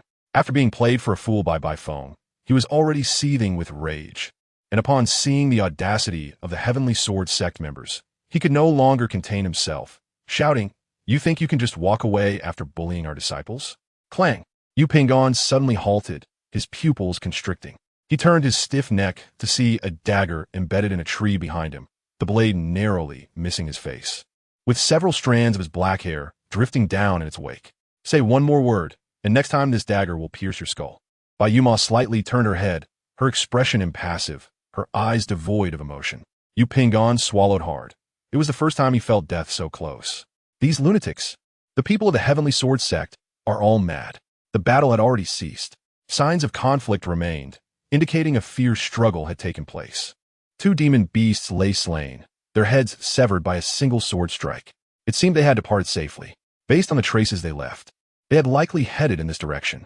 Several disciples examined the marks on the ground, which were special signs left by Yu Yao and the others before their departure for other disciples of the Heavenly Sword sect. Bai Yuma stood at the cave's entrance, her fingers turning pale from the pressure of her grip. Had she arrived too late? They had made a pact, vowing to protect one another. Had her complacency, due to a comfortable life, led to this failure? I am truly useless. Bai Yuma averted her gaze, lowering her head as she hastened along the traces left by Yu Yao and the others. A final flicker of hope remained within her heart. She fervently wished that, at the end of the path, Bai Feng would be standing there, waiting for her. Shortly after Bai Yuma departed, a woman's silhouette appeared in the woods behind the disciples of the Heavenly Sword sect. It certainly took me a while to find you. At last, I shall see you again, Bai Feng. Meanwhile, a notification resonated. Ding. Host cunning has been detected. Yu Pingan has been frightened to the core by Bai Yuma's strike, rewarding the host with 100 luck points and 10 spiritual energy. Bai Feng pondered, what is happening? Bai Yuma has sought me out, and it appears she has crossed paths with the Feng sect? But what does this have to do with me? Where's my cunning? After enduring numerous instances of such occurrences, he had grown accustomed to the system's attempts to bestow luck points upon him, even finding himself curiously anticipating the next excuse the system would concoct. Since Bai Yuma has encountered disciples from the Feng sect, it indicates they must have come in response to the news. Should I find a reason to rest and await her arrival? As Bai Feng contemplated, a small figure appeared in the distance, rapidly enlarging into a discernible silhouette, hurtling towards him with astounding speed. Detecting a violent surge of spiritual energy from behind, Bai Feng instinctively tightened his grip on his bamboo sword and turned to see a blurry yet familiar face charging towards him. Brother! The voice arrived before the figure did, which promptly leaped into his arms. Fortunately, Bai Yuma, in her excitement, retained her composure and managed to lessen her momentum, preventing them both from crashing to the ground. Yet, though she successfully restrained herself, she did not cease her advance, landing squarely against Bai Feng's chest. Brother, are you unhurt? Why did you not come find me after such an incident? She inquired, gently grasping his clothing, her head lifting slowly, her tone laced with mild reproach and concern. It is you, Yuma. Bai Feng reached out to pat her head, signaling her to dismount from his embrace as others were still watching. However, Bai Yuma remained steadfast, her gaze fixed upon his somewhat grayish-white eyes. Instinctively, she reached out to touch the area around his eyes. Brother, what is wrong with your eyes? Just a result of excessive strain. They will recover in a few days. For now, I can merely see things a bit hazily. Bai Feng waved dismissively, seemingly unconcerned. Is it Yi Tang? Bai Yuma's voice turned cold as she gripped her imitation heavenly sword tightly. Where is he? Bai Feng discreetly surveyed the surroundings, and sure enough, upon hearing Yi Tang's name, the previously averted gazes of the other disciples converged upon them. Well, since you have inquired, it seems you are aware of Yi Tang's collusion with the Fengling sect. He is dead, he replied, shaking his head softly. Yet, Bai Yuma did not express relief. Although Bai Feng's words were straightforward, she had witnessed the battlefield where the two had clashed, a scene of arduous struggle, with Bai Feng even sacrificing his eyesight. She bit her lip, lowering her head as she murmured, I am sorry. We have made a pact, and it is all because of me. Having been inundated with luck points by Bai Yuma on numerous occasions, Bai Feng's vigilance surged. He wiped the expression from his face, adopting a tone that was calm, yet tinged with seriousness. Bai Yuma. At the utterance of her full name, she jolted upright, her eyes wide. Brother? Brother? Her cheeks flushed slightly at the intimacy of the gesture as his hands cupped her face. Yet Bai Feng, not allowing her mind to wander, gripped her small face firmly, kneading it with a hint of irritation. Can you spare me some trouble? Stop whining here. This predicament is your doing, is it not? Or do you wish to be scolded by me? I am sorry. Chapter 64. You are not Bai Yuma. Who are you truly? Bai Feng continued to torture her petite face despite her apologies. He sensed her emotional instability, fearing that any provocation could lead her down the path of inner demons. Aikin to Sulanian. It seemed Bai Yuma was still affected by events from years past, feeling not only indebted but also exhibiting behavior suggestive of worry that he might distance himself due to those experiences. He realized he must find a way to remedy her disposition. Observing this scene, Su Lanqian instinctively touched her own face, pondering how different it would feel if she were the one being pinched.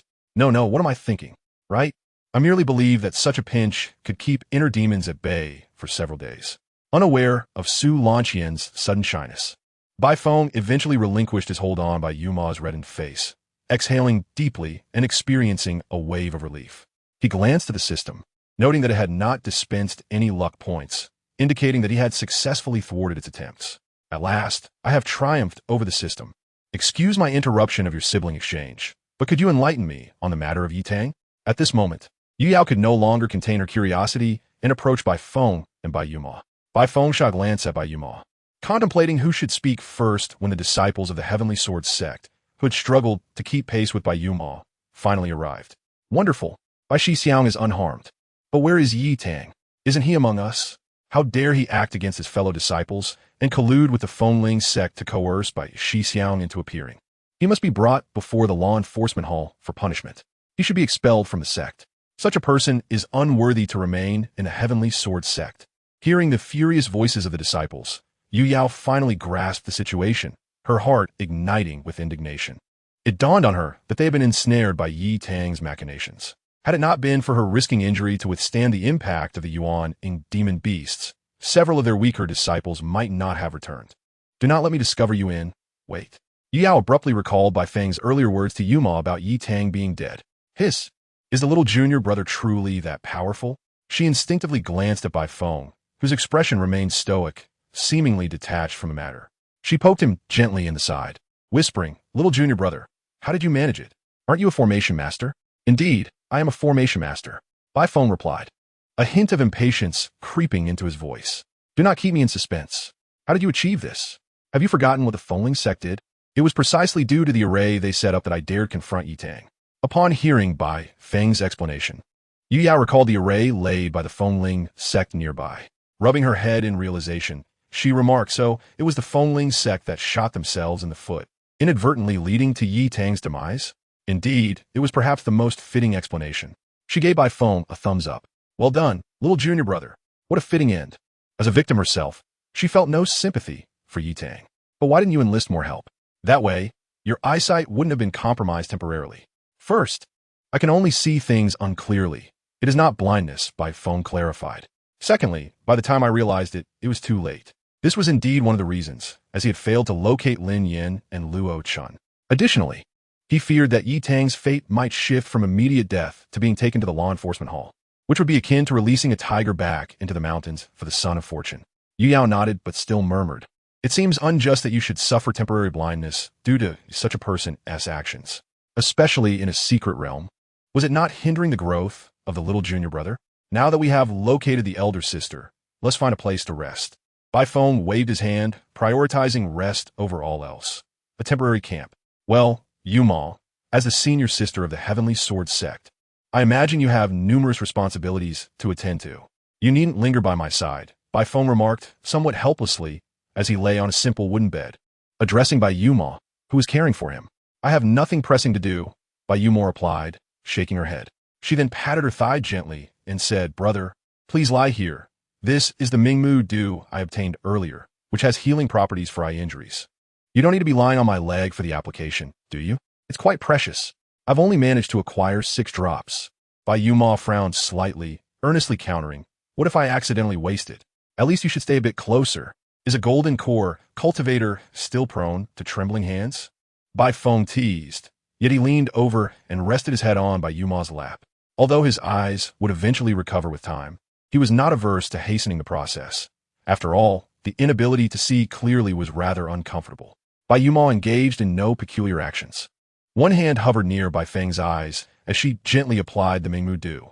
A refreshing sensation enveloped his eyes, and Bai Feng could feel the yin-yang patterns within them beginning to swirl and absorb the dew. It truly is effective, he thought, sensing a slight improvement in clarity. With a few more applications, I should be able to distinguish features. By the way, Yuma, could you remove your hand from my face? He opened his eyes, though his vision remained obscured. However, he could discern that she was leaning down, her small hand unsteadily exploring his face. Aufwiegt. Bai Yuma hastily withdrew her hand, her gaze darting around, and even her ears tinged with a hint of red. She first shifted Bai Feng's head from her lap, and then quickly stood up by the bedside, her tone brisk as she said, The porridge I cooked should be nearly ready. I'll step out for a moment. You must rest well, brother. With that, she exited the room, leaving only the soft sound of the door closing behind her. Feeling shy, Bai Feng turned to glance at the closed door, initially suspecting that Bai Yuma was merely playing a prank. After pondering for a moment, he heard the sound of the door opening once more. The figure that entered was not Yu Yao, nor was she dressed in the garb of a Heavenly Sword sect disciple, and she was certainly not Su Lanxian.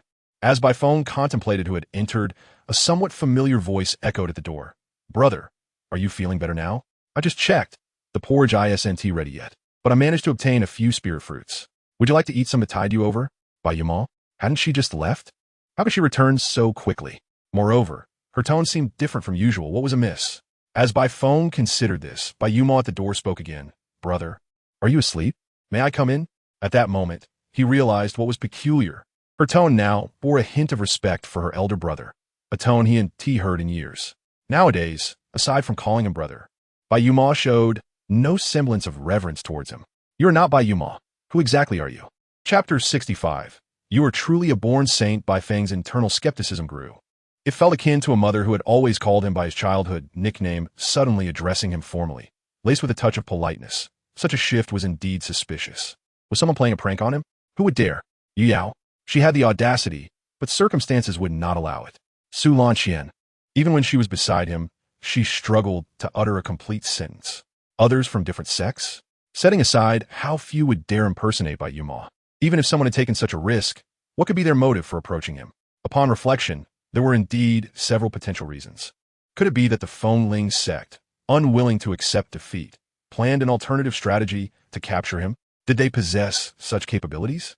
Wait, why was he indulging in such wild speculations? He could simply check the system. Bai Feng mentally chastised himself for neglecting such a crucial matter.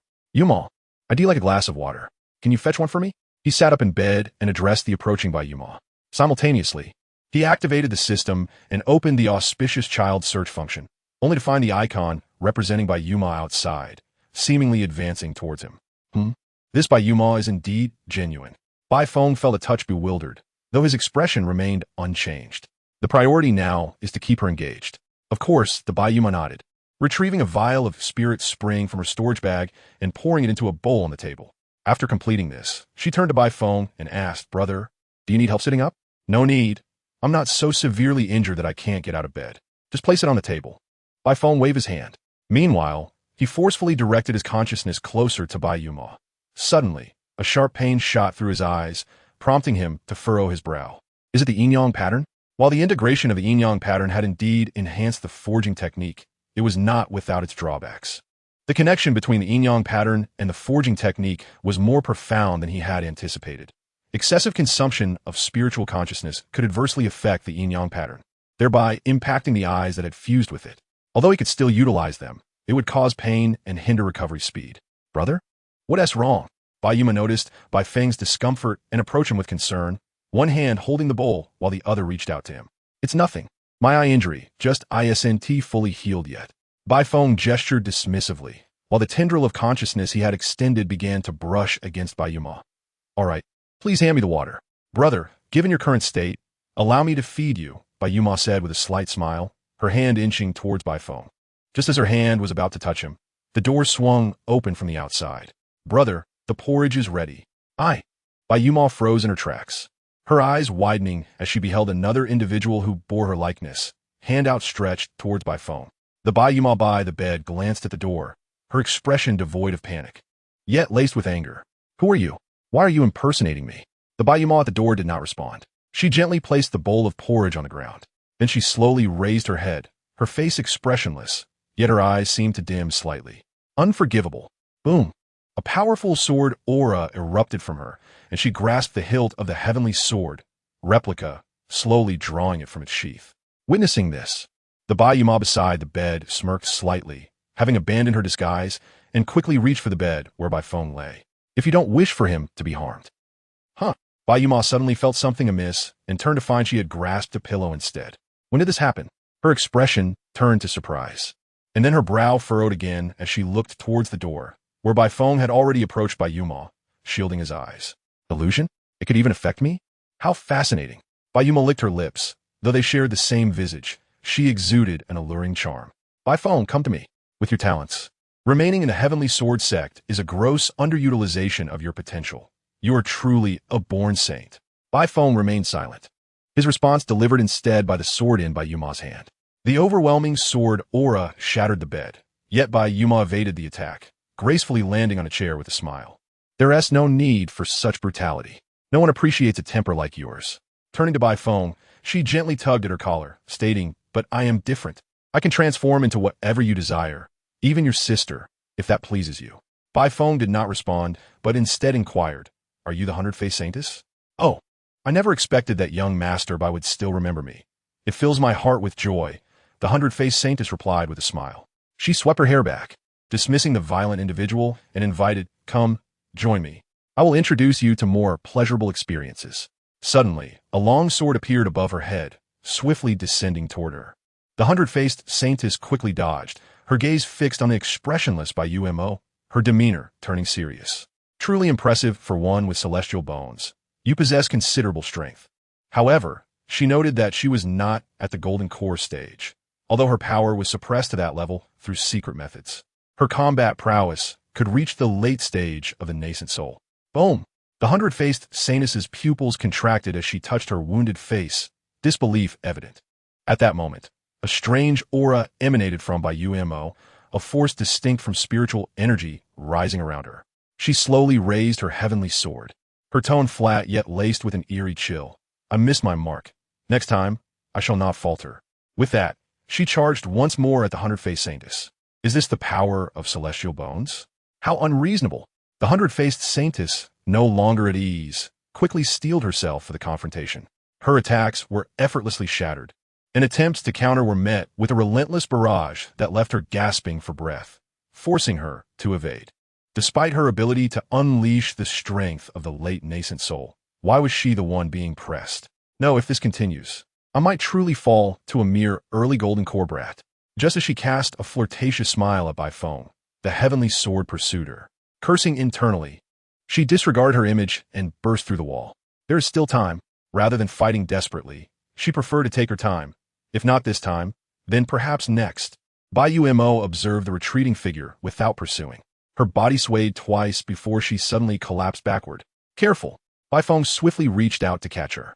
She seemed devoid of strength, falling into his embrace, a stark contrast to her earlier fierceness.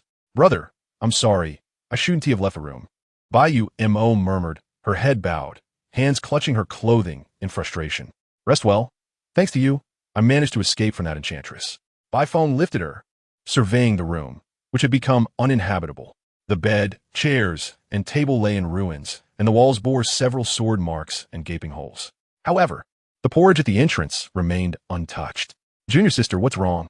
Yu Yao cautiously peeked in. They had noticed the battle's onset, but refrained from approaching due to its intensity. Is this truly the level of combat that can be unleashed by one at the Golden Core stage? The hundred-faced Sanus had sneaked in, but she has been driven away by UMO. Bai Feng briefly explained and requested, could you prepare a new room, sister?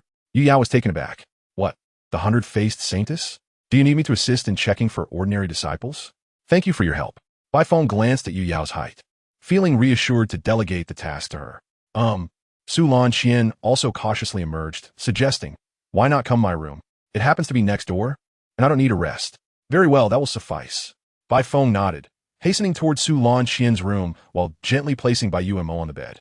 He sat at the edge, while Su Lan Qian stood in the corner like a statue, her head bowed, appearing as though she were a victim of bullying.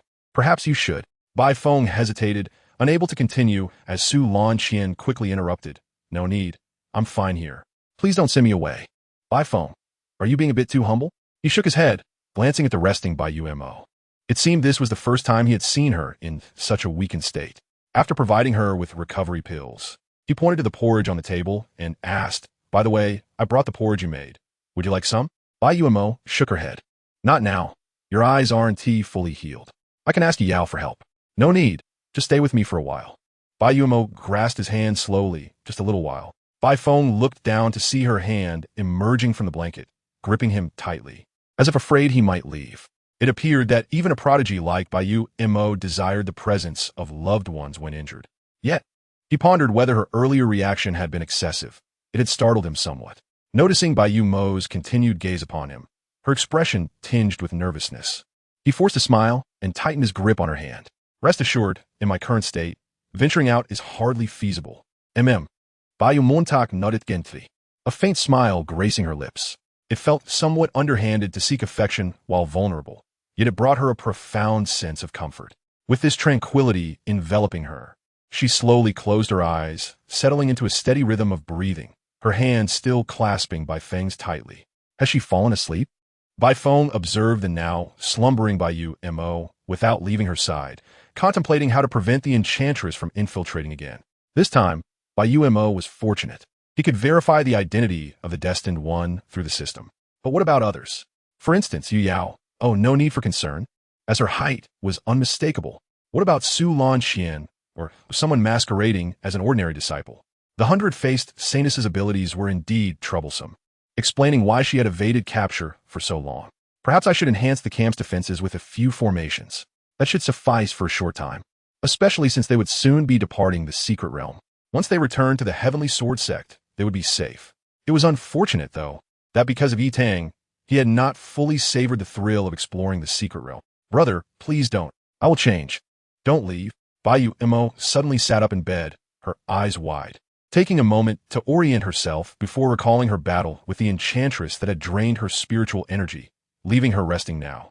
It felt as though she and T slept so soundly in ages. Finally, she had a chance to rest, only to be disturbed by a nightmare. Attempting to rub her weary head, she suddenly realized she was still holding Bai Feng's hand, who was resting by the bed. Brother. The fear from her nightmare dissipated instantly, and as she lowered her gaze, a thought struck her. She quickly looked toward the corner of the room to find Su Lan Qian had also fallen asleep against the wall. Shifting her attention back to Bai Feng, her heart raced. She leaned slightly closer, hesitated for a few moments, and ultimately pressed a gentle kiss onto the back of Bai Feng's hand. Thank you. Her cheeks flushed. She quickly straightened up and ensured Bai Feng was comfortably resting on the bed. As she gazed at the white maple lying beside her, a subtle smile of contentment graced her face. Although she yearned to savor this moment, the thought of Bai Feng waking midway was unsettling. Moreover, there was an outsider present. Being discovered by them would be unfortunate. She decided to reheat the kanji. Quietly, Bai Yuemo slipped off the bed, recalling her previous lesson. This time, she left a trace of sword intent by the bedside before swiftly exiting the room with a now-cooled kanji from the table. Just as she departed, Su Lan Qian suddenly opened her eyes and bowed her head, trembling slightly. Their sibling relationship felt somewhat peculiar. If Bai Yuemo discovered she was actually awake, would she resort to extreme measures? Su Shiji, are you able to set up the formation now? Bai Feng inquired, standing amidst the ruins of a building. Upon awakening, he had immediately begun preparations for the formation. Although this was their temporary camp, the terrain appeared favorable, and he intended to establish several formations to transform the site into a stronghold. This way, should any disciple sustain injuries while exploring the secret realm, they could recuperate here. Most importantly, the formations would serve to prevent the demonists from infiltrating again. If it's near you, it should be feasible, Su Lanqian replied, her head bowed, appearing unchanged from her usual demeanor. Well then, I would appreciate your assistance in inscribing the formation. Bai Feng nodded. I will handle the overall formation, while you assist with the details, as my vision is still unclear. Although he could utilize his divine sense to aid in the formation's construction, it was best to avoid prolonged use due to his incomplete recovery of sight. Consequently, the fragments of yin-yang patterns he had acquired remained unfused. He had hoped that merging them would restore his eye's injury. Understood.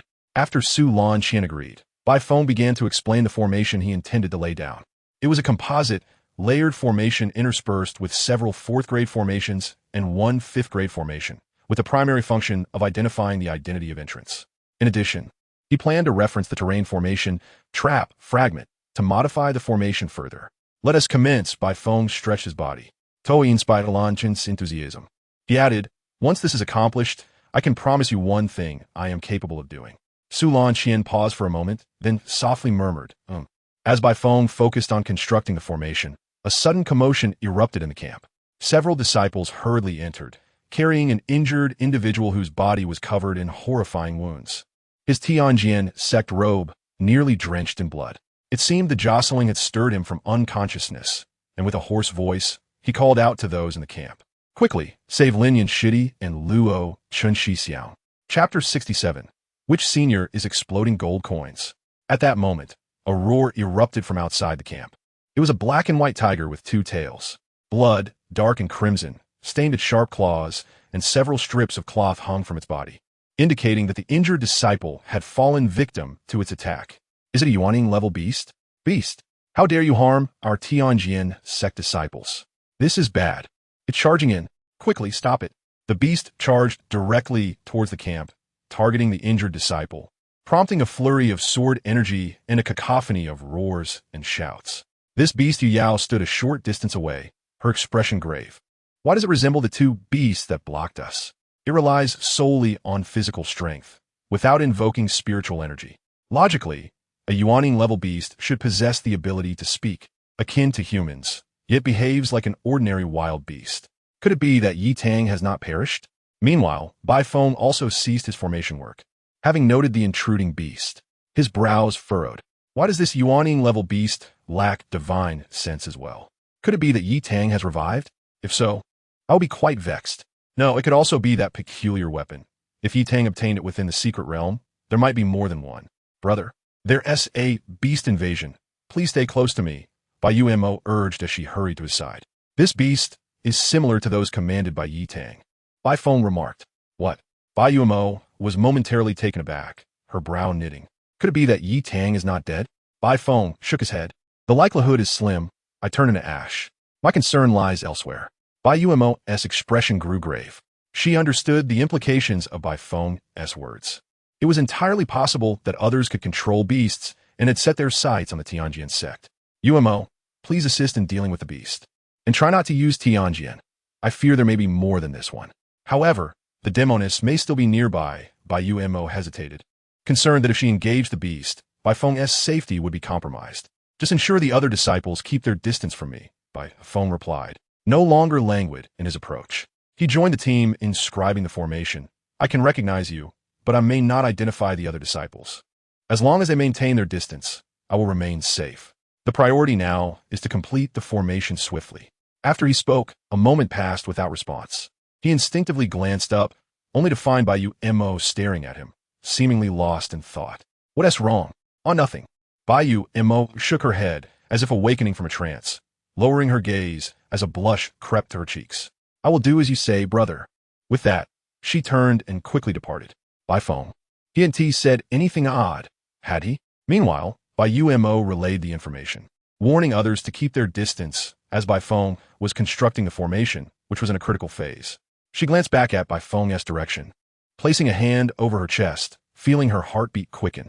Though Bai Feng perceived this as a normal statement, after all, he could identify the child of destiny through the system. It bore a different significance for her. Did this imply she held a special place in Bai Feng's heart? That she could not be replaced by others? Outside the camp. Oh dear, I didn't expect to stumble upon an unexpected discovery. Which senior from the demonic path has left this behind? The Saintess of 100 Faces observed the dazed beast with a hint of amusement. She glanced towards Bai Feng's location. Although Bai Umo was engaged in battle with the Yuaning-level beast, Bai Feng remained unprotected, presenting an opportune moment to approach.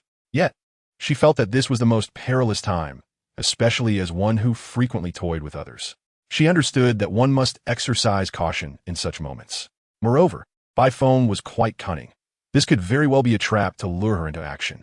Perhaps it would be wiser to first ascertain which senior's handiwork this was. After much contemplation, the Saintess of 100 Faces decided to forego this seemingly tempting opportunity. After all, time was on her side.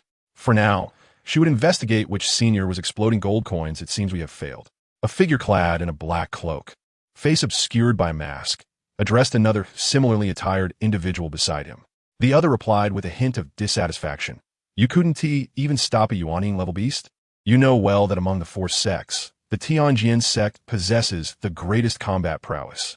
Besides, the beasts we controlled have lost much of their capability, relying solely on instinct. Ha! If it weren't for that arrogant Yi Tang borrowing 3 Yuaning-level beasts, we wouldn't be in such a passive position. Their lives are lost. What use is there in lamenting now? What a waste! Unable even to defeat a mere initial stage disciple of the Golden Core. It is truly baffling how he was chosen by the Divine Monarch. Enough of the bickering. After all, the storage bag left by Yi Tang is more than sufficient to compensate for our losses. The man in black who spoke first intervened to quell the discord, urging everyone to hasten and retrieve the inheritance of the Tianjin sect. Fear not, for this is the most renowned formation of the Tianjin sect, known as Tianjin. Although it can currently only unleash the power of a 5th-tier formation and can activate only one form at a time, it is more than adequate to deal with a few disciples of the Tianjin sect. Within the formation, the flames seemed to grow fiercer. Had the adversary begun to lose patience? Luo Chun furrowed his brow, wielding his sword to sever the encroaching fire dragon. Around them, a translucent membrane encircled, blocking the fierce flames outside.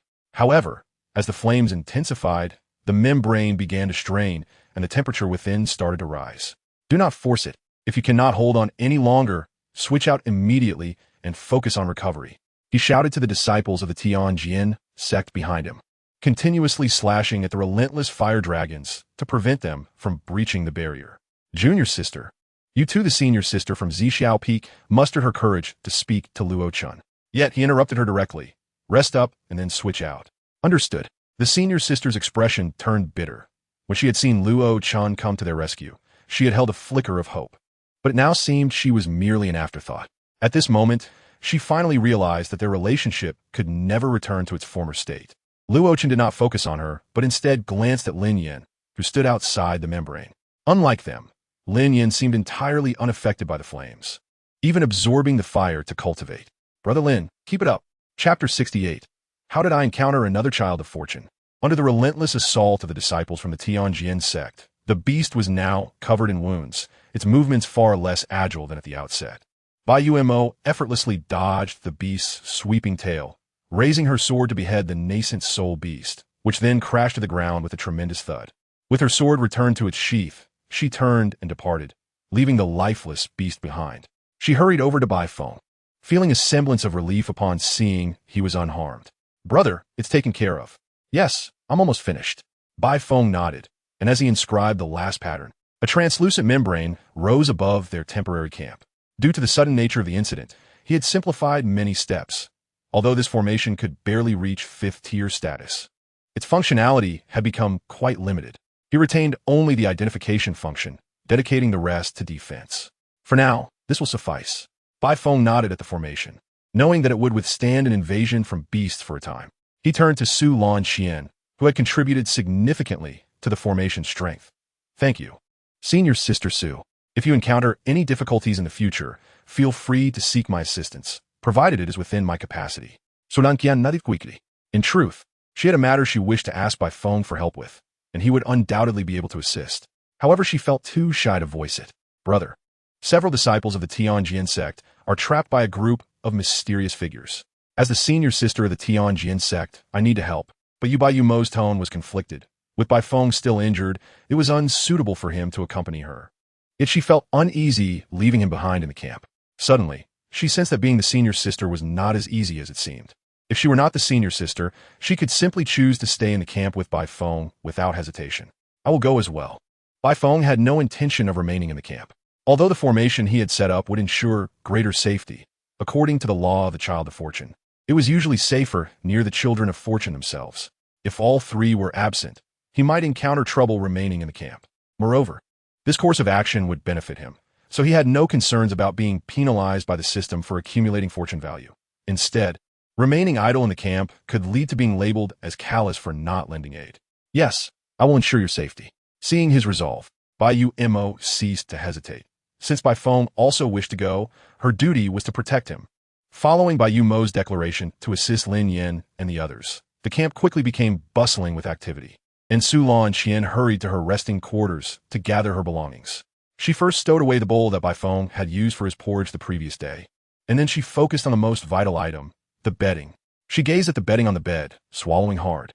The night she had mustered the courage to let Bai Mo rest in her room was the wisest decision she had made. Slowly, she reached out her hand to gently fold the bedding, lying down atop it, inhaling the lingering scent left by Bai Feng. She could scarcely imagine what it would feel like to be covered by this blanket. It would be akin to being embraced by Bai Feng. Ugh. What am I even thinking? Su Lan Qian knocked on her head to rid herself of such thoughts. Time was of the essence. She made an effort to clear her mind, stuffing the bedding along with the sheets into her storage bag, casting a reluctant glance at the bare wooden bed before hastily exiting her room. Moments later, an injured disciple remaining in the camp sought a place to rest, and, upon peering through the slightly ajar door, discovered a room with nothing but a bare bed. Was there no one here before?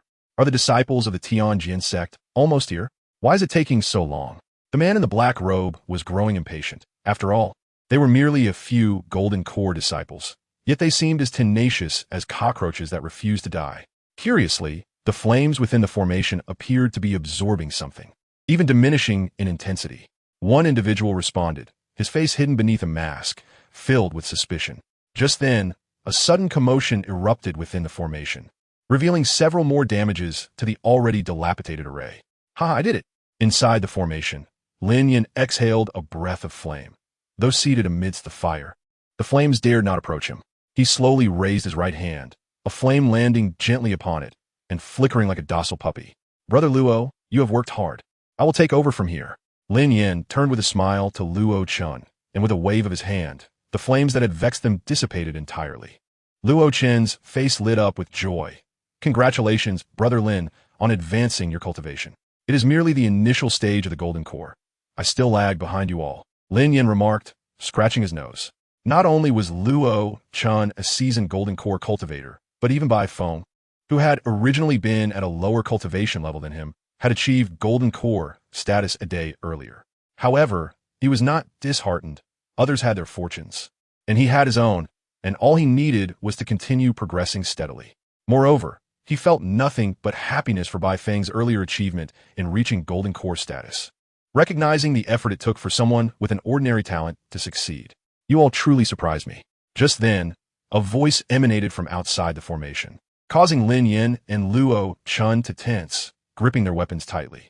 I had initially intended to give the Tianjin sect some face, allowing you to relinquish the inheritance of the Qianjun sect at your leisure, but it seems I must resort to more forceful measures. As the words fell, the surrounding flames immediately vanished, revealing countless blades and swords that appeared within the formation. Enjoy yourselves, but if you surrender the inheritance of the Qianjin sect, perhaps I might spare your lives. Do not presume that a few broken blades can threaten me. Lin Yin spat, dismissing the notion of relinquishing the inheritance as a mere fantasy. Very well, I hope your bravado holds up. With that, the blades and swords surged toward the disciples of the Tianjin sect. Come at me. Flames ignited around Lin Yin, transforming into a massive fiery hand that crushed the incoming blades. Simultaneously, Luo Chun tightened his grip on his longsword, the sharp energy colliding with the blades within the formation. Be careful, there are intruders. Bai Mo suddenly halted, spotting two figures clad in black cloaks before them. "Shall we sit together for a cup of tea?" One of the cloaked figures suggested, perched upon a tree stump with a teapot floating before him. "Step aside." Bai Mo grasped the hilt of her sword, her expression grave, sensing an unusual power emanating from their adversaries. "That won't do." The figure shook his head. "We have already claimed this area. You may proceed once we have gathered the treasures." "Just the two of you?" "Certainly not. I lack the courage to confront the master sister of the Tianjin sect." The cloaked figure shrugged, then snapped his fingers, summoning a horde of monstrous beasts from the forest behind him. Their cultivation levels varied. Some were at the foundation establishment stage, others at the golden core stage, and even one at the nascent soul stage, totaling conservatively over 300. However, these beasts exhibited vacant stares, akin to the previously defeated nascent soul monsters. Bai Feng fixed his gaze on the silent cloaked figure, muttering to himself, "How is it that I've encountered another fated child? Could this be a villainous, fated child?" Chapter 69. You're not pretending anymore, are you? Ding. The system has completed its upgrade, adding a function to query information on fated children, along with a marking feature. Query function allows the host to view the basic information of a fated child, enabling the host to devise plans against their identity. As the host's fortune value increases, the information will become more detailed. Mark enables the host to mark a fated child, allowing the host to sense their direction even if they stray far away. It can also be used on non-fated children, but the marker's location cannot be tracked. Currently, 0-1 marking slots available. Bai Feng was momentarily taken aback as the system upgrade did not hinder its use. He almost forgot the system was updating. "System, can I query favorability?" "No. I repeat, this system is a villain system. Please refrain from harboring unrealistic aspirations." Bai Feng clicked his tongue in disappointment. If it couldn't, then he would first observe the identity of the fated child across from him. As he tossed out the formation plates to set up rudimentary formations, he activated the query function on the cloaked fated child. Soon, the individual's information appeared before his eyes. Zhuqiu, female, mid-golden core, experienced family tragedy in childhood. Parents tragically deceased, later joined the Lianshan sect by chance, currently an ordinary disciple, with a strong desire for power. "Oh, it's a woman?" Bai Feng was slightly surprised. Stealing a glance at Zhuqiu. Had it not been for the system's reminder, he might not have noticed. The other information aligned with his preconceived notions of a fated child. Meanwhile, Zhuqiu had also noticed Bai Feng, not due to his identity, but rather because she felt inexplicably irked upon seeing him, especially his furtive glances, which only fueled her irritation. Did he look down on her? Enough staring, let us engage. Zhuqiu turned to her tea-sipping teammate, her voice raspy, making it difficult to discern her gender. "Isn't it better to let them deal with the beasts?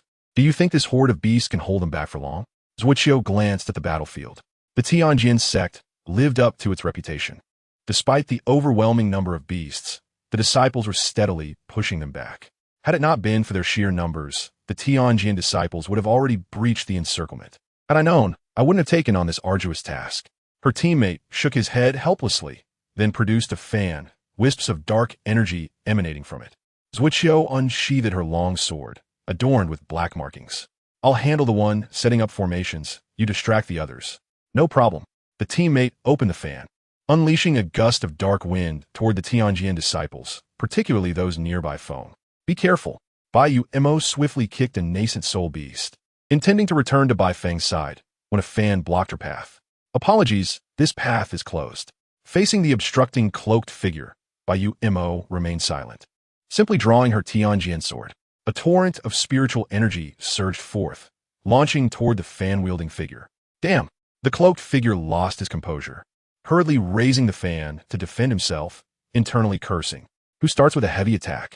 The blighted Right Elder must have known about the unique relationship between the Tianjin sect master sister and that formation master, thus assigning him this troublesome task. Meanwhile, Bai Feng, who had been monitoring the fated child's movements, immediately sensed her approach. He discarded several formation plates to establish a formation, but she seemed intent on not engaging in a prolonged battle. In an instant, her sword erupted with formidable spiritual energy, easily tearing through the rudimentary formations. As expected, her weapon is akin to the spear in Yi Tang's possession. Bai Feng had never anticipated that a few simple formations would halt a fated child. He only needed to delay her momentarily. Suddenly, a shadow hurtled towards Zhuqiu. Upon seeing this, she swiftly retracted her sword and turned to strike at the incoming shadow. The shadow coughed up blood, crashing into a sturdy tree and falling unconscious. This shadow was none other than her teammate. Yet Zuiqiu had no time to be astonished. The ferocious sword energy surged toward her. She hurriedly raised her sword in defense, unleashing violent spiritual energy, but the once invincible power faltered, easily torn to shreds by the sword energy. Had she not sensed the danger in advance and skillfully evaded, the consequences would have been dire. Nevertheless, her garments were torn in multiple places, exposing her fair skin and ghastly wounds. Truly, the master sister of the Tianjin sect, I concede defeat. Zuiqiu swiftly retrieved a new cloak from her storage bag to cover her tattered attire. Faced with such a stark disparity in strength, she had already relinquished hope for the Tianjin sect's legacy. She cast a lingering glance at Bai Feng, leaving no harsh words behind, and promptly turned away. As for her unconscious teammate, they had merely formed a temporary alliance in this secret realm, and their fates were inconsequential to her. However, Bai Yumo would not allow her to depart so easily. Raising her Tianjin sword, she aimed a powerful strike at Zuiqiu. Two seemingly ordinary waves of sword energy appeared beside her in an instant, igniting a profound sense of crisis within Zuiqiu. Without hesitation, she hurled her long sword at the incoming sword energy. Yet in the next moment, her sword was sent flying, now marred by two deep gashes. As the sword energy relentlessly pursued her, resolute, she directed her sword back toward the sword energy, and just before the collision, she softly commanded, "Explode."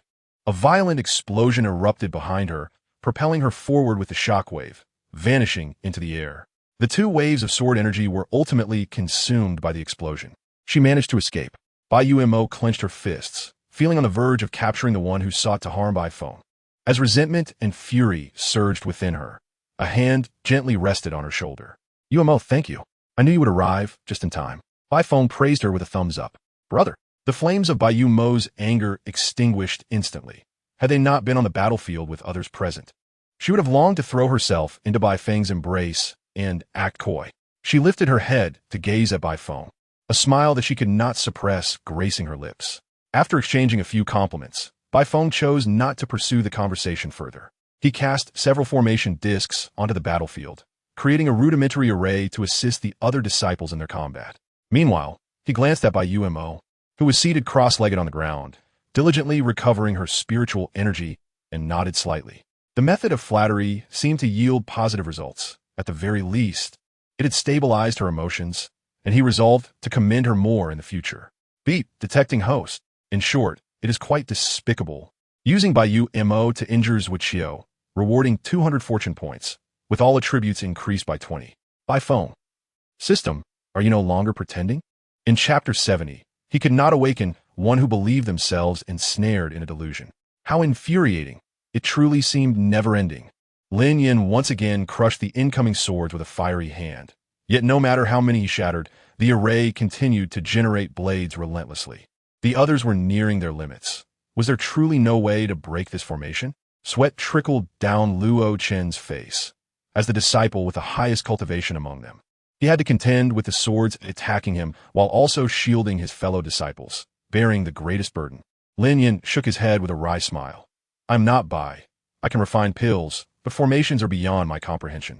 At that moment, an ordinary disciple made a mistake, and a long sword flew directly toward Lin Yan's face. Luo Chen reacted swiftly, shattering the flying blade. But the disciple's error seemed to trigger a chain reaction, causing further blunders among the disciples. Yet, one could not blame them.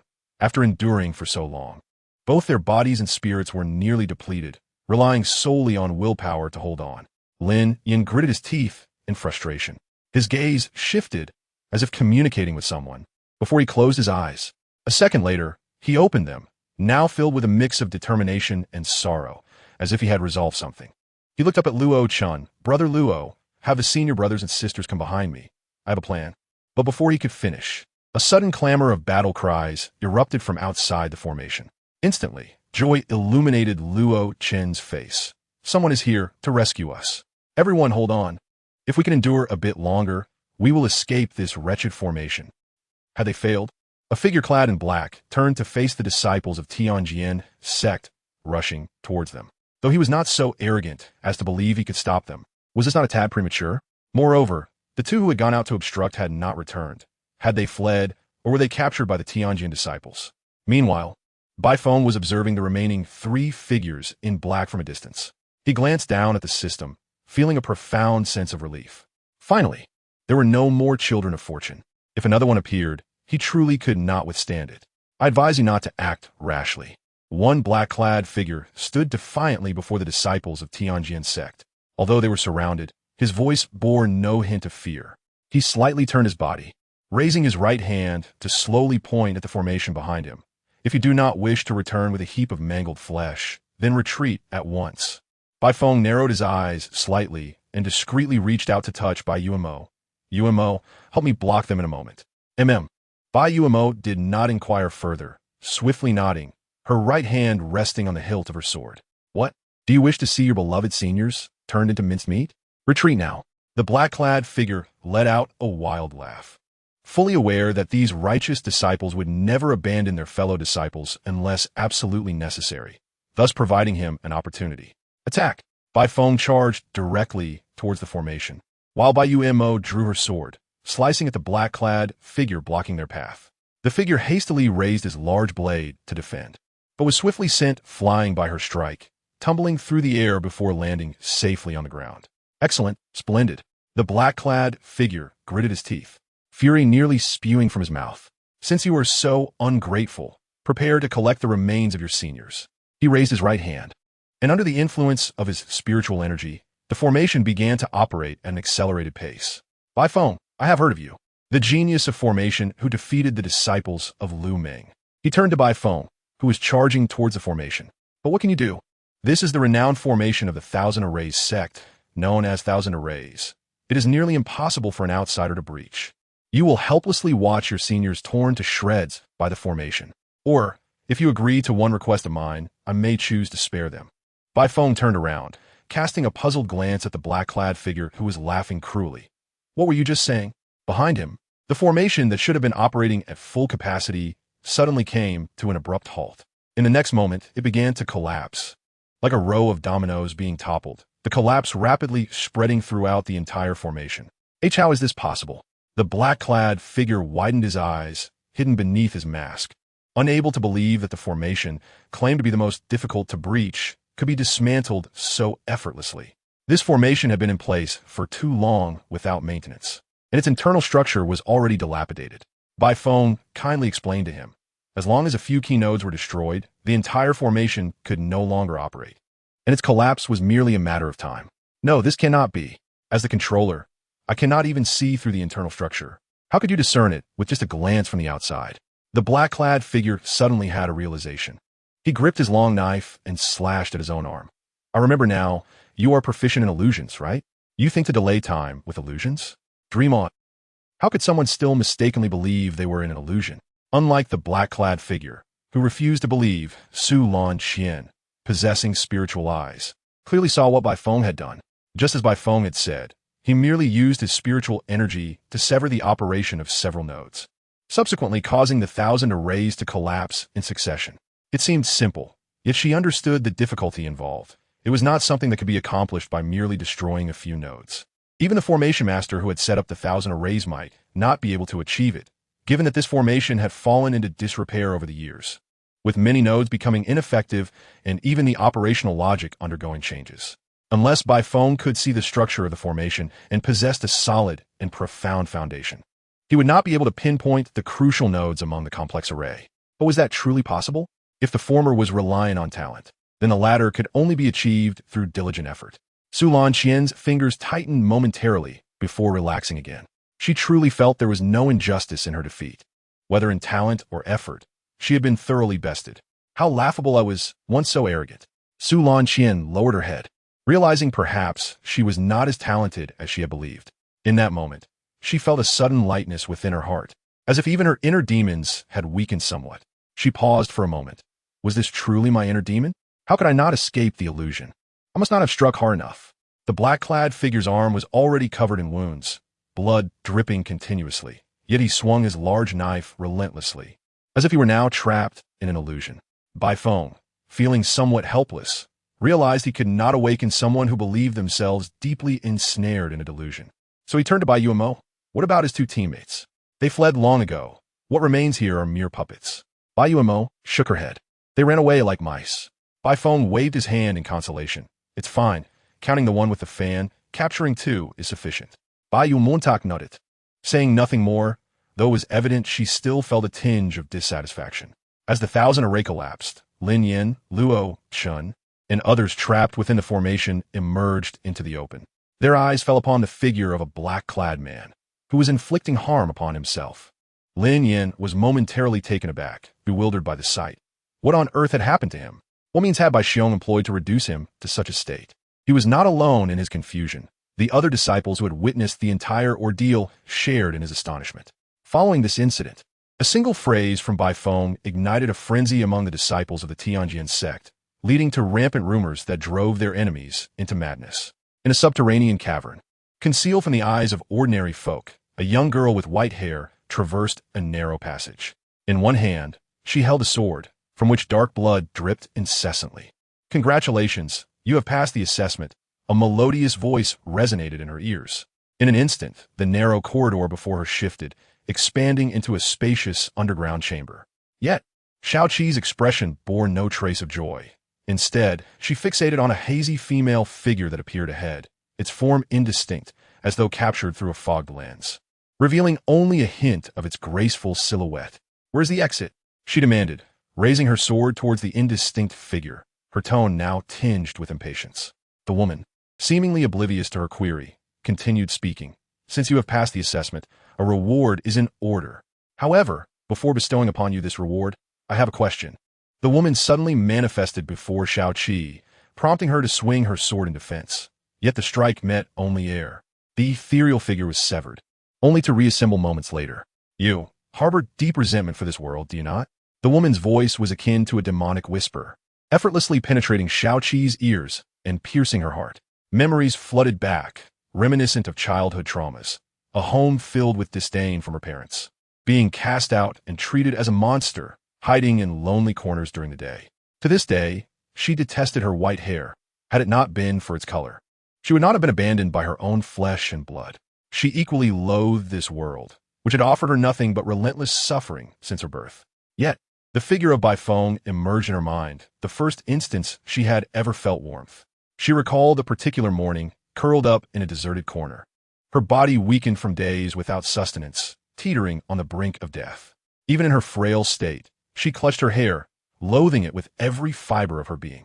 At that moment, a steaming bun appeared before her. She looked up instinctively, meeting the gaze of a slightly older, remarkably handsome boy. Would you like to eat? Perhaps it was hunger or sheer despair, but she seized the bun without a second thought.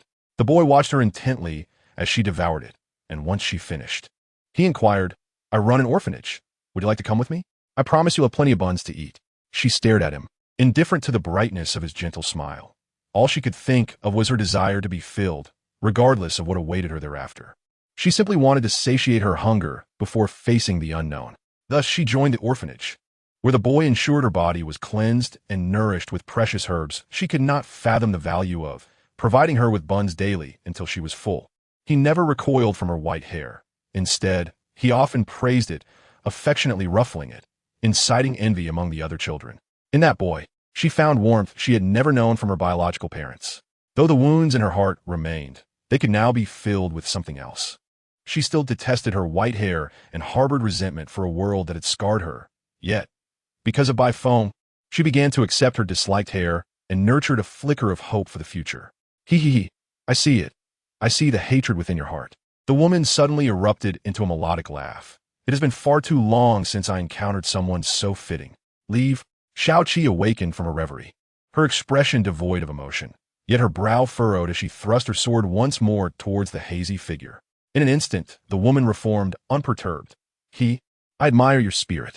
Here is the key. I look forward to the day we meet again. As Xiao Qi's assault dissipated the woman's form, her voice lingered. Suddenly, a surge of dark energy lunged at her. Despite her swift evasion, it coiled around her sword, leaving a black mark resembling a lotus blossom.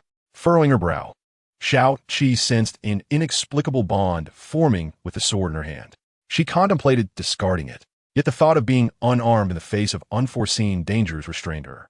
A premonition whispered that this sword might not be easily relinquished. It would follow her. After much deliberation, she resolved to carry the sword with her for the time being. As if signifying the conclusion of the inheritance, an upward slanting passage appeared ahead. Without hesitation, she strode into the passage, ascending. So you fell into a cave during your battle with the Fengling sect, only to discover it was the inheritance ground of the Thousand Array sect? Bai Feng mused, rubbing his forehead. While I was devising a way to eliminate Yitang, you all inadvertently triggered the main quest. Truly, you are the child of destiny. The manner in which you acquired this inheritance aligns perfectly with the stereotypes surrounding such individuals. Lin Yin nodded. Indeed, I hardly believed I would pass the trial and obtain the Thousand Array sect's inheritance.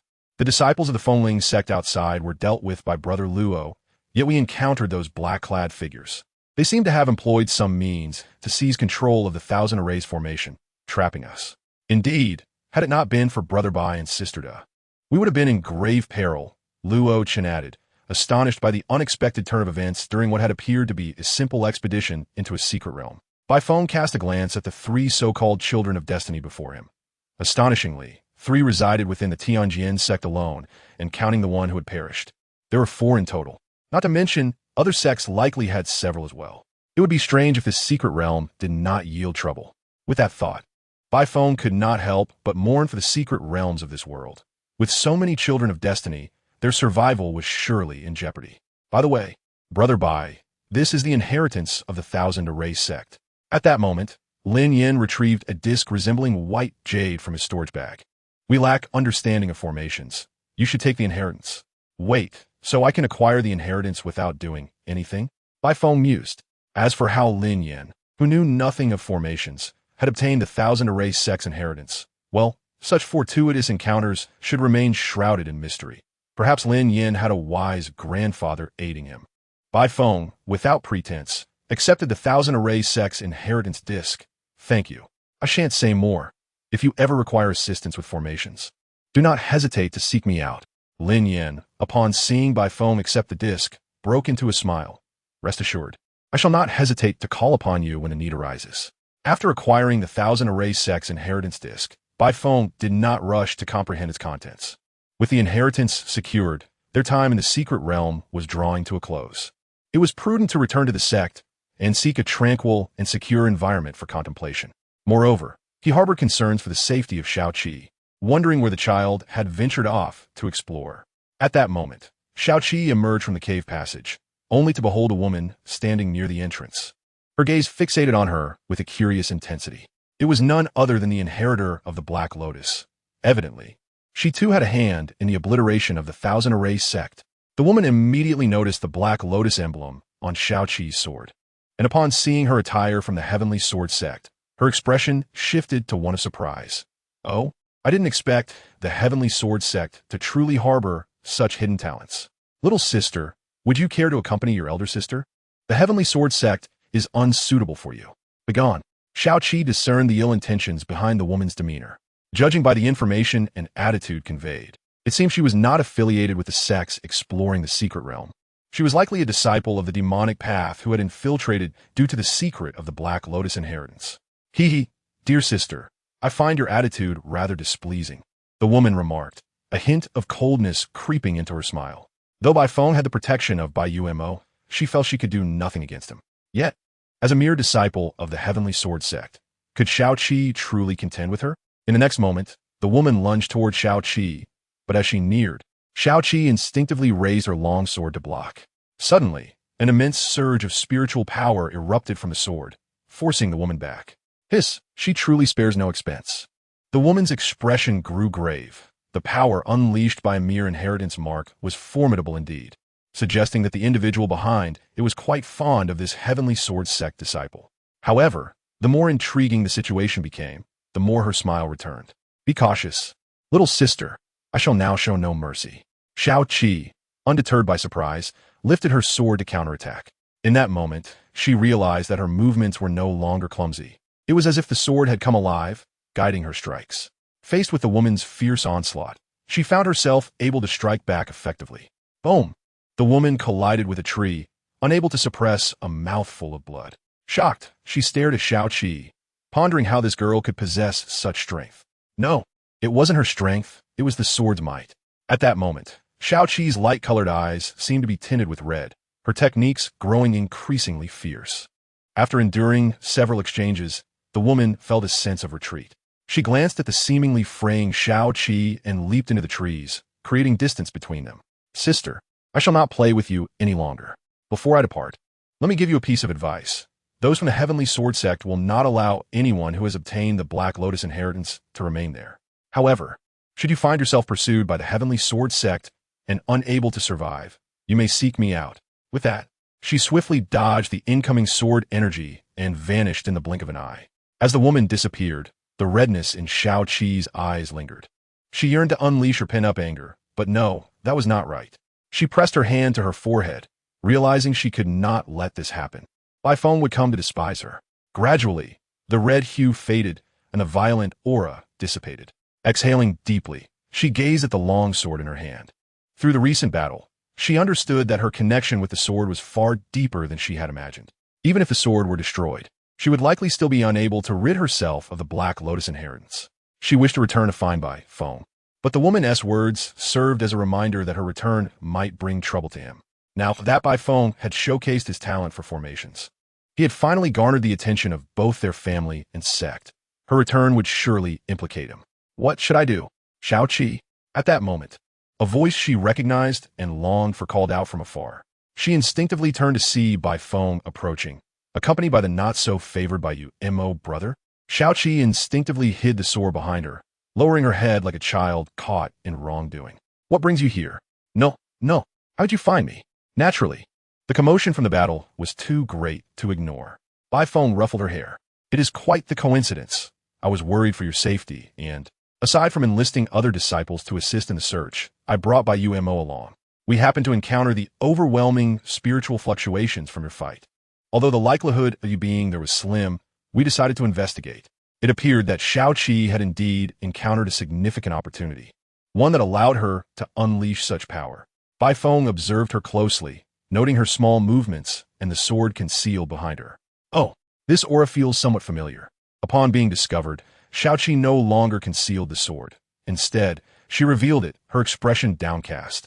I'm sorry, brother, but I may not be able to return with you. This is...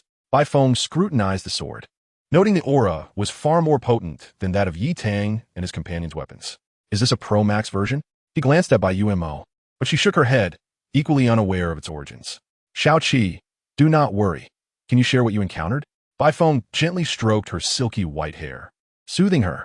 Feeling the warmth of his hand on her head, Xiao Qi's unease began to dissipate, and she nodded softly, recounting, while exploring. I accidentally fell into a cave and encountered a female ghost. She claimed I was well suited for her inheritance and blocked my escape. After I managed to slay the beast obstructing my path, she reappeared, declaring that I had passed her test. Then, she bestowed this upon my sword.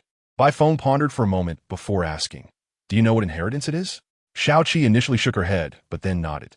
The ghost did not specify, but when I emerged, I encountered a powerful woman who said I had obtained the Black Lotus inheritance and attempted to capture me. But no. It was this sword that drove her away. A powerful woman? Could it be the Saintess of 100 Faces? Bai Feng mused, contemplating that only she would possess such knowledge. This individual was truly relentless. However, as a demonic path genius who had suppressed her cultivation, to have faced setbacks twice was indeed a bit unfortunate. Hopefully, her mindset would falter, leading her to lose herself and spare him the trouble of dealing with her further. Chapter 73. Or have you grown to despise me, your brother? This matter will undoubtedly bring significant trouble, will it not? If it becomes unmanageable, then allow me to leave. I cannot bring you trouble. Xiao Qi stared at the Black Lotus on the sword, her tone devoid of emotion.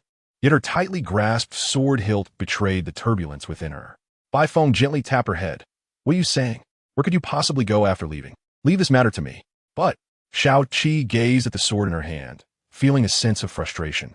It seemed the world had never shown her a shred of kindness. Whenever she sought a stable life, the world would shatter her peaceful existence.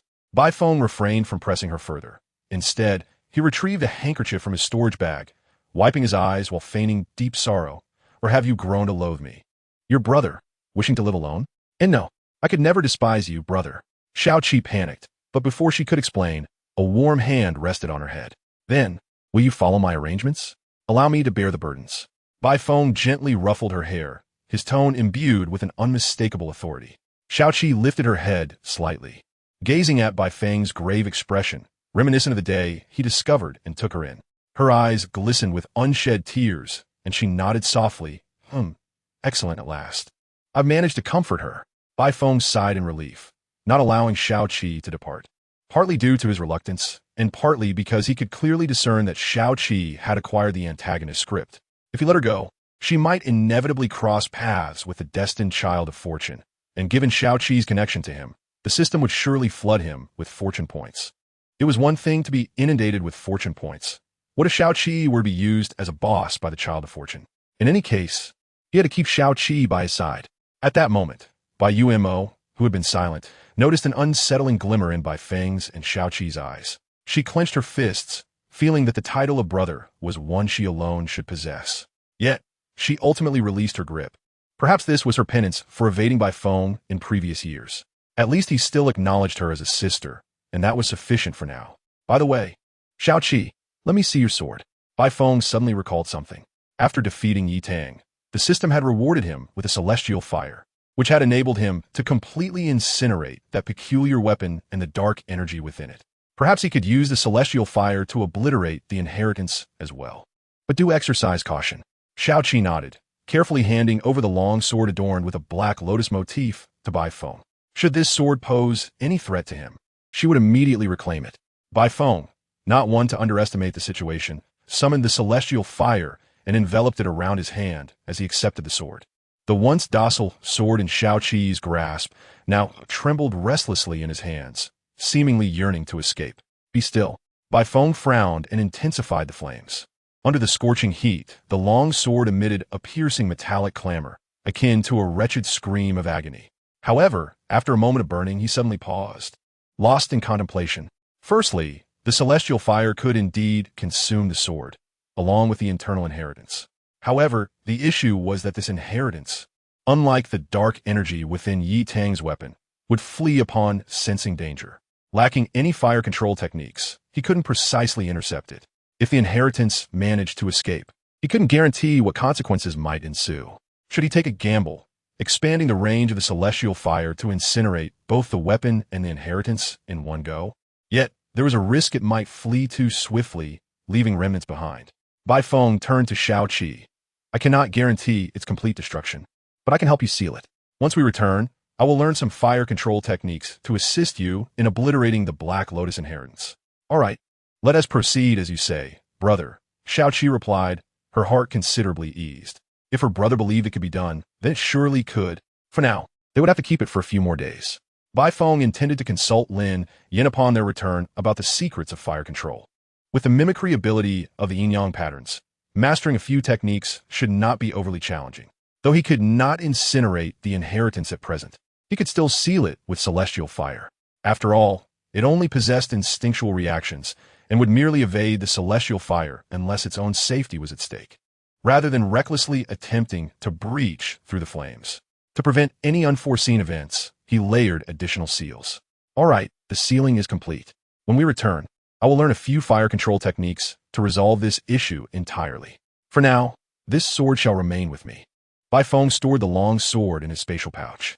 At that moment, the black lotus motif on the sword had been enveloped by a vibrant red flame design. Upon closer inspection, one could only sense a rich essence of fire attribute spiritual energy without any discernible anomalies. Moreover, Xiaoqi felt the connection between her and the long sword had significantly weakened. Unless one focused intently, they would hardly perceive any bond with the weapon. Thank you, brother. A hint of a smile attempted to grace Xiaoqi's otherwise expressionless face, lifting the corners of her mouth ever so slightly.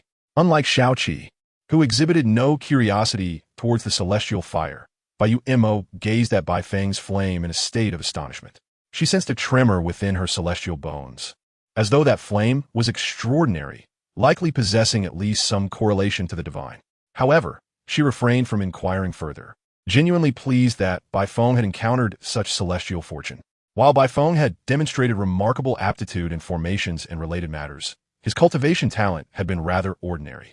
Now that he had obtained a celestial artifact, it might just compensate for this particular shortcoming.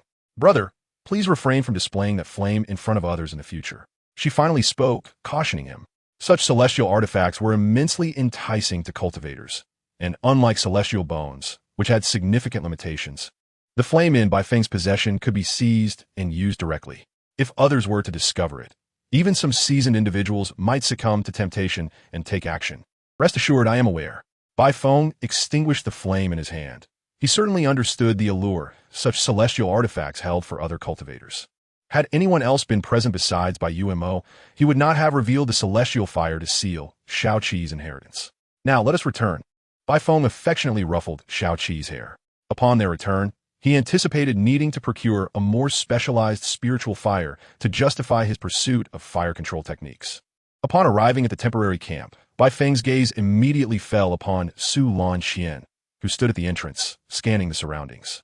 Upon noticing him, Sulanqiang Waietid immediately. Bai Feng remained silent for a few seconds, pondering whether this individual would persistently shadow him if her inner demons were not vanquished. Suppressing his urge to critique, he greeted Su Lan Qian before stepping into the camp. His eyes were drawn to the scene of a disciple from Zixiao Peak engaging in conversation with Luo Chun. That senior sister seems to be the one who was trapped in the formation earlier. Bai Feng's imagination began to weave a dramatic narrative. Was Luo Chun, as a child of fortune, somehow entangled with his senior sisters? Why did it seem he was constantly surrounded by individuals from Zixiao Peak? Would Luo Chun encounter them every time he undertook an endeavor, resulting in a series of regrettable encounters? All he could do was hope that Lin Yan would soon assist Luo Chun in eliminating the disciples of Zixiao Peak. Upon seeing Bai Feng and the others return, Luo Chun shrugged off the grip of the Zixiao Peak senior sister on his sleeve and turned towards Bai Feng, leaving the Zixiao Peak disciple standing there in a state of confusion. Bai Shidi, the results of the interrogation of those two individuals have come in. Chapter 74. Su Lan Qian. Who are you? Bai Yumo perked up, nodding at Luo Chun. Thank you for your hard work. Have their identities been uncovered? Yes. One of them is from the Refining God sect, and the other hails from the Sealing Spirit sect. They gathered due to the inheritance of the Divine Monarch, conspiring to divide the inheritance of the Thousand Arrays sect. Luo Chin's tone suddenly grew grave, anger flashing in his expression. Moreover, Bai Shidi, you were correct in your suspicions. Yi Tang is among them. This treacherous individual has betrayed the trust of the Tiandao sect. It could be said that the information provided by the two cloaked individuals had thoroughly solidified Yi Tang's guilt. If previously Bai Feng might have faced punishment from the sect, now he could even expect commendation. Let us not dwell on that unfortunate fellow. Bai Feng waved his hand dismissively, more intrigued by the nature of the Divine Monarch than the deceased Yi Tang. Let us discuss the inheritance of the Divine Monarch. I sense its aura is somewhat related to the demonic path. Luo Chin nodded. Indeed, although it bears the name Divine Monarch, it is essentially a demonic organization from Zhongzhou, albeit one shrouded in mystery. I know very little about it. How did a demonic organization from Zhongzhou end up recklessly discarding its inheritance in the northern domain? Bai Feng couldn't help but scoff. At that moment, Bai Yumo interjected. Have you uncovered any information regarding the others? Unlike the white maple, her concern lay with the elusive figure clad in black. This individual, who dared to confront the white maple, was no ordinary foe. A decisive response was imperative. It was discerned that among the escapees, one hailed from the Refining God sect, another was a disciple of the lesser sect, the Flying Crane sect, while the third had successfully concealed his identity, known only as Elder Yu. Luo Chun shook his head. However, apart from Elder Yu, the identities of the other two could be surmised to some extent, for those who ventured into the secret realm were hardly nameless disciples. Yet, proof remained elusive. Bai Feng's expression turned peculiar. So, only Yi Tang has revealed his identity? Indeed, this is something I find puzzling, Luo Chen replied. Yi Tang has made no effort to obscure his identity. However, according to one of them, Yi Tang has acquired a transcendent inheritance. While they are merely at the soldier level, he may possess unique means to counter this. Additionally, Yi Tang's notoriety makes it challenging to conceal his identity. This inheritance is quite intricate, Bai Feng remarked softly, yet during combat, Yi Tang's weapon indeed surpassed those of the others. I have a theory, Luo Chun stated with a serious demeanor, addressing the group. At the site where they received their inheritance, I discovered several desiccated corpses. This is likely the work of Yi Tang. Why does that sound somewhat familiar? Were those desiccated by the weapon known as spider legs? Are you suggesting that Yi Tang intends to eliminate all disciples within the secret realm? No, he likely plans to target only the Fengling sect. Luo Chun shook his head. I inquired specifically. Su Longjin and Yu Yao are hiding together in a cave, while coincidentally, the senior brother of the Fengling sect is searching for her. Yi Tang could potentially use her to threaten the Fengling sect, and once he has dealt with them, he would then rescue Yu Yao and the others, presenting himself as a savior. Thus, if news were to circulate regarding Yi Tang's collusion with the Fengling sect to harm the disciples of the Tianjin sect, it would undoubtedly fall apart. And he could even propagate the narrative of thwarting the Fengling sect's conspiracy and rescuing disciples of the Tianjin sect. After all, one is a sect that opposes them at every turn, while the other was once a senior brother. It's evident whom the public would trust. As for why he would reveal his true identity, I speculate it is due to his overwhelming fame, rendering any attempts at concealment futile. Furthermore, should he hide his identity, the Fengling sect might disregard him, and he may also be calculating regarding his reputation. Prior to this, his standing among ordinary disciples was quite favorable. Even if word spread that he conspired with the Fengling sect against the Tianjin sect, most would likely regard it as mere jest. Once the Fengling sect's members are dead, there would be no witnesses. If Yi Tang were to turn them into corpses, any suspicion would likely fall upon the demonic path, rather than on him, the previously esteemed senior brother. After concluding, Luo Chun chuckled and shook his head. However, this is merely my conjecture. Perhaps I am overthinking it. The true circumstances are known only to Yi Tang himself. Bai Feng, in contemplation, stroked his chin. It might indeed align with Luo Chen's insights. Earlier, he had been curious why Su Longjin was undetected under the Fengling sect's scrutiny. It now appeared that Yi Tang had intentionally withheld this information. Well, it matters not. They're all dead now. Discussing this further is futile. This matter should be left to the sect upon our return. We need not fret over it. Bai Feng stretched languidly. Having toiled for so long, all he desired now was to return and rest. Such significant affairs involving the demonic path of Zhongzhou would surely trouble the elders of the Tianjin sect. On the final day within the secret realm, the majority of Tianjin sect disciples began their journey back to their stronghold, anticipating their departure from the secret realm. Although the most valuable inheritance from the Qianzhenzong had already been secured in Bai Feng's storage bag, there remained numerous other valuable items within the secret realm, prompting other disciples to continue their explorations with zeal. Lin Yin had also ventured out for exploration and reaped considerable rewards, acquiring alchemical formulas, cauldrons, materials, and other items relevant to alchemy. Brother Bai, I heard that your eyes were injured. This is a bright eye pill I concocted, which can heal eye injuries. Lin Yin produced a vial of pills from his storage bag, placing it on the table and pushing it towards Bai Feng. Thank you. Bai Feng accepted the pills. Although his eyes had nearly recovered, there remained a slight blur when gazing into the distance. Nevertheless, accepting the goodwill of others was only proper.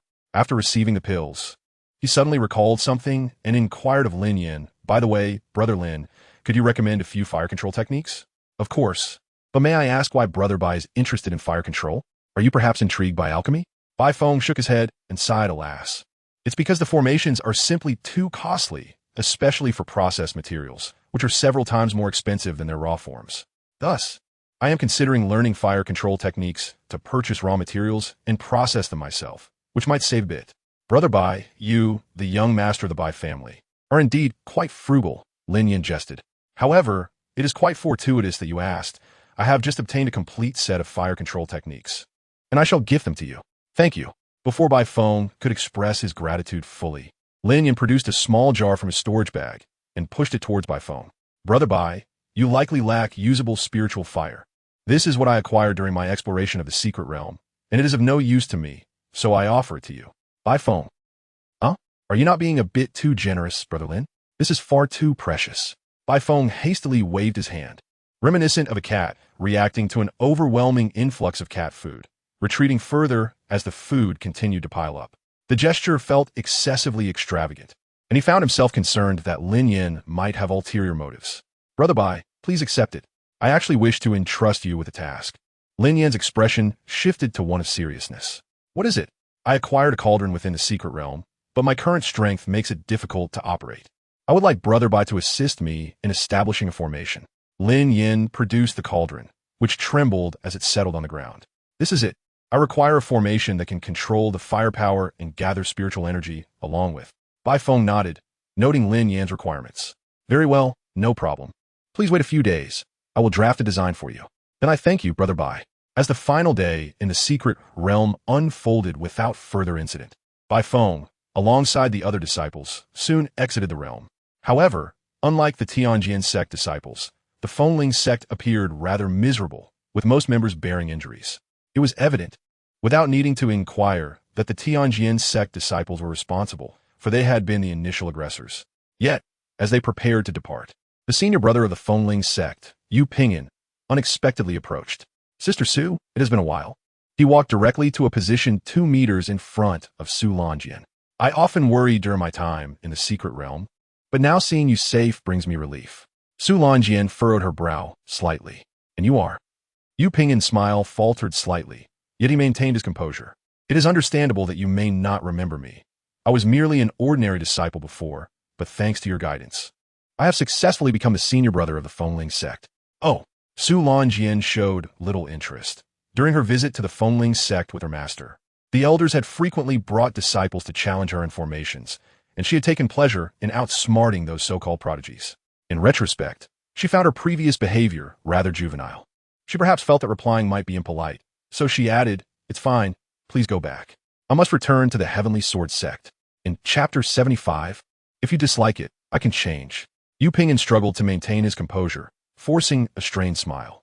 Sister Su, wait a moment. If you're uncomfortable at the Heavenly Sword sect, especially if someone is bullying you, you can come to the Spirit Sealing sect.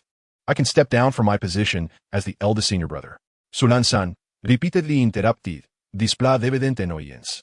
No need, I'm not interested. Sister, if you're being threatened by someone, I can help. Before Yu Pingyan could finish, he was cut off by Su Lanshan, who glared at him and uttered a single word.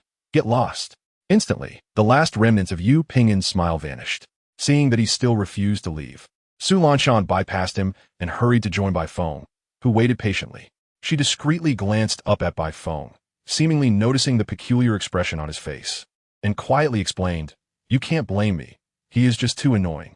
Then, feeling that this might give Bai Feng the impression of her being willful, she quickly added, "If you dislike it, I can change." Bai Feng, what do you want to change? Don't say such misleading things. Didn't you see how furious Yu Pingyan was? Ding. Detected that the host utilized Su Lanshan to deliver a crushing blow to Yu Pingyan's arrogance, rewarding 150 fortune points and an absorption speed of 15 for spiritual power. I knew it. Bai Feng had anticipated that the system would seize this opportunity when he saw Yu Pingyan approaching. He had grown accustomed to the system imposing various reasons on him. Just as he was lamenting about the system, he suddenly sensed the angered gaze of the rejected child of fortune directed at him. It made him feel as though he had offended someone else's prized possession. But the issue was that Su Lanshan didn't even know him. It was purely unrequited. Why was he being targeted? The system forcing him to take the blame was one thing, but now he was being viewed with hostility. At that moment, Yu Pingyan suddenly shouted at him, "If I find out that Sister Su has been wronged, I won't let you off. Just wait. I will definitely defeat you." Having said that, he turned and rejoined the Spirit Sealing sex group, leaving Bai Feng standing there, perplexed. Damn, could it be that I've encountered a lovesick child of fortune? Did I bring you trouble? Su Lanshan asked, her head lowered, her body slightly trembling, suggesting she was somewhat frightened. No, he has a problem with his head. Bai Feng replied expressionlessly. Let's go back. As for the challenge issued by the child of fortune, what could he do? He couldn't possibly silence the other party. Fortunately, since Yu Pingyan was from the Spirit Sealing sect, he didn't have to worry about immediate repercussions. Once they returned, he would gather information on Yu Pingyan to see how to deal with him. Although the system had a query function, the information it provided was too rudimentary.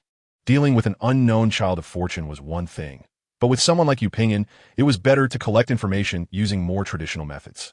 After leaving the secret realm, the group did not return to their sect immediately, due to the involvement of the demonic path from Zhongzhou. Particularly concerning one of the most troublesome demonic organizations, all sects were on high alert. At the same time, the appearance of the 100 Faces Saintess prompted each sect to investigate their disciples to prevent any infiltrators. Xiaofeng, can you tell me what happened? In a secure and comfortable room, a middle-aged man with a short, coarse beard kindly inquired of Bai Feng. He was an elder of the Heavenly Sword Peak and the most powerful among the leading elders on this trip, also a senior brother to the sect master. The eldest senior sister has already submitted the report, right? Bai Feng asked with slight confusion.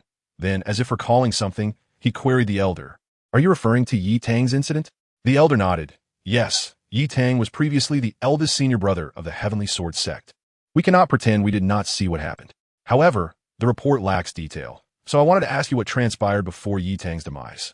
Bai Feng was not surprised.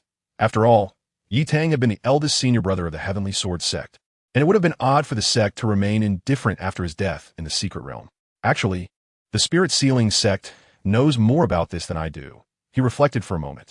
I don't have much information, but I know that Yi Tang collaborated with the Spirit Sealing sect against us.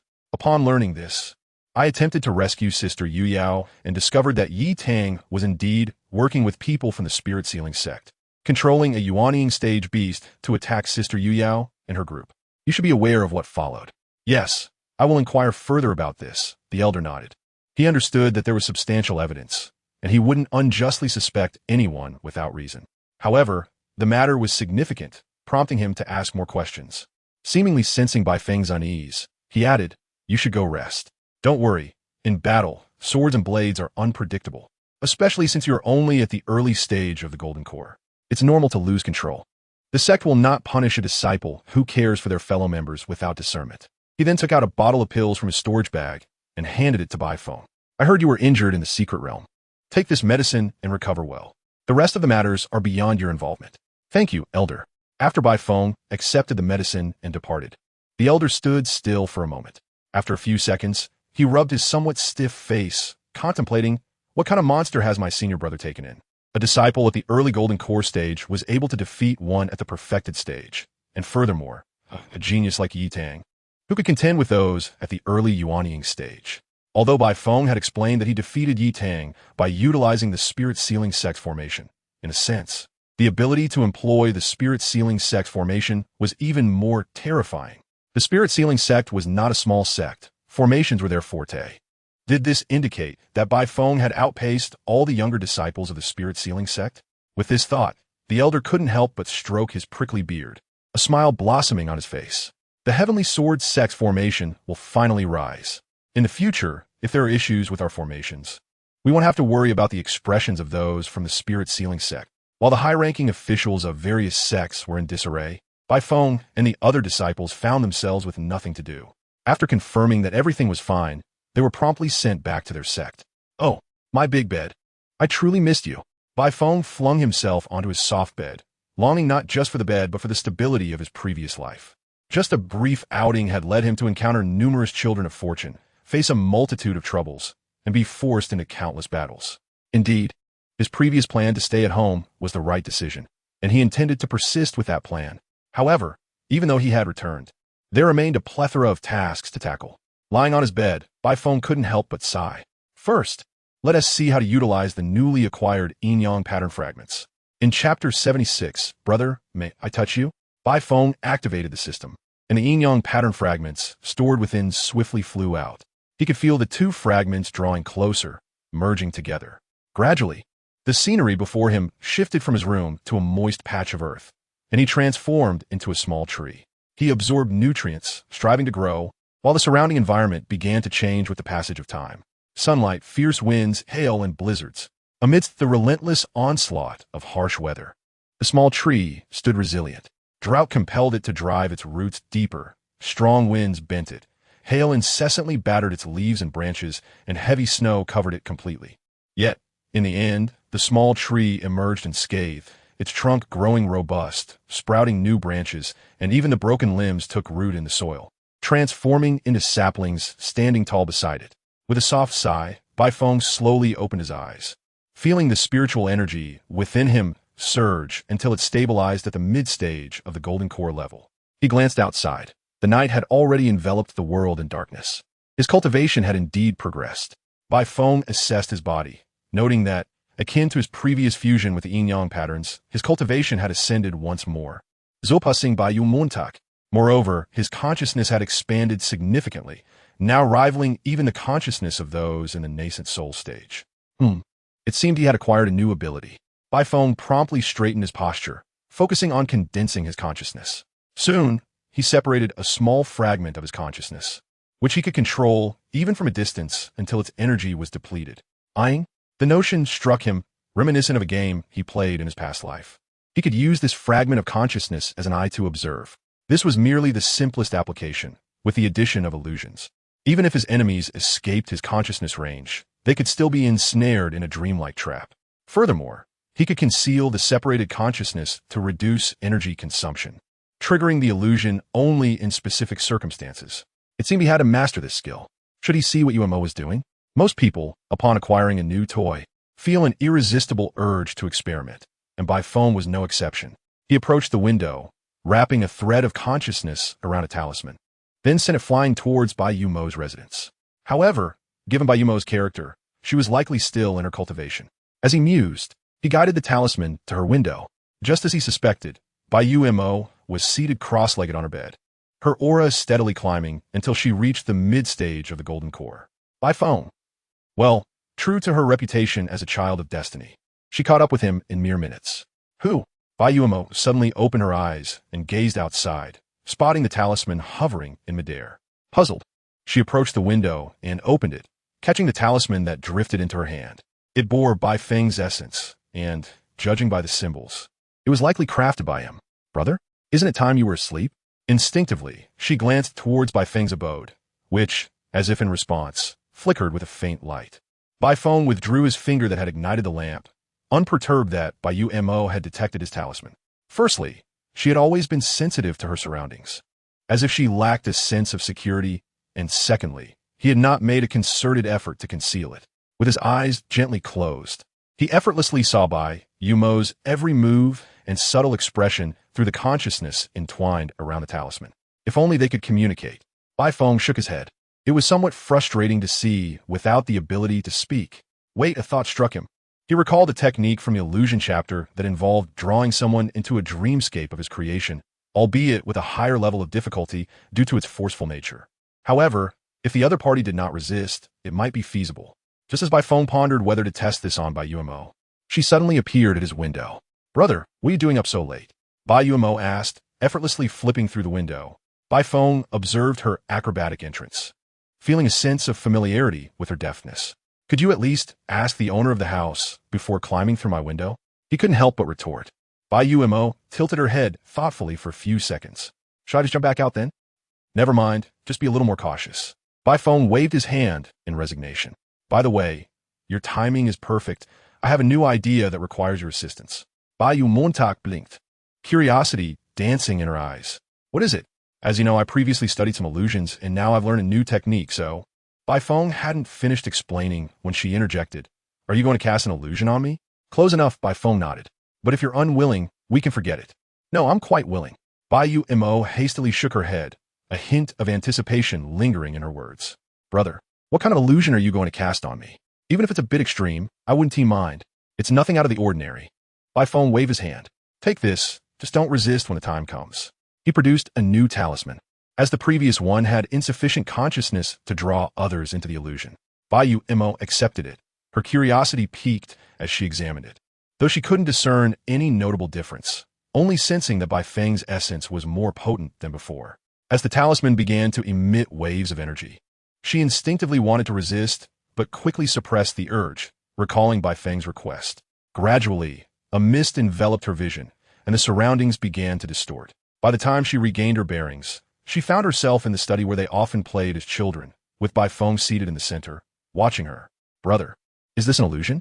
Bai Yumo approached, reaching out to touch the desk before her. It felt incredibly real, yet strangely deceptive, as if she could easily break free with a mere exertion of strength.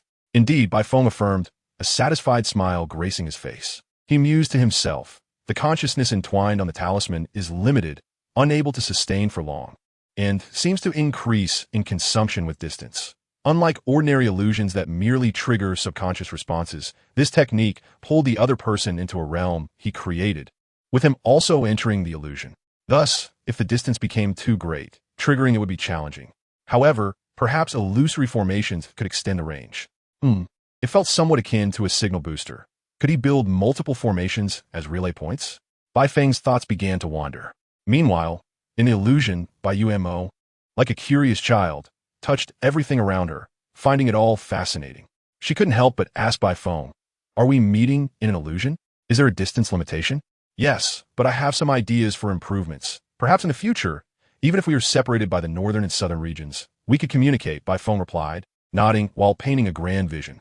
I won't leave. After all, we promised that I would protect you. Bai Mo murmured softly, then turned to Bai Feng, curiosity and anticipation shining in her eyes. Brother, may I touch you? Having already explored everything around her, the only thing left was the most anticipated touch of Bai Feng. Chapter 77. This sensation must be etched into my memory. Brother, may I touch you? Before Bai Feng could respond, Bai Mo quickly added, I'm just curious about what it's like to touch someone in an illusion. If I ever fall into one in the future, I could use this to recognize it. Oh, you've reminded me.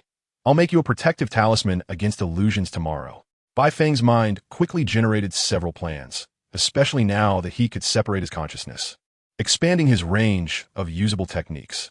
Noticing Bai Miao's anxious expression, he smiled and rose from his chair, extending his arms. Come, feel free to touch and observe the differences between my illusion and my reality. In the past, he might have declined such an invitation, but after experiencing certain events in the secret realm, he realized that Bai Miao's emotions were somewhat unstable. Whenever her emotions wavered, he risked receiving negative fortune points from the system. He speculated that this instability stemmed from her lack of a sense of security, which seemed to have intensified as she grew older, likely related to the bone excavation incident and the estrangement of recent years. To prevent the system from taking advantage of her emotional turmoil, he decided to help stabilize her feelings. His first step was to embody the magnanimity and tolerance of an older brother, providing her with a supportive figure reminiscent of their childhood. He believed that once Bai Miao recognized she had a brother who embraced her, her sense of insecurity would significantly diminish. Upon hearing Bai Feng's response, she instinctively swallowed hard, mentally preparing for rejection, only to be surprised when Bai Feng agreed. Do I really have to touch?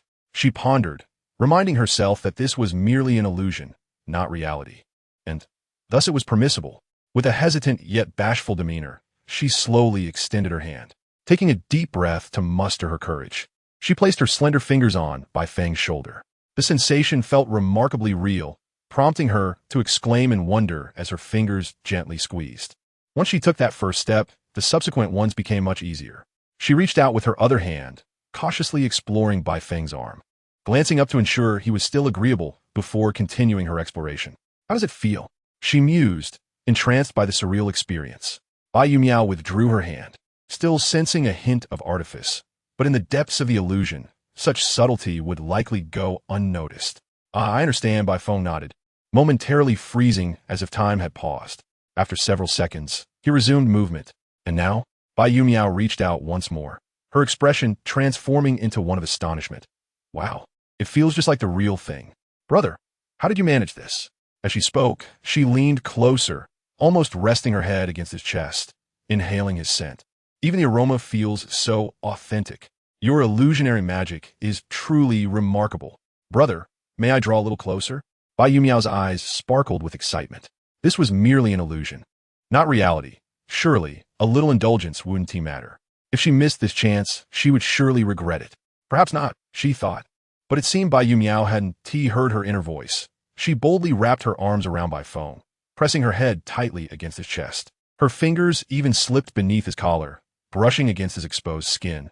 The scent, the warmth, the heartbeat, the tactile sensation, all felt astonishingly genuine, almost as if she were truly embracing her brother. As she lifted her head, she found herself momentarily stunned.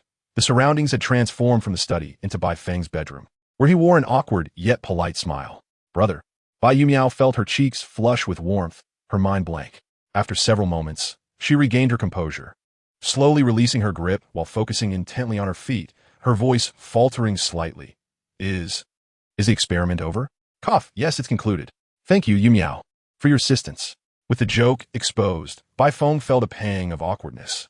He had initially teased her, expecting her to merely poke at his arm. Yet she had taken it further, drawn in by the vividness of the illusion.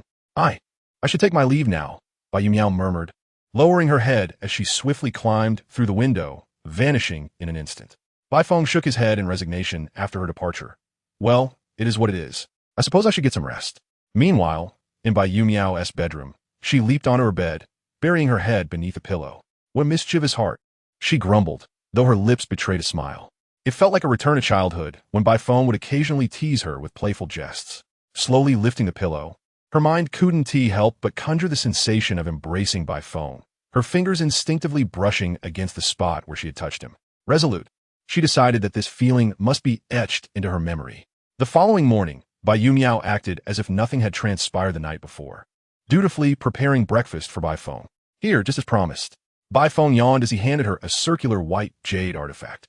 With this, you need not fear ordinary illusions. He had crafted it from his own consciousness, a far cry from the casual fragments he had distributed the previous night.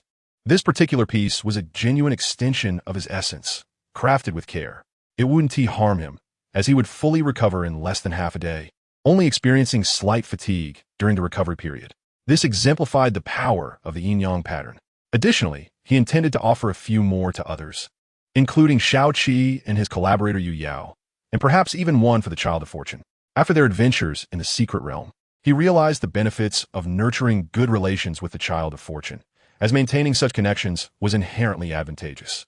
However, he had no intention of ingratiating himself with the Child of Fortune. The increase in fortune points could lead to heightened animosity, making any approach to the Child of Fortune potentially fraught with tension.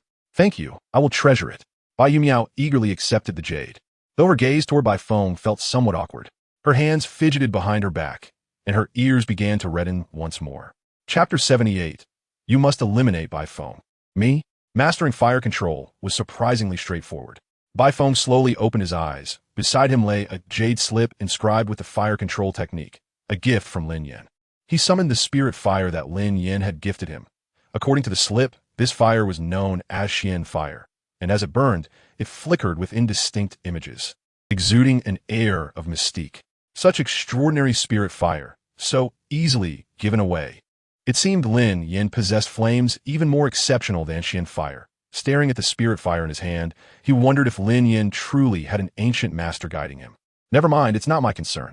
Bai Feng dispelled his wandering thoughts and summoned the immortal fire, raising the room's temperature by several degrees. Meanwhile, his uncontained Xian fire shrank in apparent fear, diminishing from the size of a fist to that of a peanut. Indeed, the immortal fire was not so easily tamed. Bai Feng frowned. Unlike Xian fire, which was pliable and manageable, the immortal fire was a formidable force, akin to sculpting a solid block of marble. It required deft handling. Controlling the immortal fire was akin to driving a heavy-duty truck. One must master the intricacies of operation rather than merely pressing the accelerator. To operate the truck, one must either diligently learn to navigate it or possess superhuman strength to carry it. Clearly, Bai Feng was not capable of the latter and thus chose the former path. Fortunately, the yin-yang pattern aided him in this endeavor, as it not only mimicked and learned from opponents' techniques, but also accelerated his learning process. Once again, Bai Feng activated the mystic fire technique to harness the celestial flames, striving to master it with utmost proficiency in the shortest span of time, and to obliterate the Black Lotus inheritance. With the assistance of the yin-yang patterns, the intricate details of the mystic fire technique appeared to unfold before him, as if laid out directly. In less than a day, he had already become adept. The once elusive, celestial flames began to gracefully morph into various forms within his grasp. Without hesitation, he retrieved Xiao Qi's sword from his storage bag. Such an item, if left unattended for too long, posed increasing danger and required prompt action. At that moment, the blade emitted a faint crimson glow and quivered incessantly, indicating that the sealed inheritance within was becoming restless. Was it due to the prolonged separation from Xiao Qi? Bai Feng murmured softly. Yet it mattered not soon. It would be eternally liberated from Xiao Qi. Burning spirit, unleash your might, he commanded, as flames transformed into slender tendrils that entwined around the sword's body. Instantly, the blade trembled more violently, and the clash of their powers caused it to fracture. Crack, crack, boom! The once ordinary spiritual sword could no longer withstand the conflict of forces and shattered into countless fragments. Now, Bai Feng opened his eyes wide, directing more tendrils of fire to completely bind the internal Black Lotus inheritance. The fierce flames ignited, and the tightly bound inheritance could only witness its gradual incineration. Just as the last remnants of the Black Lotus inheritance were consumed, a sudden wave of energy pulsed forth. A melodious voice echoed in the room. It seems you are the one she cares for the most. Shall we converse? Bai Feng remained silent, or rather, his actions spoke volumes. He intensified the flames, relentlessly incinerating the last vestiges of the inheritance. Futile effort. Even if you manage to destroy my legacy, you cannot protect her for eternity. It is not I who chose her. She is destined to join us. That is her fate. The melodious voice continued to resonate within the room, yet Bai Feng remained impervious to its allure. When the celestial flames reduced the final trace to ash, the voice abruptly ceased. After completing this task, he exhaled slowly, wiping the sweat from his brow, and spat disdainfully at the shattered sword. What a farce. Conversing with a villain like you can only lead to misfortune. He then ignited another flame, incinerating the remnants of the broken blade until nothing remained. With this, he felt a slight relief, surprised that the Black Lotus had sought him out, and from her words, it seemed she had not yet relinquished hope. Indeed, he might have caught her attention. Henceforth, he could not afford to leave the sect. Taking a deep breath to steady his emotions, Bai Feng stowed away the celestial flames and produced the inheritance array disc from the Thousand Array sect, the very object he had risked so much to acquire in the secret realm. He hoped it would justify the peril he had undertaken. He longed to uncover what this inheritance, so revered by the four major sects of the northern region, truly entailed. In the central continent, oh, someone managed to annihilate the inheritance I left behind. A woman clad in black silk reclined on her bed, her pale arm resting on her forehead as she sighed. If only they were in the central continent. She had not anticipated that the heir she had painstakingly sought would be protected, resulting in the destruction of her inheritance. Yet, it was rather intriguing, was it not? If the one who destroyed her legacy were to perish, what fate would befall the heir she had discovered? She found herself eagerly anticipating that day. The woman licked her lips, unable to contain her excitement for its arrival. Among the few who had received lower-tier inheritances, there was a promising little fellow. She would send him forth. At the Refining Spirits sect, Zhuoqiu sat cross-legged on her bed, cultivating. She had indeed turned misfortune into fortune. Because her sword had been destroyed by Bai Umo, she had evaded the search, unlike others who had been dragged out. However, each time she recalled that scene, her fists clenched in frustration. She felt too weak, devoid of power. The adversary had repelled her with but a single sword strike. Was this truly the master sister of the Heavenly Sword sect, the possessor of the celestial bone? Even with such an inheritance, she was no match. Although she had encountered some fortuitous events in the secret realm, it was still insufficient to defeat Bai Umo. No, it would be wiser to avoid her altogether. With her talents, she could never catch up to that monstrous aberration. Unless, do you desire power? A soothing voice whispered in her ear. Who? Zhuoqiu immediately became alert. I can grant you power, a strength far surpassing that sword. Upon hearing the mention of the sword, Zhuoqiu realized the source of the voice was the Divine Lord organization of the demonic path from the central continent. As mentioned by the elder, how had they located her? As if sensing her confusion, the voice chuckled and explained. Have you forgotten that you infused spiritual energy in the inheritance site? Zhuoqiu was instantly filled with rage and astonishment. You tampered with my spiritual energy? How despicable! I should never have let my desire for power blind me to that ominous inheritance. Do not speak so harshly. It was merely a minor observation technique. Zhuoqiu fell silent, realizing she could likely not shake off the Divine Lord's influence. So what is the price? She inquired, raising her head. She understood all too well that acquiring power demanded a cost. Quite simple. I want you to eliminate Bai Feng of the Heavenly Sword sect. Zhuoqiu froze for a second, pointing incredulously at herself. Me? Chapter 79. Sister, what does your family do for a living? Bai Feng set down the array disc, rubbing his slightly throbbing head. The Thousand Array sect's inheritance indeed contained remarkable elements. Even though he had mastered array formations, it appeared quite taxing. No wonder it was said that the Thousand Array sect had acquired the Celestial Gate inheritance. Its intricate design was certainly beyond the grasp of ordinary minds. He tapped his forehead thoughtfully. The essence of the Thousand Array sect's formations could be summarized simply as the layering of formations. Typically, layering formations would result in conflicts among them, and even enlarging the formations seldom exceeded 10 layers. Yet, the Thousand Array sect managed to stack formations dozens of times, theoretically allowing for over 1,000 layers, hence the sect's name. Unfortunately, this remained merely theoretical. During the sect's zenith, they had only managed to stack a little over 200 formations, most of which were simple, single-function designs that struggled to advance further. Nonetheless, while layered formations appeared advantageous, they were also quite costly. Bai Feng sighed. Since he began his studies in formations, his long-saved funds had nearly depleted. Coupled with the financial drain of this endeavor, he truly found it hard to bear. Was it time to take on freelance work? Bai Feng began to seriously contemplate this matter. Previously, he refrained from profiting by assisting others in constructing formations, partly due to his lack of reputation upon entering the Heavenly Sword sect and partly due to ongoing opposition within the sect. However, now that the Fortune's favored child targeting him had vanished, and his own reputation had grown during the exploration of the secret realm, if he were to announce his availability for constructing formations, many might be willing to pay for his services. He decided to assist Lin Yin in establishing the formations over the next few days and see if he could leverage that for some publicity. Bai Feng meticulously devised this plan in his mind, for the matter of formations was intrinsically linked to his livelihood. He had to seize the opportunity to grow stronger. Moreover, the presence of Fortune's favored children was far too prevalent. Avoidance could only diminish encounters, not eliminate interactions entirely. He even had a premonition that even if he retreated to a desolate mountain forest, a Fortune's favored child would inevitably descend from the heavens, landing right before him. Thus, strength was indispensable.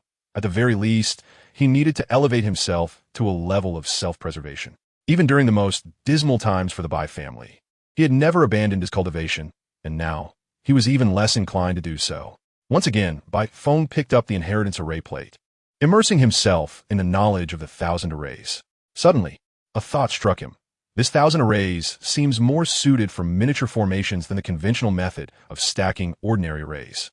By layering multiple arrays, one could entirely compensate for the low power of miniature formations, even utilizing a collection of singular, yet simple arrays to create a complete formation. Furthermore, it could even be employed to enhance the animated stones, taking them a step further. Perhaps it could even make a slight ripple in the world's entertainment industry. Senior sister, the new issue of Chuan Xiu has arrived. Bai Feng knocked on Yu Yao's door. Normally, he would not approach so directly. They would typically agree on a meeting place, exchange their goods face-to-face, and depart swiftly. However, today was different. It was payday, and he had a lucrative plan to discuss with Yu Yao. Thus, he brought the Chuan Xiu directly to her. After a few seconds, Bai Feng heard hurried footsteps from behind the door. Suddenly, the door swung open. "Shoo, quiet down," Yu Yao exclaimed, peeking outside to ensure no one was watching before letting out a sigh of relief. "What's the matter? Not many should know what Chuan Xiu is, right? Especially at Qingzhou Peak, where it seems my fellow brothers and sisters are indifferent to it."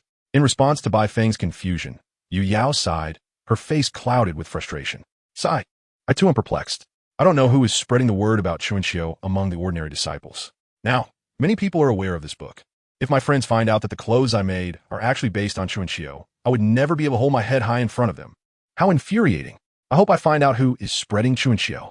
Moreover, why are you disciples not focusing on your cultivation instead of spreading Chuan Xiu?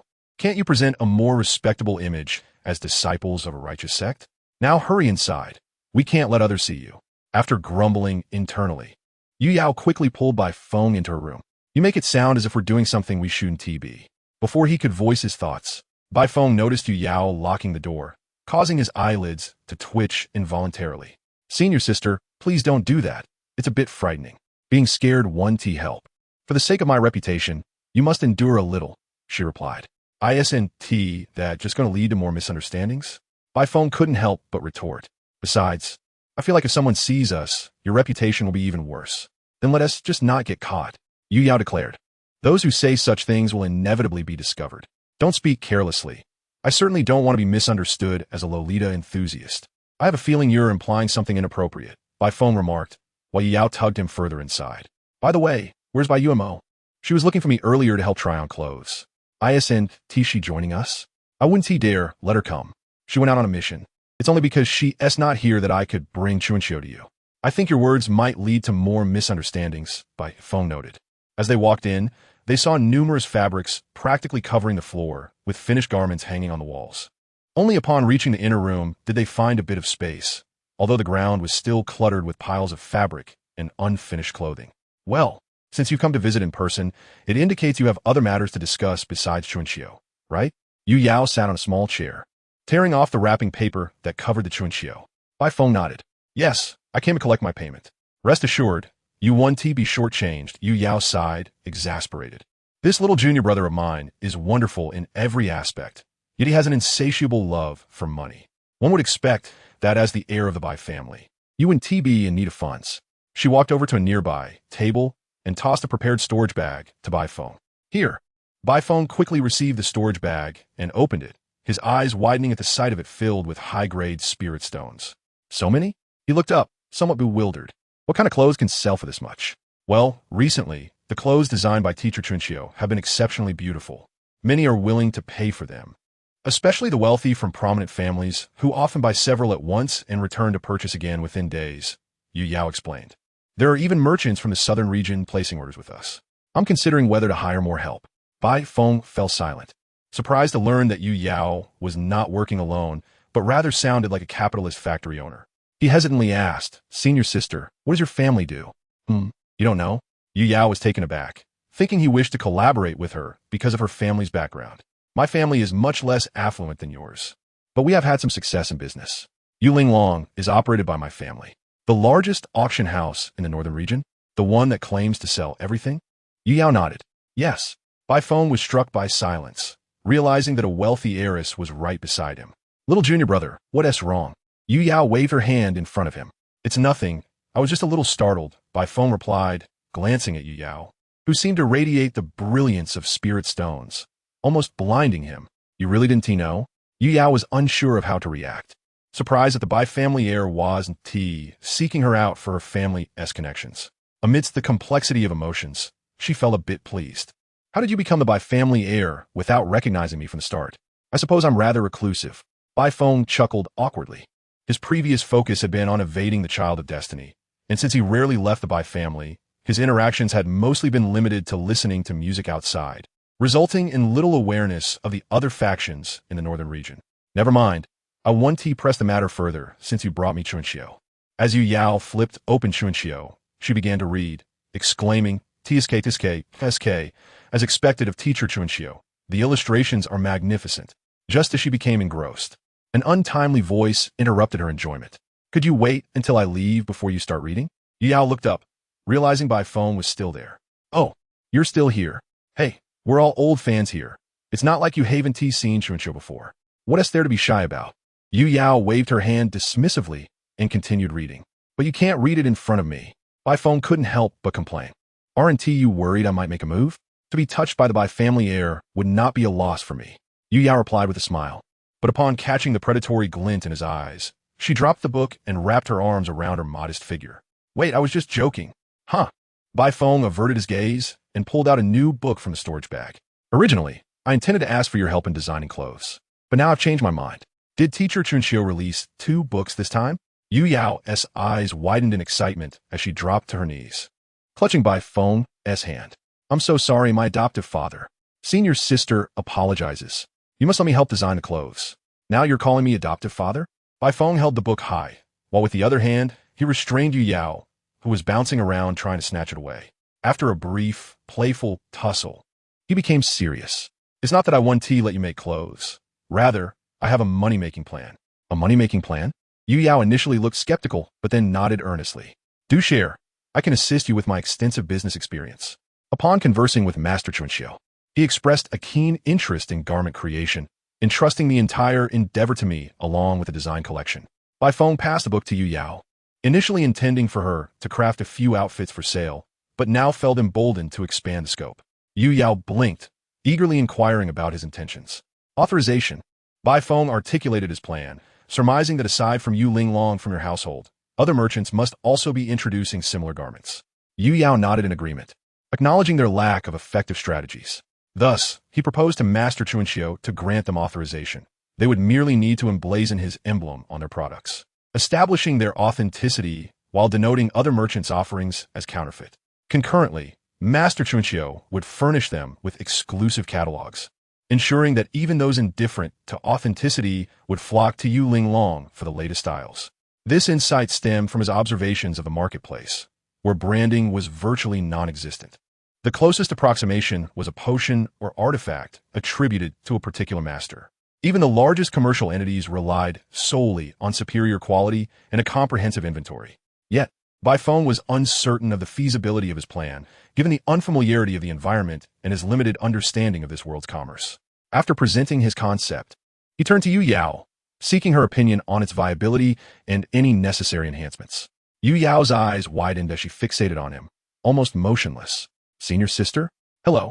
After several attempts to garner her attention, she finally blinked and wrapped her arms around his head, scrutinizing him closely. Let me see how your mind works. Bai Feng was taken aback. What? Little junior brother, you are truly a genius. Yu Yao's excitement surged. With authorization, they could position themselves atop the discourse, critiquing other shops. Wealthy patrons prioritizing their image would shun counterfeit items, even if competitors offered lower prices.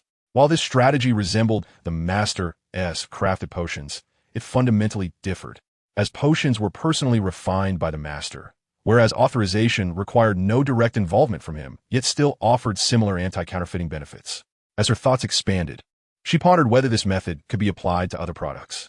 However, she quickly dismissed the notion, recognizing that while others may have attempted it, they likely failed, which is why it remained undiscovered.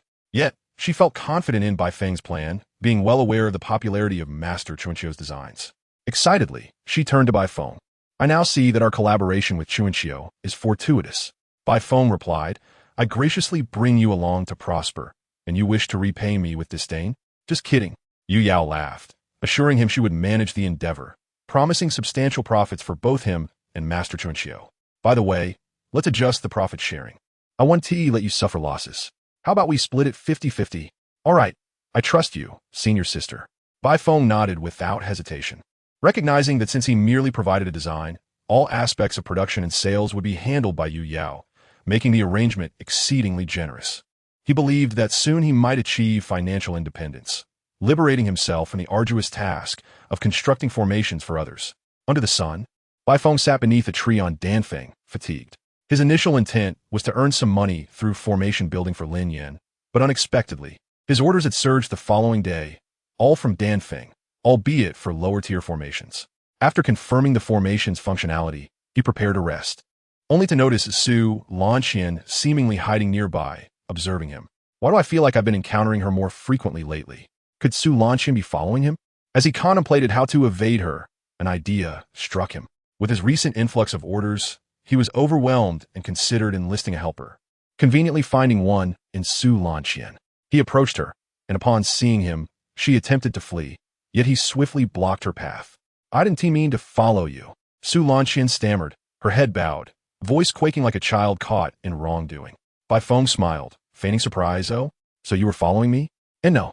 Su Lanqian is stuttering intensivite, as if she wished to bury herself. Bai Feng refrained from teasing further and shifted the conversation. By the way, are you feeling better? Can you construct formations now? Relieved that he wasn't pressing her, she nodded eagerly. Much better. How about we try some rehabilitation training together? We could build formations, Bai Feng suggested with a smile. Of course, I won't let you work for free. I'll give you my used personal items. Su Lanqian's eyes widened in disbelief. The prospect of being close to Bai Feng while obtaining his belongings was too good to be true. Although she had begun to grasp the origins of her inner turmoil, she lacked a clear method to dispel it, thus still required Bai Feng's assistance. She nodded vigorously, yes, please let me help. Bai Feng's smile broadened. He had secured free assistance. In the sun, he gave Su Lanqian a thumbs up. Yet, he was not so vain as to merely watch her toil from a distance. They worked collaboratively. Would you like some water? Holding a jade vial, Su Lanqian's cheeks flushed, possibly from exhaustion. Oh, thank you. Bai Feng took a few sips from the vial without a second thought. Su Lanqian quickly stashed the empty bottle in her storage bag, secretly reveling in her good fortune. This job is splendid. I hope it lasts, she silently prayed, hands clasped before her heart. Unaware of Su Lanqian's musings, Bai Feng focused on completing the formation so he could return to his studies on his mini-formations. The advent of mini-formations significantly enhanced his safety when venturing out. Previously, despite his mastery of formations, he struggled with their immobility and the inadequacy of portable arrays. The emergence of 1,000 arrays offered a glimmer of hope, resolving the mobility issue while allowing him to fully harness his skills, even in encounters with troublesome individuals. Nevertheless, this newfound opportunity left him in dire need of funds. Despite receiving a share from Yu Yao, it was insufficient. Indeed, formation masters like alchemists are voracious consumers. Bai Feng sighed, lamenting that while his earnings seemed substantial, his expenditures were equally high. Even Lin Yan, the favored child of fortune, had begun to labor intensively in alchemy for profit. After a day of hard work, Bai Feng exchanged his hard-earned money for a modest pile of materials. He sighed as he stored them in his bag. Although the Bai family supported him financially at the beginning of each month, it was still inadequate. After all, he was not merely studying formations but experimenting with new ones, which required trial and error. Perhaps we should wait until the miniature formation is completed and then create a few modified versions to ask Sister Yu Yao for assistance in selling them. Bai Feng pondered, believing that these miniature formations could fetch a high price, especially since many affluent families have numerous young disciples. He was confident that these wealthy individuals would be inclined to purchase one for their children. Just as he intended to return home to continue his research on the miniature formations, he noticed Su Lanqian still following him. All right, I almost forgot. Bai Feng halted his steps and retrieved a square jade plate from his storage pouch. This is what I have been using to carve formations recently. Although it was unsuccessful, it still retains some spiritual energy. Thank you. Su Lanqian quickly reached out to take it, feeling the residual energy belonging to Bai Feng within. Well, once I return, I shall polish it and turn it into an amulet to wear around my neck. As the two conversed, several disciples passed by, quickly stepping back and deftly avoiding them. Do you sense that the relationship between Brother Bai and Sister Su seems to be growing closer? Indeed, I saw them together constructing formations today, and Sister Su even handed Brother Bai water to drink. Speaking of which, didn't Sister Su previously ask Brother Bai for personal items? Truly a genius in formation. Even their flirtation is unlike ours. Consequently, strange rumors about Bai Feng began to multiply, spreading with remarkable speed to the Fengling sect. Have you heard? Bai Feng from the Heavenly Sword sect is with Su Lanqian, and she even fed him water in public. I also heard that someone saw personal clothing belonging to Su Lanqian in Bai Feng's possession. Su Lanqian must have. Shu, keep your voice down. Don't let the senior brother hear. Right, let us move to the other side to talk. However, this rumor eventually reached Yu Pinggan's ears. He clenched his fists, his eyes reddening. He could not believe that Su Lanqian would be with someone like him. It must be because Bai Feng threatened her. Bai Feng, I will not let this matter rest. Ding, detected that the host's minor scheme has caused Yu Pinggan to break down, rewarding 360 fortune points, 1,000 formations completed. Bai Feng, who was currently drawing formation patterns, was perplexed. What have I done? When did I enact a plan? Why was I unaware? System, clarify. Why are my fortune points increased again? I'm so frustrated. I just want to punch Yu Pinggan. I'll ask Xiaoqi later. After the anger subsided, Bai Feng sighed in despondency and opened the system to check the latest rewards. He was momentarily stunned. The 1,000 formations indeed relate to celestial inheritance. He murmured to himself. The portion completed by the system was limited yet crucial. While researching the 1,000 formations, he had always sensed something was amiss. After all, it was said to be capable of stacking 1,000 formations, but in reality, the best he could achieve was just over 200. Moreover, when stacking formations, he often felt significant conflict among them, which intensified with the addition of more formations, making it hard to envision how to surpass 1,000. The system's completion provided a method to resolve this conflict, a technique for drawing celestial patterns. The complete form of the 1,000 formations requires assistance from celestial patterns. The reason for its loss was simple. Drawing celestial formations necessitates either exceptional talent in formations to comprehend celestial patterns or the aid of special celestial items, such as Bai Yuma's celestial bones or his yin-yang patterns. Bai Feng could not help but glance at the celestial patterns, and after 3 seconds, he quickly closed his eyes. No wonder it was lost. This is indeed not something ordinary people can observe. He rubbed his throbbing forehead. Those 3 seconds felt like 3 days and nights of relentless study. After resting a moment, he activated the yin-yang patterns. This time, he persisted for 10 minutes, stopping only when his eyes grew sore. Phew, even with the assistance of yin-yang patterns, this is still exceedingly difficult. Bai Feng closed his eyes, although termed celestial patterns. The lines and symbols pointed toward more fundamental and abstract principles. He even sensed that the celestial patterns were the essence of the 1,000 formations, while the other formations seemed merely supplementary. After a brief rest, he resumed. Bai Feng activated the yin-yang patterns once more, embarking on a grueling battle with the celestial patterns. If he could master the celestial patterns, his miniature formation would undoubtedly progress further, granting him greater safety, while Bai Feng diligently studied the celestial patterns. Su Lanqian lay in bed, attempting to rest. The effect always felt a bit lacking. Her body was nearly cocooned in the blankets, with only her head exposed. Yet her expression bore a hint of distress. Being so tightly wrapped did not yield the same effect as burying her face in the blankets. Could it be due to her clothing? She hesitantly lifted a corner of the blanket. The thought of her bare skin pressed against the blanket infused with Bai Feng's scent made her cheeks flush instantly. What difference does it make to sleep next to Bai Feng like this? However, if she didn't remove her clothes, the inner demons would incessantly chatter in her mind, preventing her from resting. Perhaps just a little bit would suffice. She gently shed her garments, retaining only a belly band. As expected, the voice of her inner demons nearly vanished. All right, let us leave it at this. With a flushed face, Su Lanqian reached for the square white jade. And unlike before when she simply placed it on her forehead to suppress her inner demons, she now took the time to examine it closely. She observed the jade's intricate formations, though due to a minor error, they had led to conflicts, rendering the entire piece useless. Gradually, she became entranced by the failed formations within the jade. How is this achieved? Ever since the emergence of her inner demons, she had not engaged in the study or contemplation of formation knowledge, and now, for the first time, she began to reflect. Chapter 82. She probably wasn't pure anymore. Bai Feng and Su Lanqian were together, drinking water mouth to mouth, and Su Lanqian even secretly left at midnight wearing Bai Feng's personal clothing. Bai Yuma appeared bewildered. She had merely stepped out to complete a task. So why had such absurd rumors arisen? What had transpired during her absence of 2 days? Although she knew these were obviously false, her steps quickened as she returned. Soon, after submitting her sec mission at the task hall, she hurried to Bai Feng's door. Unlike before, she did not push open the door, but stood hesitantly at the entrance. Even though she believed it was most likely a rumor, a trace of fear lingered deep within her. Yuma, what are you doing standing at the door? A familiar voice called from behind, startling her. She turned to see Bai Feng looking at her with confusion. She did not respond to his question, but curiously asked, "Brother, what are you doing outside?"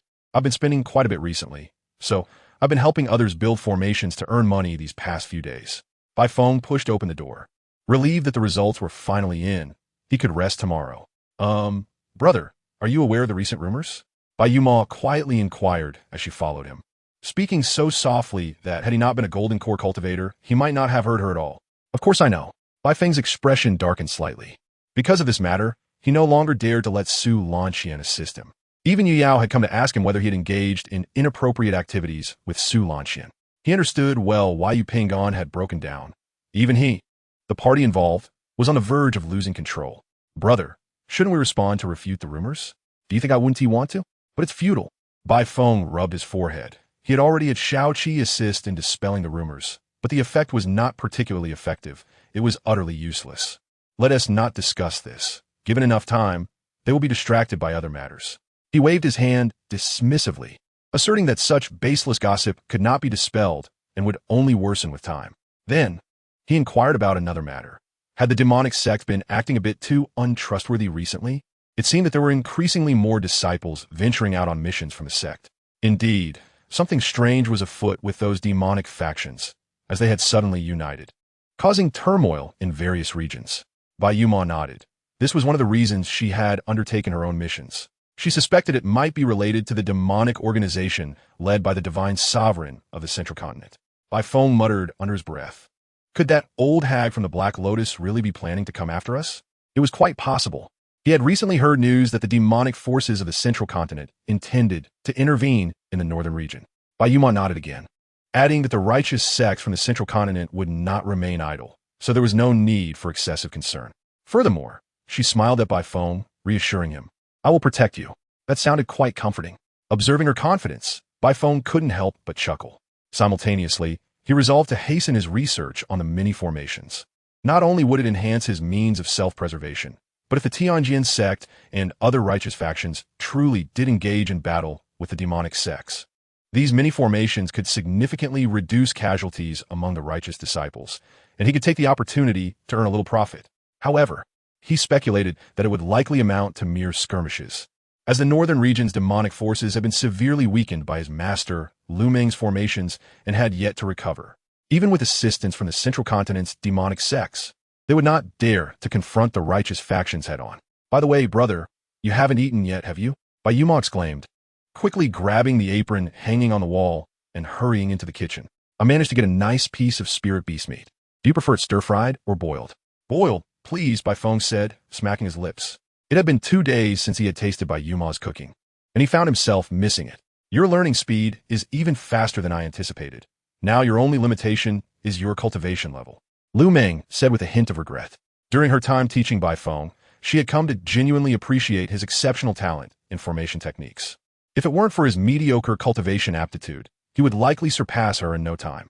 It's all thanks to your excellent teaching, Master, Bai Feng replied with a smile. He meant it. Many formation prodigies lack the ability to teach effectively, but Lu Meng was different. She excelled at imparting her knowledge in an easily comprehensible manner. Moreover, she possessed a wealth of obscure knowledge and techniques, which was precisely what Bai Feng needed. By the way, I've recently heard some rumors about you in Lanxian. Before Lu Meng could finish, Bai Feng interjected, "It's just rumors. There's nothing between me and Sister Su." He glanced at Su Lanxian as he spoke. However, contrary to his expectations, she didn't nod in agreement, but instead lowered her head, blushing. Bai Feng raised an eyebrow. "Why are you blushing like a teapot?" At that moment, Su Lanxian's mind was filled with the items she had secretly borrowed from Bai Feng, such as the spoon and bowl she had used for porridge, the jade bottle she had drunk from, and the blanket she had slept under. The thought of having spent the past few nights wrapped in his presence made her feel bashful and heated. She was beginning to think she had crossed a line. All right, I was just joking." Lu Meng chuckled at their reactions. "However, the absurdity of such rumors indicates that your relationship must be quite good. That puts my mind at ease. Is our relationship really that good?" Bai Feng instinctively glanced at Su Lanxian, reflecting that although she often followed him, they had little actual interaction, even maintaining a rather peculiar transactional relationship. It hardly qualified as a good relationship. "By the way, let me share some good news," Lu Meng said, pulling out a wooden token and tossing it to Bai Feng. "I am now an honorary elder of the Tianjin sect. If you have any issues in the future, you can come to my cave."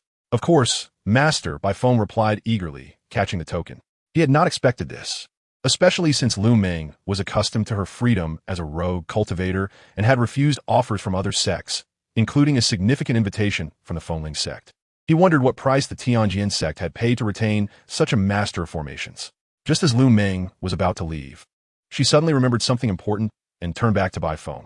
"I almost forgot to mention, since you have learned quite a bit, I plan to take you to Shuangguang City in 3 days to construct a grand formation. It will be different from ordinary formations, and you can expect many unexpected challenges. You need not worry. Your master Chuning Yan will accompany us, along with the Peak Master of the Divine Sword Peak and several elders." "Yes, Master." With that, Bai Feng felt compelled to accept, as there was no suitable reason to refuse, and opportunities to construct grand formations were indeed rare. He recalled that Shuangguang City was situated to the south of the Tianjin sect, far from the influence of the demonic sections. Given this, his only concern was the possibility of encountering a new child of destiny. Chapter 83. Quickly use your unparalleled talent in formations to devise a plan. Done. Bai Feng leaned back in his chair, stretching his arms as he let out a yawn. The day before heading to Shuangguang City, after expending countless resources and energy, he had finally completed the mini formation. No, it should now be referred to as a portable formation. 1,000 formations activate. He picked up the circular formation plate from the table, which emanated a gentle white light. In the next moment, a formation approximately 100 meters long rapidly expanded around him. This mini formation was created at great cost, boasting a defense level that could withstand attacks from transformation stage experts, while also offering both offense and defense, complete with an illusion formation inside.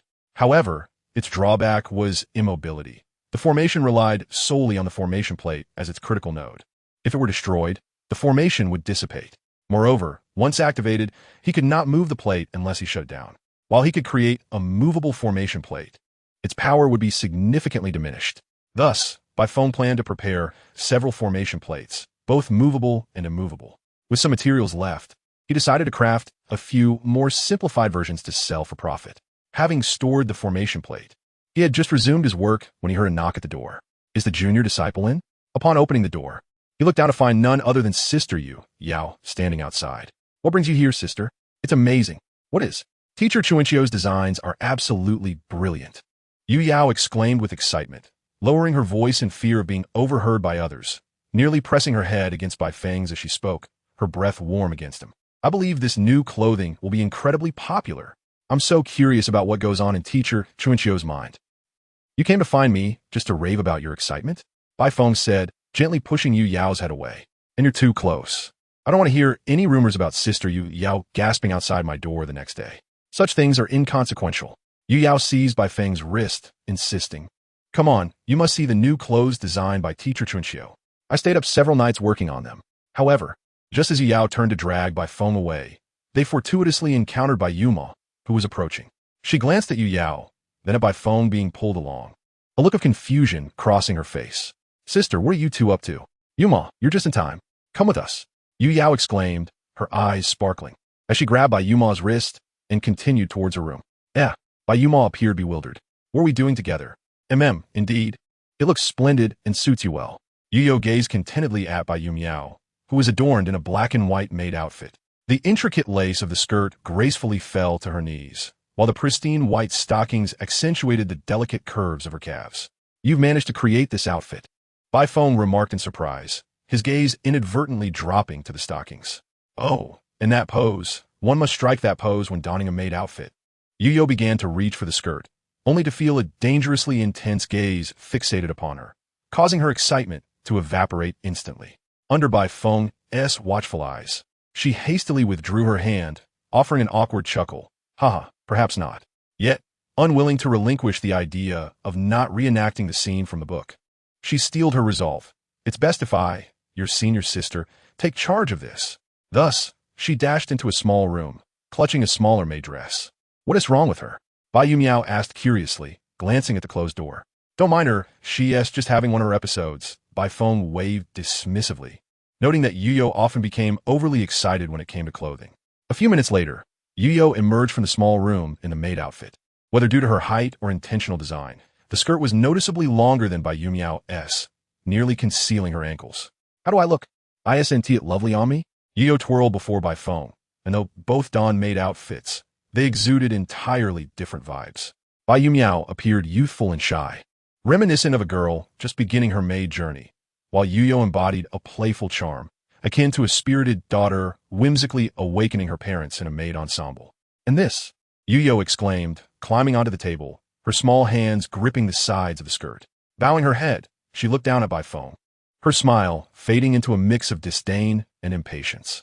Gradually, she began to lift the hem of her skirt, revealing her slender calves encased in white stockings, until a hint of flesh-colored thighs peeked into view. At the top of the stockings, delicate lace patterns adorned her legs, a white ribbon leading further up. Bai Feng instinctively glanced upward, noting that the skirt, originally meant to conceal, failed to do its job, and the lace came into his sight. Did she even consider such small details? However, before he could appreciate the view, a pair of cool hands swiftly covered his eyes. Senior sister, come down. You're too high up, we can see.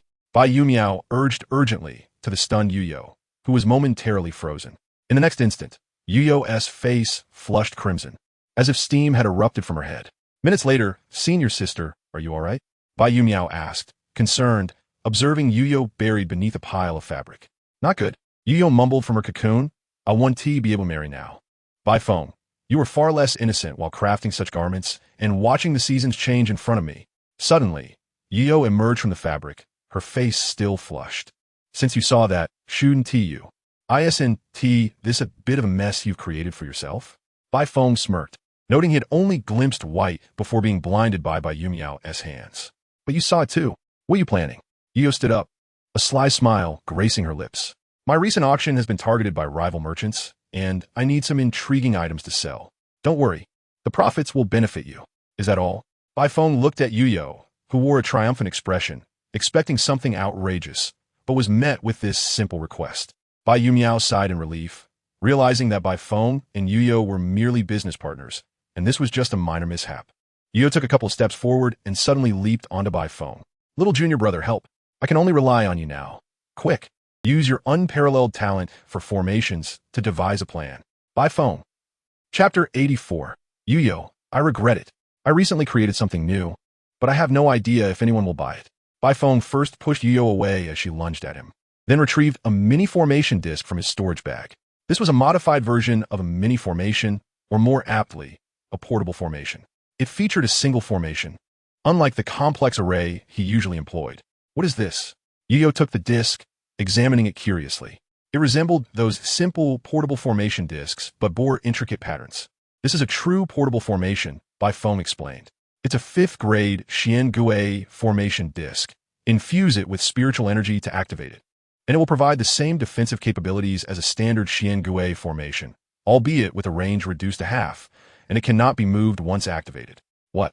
Yu was taken aback, glancing at Bai Feng, who appeared serious, then at the disc, which she quickly embraced protectively, fearing it might fall.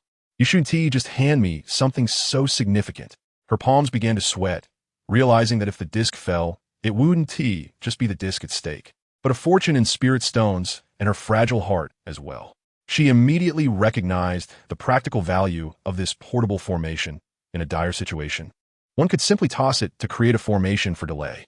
This could potentially disrupt the current hierarchy of formation masters, as those lacking knowledge in formations could simply purchase these discs instead of hiring a master. Little junior brother, you've truly created something remarkable. Yu imagined the impact this disc would have upon its unveiling, possibly even reshaping the formation master community.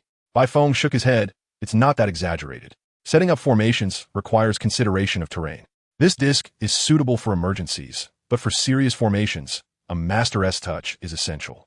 No, this is already sufficient. Yu disagreed. While larger factions may not need it, they are a minority. The majority of smaller factions and ordinary cultivators desperately require this, especially since it's often difficult to find a formation master, and sometimes, even with wealth, one cannot secure their services. She held the disc as if it were a precious gem. With this, they have to scramble to find a formation master, seeking their assistance. Little junior brother, do you understand what this means? It means I'll be on the hit list of other formation masters. Bai Feng's expression grew serious. Should he sell this portable formation disc? It's not that dramatic. Yu suddenly laughed, noting that as long as only one exists, it wouldn't lead to widespread chaos, and such discs would likely remain concentrated among a few powerful factions. In fact, there is more than one. It is not complicated to accomplish. Bai Feng took out another new portable array disc. I also have a 5th grade Gathering Spirit array disc. Like the Xian Gui array, once activated, it cannot be moved unless deactivated. Wait, what were you just saying? This array disc can be reused? Yu was once again stunned, staring at Bai Feng as if he were not a person sitting before her, but an endless mountain of spirit stones. Well, I indeed exerted considerable effort to make it reusable. Bai Feng nodded. After all, the formation is inscribed on the disc, and since it serves as his means of defense, if it cannot be reclaimed, he would have to carry a multitude of discs whenever he ventures out. Not to mention, the production cost alone would be unbearable for him. However, Yu's words reminded him that he could certainly produce a few non-reusable portable array discs for sale, which would further reduce his production expenses. I suddenly regretted it. Yu suddenly reached out, grasping Bai Feng's shoulder with a fiery gaze. How about I propose a different condition? I no longer want the array discs. How about you take responsibility for me? Bai Feng remained silent, merely raising one middle finger. Don't be so heartless. My proposal is quite reasonable. Think it over. Bai Feng raised another middle finger. Even Bai Yumo, sitting nearby, could not remain still and hurriedly squeezed between them, forcibly separating the two. Senior sister, stop it. Sigh. Fine. Yu shook her head regretfully. Then I shall accept both array discs, and after the auction concludes, I will pay you. Bai Feng nodded, then suddenly recalled something and quickly said to Yu, by the way, senior sister, remember not to mention my name during the auction.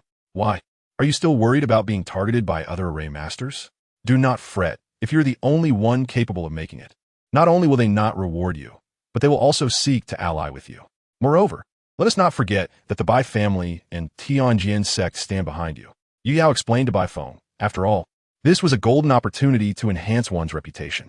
Ahem, there's indeed a slight aspect of that, but primarily, I feel my reputation is already substantial enough. I do not wish to amplify it further. Bai Feng coughed lightly. Although it sounded somewhat pretentious, he truly did not desire to augment his renown, as excessive fame could easily attract the attention of the children of destiny. Well, all right, given your current strength, it is indeed not very advantageous for you to have excessive fame. Yu nodded, not insisting further. Then as your senior sister, I shall help you conceal your name. Thank you, senior sister. I can also craft other types of array discs. If you need more auction items, you may come to me, as I also need to earn some money. Yu gazed at Bai Feng, her eyes welling with tears. Little junior brother, if you keep saying such things, I will truly regret it. Am I not seeking your assistance with the auction now? Bai Feng, unable to withstand Yu's teary gaze, quickly shifted the topic. By the way, senior sister, where's your auction house? Yu, knowing such matters cannot be forced, sighed and answered weakly. It is in Xianguang City.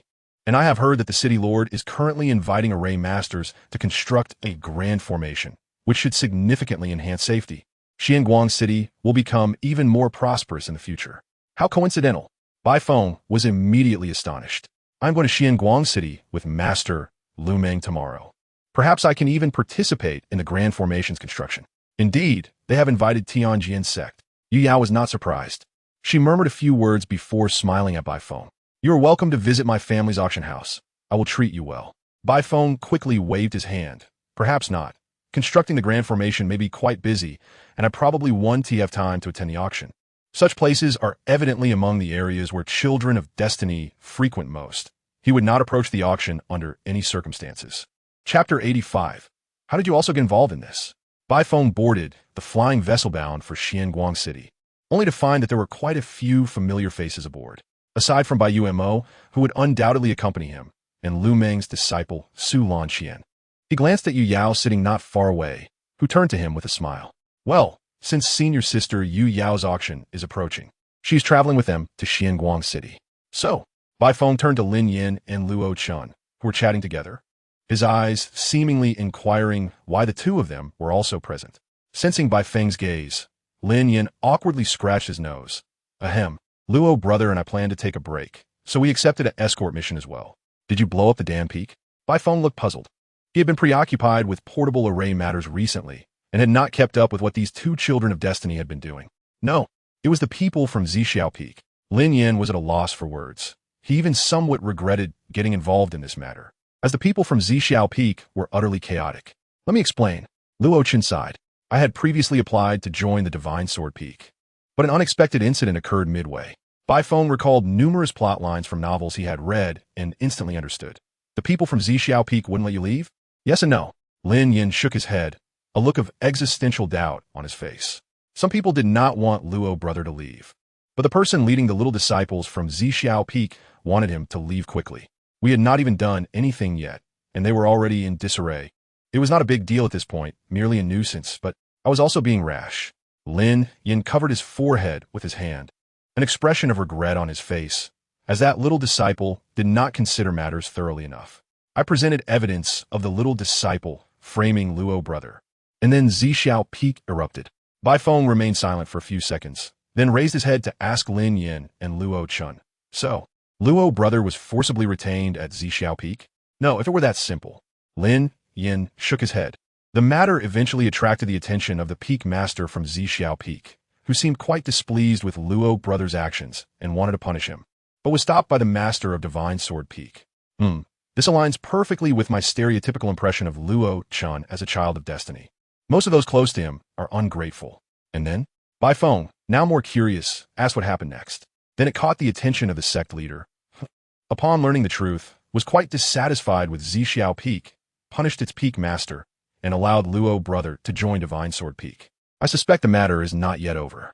Bai Feng was genuinely curious about how Tianjin sect came to have Zixiao Peak.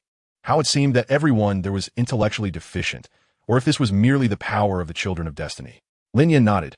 Yes, some people still want Luo brother to return to Zixiao Peak, standing at his door daily. And there are even people who have approached me, to the point where I am afraid to interact with Luo brother. Bai Feng was momentarily at a loss for what expression to wear. No wonder these two appeared anxious as they boarded the vessel. So he offered some consolation. Look on the bright side. At least they have not left Zixiao Peak to join Divine Sword Peak. Luo Chan shivered at the thought of his own senior sisters returning to Zixiao Peak. By junior brother, please stop. I'm already beginning to feel afraid. Lin Yin also looked at Luo Chan with pity. Luo brother, my condolences. Let's discuss something more cheerful instead. Luo Chan rubbed his forehead and then leaned closer to Bai Feng and Lin Yin, speaking in hushed tones. It seems that recently, Master Chuanxio's writings have been circulating among the ordinary disciples. This is both a blessing and a curse. Indeed, many hold significant misconceptions about Master Chuanxio, and if the word spreads too widely, it may attract the attention of the elders. Lin Yin nodded in agreement. Let us refrain from further recommendations for now. We shall wait until this fervor subsides. Luo Chun concurred. Yes, that is precisely my intention. Listening to their exchange, Bai Feng wore an expression of bewilderment, tinged with surprise and even a hint of anger. So it is you who are the culprits behind Master Chuanxio's dissemination among the ordinary disciples. Can't you two fortunate individuals attend to something more constructive? Lin Yin, you are beyond redemption, but Luo Chun, how have you also become entangled with Chuanxio? Oh, it was I who introduced it. Then it is of no consequence. Bai Feng rubbed his forehead, feeling that if this continued, his disguise would inevitably be unveiled. By the way, Brother Bai, at that moment, Lin Yin suddenly turned to Bai Feng. While executing tasks recently, I noticed several shops selling garments depicted in Master Chuanxio's illustrations. Is Master Chuanxio aware of this? Bai Feng paused for a few seconds. Of course, he knew, having personally delivered the illustrations to Chuanxio. If you are referring to Yuling Long, Master Chuanxio has a collaboration with them. The other shops are merely seeking attention. He explained briefly, then suddenly remembered something. Wait a moment, I recall that the garments drawn by Master Chuanxio are not typical attire. Do you have a partner? Not at all, Lin Yin promptly denied. The shopkeepers were blatantly displaying them without any concealment. Before Bai Feng could voice his confusion, Luo Chun interjected to clarify. That is quite normal, considering that the garments illustrated by Master Chuanxio are not the revealing attire worn by the likes of the Hawan sect or certain demonic women. In fact, the majority are suitable for everyday wear, and while Master Chuanxio's art may possess a hint of sensuality, it predominantly evokes imagination through intricate details rather than overt exposure. Indeed, what Brother Luo said is quite accurate. Lin Yin appeared to have found a kindred spirit, exclaiming, compared to the so-called lewd images, I would rather refer to them as art. Bai Feng could only respond with a silent, no, I am merely sketching innocent illustrations. Ding. Detected that the host's illustration of lewd. Ahem.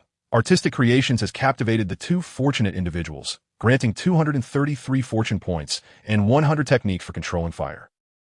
System, you are adept at exploiting opportunities, but what does this fortune value signify? Are you mocking me? Bai Feng clenched his fists, wishing he could physically confront the system if it had a corporeal form.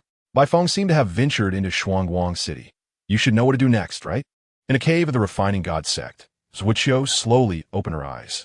After returning from the secret realm, her cultivation had continuously advanced, and she was now at the pinnacle of the Golden Core stage.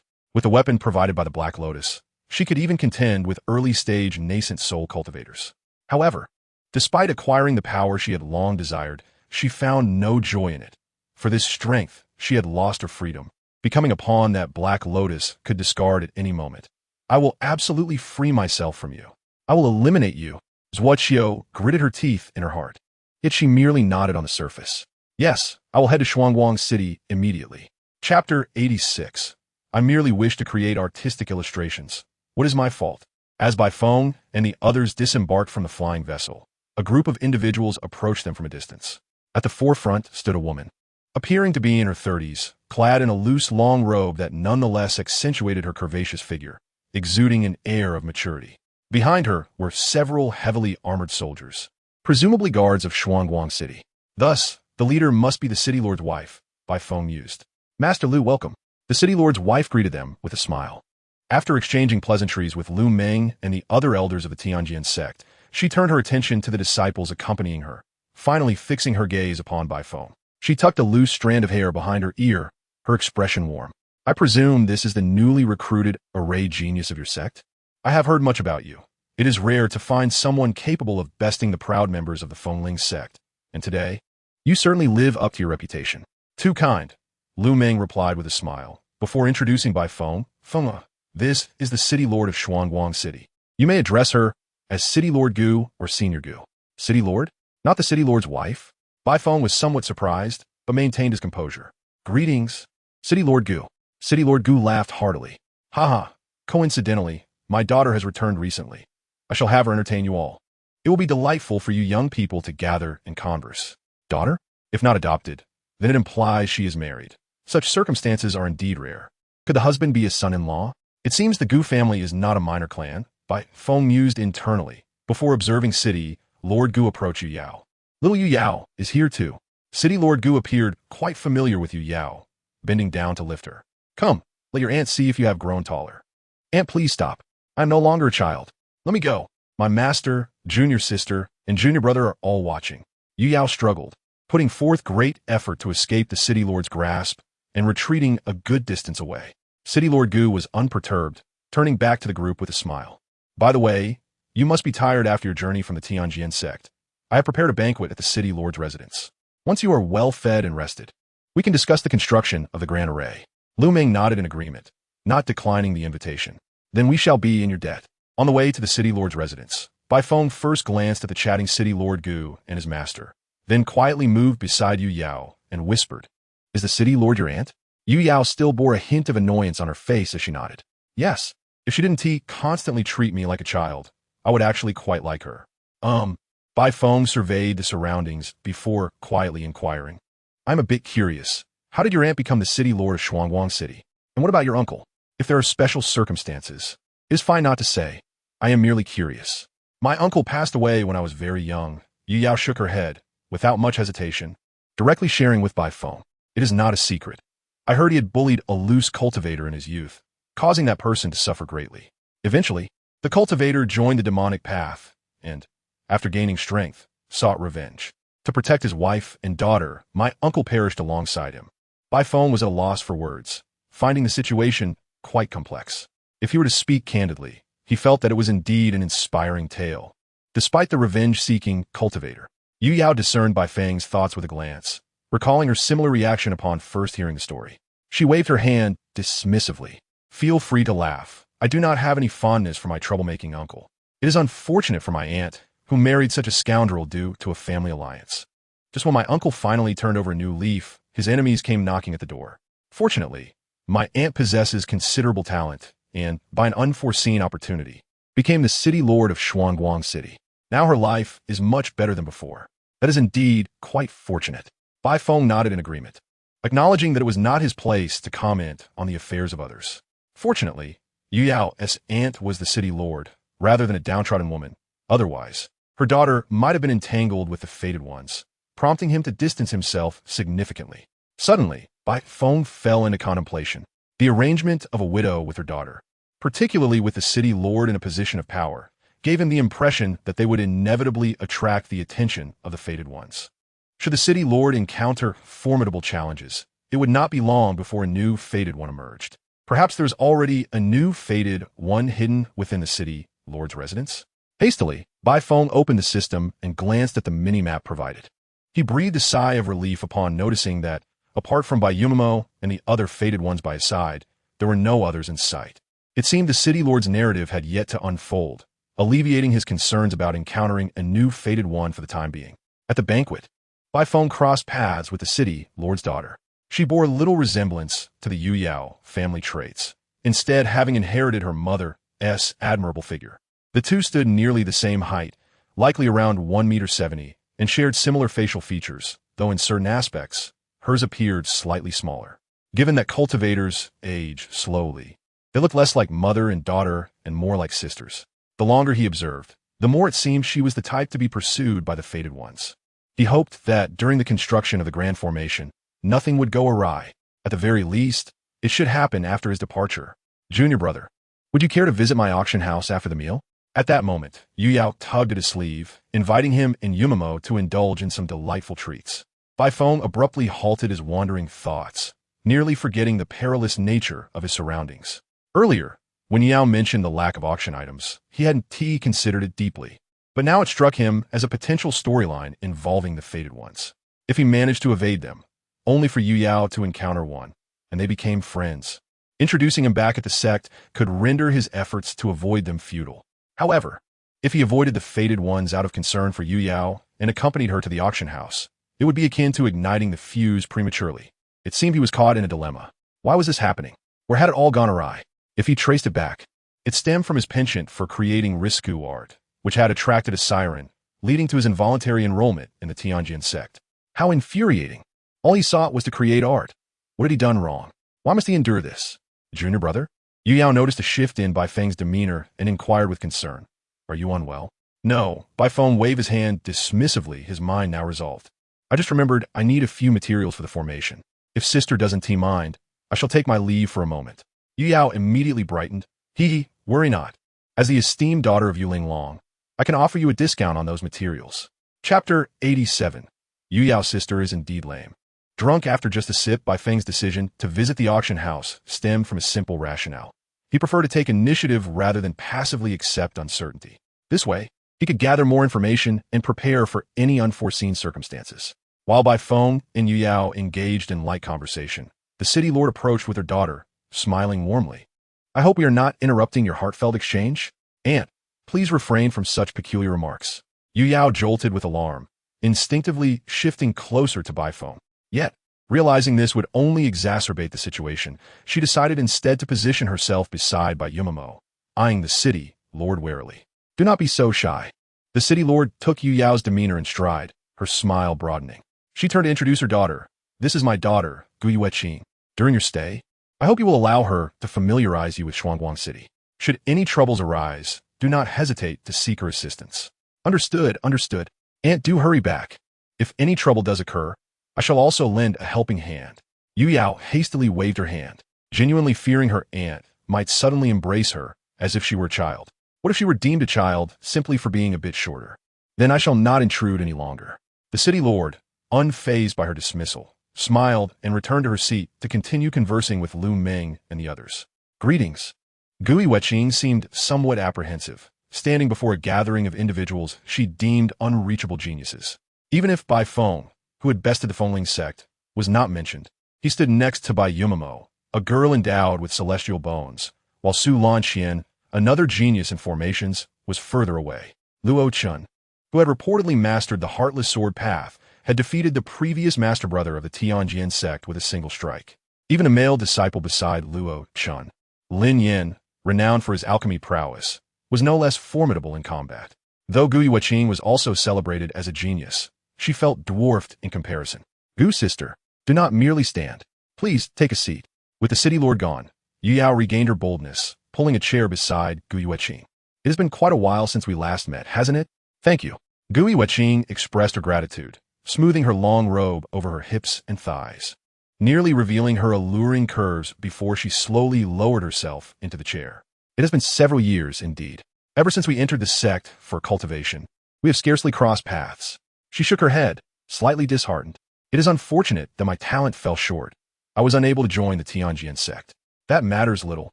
Cultivation is a personal journey, and besides, did you not join the Chuanyin sect? The differences among these major sects are not so pronounced, Yu Yao reassured her.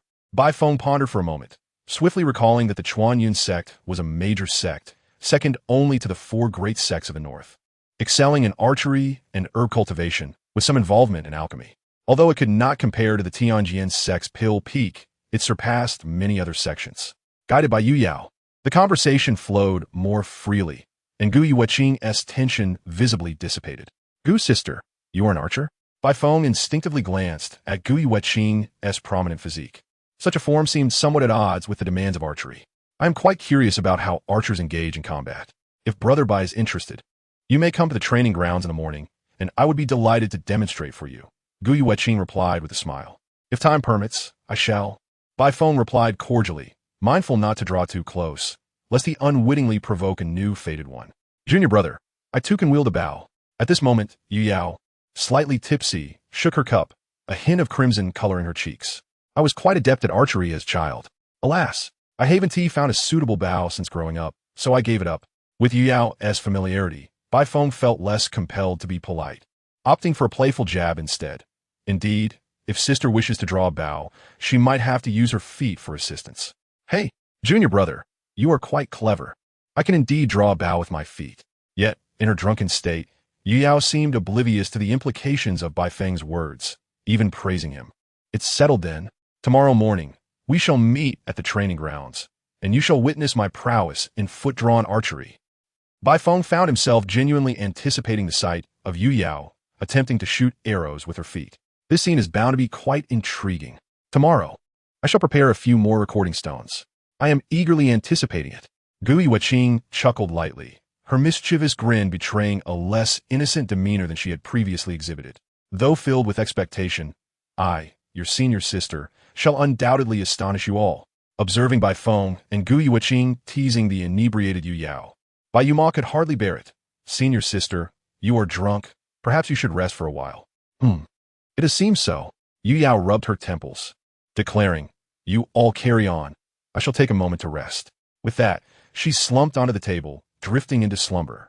Sigh, senior sister Yu Yao is rather disappointing. She was intoxicated after just one sip. Bai Feng couldn't help but mock as he gazed at the untouched liquor before Yu Yao. Gui Weqing followed suit, playfully inquiring, "So, Bai Shitty, are you quite the drinker then?" Joking aside, I am a remarkable drinker. Wait. Bai Feng abruptly halted, narrowly averting an embarrassing narrative. He waved his hand dismissively. Ahem, I merely possess a normal tolerance for alcohol, and as a formation master, I do not enjoy the sensation of drunkenness. Indeed, I understand. After drinking, one's head becomes quite foggy, and one cannot even draw a bow steadily. Although Yu Yao had succumbed to slumber, Gui Weqing had shed her reservations, and the atmosphere remained lively. Moreover, Bai Feng subtly inquired about the talented disciples of the Chuanyan sect, garnering quite a bit of information. For instance, there was a newly emerged prodigy, once of mediocre talent, who unexpectedly soared to greatness and had even crossed paths with Gui Weqing, assisting her in a predicament. This revelation piqued Bai Feng's interest. Clearly, this was a child of destiny. Fortunately, this fortunate soul was not currently in Xianguang City. Otherwise, Bai Feng would have considered finding a place to hide. Chapter 88. Today, I shall use my feet to draw you like a bow. Awakening with a yawn, Yu Yao felt remarkably refreshed. Ever since achieving the golden core, she had not enjoyed such a prolonged slumber. Speaking of which, had she uttered anything peculiar yesterday? Sitting upright, she began to recollect, her brows furrowing as her small hands clenched into fists. Junior brother, you have betrayed me. What do you mean by drawing a bow with my feet? Why did I not realize then that Bai Feng was subtly mocking my height? Just then, a knock echoed from outside her door. Senior sister, are you awake? Did you not say you would demonstrate your archery skills from your youth? Junior brother. Yu Yao swiftly turned her head toward the door, and in the next instant, she leaped from her bed like a hungry tiger, charging toward Bai Feng, still clad in her sleepwear. Outside, cries of mock agony and pleas for mercy ensued. Senior sister, I was wrong. Please don't hit me. This lamentation came from Bai Feng. Drawing a bow with my feet, is it? Today, I shall indeed use my feet to draw you like a bow. Yu Yao, barefoot, raised her short legs to deliver a kick. Senior sister, please calm down. Bai Yumal interjected from his side. Training ground. Bai Feng adjusted his somewhat disheveled clothing. He had not truly been harmed, merely receiving a few gentle kicks from Yu Yao and having his clothes slightly tugged during their playful scuffle. Meanwhile, Yu Yao, having vented her frustrations, strode ahead with a refreshed demeanor. Do not be deceived by my current appearance. I was once quite skilled with a bow. Among the young masters and mistresses of the prominent families I know, none could rival my prowess. Would you care to try your hand at archery again? Bai Feng provocatively asked, having prepared the recording stone and eager not to miss out on the spectacle. Yu Yao shot him a sidelong glance, yet this time refrained from retaliating. Humph, I am in good spirits today. Let me showcase my archery skills. With that, she approached the weapons rack and selected a rather diminutive bow. It felt somewhat lacking. What? Yu Yao, bow and arrows in hand, hastily approached the target. Glancing back at Bai Feng, who muttered, "Go for it, senior sister." Bai Feng shook his head and discreetly retrieved the recording stone hidden within his garments. Though he would not witness the spectacle of her drawing a bow with her feet, capturing the sight of senior sister Yu Yao wielding a child's bow was still amusing enough to merit recording. Bai Yumal wished to interject, but Bai Feng turned to her with a finger pressed to his lips, whispering, "Shoo. When we go shopping later, I shall treat you to some delicious food." Shopping. Bai Yumal instantly recalled the days of her childhood, when Bai Feng would lead her through the streets, filling her with anticipation. Their previous shopping trip had seen their relationship still strained, filled with awkwardness and unexpected incidents, leading to a rather embarrassing reprimand in a secluded area. This would be their first outing since mending their relationship, and she nodded eagerly. As for senior sister Yu Yao, she would have to excuse herself. Unaware of the conversation behind her, Yu Yao expertly nocked an arrow, her expression shifting to one of seriousness. Whoosh! The arrow struck the center of the target, followed by several more, all hitting their mark flawlessly. If one overlooked Yu Yao's height and the miniature bow in her hands, or adjusted her stature to that of a 10-year-old, the scene would indeed appear rather impressive. Junior brother, what do you think? Yu Yao lowered her bow, a proud smile gracing her face as she turned to Bai Feng. He, having swiftly concealed the recording stone the moment she turned, wore a natural smile and gave her a thumbs up. Impressive. Yu Yao, however, regarded him with a hint of suspicion, feeling that his overt praise was somewhat peculiar. Bai Feng maintained his composure, continuing to smile. How could that be? I have always praised your attire, have I not? True enough, Yu Yao conceded with a nod, accepting Bai Feng's explanation. At that moment, Gu Yuqing approached, her expression one of surprise. You both arrived quite early. Oomph. Who told someone to constantly want to see my archery skills? Yu Yao retorted, casting a glare at Bai Feng before turning to Gu Yuqing, expressing her dissatisfaction. And you? Why did you not advise me last night and merely fan the flames? After all, you were truly impressive when you shot arrows. Gu Yuqing replied with a smile. Yet, I admit my fault. Once training concludes, I shall treat you all to a meal at Songhe Lu. I'm afraid today they're both mine. Yu Yao shook her head. I still wish to invite them to my home at Yulinglong. We can dine another day. Is it the auction 3 days hence? Gu Yuqing pondered. Then I shall wish for a successful event in advance. May your words prove auspicious. This is... The elder from the Yulinglong auction house widened his eyes, producing a magnifying glass-like spiritual instrument to scrutinize the item closely. It was an uncommon combination-type spiritual instrument. Though each piece barely qualified as a 5th-grade artifact, with severe flaws, it surpassed even a top-tier 4th-grade artifact when assembled. The elder cautiously lifted one of the instruments, examining it. These 5, when combined, can even manifest the power of a top-tier 5th-grade artifact. Should they be sold separately, they would likely fetch the price of a 6th-grade artifact. The master who forged this set must be an exceptional craftsman. He then set down the spiritual artifact, his face flushed with excitement as he inquired of the guest before him, whose face was obscured by a conical hat. Do you truly wish to auction this set of spiritual artifacts here? The guest, nodding beneath the brim of his hat, responded with a deep, resonant voice. Indeed. Very well. I can take the liberty of waiving half the handling fee for you. The old man, exhilarated, stroked his beard and produced a black card, handing it to the guest. The auction will commence in 3 days. If you are interested, do come and witness it. I shall, the guest affirmed, accepting the black card with his gloved hand. The old man, keen-eyed, noted that the gloves worn by the guest were also a spiritual artifact. Reflecting on the rarity of such treasures being offered for auction, he surmised that the guest was likely backed by a formidable master craftsman. Once the guest departed, the old man gazed eagerly at the spiritual artifact on the table, his thoughts racing. Recently, the branch of Yulinglong in Shuangguang City had been stymied by local tyrants and lacked suitable auction items. This artifact was perfectly timed to alleviate their predicament.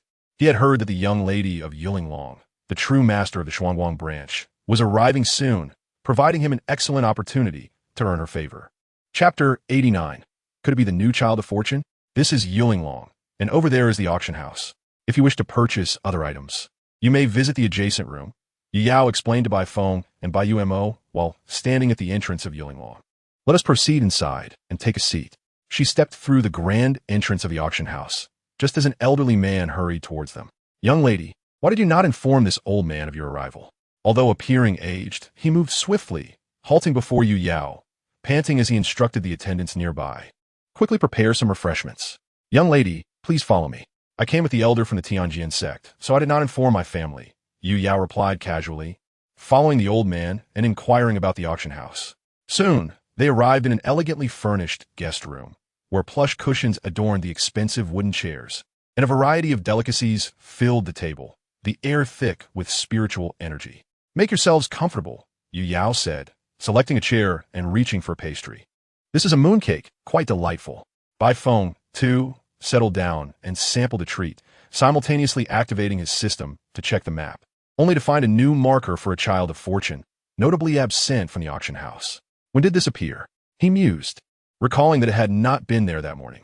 This indicated that the child of fortune had arrived today. At that moment, a comment from the old man standing beside Yu Yao piqued his interest. Young lady, this morning, someone came to consign a set of combination spiritual artifacts for auction, which when assembled, reaches the pinnacle of 5th-grade quality. Thus, our auction should proceed smoothly. Could it be the child of fortune? Bai Feng's alertness heightened. Fortunately, he had come with Yu Yao, or he might have missed this news. The scenario was all too classic, but he was uncertain if Yu Yao would have the chance to meet him. For his own safety, he felt compelled to apologize to Yu Yao, requesting her to accompany him for the next few days, while he allowed the elder by her side to engage with the talented individual. Oh, this could be intriguing, Yu Yao acknowledged. Without Bai Feng's portable array, she might have been more excited and sought an opportunity to meet the individual, especially given that he could produce a 5th-grade artifact, a relationship worth cultivating. However, With her junior brother Bai Feng by her side, she decided to focus on him in the interim, hoping he would generate more portable arrays. Yes, it's settled. I shall spend more time with my junior brother these days. After all, once he is content, perhaps the next auction will feature a portable array. Of course, she still intended to cultivate a relationship with the individual providing the spiritual artifact, but she planned to delegate that task to others. Thus, she nodded. Waive 80% of the handling fee for him. You know what to do with the remainder. Yes, young lady. The old man was inwardly astonished by her composure in the face of such rare artifacts and talents, truly befitting of the young lady of the Yu family. By the way, here are 2 array plates. Handle them carefully, as they are the focal point of our auction's promotion. Yu Yao retrieved 2 sturdy wooden boxes containing Bai Feng's portable array plates, a simplified version, placing them gently on the table while reminding the old man to treat them with care. Understood. The old man, curious, wondered what treasures could elicit such caution from a young lady. Could they be 7th-grade legacy array plates? Yu Yao did not rush to explain. Instead, she savored a sip of tea before leisurely stating, inside are portable array plates that can be activated with spiritual energy. These 2 are the Xian Turtle Array and the Gathering Spirit Array, both 5th grade, though their range is merely half that of standard arrays. The old man, deep in thought, hesitated before asking, Young lady, I find myself somewhat perplexed. Are you saying that simply infusing spiritual energy will instantly form the array? The energy can be one's own, or, like conventional arrays, can utilize spirit stones? Yu Yao, unperturbed, relished the opportunity to explain, particularly enjoying the incredulous expression on his face. It cannot be just me who is astounded. Is this truly the case, young lady? The well-informed old man immediately recognized the value of the portable array plates and could already envision the upcoming auction's fervor. He even contemplated postponing the auction to allow more time for promotion. 2 days was hardly sufficient. No wonder the young lady remained unperturbed upon seeing the combination's spiritual artifact. If he had possessed such a treasure, he would have struggled to maintain his composure. Well, perhaps just a slight thrill. Yao took another sip of tea and continued, Moreover, when you no longer require the array, you can deactivate it and take the plate with you. It is reusable. My heavens! The elderly man widened his eyes, nearly losing his breath. Such an exquisite array could undoubtedly be auctioned at the grand biennial event of Yuling Long, could it not?